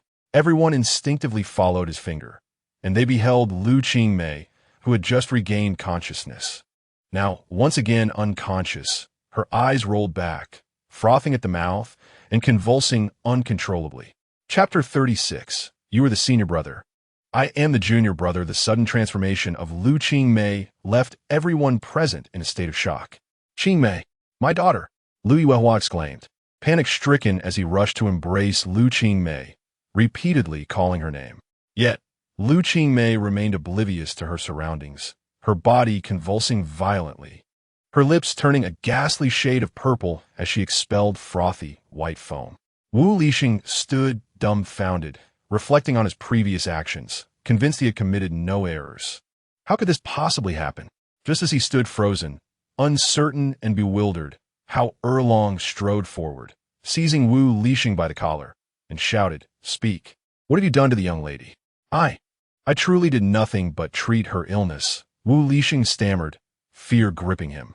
Considering the Lu family's esteemed standing in Donghai, the implications of having worsened a patient's condition were dire. How could the young lady be in such a state if he had done nothing? You must be a fraud, pretending to possess skills you clearly lack. You have no fear of death. Hao Erlong thrust Wu Lixing to the ground, cold sweat pouring down his face. Calm down. Please remain calm. I will find a way. I can surely cure Miss Lu. You're better off dead, Hao Erlong exclaimed, dragging Wu Lixing towards the exit. At that moment, Secretary Xiao arrived with Professor Ren. What is happening here? Professor Ren Guoming inquired upon seeing Hao Erlong gripping his student. What is happening? Your esteemed disciple is about to bring ruin to Miss Lu, Hao Erlong exclaimed, unceremoniously tossing Wu Lixing to the ground. Wu Lixing scrambled to Ren Guoming's feet, pleading, "Teacher, save me. Please help me." Professor Ren furrowed his brow, demanding, "What is going on?" I was merely following the acupuncture techniques you taught me to treat Miss Lu. I cannot fathom why this has occurred." Wu Lixing protested, his face contorted in distress. Professor Ren quickly approached Lu Qingmei to assess her condition, discovering that her cranial meridians were misaligned. "What has happened to my daughter?" Lu Yuehua anxiously inquired as he witnessed Lu Qingmei lose consciousness. Taking a deep breath, Professor Ren replied, "Mr. Lu, I must be frank. Miss Lu's condition is grave. Not only has her original ailment not been alleviated, but her meridians are also misaligned." Lu Yuehua froze momentarily, then roared, "This is all your disciples' fault. You are to blame for bringing them here. I was foolish enough to believe your nonsense. How could two inexperienced youth possibly cure an illness? Look at the state my daughter is in now." Hearing this, Professor Ren cast a reproachful glance at Wu Lixing, while Lu Hong hung his head in shame. "Treat her. Just ensure she is healed." Lu Yuehua shouted vehemently, "If anything happens to my daughter today, none of you shall leave here unscathed." Professor Ren's brow furrowed deeply as he turned to Wu Lixing, rushing towards him with an authoritative shout. "What exactly have you done? How could her meridians be misaligned?" Wu Lixing, looking utterly innocent, replied, "I truly performed the acupuncture as you instructed. Teacher, how could there be misalignment?" Professor Ren, perplexed, anxiously demanded answers from Wu Lixing. At this moment, Lin Song spoke up. "My previous acupuncture session was interrupted, and you, my dear apprentice, have merely replicated the treatment you administered to Miss Lu, leading to inevitable mistakes." Ren Guoming then noticed Lin Song, feeling slightly surprised, and soon comprehended the situation. "You fool! Do you not understand that different patients require adaptable approaches? No matter how skilled a physician may be, it is impossible to apply the same method to every individual." Ren Guoming scolded in frustration. Wu Lixing dared not retort. At this moment, he finally recognized his error. "After all that has been said, can you treat her or not? If you can, then hasten to do so. If not, you will accompany my daughter to her grave." Lu Yuehua bellowed. Lu Hong attempted to mediate. "Brother Lu, please remain calm. Professor Ren is here. There will surely be no problem." Lu Yuehua, however, was beyond reason, pointing at Lu Hong and cursing. "Old Lu, if anything happens to my daughter today, our friendship is finished. I never wish to see your face again. How could you possibly bring someone to harm my daughter?" Lu Hong was rendered speechless and could only implore Professor Ren. "Professor Ren, please think of a solution." Professor Ren replied, "I do have a method to treat her, But the misalignment of Miss Lu's meridians is too severe, which demands a high standard for acupuncture procedures. I cannot accomplish this alone. I require assistance. Isn't your student capable? Lu Heng inquired. Ren Guoming shot a glare at Wu Lixing. He is incapable. He will only create more problems. Suddenly struck by inspiration, Ren Guoming turned to Lin Song. Junior brother, come help me. Let us treat Miss Lu together. Lu Heng quickly grasped Ren Guoming's arm. Recalling the vivid scene of Lin Song treating Lu Qingmei's hemorrhage, Professor Ren, should we not consider alternative methods? Ren Guoming shook his head. This acupuncture technique is originally my junior brother's. If anyone can execute it proficiently, it is him. Ren Guoming, with his profound medical knowledge, understood the intrinsic value of the Ling Shu acupuncture theory and recognized that such a theory is grounded in extensive clinical trials. But your apprentice just said. Lu Heng remained unconvinced. Yet, Ren Guoming interrupted him, casting another irritated glance at Wu Lixing. He knows nothing. If I say it will work, it will work. Lu Heng ceased his objections and turned towards Lu Yuehua. Although Lu Yuehua was bewildered by why Ren Guoming referred to Lin Song as his junior brother, he could not afford to dwell on this at the moment. Moreover, Lin Song's earlier statements had indeed proven accurate, which instilled a modicum of trust in him. Most importantly, time was of the essence concerning Lu Qingmei's condition. I do not understand medicine, nor do I care what methods you employ, as long as you can cure my daughter. Anything else can be discussed, but if my daughter does not awaken, you are well aware of the consequences. After proclaiming this, Lu Yuehua stepped aside. Ren Guoming approached Lu Qingmei, helping her to lean against the sofa, and looked at Lin Song. Junior brother, let us commence. Wu Lixing, with a reluctant expression, shouted, Professor, he lacks practical experience. Be cautious lest he implicate you. Silence. Ren Guoming exclaimed in fury, regretting ever taking Wu Lixing as a student. Letting Lu Qingmei's condition worsen is one matter, but daring to question Lin Song's mastery of the Ling Shu acupuncture technique is utterly unacceptable. This student is beyond redemption. Helpless, Wu Lixing wore an expression of reluctance, yet refrained from uttering another word. Lu Heng, on the other hand, felt a bead of sweat trickle down his brow. Should any mishap occur this time, his friendship with Lu Yuehua would be irreparably damaged, potentially leading to animosity. Lin Song, however, chose not to dwell further on the matter and proceeded directly. His thoughts were solely focused on concluding this endeavor swiftly and departing, for too much time had already been squandered, and the Jiang family's ribbon-cutting ceremony was imminent. Lu Heng could not afford to be absent. Let's begin, Lin Song declared as he positioned himself before Lu Qingmei, addressing Ren Guoming. Ren nodded, retrieving a golden needle, yet found himself at a loss. Junior brother, where shall we commence? Follow my instructions, Lin Song replied succinctly, grasping a golden needle and piercing it into the Baihui point. The needle was inserted vertically to a depth of 0.5 inches. The Fengqi point was approached with a diagonal insertion of 1 inch. The Higa point was similarly engaged with a diagonal insertion of 0.8 inches. The Like point was punctured horizontally to a depth of 0.5 inches. 10 minutes later, the acupuncture session concluded. Ren Guoming exhaled a breath of relief, wiping the sweat from his forehead, and smiled sincerely. I never imagined acupuncture could be approached in such a manner. It appears chaotic, yet there exists a profound logic behind it. Junior brother, you have truly elevated the Ling Shu technique to its zenith. I am in awe. Henceforth, I shall learn from you more diligently. From this moment on, you shall be the elder brother, and I shall take on the role of the younger brother, Ren declared earnestly. Lin Song paid no heed to Ren Guoming's exuberance, ultimately placing a gentle touch between Lu Qingmei's brows. She furrowed her brow and slowly opened her eyes. Chapter 37. All is well, my daughter. Qingmei, how do you feel?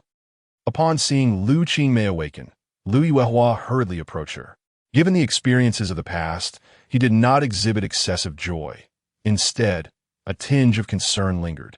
Lu Qingmei, bewildered, surveyed her surroundings before standing up to pace the room. After a few jubilant hops, she wept tears of joy, exclaiming, Father, I am well. This time, I am truly healed. How wonderful! How wonderful! Lu Yuehua's eyes glistened with moisture as father and daughter embraced tightly. Lu Heng, witnessing the scene, felt the weight on his heart lift, wiping away the sweat, relieved that his judgment had not been in vain. How could this be possible? The needling technique was so chaotic, lacking any semblance of order, yet it miraculously healed her. This is inconceivable. Wu Lixing could not fathom that Lin Song was indeed capable of practical acupuncture. He turned to Ren Guoming, asserting, "No, teacher, it was you who healed Miss Lu, right? Lin Song cannot perform acupuncture. He was merely assisting. All the credit belongs to you." Slap. Ren Guoming, unable to tolerate it any longer, delivered a sharp rebuke. Silence. How dare you address your master by name? Did you not witness the treatment process? Who guided? Who assisted? Your lack of skill nearly resulted in disaster. And even now, you refuse to repent, questioning your master. Do not call me teacher again, nor follow me any longer. Ren Guoming was genuinely angry, resolute in his decision to expel Wu Lixing from his tutelage. Professor Ren, teacher, I was wrong. I acknowledge my mistake. Wu Lixing trembled in panic, then turned to Lin Song, admitting, Master, no, Uncle Master, I was mistaken. I should not have doubted you. I truly regret it. Lin Song remained silent, stepping before Wu Lixing, grasping his wrist and inserting a golden needle into an acupuncture point. In truth, your capacity for learning is remarkable. Although you have yet to fully grasp this technique, replicating the treatment for Lu Qianqian in such a brief span is commendable. Furthermore, your medical ethics are indeed praiseworthy. However, youthful arrogance and an unwillingness to accept criticism must be amended. Gently adjusting the golden needle, Lin Song added, also remember the sensation of these few needles. Your execution just now was imperfect. It should feel like this. After withdrawing the golden needle, Lin Song fixed his gaze on Wu Lixing. Have you remembered? Wu Lixing nodded numbly, having recognized his shortcomings through the previous acupuncture session. Gazing into Lin Song's calm eyes, he felt an overwhelming sense of shame. He had not anticipated that Lin Song would not harbor resentment, but would instead impart knowledge and correction without reservation. This skill, this magnanimity, truly made him feel inferior.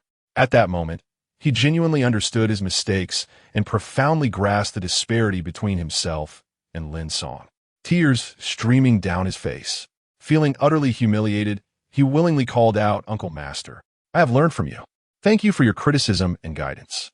I shall dedicate myself to honing my skills and reflecting on my actions.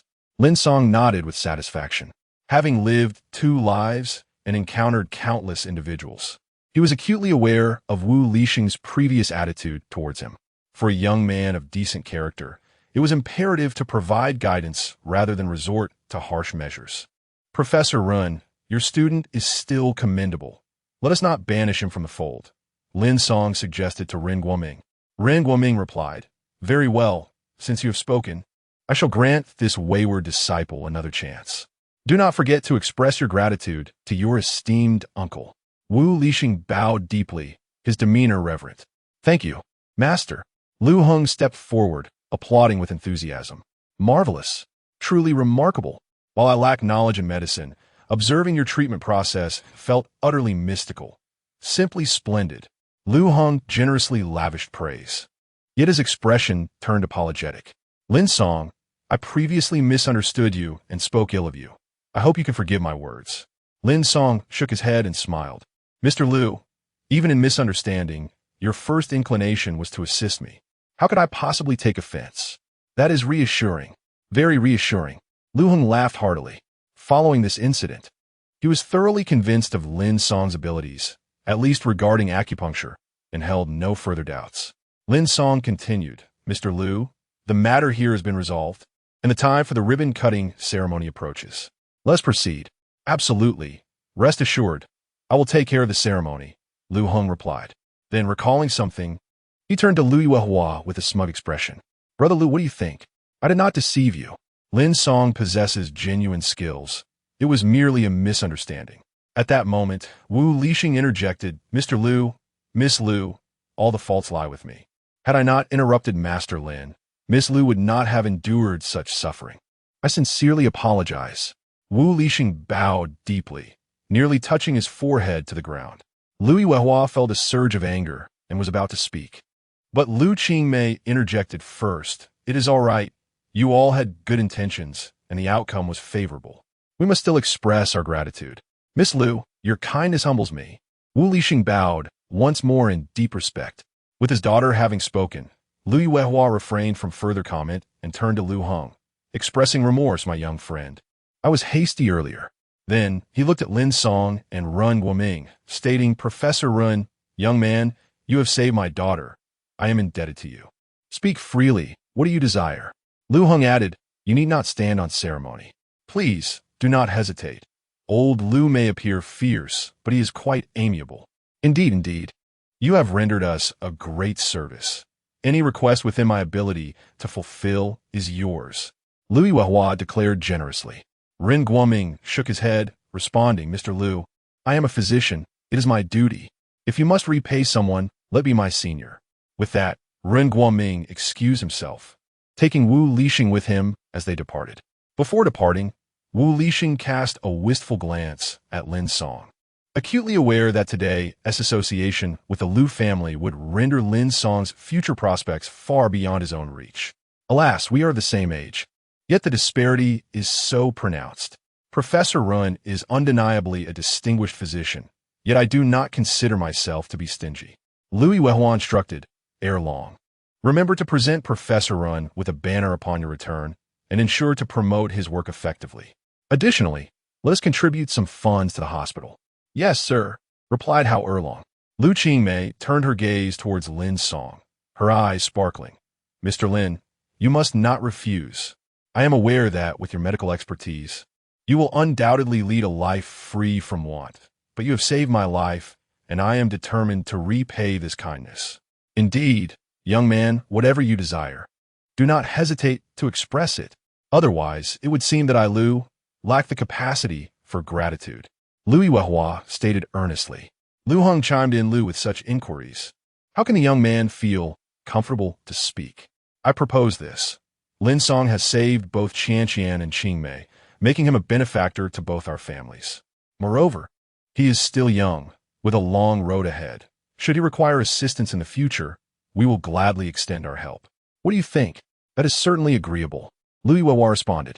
However, that is not sufficient. Lin Song, you must express something today. Anything will suffice. I am determined to offer my gratitude. Stepping forward, Lu Qingmei tilted her head slightly to gaze at Lin Song. Mr. Lin, feel free to say anything. Anything at all. As she spoke, Lu Qingmei casually brushed her hair back, releasing a fragrance from her shampoo that mingled with her delicate scent, compelling Lin Song to instinctively inhale deeply. Chapter 38 Advice. With that said, I have something to convey. Under the gaze of several onlookers, Lin Song finally spoke. Go ahead, Lu Yuehua replied, his expression brimming with anticipation. At that moment, Lin Song turned his attention to Lu Hong, stating, President Lu, the ribbon-cutting ceremony is about to commence. You should go ahead. I will join you shortly. Lu Hong paused, glancing at the time. It was still an hour until it began. Realizing Lin Song felt uncomfortable discussing matters in front of so many people, he responded, All right, I'll be on my way then. Enjoy your conversation. Without further thought, Lu Hong departed with Secretary Xiao, leaving Lu Yuehua even more intrigued. He looked at Lin Song and inquired, Lin Song, do you have something unspeakable to share? Lin Song shook his head. What I wish to discuss concerns the Lu family. Our family? Then I shall listen intently. Lu Yuehua replied, his interest piqued. Lin Song then shifted his gaze to Lu Qingmei and Hao Erlong. Lu Yuehua reassured him, Please speak freely. My daughter and Erlong are family. There is nothing about the Lu family they cannot hear. Very well, then I shall proceed. Lin Song paused for a moment before continuing, I wish to advise Mr. Lu to cease immediately the endeavors currently undertaken by the Lu family. Lin Song, what do you mean by that? Lu Yuehua was momentarily taken aback. The island. Lin Song spoke cryptically. Suddenly, Lu Yuehua's expression changed, his eyes wide with disbelief as he looked at Lin Song. You must have noticed the ailments afflicting Miss Lu and Miss Lu. They are undoubtedly influenced by the air on that island. Fortunately, it is not severe. But that is not the crux of the matter. Lin Song's demeanor turned grave. as the saying goes. Curiosity killed the cat. Some matters are not to be trifled with. What you seek to control may very well consume you instead. Lu Yuehua's countenance darkened ominously, a whirlwind of emotions flashing in his eyes. How Erlong, who was privy to some of the truths, understood Lin Song's words and stared wide-eyed, profoundly shaken.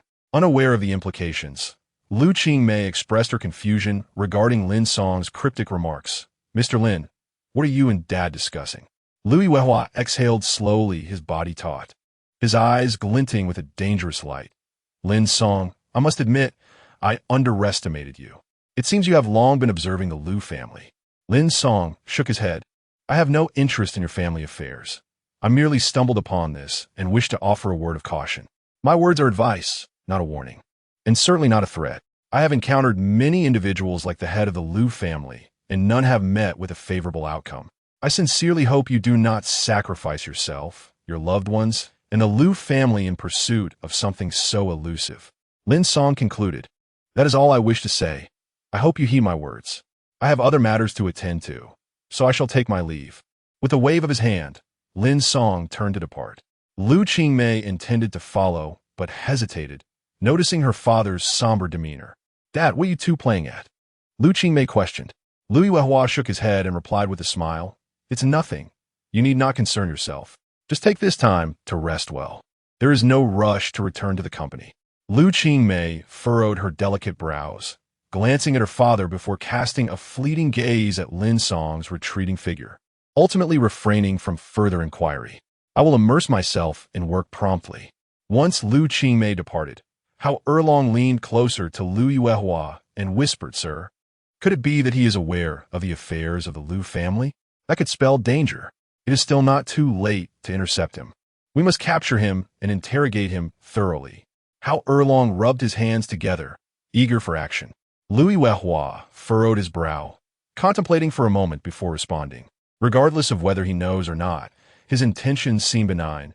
Otherwise, he would have reported us to the authorities or sought assistance elsewhere, rather than personally confronting the Lu family. Yet, even so, his audacity is quite remarkable. Does he not fear retribution? How Erlong found this notion astounding. Lu Yuehua narrowed his eyes and remarked, This Lin Song is far from the simpleton he appears to be. Whatever his motives may be, we should first probe his intentions. Indeed, sir. The sun shone brightly upon the grand edifice of the Shojin group, where members of the Jiang family, impeccably dressed in suits, held flutes of champagne, engaging in light conversation as they awaited the commencement of the ribbon-cutting ceremony. Jiang Yuhan arrived fashionably late, being the last to reach the venue. Jiang Lijuan immediately approached her. Yuhan, with a radiant smile, Jiang Yuhan replied, Fourth aunt, how are you? Is everything all right? Jiang Lijuan inquired with concern. Jiang Yuhan shook her head. I am well.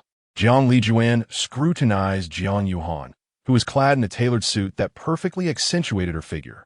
Her makeup was exquisite, with a striking crimson lip that drew attention, and her bright eyes reflected neither sorrow nor despondency, but rather exuded confidence and determination. I am relieved to hear that. At that moment, Jiang Yashuan approached, her sharp and caustic tone as irksome as ever. Well, if it isn't my cousin, I thought you wouldn't show up. Grandfather insisted that everyone be present. How could I possibly not come? Jiang Yuhan retorted, unyielding in her stance. Jiang Yashuan scoffed, Cousin, your filial piety is commendable. Given that, I presume you won't be able to evade the marriage arrangement with the Song family any longer. My affairs are none of your concern. You should focus on your own matters, Jiang Yuhan replied with a meaningful glance. Worry? What do I have to be concerned about? Jiang Yashuan pointed towards the red carpet leading up to the building. Did you see that? I will soon be on that stage to cut the ribbon. Today will be my most glorious moment. Does a mere ribbon-cutting ceremony suffice for your aspirations? Your ambitions are rather modest, Jiang Yuhan remarked with disdain. You, Jiang Yashuan sneered. I know you are envious. However, it matters not. I revel in witnessing your jealousy, knowing you cannot do anything about it. I'm not as immature as you, nor do I find any merit in envying you. Furthermore, you will not achieve success in today's collaboration, Jiang Yuhan stated firmly. Not achieve success. Jiang Yashuan could hardly believe her ears. bursting into laughter. "Cousin, even at this late hour, you remain stubborn," Lin Song said, "as much yesterday. And yet you choose to believe him. Your disbelief is inconsequential. Soon enough, you shall discern the truth." Jiang Yuhan presently harbors complete trust in Lin Song. If he declares that this cooperation cannot materialize, then indeed it shall not. "Ah, who dares to speak with such audacity?" With a similarly irksome tone, Zhu Yuanrong approached, casting a disdainful glance at Jiang Yuhan. "I say, my dear niece, in such times, you still entertain the fanciful notions of a bastard's words to console yourself. Truly, you are unashamed." It appears that Jiang Yuhan is genuinely enamored with that illegitimate child of Lin Song. Your judgment seems to have indeed followed in your father's footsteps. Jiang Weishan joined in the assault. Jiang Yuhan's expression darkened as she coldly responded, "Second uncle, choose your words with care." Jiang Weishan shrugged nonchalantly. "Today marks my daughter's auspicious occasion. I shall not hold it against you. Once this day has passed and Yashuan takes charge, we shall engage in a proper discussion." Jiang Lijuan positioned herself protectively in front of Jiang Yuhan, asserting, "Second brother, that is quite enough. Our guests have arrived." At that moment, a Mercedes-Benz halted before the Shojin group, and Lu Heng, along with Secretary Xiao, disembarked in succession. Jiang Shojing promptly led the Jiang family to greet them warmly. Jiang Yashuan, with a triumphant glare at Jiang Yuhan, declared, "Jiang Yuhan, did you witness that? President Liu has arrived. I am to cut the ribbon. Did you not assert that Lin Song claimed I could not accomplish this? Please continue your discourse, since you place such unwavering faith in Lin Song's illegitimate offspring. May you enjoy your life together." "Oh, but it seems that may not be the case. Grandfather has decreed that you are to wed Song Mingxian." Jiang Yashuan leaned closer to Jiang Yuhan, venomously whispering, "Song Mingxian harbors a deep-seated hatred for you. Marrying him will ensure you endure no days of peace. The resources you acquire shall pave the way for me. I shall even make a special request to young Master Song to treat you with a touch more kindness." Chapter 39. Jiang Yashuan, stunned upon finishing her words. Jiang Yashuan burst into laughter and raced up the stairs. "Yuhan, don't mind her. She has always been this infuriating," Jiang Lijuan remarked indignantly. Jiang Yuhan nodded with a smile, then turned to scan the crowd. "Where is he? Has he not arrived yet?" Just as she muttered, a tall figure emerged from the throng and approached with purpose. Jiang Yuhan's face lit up with joy as she hurried forward, casually linking her arm with Lin Song's. "I thought you weren't coming." "Of course I wouldn't miss the spectacle," Lin Song replied with a grin. "But the ribbon-cutting ceremony is about to commence. You don't mean to tell me that this spectacle is merely to witness my embarrassment, do you?" Jiang Yuhan expressed with a hint of concern. "Certainly not. Be patient. As I previously stated, without you, the ceremony cannot proceed," Lin Song assured her. "Oh, then I shall wait a little longer," Jiang Yuhan replied, her smile radiant. Following the events of the previous day, her fondness for Lin Song had grown exponentially, and her trust in him reached its zenith. She had no doubt regarding his words, which also bolstered her confidence in challenging Jiang Yashuan. She gazed at Lin Song's chiseled features, experiencing an unprecedented sense of reliance. The feeling of having someone to lean on and trust was truly exquisite, and she found herself yearning to immerse herself in that sensation, never wishing to resurface. "I hadn't noticed before, but you're quite handsome," Jiang Yuhan remarked dreamily. Lin Song looked at her and chuckled. "You are also quite beautiful." Jiang Yuhan playfully swatted him, involuntarily displaying a charming innocence. As the two engaged in their flirtatious banter, the ribbon-cutting ceremony officially commenced. Lu Heng, surrounded by Jiang Shojing and others, took to the stage. Jiang Yashuan greeted him respectfully. "Hello, Director Liu. It is indeed an honor to have you personally attend the ceremony." Lu Heng appraised Jiang Yashuan and said, "Miss Jiang, there is no need for such formality. Let us begin." Upon his words, the Jiang family promptly presented the scissors and ribbon, while reporters and social media personnel raised their equipment, ready to bear witness. Observing this, Zhu Yuanrong stepped in front of Lin Song and taunted, "Lin Song, did you see that? Did you not claim that without Jiang Yuhan, the ceremony could not take place? What is happening now?" Care to enlighten me? A wild child who has never seen the world, always boasting and speaking nonsense, Jiang Weishan scoffed. Yuhan, you must admit, such a man is indeed worthy of you. That cannot be. Jiang Yuhan is still destined to marry Song Mingxian. I must mention this to the old man later. Zhu Yuanrong leaned close to Jiang Weishan and whispered, using Jiang Yuhan to pave the way for our daughter's resources must not be wasted. Jiang Yuhan remained silent, still linking her arm with Lin Song. Jiang Lijuan spoke up, second brother, second sister-in-law, you are adults yet still bullying a child. Do you not fear being ridiculed? Ridiculed? After today, my daughter will be the one in charge. Who would dare to ridicule her? Zhu Yuanrong replied smugly. Jiang Lijuan's expression darkened. Sister-in-law, as you mentioned. Today is Jiang Yashuan's special day. If you continue to stir trouble, it will adversely affect her. Zhu Yuanrong paused, huffed, and fell silent. Jiang Weishan cast a teasing smile at Jiang Yuhan and Lin Song before turning away to gaze at the stairs. Jiang Lijuan faced Jiang Yuhan, glancing at Lin Song, and then at the intertwined arms of the two, stating, Yuhan, I understand that you do not wish to marry Song Mingxian. I will speak on your behalf shortly, but Lin Song cannot assist you. His background is not favorable and will only bring you gossip and ridicule. Do not invest too much emotion. Sever ties as soon as possible. Fourth aunt, trust me. I have said that without Yuhan, the ribbon-cutting ceremony cannot proceed. Lin Song interjected. Jiang Lijuan's expression darkened, and she retorted disdainfully, do not address me as fourth aunt. You are not a member of the Jiang family, and we are not that close. Furthermore, given today's occasion, refrain from speaking nonsense. It will negatively impact Yuan. At that moment, as Jiang Lijuan was mercilessly chastising Lin Song, Lu Hing picked up the scissors but did not cut the ribbon. Instead, he turned to Jiang Yashuan, seemingly oblivious, and inquired, excuse me, are you Miss Jiang Yuhan? Jiang Yashuan paused, shaking her head. I am not. My name is Jiang Yashuan. Oh, I see. Lu Heng set down the scissors and said, ladies and gentlemen, my apologies.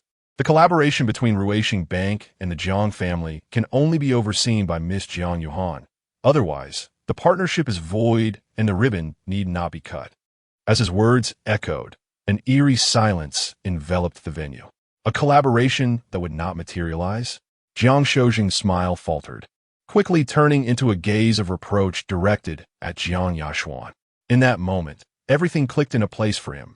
The farce from yesterday was not about Jiang Yuhan attempting to steal Jiang Yashuan's accolades, but rather Jiang Yashuan claiming Jiang Yuhan's achievements as her own. Initially, he did not wish to dwell on the matter, as long as the outcome favored the Jiang family. But now the situation had changed entirely. Jiang Lijuan, upon hearing Lu Heng's statement, stood frozen, her finger that had been pointing at Lin Song slowly lowering as she stared at him in disbelief. Jiang Weishan and Zhu Yuanrong were equally astonished, their faces a picture of shock. Jiang Yuhan, though somewhat prepared for this revelation, felt a surge of excitement upon hearing Lu Heng's words, tightening her grip around Lin Song's arm. You're pressing down, Lin Song softly reminded her. Jiang Yuhan looked down to see that her hands were firmly clasped around Lin Song's arm, the overwhelming pressure causing an enticing curve to form, all the more breathtaking under the strain. Feeling flustered, Jiang Yuhan blushed slightly and loosened her hold, stealing a glance at Lin Song, whispering in a voice only audible to herself, it seems I have indeed stumbled upon a treasure. Director Lu, are you jesting?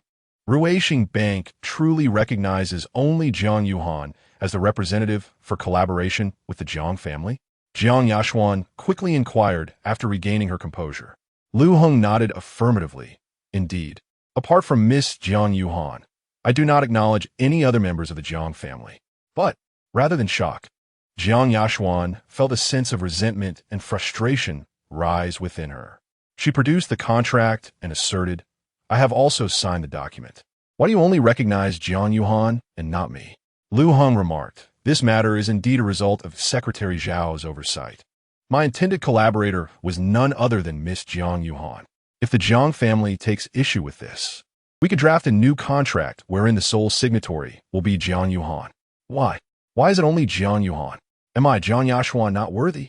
Jiang Yashuan could no longer contain her emotions and shouted at Lu Hong. Upon noticing the change in Lu Heng's expression, Jiang Shoujing immediately stepped forward. With a resounding slap, Jiang Shoujing struck Jiang Yashuan's face, reprimanding her. Jiang Yashuan, how dare you raise your voice at President Lu? What happened to the manners and decorum you were taught? And why should it be only her? No wonder Jiang Yuhan caused such a scene yesterday. It was you who usurped her credit. You even conspired with your parents to turn the tables. You truly are a piece of work. How could the Jiang family produce someone like you? Apologize to Mr. Lu at once. Jiang Yashuan, clutching her face, bowed in an utterly humiliated manner, saying, President Lu, I'm sorry. Get home at once and spare us the embarrassment here. Jiang Shoujing thundered. From this day forth, without my permission, you are forbidden from participating in any family matters and relinquish all the businesses under your purview. Grandfather, Jiang Yashuan was taken aback. She never anticipated such severe punishment from Jiang Shoujing. Being barred from family affairs and stripped of her businesses felt like having her wings clipped, obliterating any hope of being a decision-maker. Seeing Jiang Shoujing genuinely enraged, Jiang Weishan swiftly interjected. Father, Yashuan made a foolish mistake in a moment of weakness, but her intentions for the Jiang family are commendable. It is understandable. Indeed, Father, Yashuan has always been obedient. Please grant her another chance. Zhu Yuanrong chimed in. Chapter 40. The unreserved Jiang Yuhan, both of you, silence. The pleas of Jiang Weishan and his wife fell on deaf ears as Jiang Shoujing's voice thundered with indignation. Excusable? How dare you utter such words? Do not deceive me into believing you were unaware of Jiang Yashuan's actions. Are you not cognizant of the current state of the Jiang family? If today, due to Jiang Yashuan's insatiable greed, our collaboration falters, then before the Jiang family faces its downfall, you shall all vacate this place and relinquish the Jiang surname. As Jiang Shoujing reprimanded the Jiang Weishan family, the other members of the Jiang clan stood in stunned silence. The truth of the matter was unforeseen. No wonder the discord erupted so vehemently last night, with revelations of signatures and illegitimate offspring cascading forth. It was merely a stratagem employed by the second Master S family to undermine Jiang Yuhan, and such a counterattack was indeed vile. Who can argue with that? One might say, it is not uncommon for disputes between influential figures to unfold in such a manner. Yet, Lin Song's predictions seemed eerily prescient. Could it be that he possessed knowledge of some underlying secrets? After all, Jiang Yashuan and Jiang Yuhan were both members of the Jiang family. Was there truly a distinction in responsibility regarding their collaboration? Perhaps, but I believe President Lu must have conducted his due diligence on the Jiang family, and in his estimation, Jiang Yuhan's capabilities outweighed the rest. As the Jiang family descended into disarray, Lu Hong, seemingly losing his patience, interjected, Enough. I did not come here to witness your squabbles. Has Miss Jiang Yuhan arrived? If not, I shall take my leave. She has arrived. She has arrived. Jiang Lijuan immediately gestured and exclaimed, Jiang Yuhan is here. With that, she took Jiang Yuhan by the hand and led her out of the crowd, ascending the steps. As Lu Hong turned his gaze towards Jiang Yuhan, he also caught sight of Lin Song amidst the throng. Nodding in acknowledgement, Lu Hong smiled. Excellent. Since Miss Jiang Yuhan is present, the ceremony can indeed proceed. Splendid. Let us not keep President Lu waiting. Let us commence the ribbon cutting, Jiang Shoujing eagerly proclaimed. However, at that moment, Jiang Yuhan remained unmoved. Jiang Shoujing furrowed his brow, urging, Yuhan, what are you waiting for? Hurry and cut the ribbon. Jiang Yuhan lifted her gaze to meet Jiang Shoujing's, stating, Grandfather, I can cut the ribbon, but it cannot be done without conditions. Jiang Shoujing sensed her intentions, but felt discomfort at the challenge posed to his authority as the family head and elder. Yuhan, this is a matter of utmost importance concerning the survival of the Jiang family. Must you resort to coercing me with this? Otherwise, will you stand by my side? Jiang Yuhan gazed unwaveringly at Jiang Shoujing, delivering a soul-stirring blow. A wave of inexplicable shame and guilt washed over Jiang Shoujing, yet he maintained his composure as the patriarch, declaring loudly, I hereby announce that my granddaughter Jiang Yuhan is the new spokesperson for the next generation of the Jiang family. At this proclamation, a wave of shock rippled through the assembly. Hurry! Jiang Lijuan was the first to applaud, and soon the other members of the Jiang family joined in. Meanwhile, Jiang Yashuan's family seethed with indignation, glaring fiercely at Jiang Yuhan. Very well, Yuhan, you have what you wanted. Now, please proceed with the ribbon cutting, Jiang Shoujing said. His expression darkened. Jiang Yuhan shook her head. It is still insufficient. What more do you desire? Jiang Shoujing's irritation began to surface. Jiang Yuhan turned to Jiang Yashuan and declared, I still desire Xianxian entertainment. Impossible. Jiang Yashuan shrieked, Xianxian entertainment is mine. I will never relinquish it to you. Indeed, Jiang Yuhan, you have already acquired the title of decision-maker. Do not overreach. Jiang Weishan interjected. With a cold smile, Jiang Yuhan replied, Second uncle, I am precisely the type of person who delights in overreaching. Do not go too far, Jiang Yuhan. Zhu Yuanrong cried out hysterically, Xianxian entertainment is Yashuan's lifeline. If you take it from her, how will she survive? Absolutely not. This is utterly impossible. Lin Song observed the moment when Jiang Yuhan's formidable presence was unreservedly revealed, a smile curling at her lips. This woman was intent on seizing the opportunity to completely eradicate Jiang Yashuan's support. Otherwise, the title of decision-maker would hold no value. Jiang Yuhan cast a cold gaze at the resisting family of her second uncle, scoffed, and turned to Jiang Shoujing, Grandfather, it is your decision regarding the Jiang family. Jiang Shoujing glanced at Lu Heng and promptly declared, Jiang Yashuan, I have made my decision. Xianxian entertainment will henceforth belong to your cousin. Jiang Yashuan was taken aback. Shaking her head vigorously, Grandfather, no, I cannot allow this. Enough with the nonsense. Jiang Shoujing retorted angrily, if the Jiang family collapses, what good will all your companies do you? If you do not agree, then leave the Jiang family at once. Jiang Shoujing issued his final ultimatum.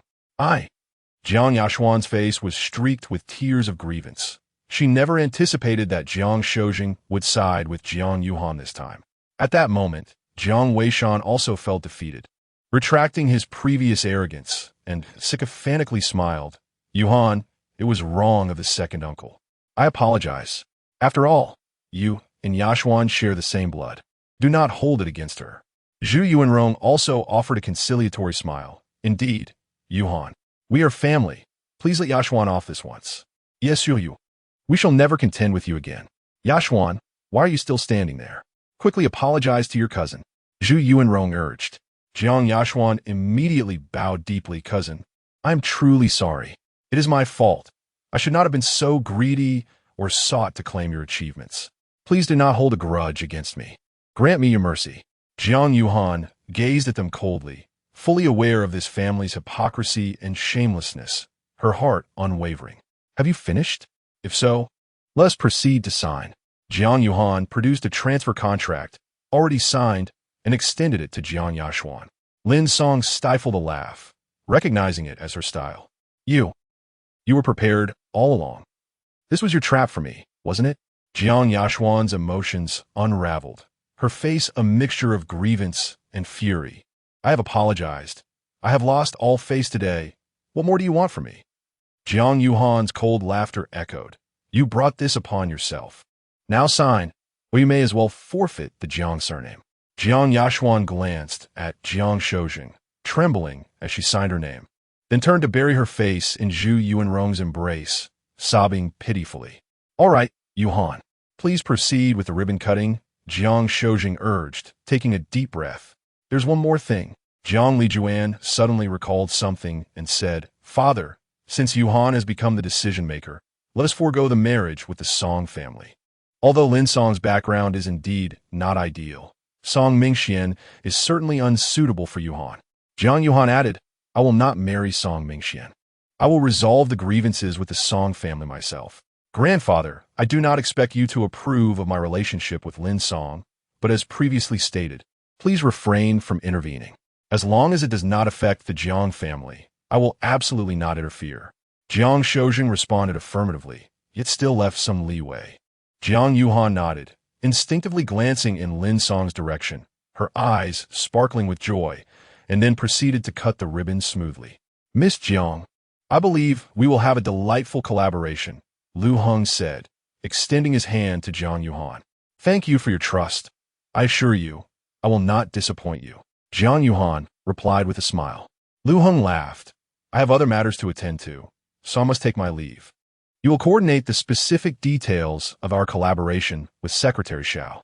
Jiang Shoujing, along with the entire Jiang family, watched Lu Heng drive away. Subsequently, the Jiang family immediately surrounded Jiang Yuhan, showering her with compliments as the new generation's decision-maker. Yuhan, you truly have accomplished great things. Securing this collaboration has completely salvaged the Jiang family. You must help us in the future.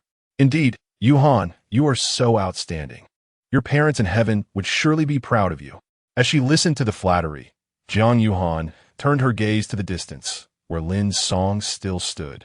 Watching her, Jiang Yuhan understood well that all of this was due to Lin Song's efforts. Without him, she would not be who she is today.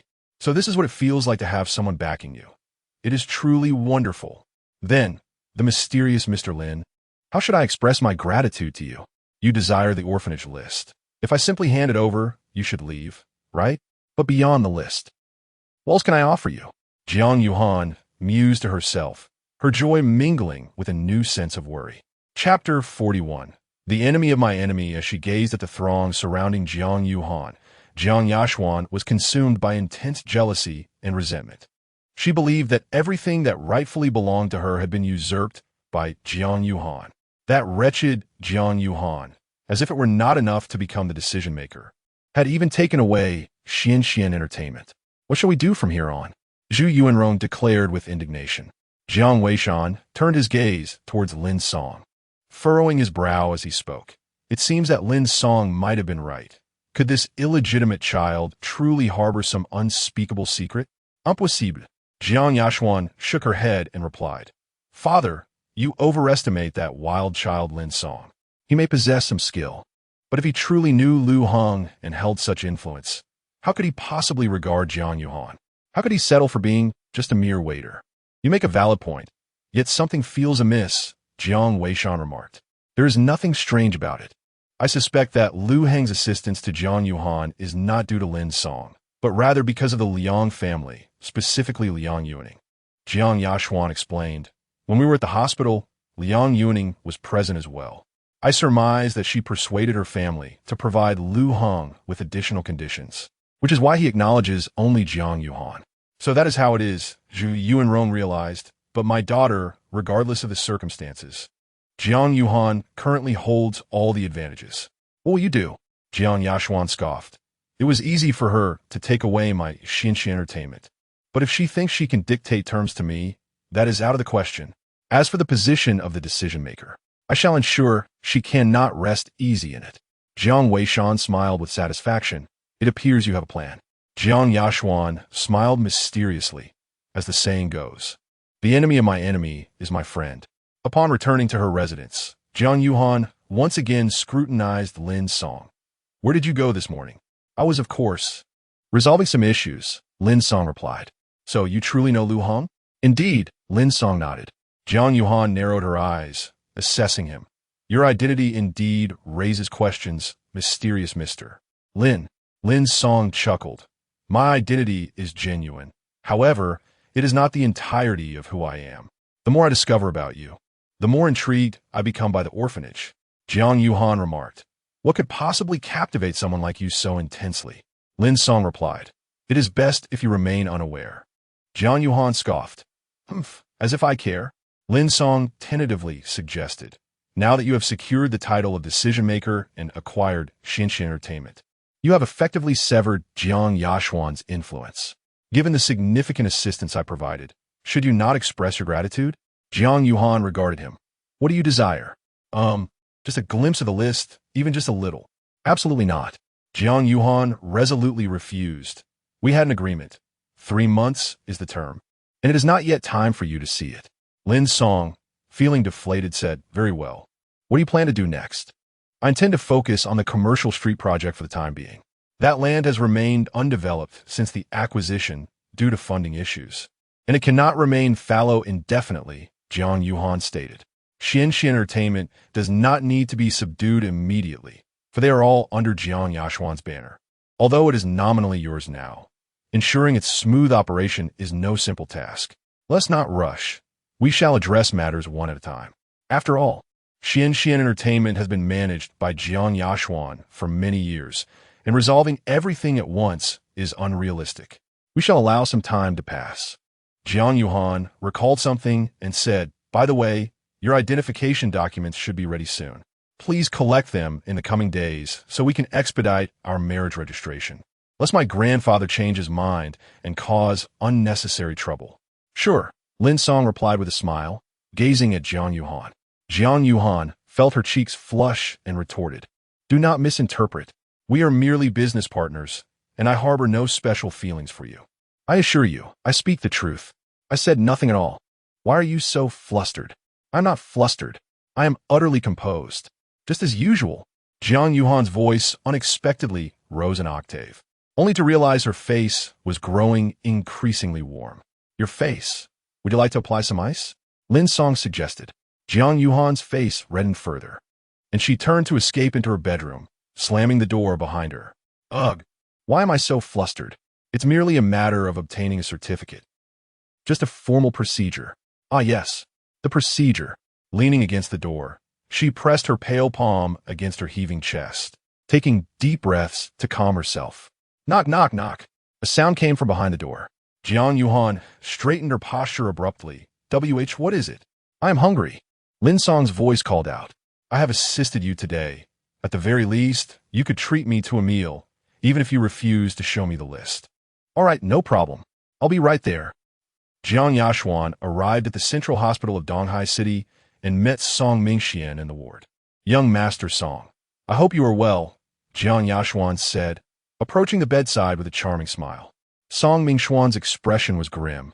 His ribs had been rebandaged, and his thigh bore stitches suspended in the air. "Get lost. The last thing I want to see right now is a member of the Jiang family," Song Mingxian growled. Unfazed, Jiang Yashuan sat at the edge of the bed and sweetly remarked, "Oh, young Master Song, the Jiang family consists of benevolent individuals. It is merely Jiang Yuhan who lacks understanding, repeatedly offending you. Please do not hold this against me." Song Mingxian scoffed coldly. "Your Jiang family is now collaborating with Ruixing Bank, so you no longer need to concern yourself with my opinions. Speak as you wish." "Young Master Song, it is truly just Jiang Yashuan. My family, including my grandfather, hold you in high regard," Jiang Yashuan continued. "Enough, Miss Tiang. Kindly state your intentions," Song Mingxian said, losing patience. "Very well, young Master Song. I shall be straightforward. I wish to collaborate with you." "Collaborate? Are you jesting? The Jiang family has no need of the Song family at this time. Are you here to mock me?" Song Mingxian retorted angrily. "Not at all. Young Master Song, please allow me to finish." Jiang Yashuan continued, "To be candid, young Master Song, ever since our collaboration with Ruixing Bank, my standing within the Jiang family has diminished day by day, while my cousin has been thriving, even receiving my grandfather's endorsement as the new decision-maker." Song Mingxian suddenly understood. "I see. However, what benefits does the second Miss Jiang intend to offer me?" Just as Jiang Yashuan was about to respond, Song Mingxian added, "Let me be clear. I'm willing to assist you, but not under any conditions."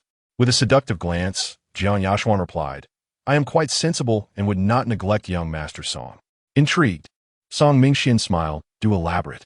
"I wish to take revenge on Jiang Yuhan for the misfortunes she has caused us. I believe you harbor similar sentiments." "Jiang Yuhan is one of the conditions I am willing to offer you," Jiang Yashuan stated. "If you help me oust her from her position, I can persuade my grandfather to reconsider the marriage alliance. As for what happens after the marriage, that will be entirely at your discretion."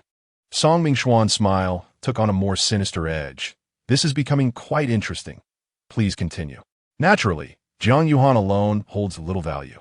Once I attain the role of decision-maker, I shall be the next head of the family. At that juncture, the Jiang family can forge a partnership with the Song family, with profit-sharing tailored to your desires." "Young Master Song," Jiang Yashuan stated generously. Song Mingxian scrutinized Jiang Yashuan. Her visage bore a resemblance to Jiang Yuhan, yet possessed a distinctly different allure that piqued his interest. He had initially contemplated revenge against the Jiang family, but was surprised to find Jiang Yashuan presenting herself so readily. This development would simplify matters greatly, and with the foolish Jiang Yashuan at his disposal, devouring the Jiang family would become all the more effortless. You Jiang family members are quite amusing, Song Mingxian remarked with a smirk. I accept. Jiang Yashuan rose and bowed. I am confident that our collaboration will be fruitful. Chapter 42. Lu Yuehua's test. Lin Song emerged from the public security office, basking in the sunlight as he reviewed his identification. At last, he had an identity. Subsequently, he retrieved his phone to call Jiang Yuhan. Although their relationship was rooted in collaboration, he believed that, in matters such as obtaining a marriage certificate, the man should take the initiative. However, the call did not connect. Lin Song dismissed any concern, considering that Jiang Yuhan had been preoccupied with the affairs of the commercial street in recent days. While meandering along the roadside, he purchased a crepe, nibbling on it as he contemplated whether to wait at home or seek her out in the commercial street. Danger sense, Lin Song halted, surveying his surroundings with a vigilant gaze. This ability had not been triggered in quite some time. What was amiss today? Without lingering any further, he continued on his path. Eventually, through the rearview mirror of a vendor's tricycle, he discerned two figures in black trailing behind him. The pursuers were remarkably cautious, their footsteps barely audible as they deliberately maintained their distance. Had it not been for Lin Song's danger sense, they would have gone unnoticed. He quickened his pace, then veered into a narrow alley, cluttered with garbage bins that emitted a pungent aroma of mildew mingled with rust. Ugh! Lin Song could not suppress a retch, expelling the crepe from his mouth. Had he known, he would have sought a cleaner spot. Just as he thought this, two more figures in black appeared at the end of the alley, forming a blockade with those who followed him. Clearly, they had come prepared.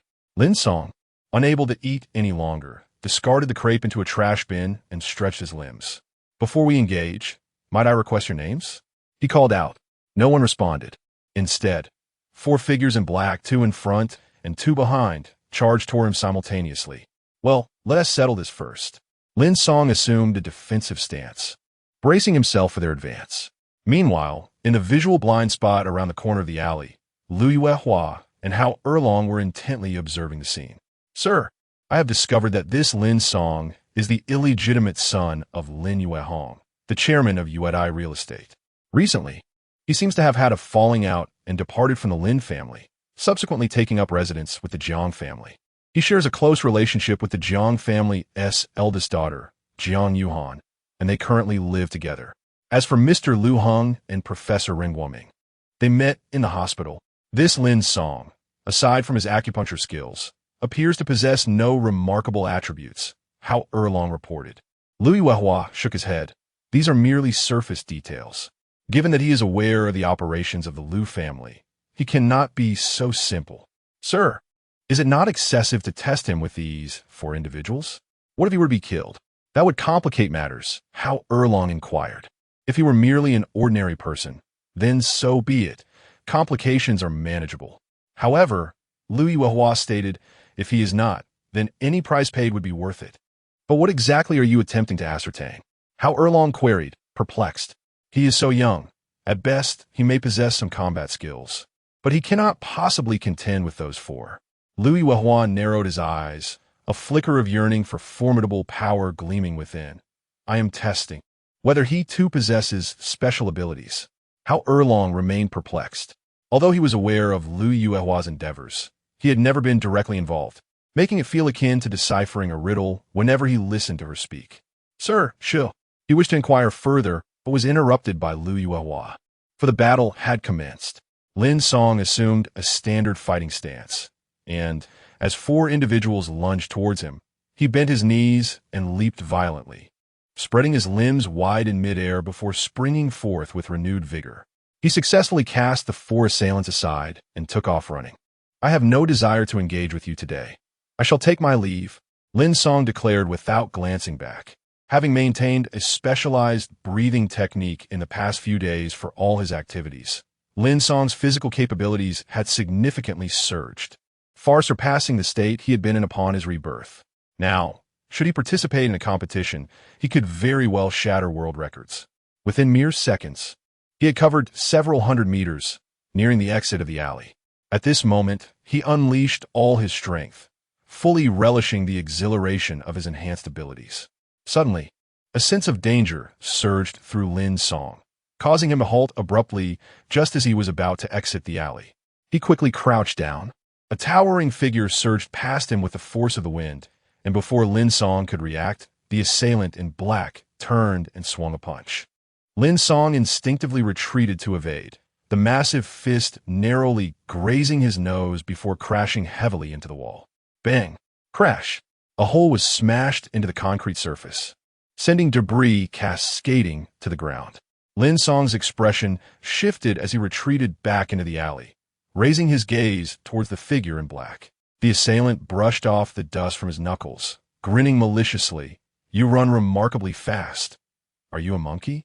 Lin Song narrowed his eyes, his pupils contracting as he noted the bulging veins on the man's neck, writhing beneath the skin like twisted centipedes.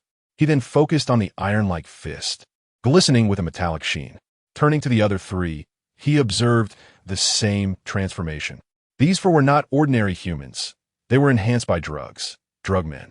This moniker was coined by the Ability Management Bureau, later replaced by other names. "So, you're members of the Liu family." Lin Song regained his composure and regulated his breathing. Upon hearing this, the black-clad individuals were taken aback, surprised that Lin Song had deduced their identities. "We have been ordered to teach you a lesson. You may choose your arms or your legs." The apparent leader among them cracked his knuckles ominously, wearing a grim and haughty expression. Lin Song remained silent, standing firm as he silently recited. Sensory fracture. In an instant, his senses were amplified several times, capturing every minute sound around him. "Sir, should we continue?" How Erlong observed the scene in the alley, recognizing that Lin Song was evidently outmatched. The four attackers, including Pan Lei, were not holding back. It was plausible that someone could truly be harmed. Liu Yuehua's brow furrowed as she remarked, "Did you not see how far Lin Song ran in just 3 seconds? Moreover, avoiding Pan Lei's attack once was sheer luck. What about the second and third times?" Upon hearing this, Hao Erlong immediately recalled the recent scene and found it utterly astonishing. After all, since Pan Lei injected the drugs, no ordinary person had ever managed to withstand even a single move from him. "Shall we proceed?" Hao Erlong inquired. Liu Yuehua replied, "Absolutely. I must uncover the secrets he possesses." Listening to their conversation, Lin Song let out a resigned sigh. Indeed, Liu Yuehua remained as fervent as ever, and a single piece of advice would hardly suffice to sway him. "In that case, let me broaden your horizons today." Lin Song stretched lazily and turned to Pan Lei, the leader of the four, stating, "I have no fondness for men's arms and legs, but if you insist on offering, we might negotiate whether you wish to present me with an arm or a leg." "Humph. Your bones had better be sturdier than your tongue," Pan Lei retorted sharply, stomping his foot and charging fiercely at Lin Song. Simultaneously, the three others lunged forward as well. Lin Song rolled his neck and spoke in a low voice, cellular hyperfrequency.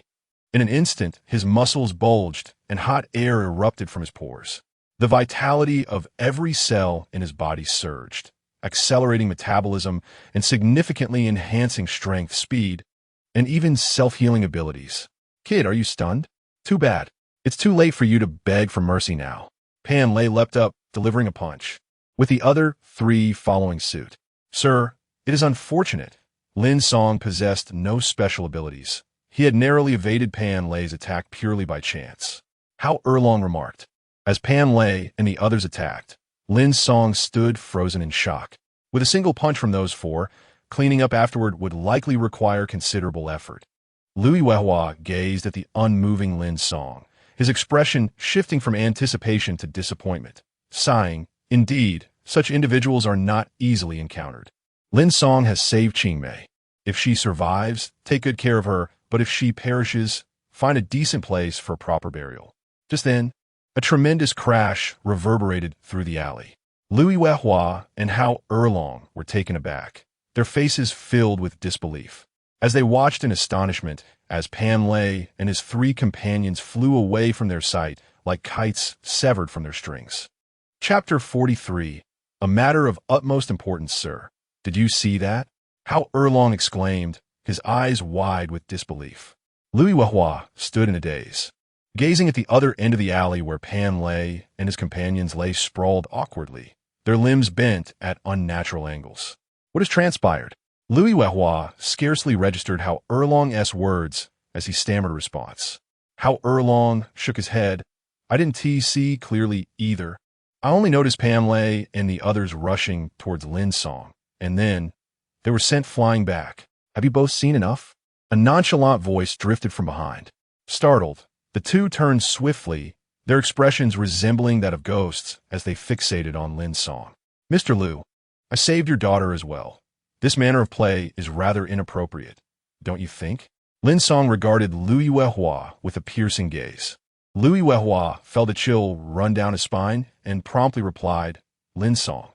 No, Mr. Lin, the events of today were due to my thoughtlessness and I have offended you.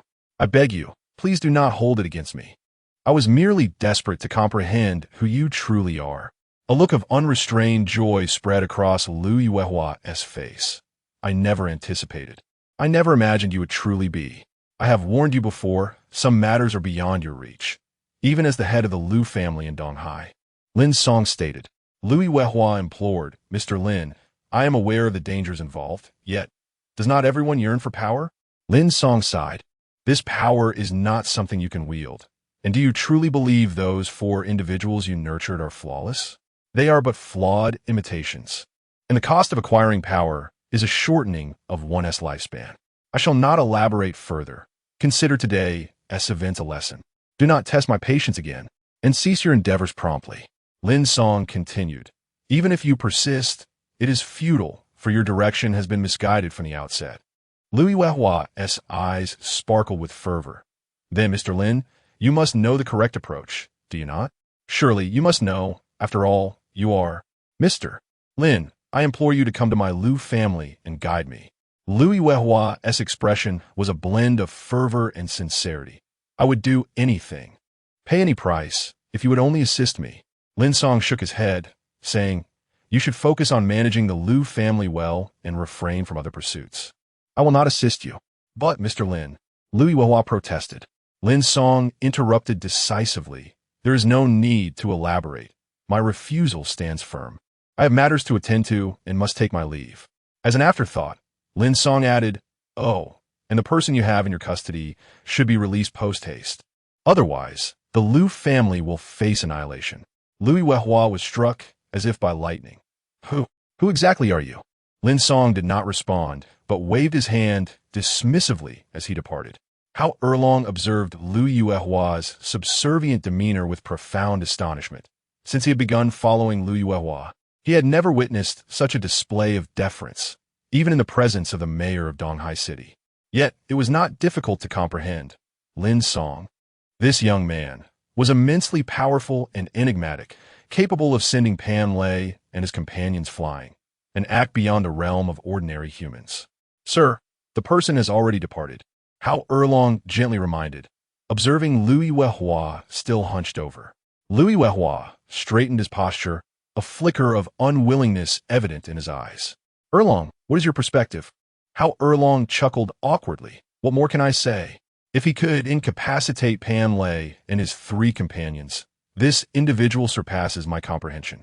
The enigma and strength of Lin Song. I am certain you can appreciate far more than I can, sir. Louis Wehua inhaled deeply, resolute in his decision. This person must not become an adversary. I shall devise every possible means to enlist his assistance. Sir, what do you intend to do? How Erlong inquired. Louis Wehua replied, for today's trial, I will first seek a way to apologize. Also, I need your help in strategizing how to endear myself to this individual. Do not fear a loss of stature, nor concern yourself with my reputation. I am available to step forward at any moment. Sir, must it truly be this way? You have never conducted yourself thus, even before the city mayor. How Erlong exclaimed. Astonished, Louis Wehua glanced at the unconscious Pan Lei and his companions, asserting, compared to this esteemed gentleman, the city mayor is of no consequence. If I can secure Lin Song's support, perhaps the Liu family may evolve into something extraordinary. With a sigh, Lui Wehua continued, "Speaking of which, Lin Song has yet to receive my gratitude for saving Qing Mei. This presents a perfect excuse to approach him again. I shall also inform the young lady." From this moment forth, the paramount concern of the Liu family is Lin Song. Understood, how Erlong affirmed, yet his curiosity got the better of him. "Sir, did Lin Xiao mention that the Liu family has apprehended someone?" Lui Wehua cast him a sidelong glance before departing. "Do not inquire into matters that do not concern you." Meanwhile, Lin Song purchased another pancake and ultimately resolved to visit the commercial street. His intentions were twofold: to seek out Jiang Yuhan and to pay a visit to the Yang orphanage. After these days' events, he realized that as long as he refrained from deliberate interference, everything unfolded as it had in his previous life. The sole exception was the orphanage, which had undergone changes without his intervention, an anomaly indeed. However, upon arriving at the commercial street, Lin Song was met with a scene of chaos. The once orderly construction site was now besieged by a throng of furious villagers. At the center of this encirclement stood Jiang Yuhan. In the face of any challenging situation, she had always maintained her composure, yet now, amidst the angry crowd, she exhibited signs of distress. "Yuhan! Yuhan!" Liang Yuning, pushed to the periphery, attempted to push through to rescue Jiang Yuhan, but found it impossible to enter, repeatedly calling out in desperation. "Do you people have no conscience?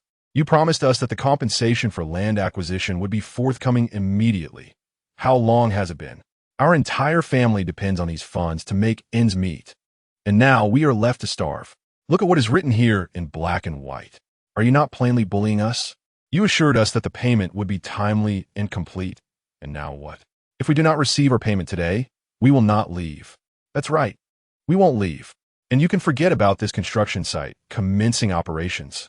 The villagers were agitated, their deafening shouts seemingly capable of overturning the entire construction site. They clustered tightly around Jiang Yuhan, their cries and accusations resounding in a chaotic chorus.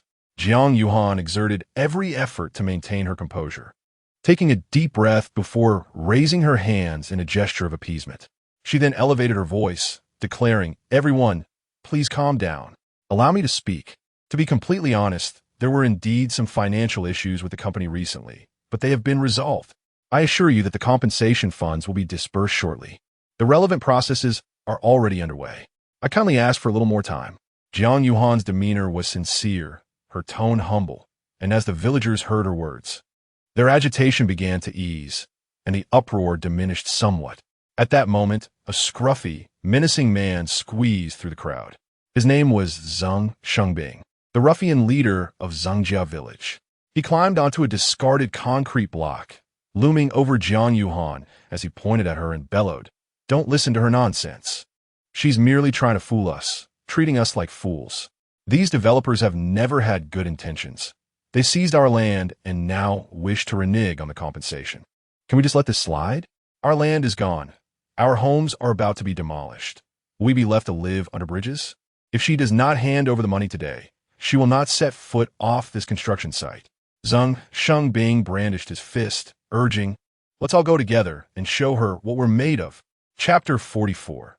The chicken leg. Under the incitement of Zheng Shengbing, the villagers' emotions were once again ignited, becoming increasingly unruly. A few impetuous young men, akin to barrels of gunpowder set ablaze, surged forward with reckless abandon. Their eyes betrayed a frenzy and impulsiveness, hands flailing in the air as they shouted, "If she doesn't return the money today, we'll strip her of her clothes and see how she maintains her innocence. Indeed, we cannot let her escape so easily. There must be accountability. If she cannot produce the money, we will bind her and toss her into the river to bring her to her senses. Let us smash her car and dismantle her home. Let us see if she dares to evade her debts." The crowd grew more agitated, spiraling into chaos as the circle of confrontation closed in tighter. Jiang Yuhan felt her breath quicken, her heart racing uncontrollably, instinctively retreating, only to find that she was already surrounded. "Don't move. I'm calling the police." Liang Yuning screamed, immediately pulling out her phone to dial. "Hello, Is this the Public Security Bureau? However, the clamor of the villagers drowned out her voice entirely. Furrowing her brow, Jiang Yuhan struggled to maintain her composure, but her mind was a blank slate, overwhelmed by the dire situation. Suddenly, a figure from the front lunged toward her, hunched like a ravenous wolf pouncing on its prey, reaching for her clothing. Jiang Yuhan's eyes widened in terror as she instinctively stepped back, but there was no retreat left. In a moment of imminent danger, a silhouette darted into the crowd like lightning, positioning itself before Jiang Yuhan and forcefully pushing the assailant back. "Step back," Lin Song bellowed, his voice resonating powerfully, cutting through the tumult like a resounding bell. Jiang Yuhan felt as if she had found her savior, clutching Lin Song's arm in silent desperation. "What are you doing? Do you want to fight? We are not afraid," Zhang Shengbing shouted once more. In an instant, the villagers surged forward, raising their hands to strike at Lin Song and Jiang Yuhan. Lin Song turned, enveloping Jiang Yuhan in his embrace, bravely absorbing the onslaught of blows from the villagers. "Yuhan!" Liang Yuning cried out in distress, witnessing Jiang Yuhan and Lin Song being engulfed by the crowd. "Where are they? Why aren't they here yet?" Trapped in Lin Song's protective hold, Jiang Yuhan could not move, yet she clearly observed countless hands and fists raining down upon Lin Song's back. A tumult of emotions, fear, panic, heartache, and gratitude, welled up within her, causing her eyes to glisten with unshed tears. "Stop hitting. Please stop." Little did Jiang Yuhan realize that the moment Lin Song had embraced her, he had already activated his telekinetic control. The vicious blows, seemingly landing upon him, would, at the last moment, redirect toward those beside him instead. "Damn it, why are you hitting me? Hit him instead. You kicked me. Watch where you're aiming. Who the hell shot me with a stun gun? Look out. Who the hell is stealing my peach?" Finally, the officers from the Public Security Bureau arrived, restoring order to the chaotic scene. "Officer, these developers are ruthless. Not only do they refuse to pay, but they also resort to violence. Look at the bruises they've given me." Zhang Shengbing, with a bruised face, squatted on the ground recording his statement, lamenting his predicament. One officer, inspecting his identification, sneered, "There are surveillance cameras here. Clearly, it was you who initiated the conflict, resulting in chaos. Your own people turning on each other. How utterly absurd that a group could so ineptly harm one another. Just look at them, all battered and bruised." Another officer pointed at a villager being carried away on a stretcher. "And this one, who struck with such ferocity. His fate is sealed. His life as he knew it is over. I now have serious doubts about internal discord within your village, and it seems quite significant." Listening to the officer's mockery, Zhang Shengbing bowed his head, covering his face. He never imagined he would find himself in such a humiliating predicament after so many instances of leveraging money for favors. Liang Yuning could not help but chuckle. "Impressive. This is the first time I've seen a construction site disturbance escalate to this level. The villagers are truly entertaining." Receiving no response, Liang Yuning turned to see Jiang Yuhan gazing intently at Lin Song, her eyes glistening with tears, filled with affection, her hands still gripping his arm tightly. Lin Song, however, was focused on the villagers recording their statements, his gaze fixed upon Zhang Shengbing. "Ahem," Liang Yuning coughed lightly. "I must say, your fiancé is fine, not a scratch on him. There's no need for such a fervent stare." Upon hearing this, Lin Song turned, meeting Jiang Yuhan's intense gaze, which made her cheeks flush crimson. She released Lin Song and stood beside Liang Yuning. Liang Yuning appraised Lin Song, praising, "Well done, Mr. Actor. Today's performance deserves a reward. 2 extra chicken legs." Lin Song smiled, but said nothing in response. Liang Yuning then looked at Jiang Yuhan and nudged her shoulder. "Hey." Still in shock, who would have thought the usually aloof Jiang beauty could be moved by a heroic rescue? "Don't say a word." Jiang Yuhan shot Liang Yuning a glare, flustered and indignant. Liang Yuning continued, "I admit, your actor fiancé did perform admirably today, but he hasn't quite reached the standard of a true fiancé yet, and your current state is quite precarious. Don't let this become more than mere acting. Don't sneak off with him to rehearse intimate scenes behind my back. Be quiet." Jiang Yuhan, thoroughly exasperated, quickly covered Liang Yuaning's mouth. Liang Yuaning ceased her teasing, stating, "All right, I'll refrain from further comments. However, you must seriously contemplate how to resolve this project issue. These villagers clearly came prepared. As soon as you arrived, they surrounded you. They show no interest in your explanations. While some may have been incited, this is just the beginning, and it will surely happen again. Continuing in this manner is untenable," Liang Yuaning asserted. Moreover, they were not just seeking money. Amidst the chaos, 2 individuals contaminated the water supply and tampered with the electrical wires. This is clearly an orchestrated provocation. Jiang Yuhan, regaining her composure, began to analyze the situation calmly. "You are correct. I noticed that as well. It seems there is an organization behind this, aiming to extort more money or pursue some other agenda. So what is your plan?" Liang Yuaning inquired. Jiang Yuhan suggested, "Let us temporarily suspend operations and first ascertain the specific circumstances of the villagers. We must identify who has been incited and who harbors ulterior motives. Only by understanding their true intentions can we address the situation effectively." "Indeed," Liang Yuaning replied, "I will stay here to assist you. Now that you have assumed a leadership role, you must avoid any further mishaps." Jiang Yuhan smiled warmly before turning to Lin Song. "By the way, what brings you here?" "I came to find you," Lin Song stated plainly. Jiang Yuhan paused, her cheeks tinged with a faint blush. "What do you need from me?" Lin Song continued, "My documents have been processed, and you mentioned previously." Before he could finish, 3 or 4 vehicles pulled up at the construction site, and as the doors swung open, Jiang Shouzheng, Jiang Lijuan, and the entire Jiang Yashuan family arrived. Without waiting for Jiang Yuhan to greet them, Aunt Jiang Lijuan strode forward. "Yuhan, are you all right?" Jiang Yuhan shook her head. "I am fine." "That's good, very good." Aunt Jiang Lijuan finally felt relieved. Jiang Yuhan turned to Jiang Shouzheng.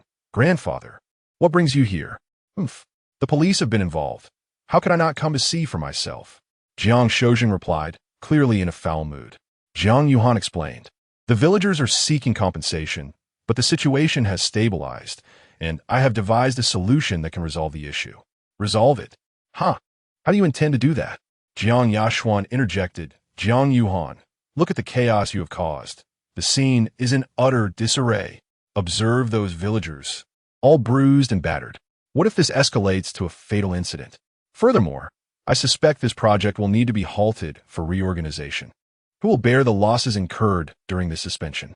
Do you truly believe that our family's partnership with Ruishing Bank grants us the liberty to squander resources? You are being exceedingly irresponsible." Chapter 45. A harmonious exchange in response to Jiang Yashuan's inquiries. Jiang Yuhan chose to disregard her and instead turned to Jiang Shouzheng. "Grandfather, the funds from Ruishing Bank will arrive within the next few days. The losses incurred from the construction halt remain within our budget and will not disrupt the overall situation. As for the villagers causing a ruckus, I have devised a solution. It simply requires time. Time is not an issue, but the question remains, how much time do we need?"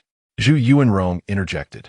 "Yuhan, you usually exhibit such cleverness, yet when it comes to serious matters, you seem to falter.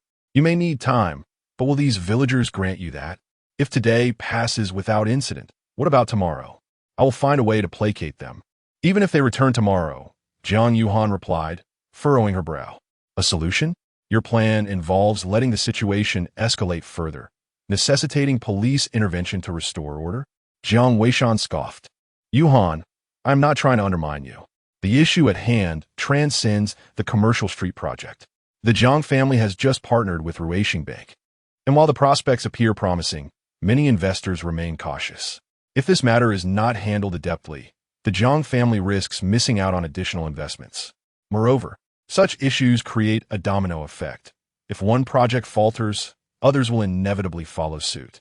These individuals merely aim to extract more funds. Yet no amount will ever satiate their greed." Jiang Yuhan's expression darkened. "Does second uncle possess any clever strategies? You're the one in charge. What can I suggest?" Jiang Weishan replied with a wry smile, regarding her with an ambiguous expression. The subtext was clear. If the decision-maker were Jiang Yashuan, I would gladly offer my counsel. But for you, I am a loss." Jiang Yuhan snorted in response. "If that is the case, then there is no need for second uncle's concern. I shall resolve this myself. The implication was equally straightforward. If you cannot contribute, then remain silent. At that moment, Jiang Shoujing interjected, Yuhan, as the decision-maker of this family, you have the authority to address these matters. I can grant you time, but second uncle is correct. If not managed properly, it will lead to a series of repercussions, resulting in even greater complications. Grandfather, rest assured, I will handle it well, Jiang Yuhan assured him. Just then, a Mercedes-Benz S400 sped into view and came to a halt not far from the Jiang family. The door swung open, and Song Mingxian hurriedly approached Jiang Yuhan. Yuhan, I heard about the troubles at the commercial street and rushed over. Are you all right? Song Mingxian's expression was filled with concern, and his anxious demeanor betrayed no hint of insincerity. Jiang Yuhan frowned. Song Mingxian, what brings you here? I came to check on you, Song Mingxian replied, glancing at the villagers nearby. They haven't harmed you, have they? Mr. Song, it seems our relationship does not warrant such concern, Jiang Yuhan retorted coldly. Jiang Yashuan immediately interjected. Jiang Yuhan, how can you be so impolite? Mr. Song made a special trip to see you. Even if you don't appreciate it, basic courtesy should be observed. After reproaching Jiang Yuhan, Jiang Yashuan turned to Song Mingxian. Mr. Song, you may not be aware, but these villagers nearly assaulted my cousin. We are quite distressed over this matter. Do you have any solutions? Song Mingxian pretended to ponder for a moment before stating, there is a way. My family has had some individuals serving in relevant departments over the years, and I have a wide circle of friends. I can connect with some people in this village to gain insight into the true situation. That is truly wonderful. Jiang Yashuan feigned exaggeration. At this moment, Jiang Shoujing spoke up, young Master Song. Do you truly have a solution? Are you genuinely willing to assist the Jiang family? Song Mingxian tidied his attire and respectfully greeted the elders present from the Jiang family. Grandfather Jiang, second uncle, second aunt, fourth aunt, I must say this is my first meeting with all of you. I bow to you. With that, he performed a deep bow. Jiang Shoujing smiled and nodded. Young Master Song, there is no need for such formality. Grandfather Jiang, please just call me Mingxian, Song Mingxian responded with a smile. Very well, Mingxian. Speak to me honestly. Are you willing to help the Jiang family? Jiang Shoujing inquired. Song Mingxian replied, I am certainly willing to assist the Jiang family. Even though the Jiang family is not currently collaborating with Ruishing Bank, for the sake of Yuhan, I am inclined to offer my help. Observing Song Mingxuan's demeanor as a promising youth, Liang Yuning leaned closer to Jiang Yuhan and whispered, what role is he playing? Last time at the hospital, he was seething with resentment, yet now he has donned a different facade. Jiang Yuhan frowned, not looking at Song Mingxian, but instead glancing at Lin Song beside her. An inexplicable fear gripped her heart that Lin Song might misinterpret her relationship with Song Mingxian, despite the fact that their connection had long been fraught with tension. Lin Song, meanwhile, smiled amiably as he observed Song Mingxian, occasionally glancing at Jiang Yashuan. That is truly wonderful. Jiang Shoujing beamed with delight and extended an invitation. Mingxian, do come by our home often.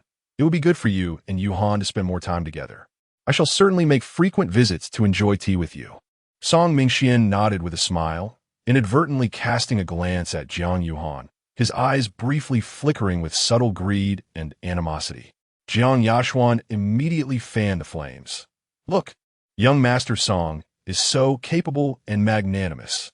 Cousin, despite how you treated young Master Song before, he still holds a deep affection for you and has set aside grievances to assist the Jiang family. Where else could one find such a remarkable man? Jiang Weishan and Zhu Yuanrong quickly chimed in indeed. Mingxian, we appreciate your help this time. However, as long as your relationship with Yuhan flourishes, we shall be family, and mutual assistance is only natural. Yes, this girl Yuhan is quite stubborn. You'll need to be understanding in the future, though they were still unclear about their daughter's intentions. Jiang Yashuan's deliberate matchmaking of Jiang Yuhan and Song Mingxian prompted their support. Jiang Lijuan, unable to grasp the situation, still defended Jiang Yuhan, saying, let us not rush. We must first resolve the matter at hand. Fourth aunt, with young Master Song here, resolving our issues should be a piece of cake.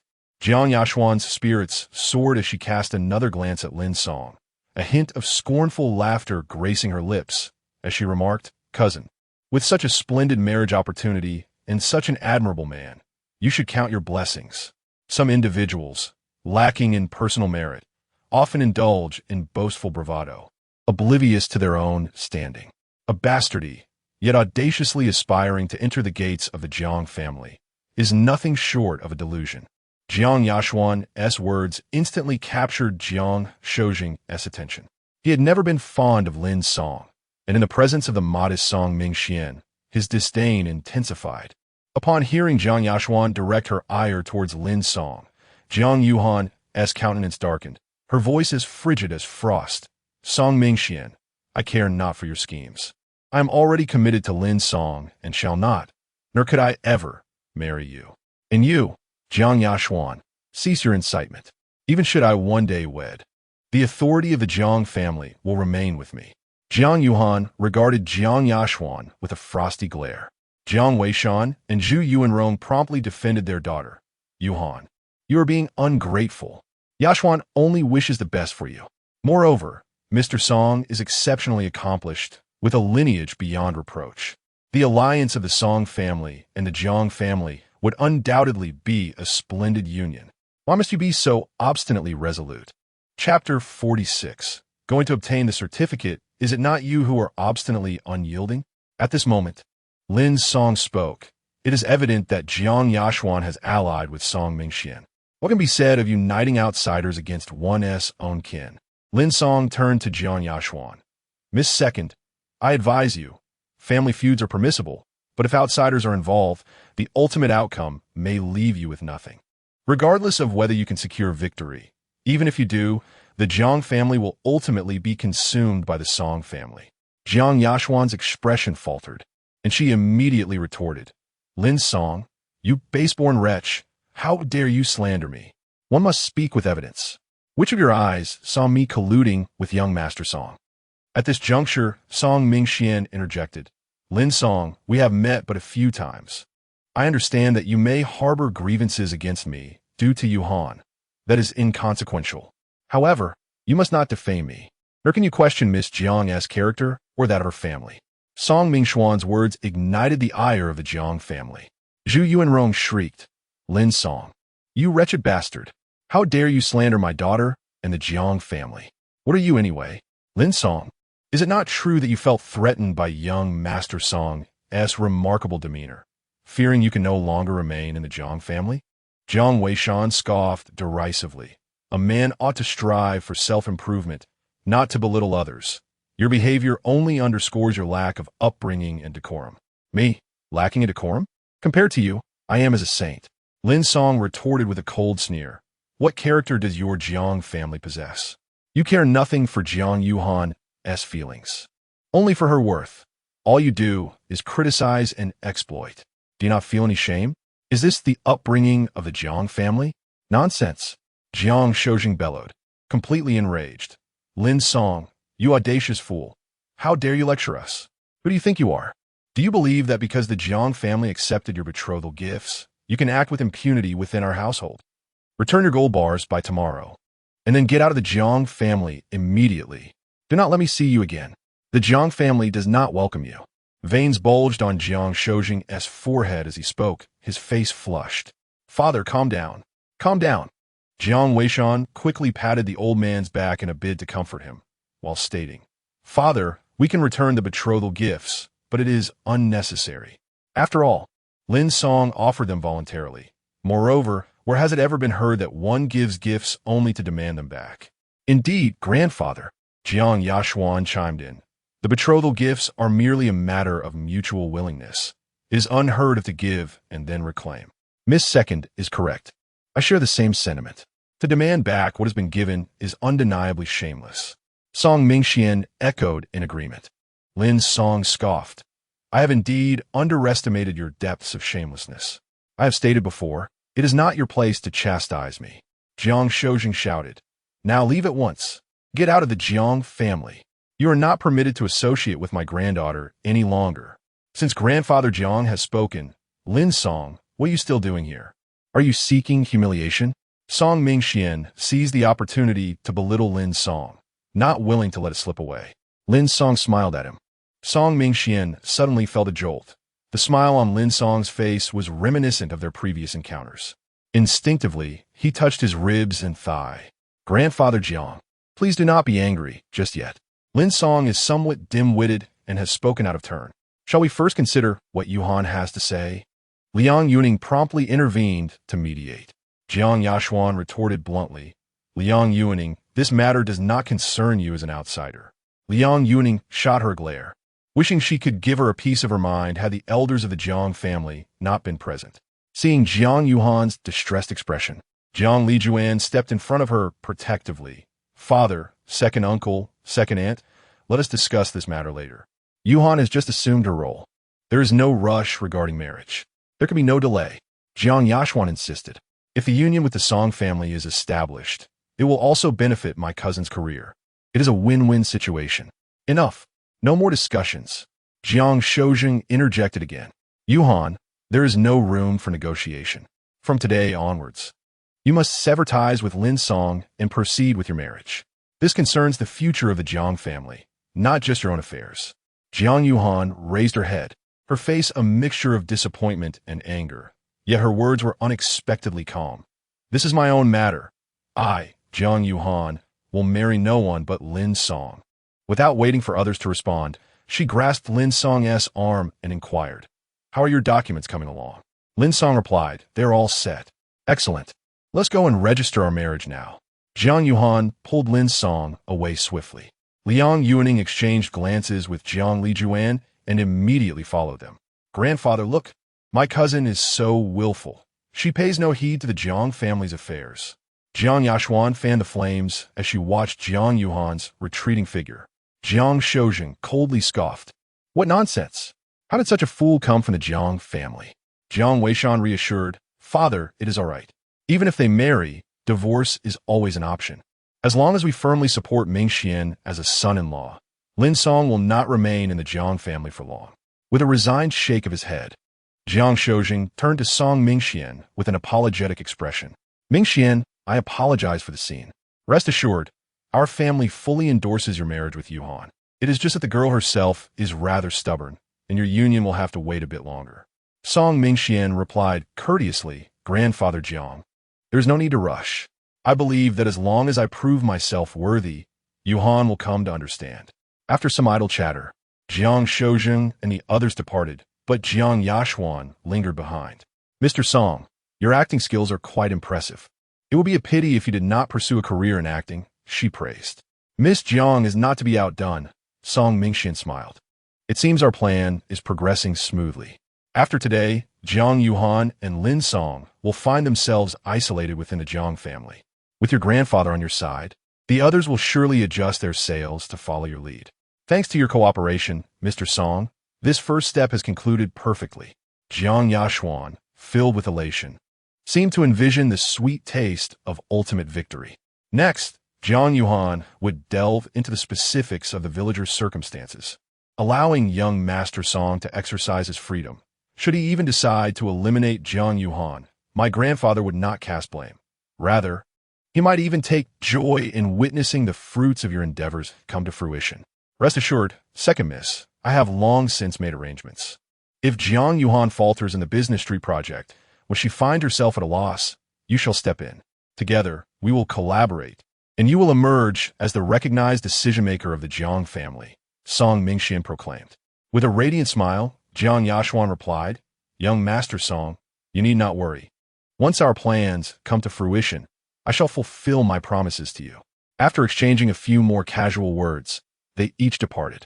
Emerging from the Civil Affairs Bureau, Jiang Yuhan held the marriage certificate, her gaze fixed upon it. In the dual photograph, a handsome man and a beautiful woman graced the page, yet her expression remained stern, devoid of any semblance of joy.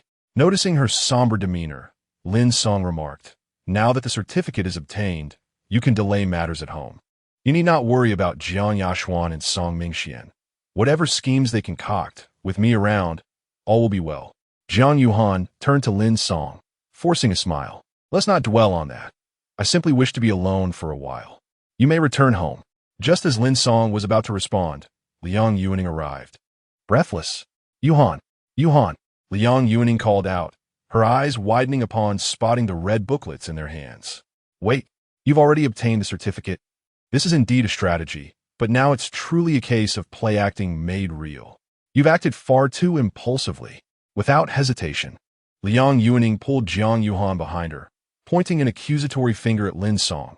I warn you, this is merely a charade. The certificate is but a part of this performance. Do not overthink it, nor entertain thoughts that do not belong. Ningning enough, Jiang Yuhan interjected. Let us simply take a stroll. All right, Liang Yuning acquiesced, casting a warning glance at Lin Song, bending two fingers to point at her own eyes, then directing them towards Lin Song. As the two women walked away, Lin Song remained rooted in place, his gaze lingering on the marriage certificate for a moment longer. It could be deemed a marriage, a rectification of past regrets. Muttering softly, he prepared to head home. Suddenly, a piercing screech of brakes echoed through the street, followed by a thunderous crash. In the center of the road, an imposing Hummer collided with a taxi, sending it tumbling several meters away. Before bystanders could fully comprehend the situation, 4 or 5 burly men leaped from the Hummer. Lin Song recognized the leader, none other than Fong Jinyu of the Fong family. Chapter 47. Xia Wei, what nonsense is this? Lin Song gazed at Fong Jinyu, his brow furrowed in perplexity. Previously at the clothing store, Lin Song had exposed Fong Jinyu's true intentions, thwarting his scheme to present Tang Wenxiu as a gift to a prominent figure. For a while, Fong Jinyu had refrained from causing any disturbances. He must have been preoccupied with selecting a new token to curry favor with that influential individual. However, his sudden appearance here, accompanied by such an unconventional entrance, left Lin Song pondering the motives behind this latest spectacle. As Lin Song contemplated, Fong Jinyu and his entourage approached the overturned taxi. Beneath the vehicle, a young girl wearing a baseball cap emerged from within. She possessed a commendable figure and striking beauty, yet at that moment, a conspicuous crimson mark marred her fair forehead beneath the cap's brim. Her plain-fitted shirt and dark straight-leg pants were riddled with holes and dirt, and one shoe was missing, revealing a white sock with a hole at the toe, through which a nail painted in vibrant red was visible.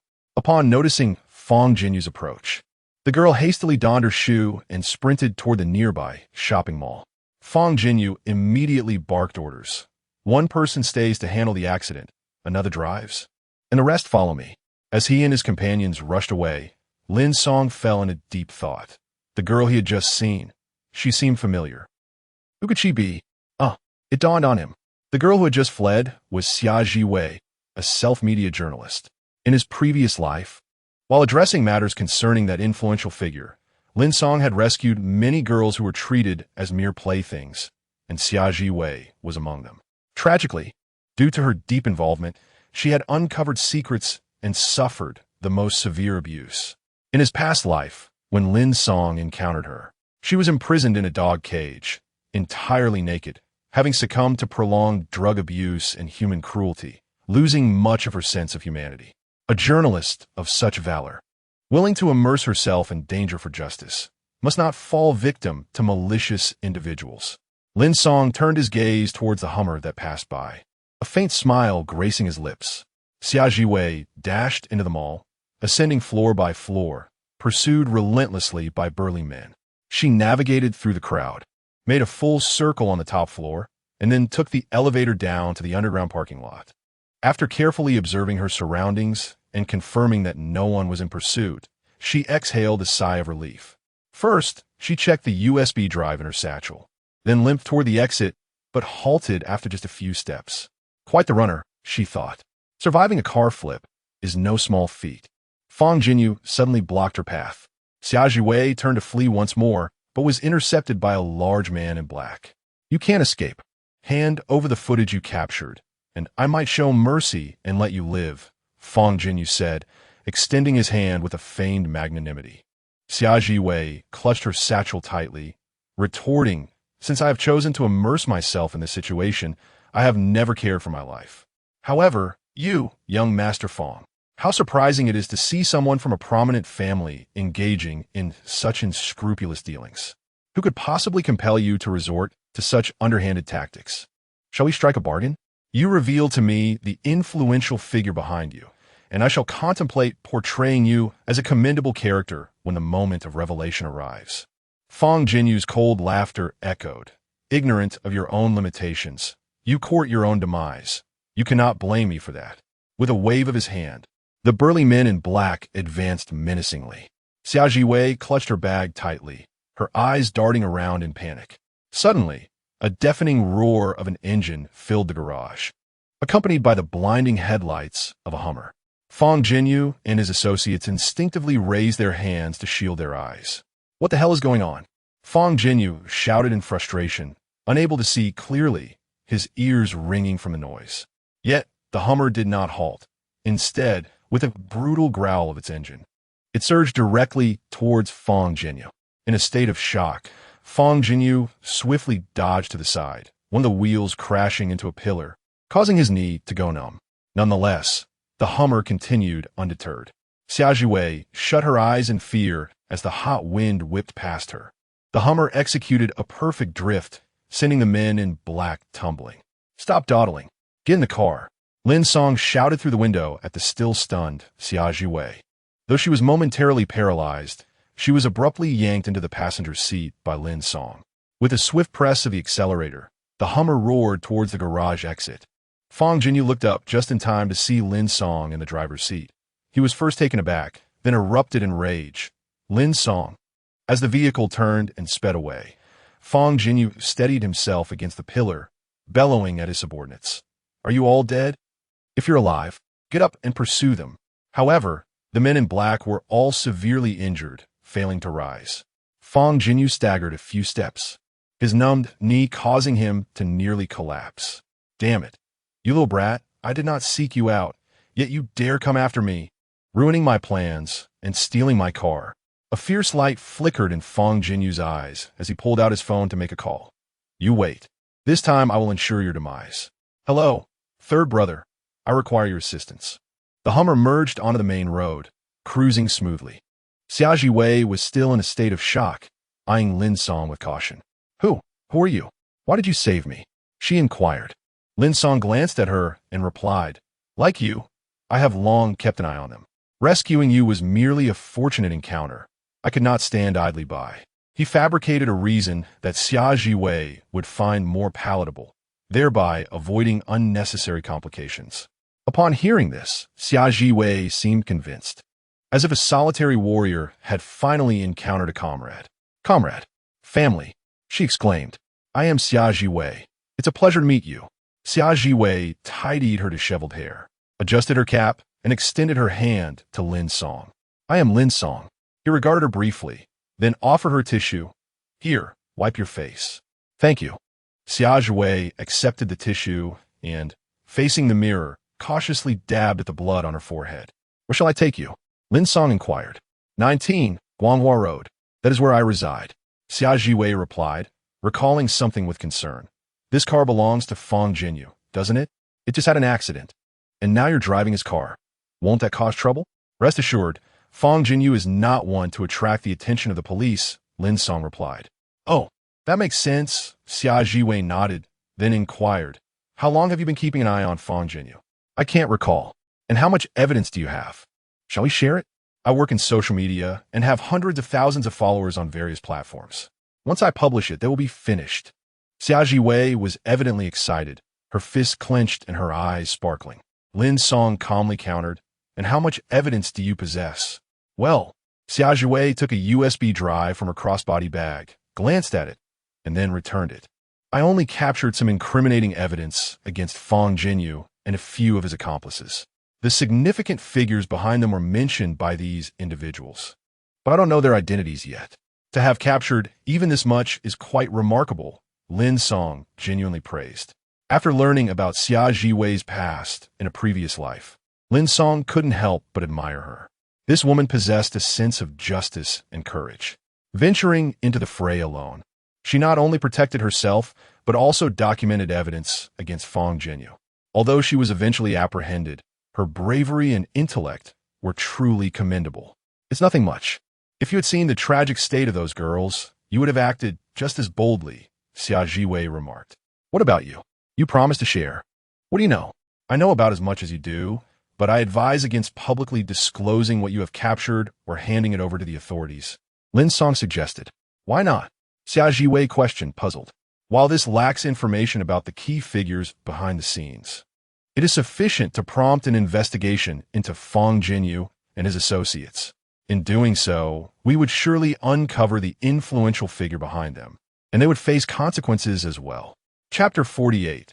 The virtuous man is not so simple. Lin Song shook his head and remarked, as you mentioned, there is no information regarding the mastermind behind this. If you disclose it, at most, Fang Jinyu and his accomplices will be apprehended, and it may alert the true perpetrator, allowing them to conceal themselves even further. You make a valid point. Yet, this elusive figure is shrouded in mystery and has hidden themselves exceptionally well. How can we gather evidence against them? Xia Jiwei pondered. What if I immerse myself in the situation once more? Perhaps it's best to refrain from that. Your fortunate escape this time was merely luck. Under Fang Jinyu's vigilance, attempting to escape again is utterly impossible, Lin Song replied. However, Xia Jiwei was about to voice her thoughts when Lin Song interrupted her. All right, we've arrived home. He halted the car and nodded his chin upward. Xia Jiwei tidied herself and was about to exit when she suddenly turned back, gazing at Lin Song. You should come in too. Huh? Come in and sit for a while. Xia Jiwei insisted. You saved me today. I ought to express my gratitude by treating you to a meal. Besides, we are comrades in arms, and it would be a perfect opportunity to discuss how to capture that elusive figure. Lin Song hesitated, his gaze falling upon the crossbody bag slung across Xia Jiwei's torso. He knew persuading her to refrain was futile, especially with the USB drive still in play, which meant Fang Jinyu would undoubtedly seek her out again. Very well, Lin Song acquiesced, stepping out of the car and entering the house. Xia Jiwei's residence was a modest rental, small yet immaculately kept. The two felt slightly cramped, but it was not oppressive. I'll take a shower first. Please wait a moment while I prepare to go out for dinner, she said, pouring a glass of water for Lin Song before retreating into the bathroom with her clothes. The crossbody bag accompanied her inside.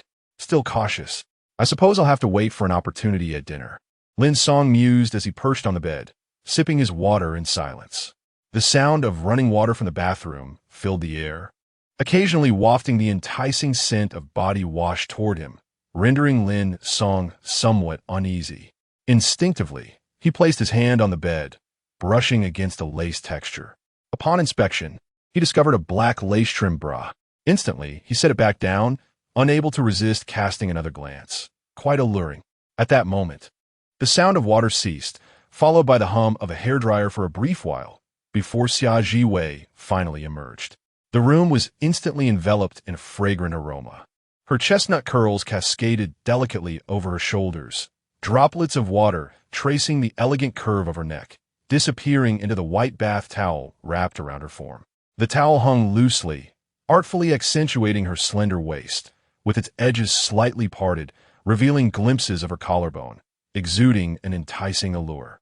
Barefoot, she stepped onto the plush mat at the bathroom door, her fair, rounded toes appearing charmingly delightful.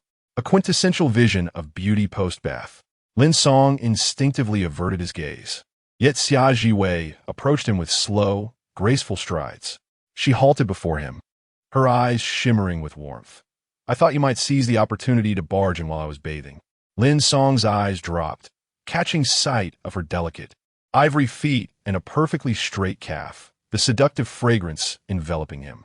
The bond of camaraderie, devoid of any ulterior motives. I am, after all, a man of integrity, Lin Song remarked. However, you are so strikingly handsome. I long to devote myself to you, Xia Jiwei declared, as she untied her bath towel and dramatically pulled it apart. Lin Song, taken aback, instinctively leaned back, inhaling sharply. Beneath the white towel, contrary to his expectations, there was no endless spring scenery, but rather a pair of black shorts paired with a burgundy, strapless top. The shorts snugly embraced her perky dairy, accentuating the graceful lines of her long, slender legs. The burgundy top contrasted beautifully against her fair skin, with a deep neckline that invited imagination. Seeing Lin Song's stunned expression, Xia Jiwei erupted into laughter, as if her cunning plan had succeeded. I absolutely adore your reaction. Ha ha ha. You didn't truly believe I would offer myself to you, did you? Ha ha. Perhaps if you rescue me a few more times, I might consider it. Just showing you a beauty emerging from the bath is already quite generous. Lin Song collected himself and replied with a smile. Very well. I shall save you more often. If this time is a beauty emerging from the bath, might the next time be a shared bath with the beauty? Xia Wei tossed the bath towel at his face and turned to the vanity to prepare.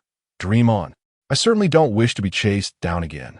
Lin Song removed the towel, the lingering fragrance intoxicating, taking several deep breaths to quell the warmth rising within him. With a lone man and woman sharing a room. Do you not fear that your teasing might provoke me? Xia Wei glanced at him through the mirror. This is a test for you, a challenge. Otherwise, how could I ascertain whether you are worthy of my trust? Congratulations, you have passed. I now regard you as a true comrade. She tore open a bandage and affixed it above her left eyebrow. Lin Song shook his head, chuckling. It's no wonder, considering you are the type of woman capable of such audacity. Thank you for the compliment, Xia Wei said, picking up her bag, placing the USB drive into her shorts pocket, and zipping it up. Ready, let us go. Lin Song ensured the USB was securely positioned. Where to? To an extravagant restaurant. Of course, one with piano performances, Xia Wei replied. The two arrived at the Yugzuj music restaurant, settling into a cozy two-person booth. Aren't we rather conspicuous driving Fong Jinyu's car? It will be quite simple for him to track us down, Xia Wei expressed her concern. Lin Song nodded. Your worries are well-founded. After we finish our meal, we can leave the car here.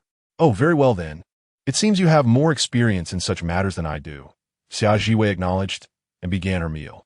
Also, you should move from your current residence as soon as possible, preferably to a location with a mix of people, making it harder for Fong Jinyu to find you. Lin Song advised. All right, I understand. Let us eat first, and we can discuss this later.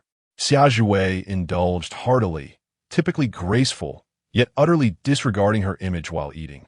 Lin Song chose to remain silent. After all, the USB was within reach. He too settled into the ambience, savoring the piano melodies while enjoying his meal. The restaurant manager was reviewing the surveillance footage when he suddenly froze upon seeing Lin Song on the screen. After zooming in for a closer look, he hastily dialed a number. Mr. Hao, I have spotted the individual you mentioned in the restaurant. What? Are you certain? Came the incredulous voice of Hao Erlong. I'm certain. I will send you the photo right away. The manager promptly transmitted the image. The moment Hao Erlong laid eyes on the photo, he leapt to his feet, rushing to Liu Yuehua's study. Sir, Lin Song has been seen dining at the Yushi Pavilion Music Restaurant, accompanied by a woman, he reported, showing Liu Yuehua the photo on his phone. I instructed my subordinates earlier, and now everyone in the Liu family is aware of Lin Song's presence. I just didn't anticipate he would reappear so soon under our watch. Liu Yuehua took the phone, glanced at the image, and confirmed, indeed, it is Lin Song. Nodding approvingly, he added, well done. You should personally handle this matter. Gift him this restaurant as a gesture of reconciliation. Sir, apologies require sincerity. I believe your presence would be more impactful, suggested Hao Erlong. Liu Yuehua shook his head. You do not understand. My personal visit would be inappropriate. Your presence will convey that I have taken his words to heart. Understood. I will go immediately. Hao Erlong promptly set off. Meanwhile, Jiang Yuhan and Liang Yuning arrived outside the Yushi Pavilion Music Restaurant. What do you think? Should we eat here or go to our usual spot next door? Liang Yuning inquired, gesturing towards the adjacent Buyue Xin restaurant. Chapter 49. Enemies converge. Let us return to our previous haunt, remarked Jiang Yuhan, her enthusiasm evidently waning. Very well. Let us proceed, Liang Yuning replied. The two turned and entered the neighboring restaurant, Boiwexuan, where they found a suitable table. Simultaneously, a sleek black business vehicle came to a halt before the Yushi Pavilion Music Restaurant. Inside, Fong Jinyu gazed intently at the Hummer parked in a lot, his teeth clenched in frustration. Third brother, this is the place. My car remains over there, he seethed. Beside him sat a bald man, his bronze skin accentuating his fierce demeanor. Their audacity was palpable, brazenly arriving in his vehicle to dine here. Rest assured, I shall avenge you today, Ma San assured him.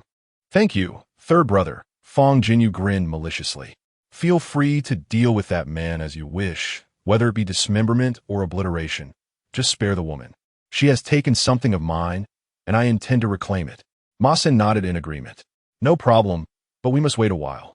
This restaurant is owned by the Liu family, and you know my boss, Hao Erlong, has ties with them. We cannot cause a scene. We shall wait until they finish their meal, and then take action. I am not in a hurry. I shall defer to you, third brother, Fong Jinyu replied. Inside the restaurant, Lin Song and Xia Zhuwei were enjoying their meal amidst soft melodies, their appetites invigorated. As Lin Song ate, he scrutinized Xia Zhuwei, contemplating how to procure the USB drive. Just then, a familiar, acerbic voice sliced through the ambience. Oh, ISNT, this the gentleman living off a woman's fortune? Lin Song looked up to see Tang Wenxiu strutting towards them in high heels, a mocking smile plastered on her face. Surprised, Lin Song hadn't anticipated encountering Fong Jinyu in the afternoon, only to cross paths with Tang Wenxiu again in the evening. Tang Wenxiu, noticing Lin Song's gaze, felt a flicker of disdain. She had come to the restaurant merely to enjoy a gathering with friends and strengthen their bonds. But encountering Lin Song upon her entrance was unexpected. Their last encounter at the clothing store had been humiliating, and her defeat against Jiang Yuhan had been particularly galling. She was unwilling to accept her loss and harbored resentment towards Lin Song, whom she blamed for her downfall. Instinctively seeking retribution, she approached Lin Song, ready to launch an attack. What is this? Jiang Yuhan no longer wants you? Which wealthy woman have you latched on now? Tang Wenxiu sneered, eyeing Xia Zhiwei with disdain. Lin Song replied unhurriedly, shouldn't I be the one to pose that question to Miss Tang? Without Fong Jinyu, your physical needs must be quite pressing. Which strapping gentleman have you sought for relief? You. Tang Wenxiu's face flushed with anger, yet she found herself at a loss for words. It was indeed true that her body had undergone changes due to Fong Jinyu. You, the man living off a woman, spare me your trivialities. I am now independent and self-sufficient, relying on no man. I am simply here to dine with friends for a gathering, nothing more. Tang Wenxiu declared haughtily. Wenxiu, what is happening? At that moment, a man accompanying Tang Wenxiu inquired. The man appeared to be of similar age to Tang Wenxiu, yet wore an expression of arrogance. He was Su Hongfei, the scion of the Su family from Donghai. Apart from the two of them, several fashionably dressed individuals exuded an air of haughtiness. Presumably the friends Tang Wenxiu had mentioned. Hongfei, this is the man I previously spoke of, the kept boy of Jiang Yuhan. Tang Wenxiu scoffed. I never anticipated that this kept boy would be so busy, spending Jiang Yuhan's money while simultaneously pursuing other women. Su Hongfei nodded in realization, then fixated his gaze on Xia Zhiwei, his eyes shimmering with unparalleled admiration. This young lady, I am Su Hongfei, a member of the Su family from Donghai. May I inquire as to your name? He inquired politely. Xia Zhiwei wiped her mouth and replied, My surname is Xia, and I am a journalist. Su Hongfei squeaked, understanding that Miss Xia and this useless man were not in a relationship of that nature. It appeared she had been deceived. Miss Xia, you just heard. This man is a mere sponge, living off others. He is now scheming against you while spending another woman's money. You must keep your wits about you and not fall for his tricks. Su Hongfei scrutinized Xia Zhiwei, his gaze sweeping over her figure, particularly lingering on her long, slender legs. Xia Zhiwei was captivating. With just one glance, Su Hongfei was entranced. Upon learning that she was merely a journalist, his thoughts spiraled out of control. Dang Wenxiu, clearly perceiving Su Hongfei's interest, quickly echoed, Indeed, Miss Xia, this man is nothing but a fraud, a sponge. With his character, how could he possibly be worthy of a beautiful girl like you? When choosing a man, one should opt for someone like young Master Su. Tang Wenxiu had invited these individuals to dinner primarily to curry favor with Su Hongfei, although the Tang family currently had the support of the Fong family. Her relationship with Fong Jinyu was too delicate and unstable. Thus, for long-term considerations, she had to seek assistance from other families. The Su family was a perfect choice, as they were comparable to the Fong family in strength. Precisely, when selecting a partner, one must choose someone like young Master Su. Men who live off others have no future, How shameless can one be? To be kept, and yet scheme against other women. What audacity. Others, whose family backgrounds paled in comparison to Su Hongfei's, readily chimed in to flatter him. Xia Jiwei paid no heed to Su Hongfei and his entourage, instead gazing curiously at Lin Song. A sponge? Being kept? Lin Song elucidated. Rumors are often unreliable. Do not deny it. You feel embarrassed, don't you? You shouldn't, as someone like you has a skin thicker than a city wall. Tang Wenxiu remarked, a teasing smile gracing her lips, seizing every opportunity for mockery. Su Hongfei, with his nose held high, wore a face of disdain, his arrogance almost palpable. Clearly, you are nothing but a good-for-nothing. Boy, do you even dare to look in the mirror? How could you possibly be worthy of Miss Xia? This Jiang Yuhan is truly something. Even if one were to maintain a young gigolo, one must at least consider the quality. A wretch like you is scarcely worthy of being in the spotlight. After saying this, Su Hongfei turned to Xia Jiwei, his face adorned with a beaming smile, and remarked, Miss Xia, the work of a journalist is quite arduous. Throughout the year, one scarcely earns a decent sum. Be cautious, lest this scoundrel deceives you for both wealth and affection. However, should you choose to accompany me, not only will you be spared such deceit, but I also guarantee you a life of indulgence. I could even gift you a handbag that would suffice for half a year's expenses.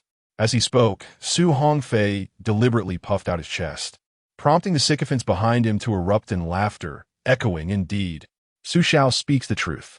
How could this shameless coward possibly offer these ladies any happiness? Another added, absolutely. Miss Journalist, your future lies with Su Gongzi. Do not squander your time on such a feckless man.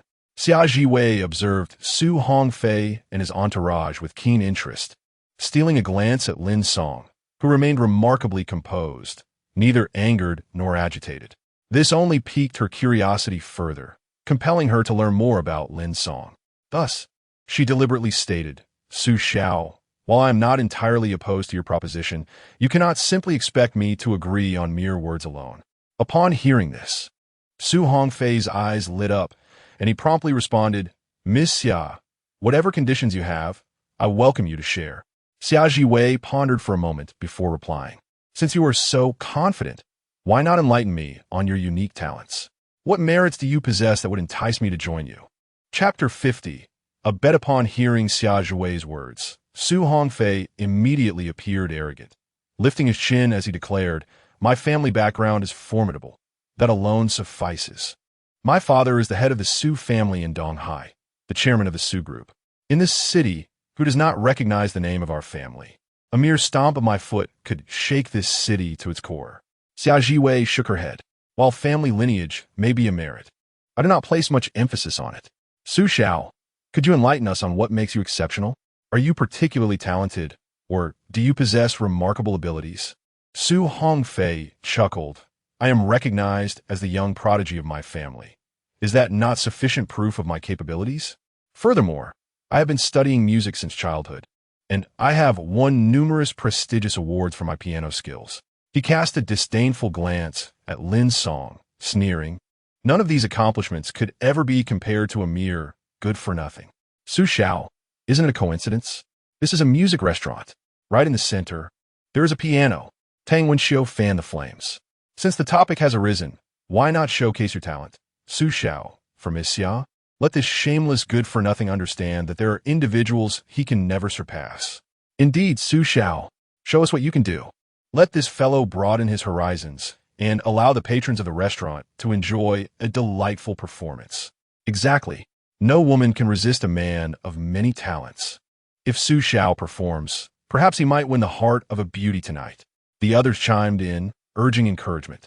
With chest puffed out and confidence radiating, Su Hongfei greedily glanced at Xia Jiwei and said, Very well, since it has come to this, I shall perform a piece for Miss Xia, to prove that my words are not mere fabrications and to make certain individuals recognize their place. Upon Su Hongfei's agreement, Tang Wenxiu quickly summoned a waiter to explain the situation. The waiter promptly brought forth a mask and exchanged pleasantries with the performer currently playing in the restaurant. As the music ceased, the other patrons looked up in astonishment. Su Hongfei donned the mask and, under the gaze of the crowd, took the stage. We have a guest prepared to perform a piece. It is both an honor for our establishment and a stroke of fortune for you, our patrons. Let us attentively embrace the splendid performance this guest is about to deliver. As the announcement concluded, applause erupted from the audience, their faces lit with anticipation. "Why does Su Xiao wear a mask?" inquired one of Tang Wenxiu's companions. Tang Wenxiu explained, previously a popular star performed impromptu here, and frenzied fans nearly demolished the restaurant in their excitement. Since then, anyone wishing to take the stage must wear a mask, allowing the performer to maintain anonymity while the restaurant can still attract guests and avoid unnecessary chaos. "Oh, I see." As the conversation ended, Su Hongfei began his performance. He played a classic piece, Clair de Lune, with remarkable finesse. At first, the gentle notes flowed like a serene stream within the restaurant. As the melody progressed, he became increasingly immersed, his body swaying gently to the rhythm. As the piece concluded, resounding applause filled the restaurant. "So enchanting. This gentleman plays exceptionally well. Indeed, his skill is undoubtedly at a professional level. I never anticipated encountering such a virtuoso today. This meal has proven to be remarkably worthwhile." Tang Wenxiu and others echoed loudly, exclaiming, "Su Xiao is truly impressive. The sound of his piano is simply sublime. Indeed, this is what art is all about." After listening to Su Xiao's performance, I found myself captivated. Tang Wenxiu cast a sidelong glance at Lin Song and scoffed. "Exactly, Su Xiao's talent is indisputable. Some individuals, probably Haven-T, even touched a piano." Xia Zhuwei also raised her hand to applaud, intentionally directing her words toward Lin Song. "The person may not be anything special, but his piano skills are indeed commendable." Lin Song teased, "So, does this mean you decided to side with him? Don't rush. This matter is far from settled." Xia Zhiwei regarded Lin Song with a meaningful look. Lin Song discerned her intentions and inquired, "Are you suggesting that I compete with him in piano playing?" "What? You wouldn't, would you? Did I ever claim I could?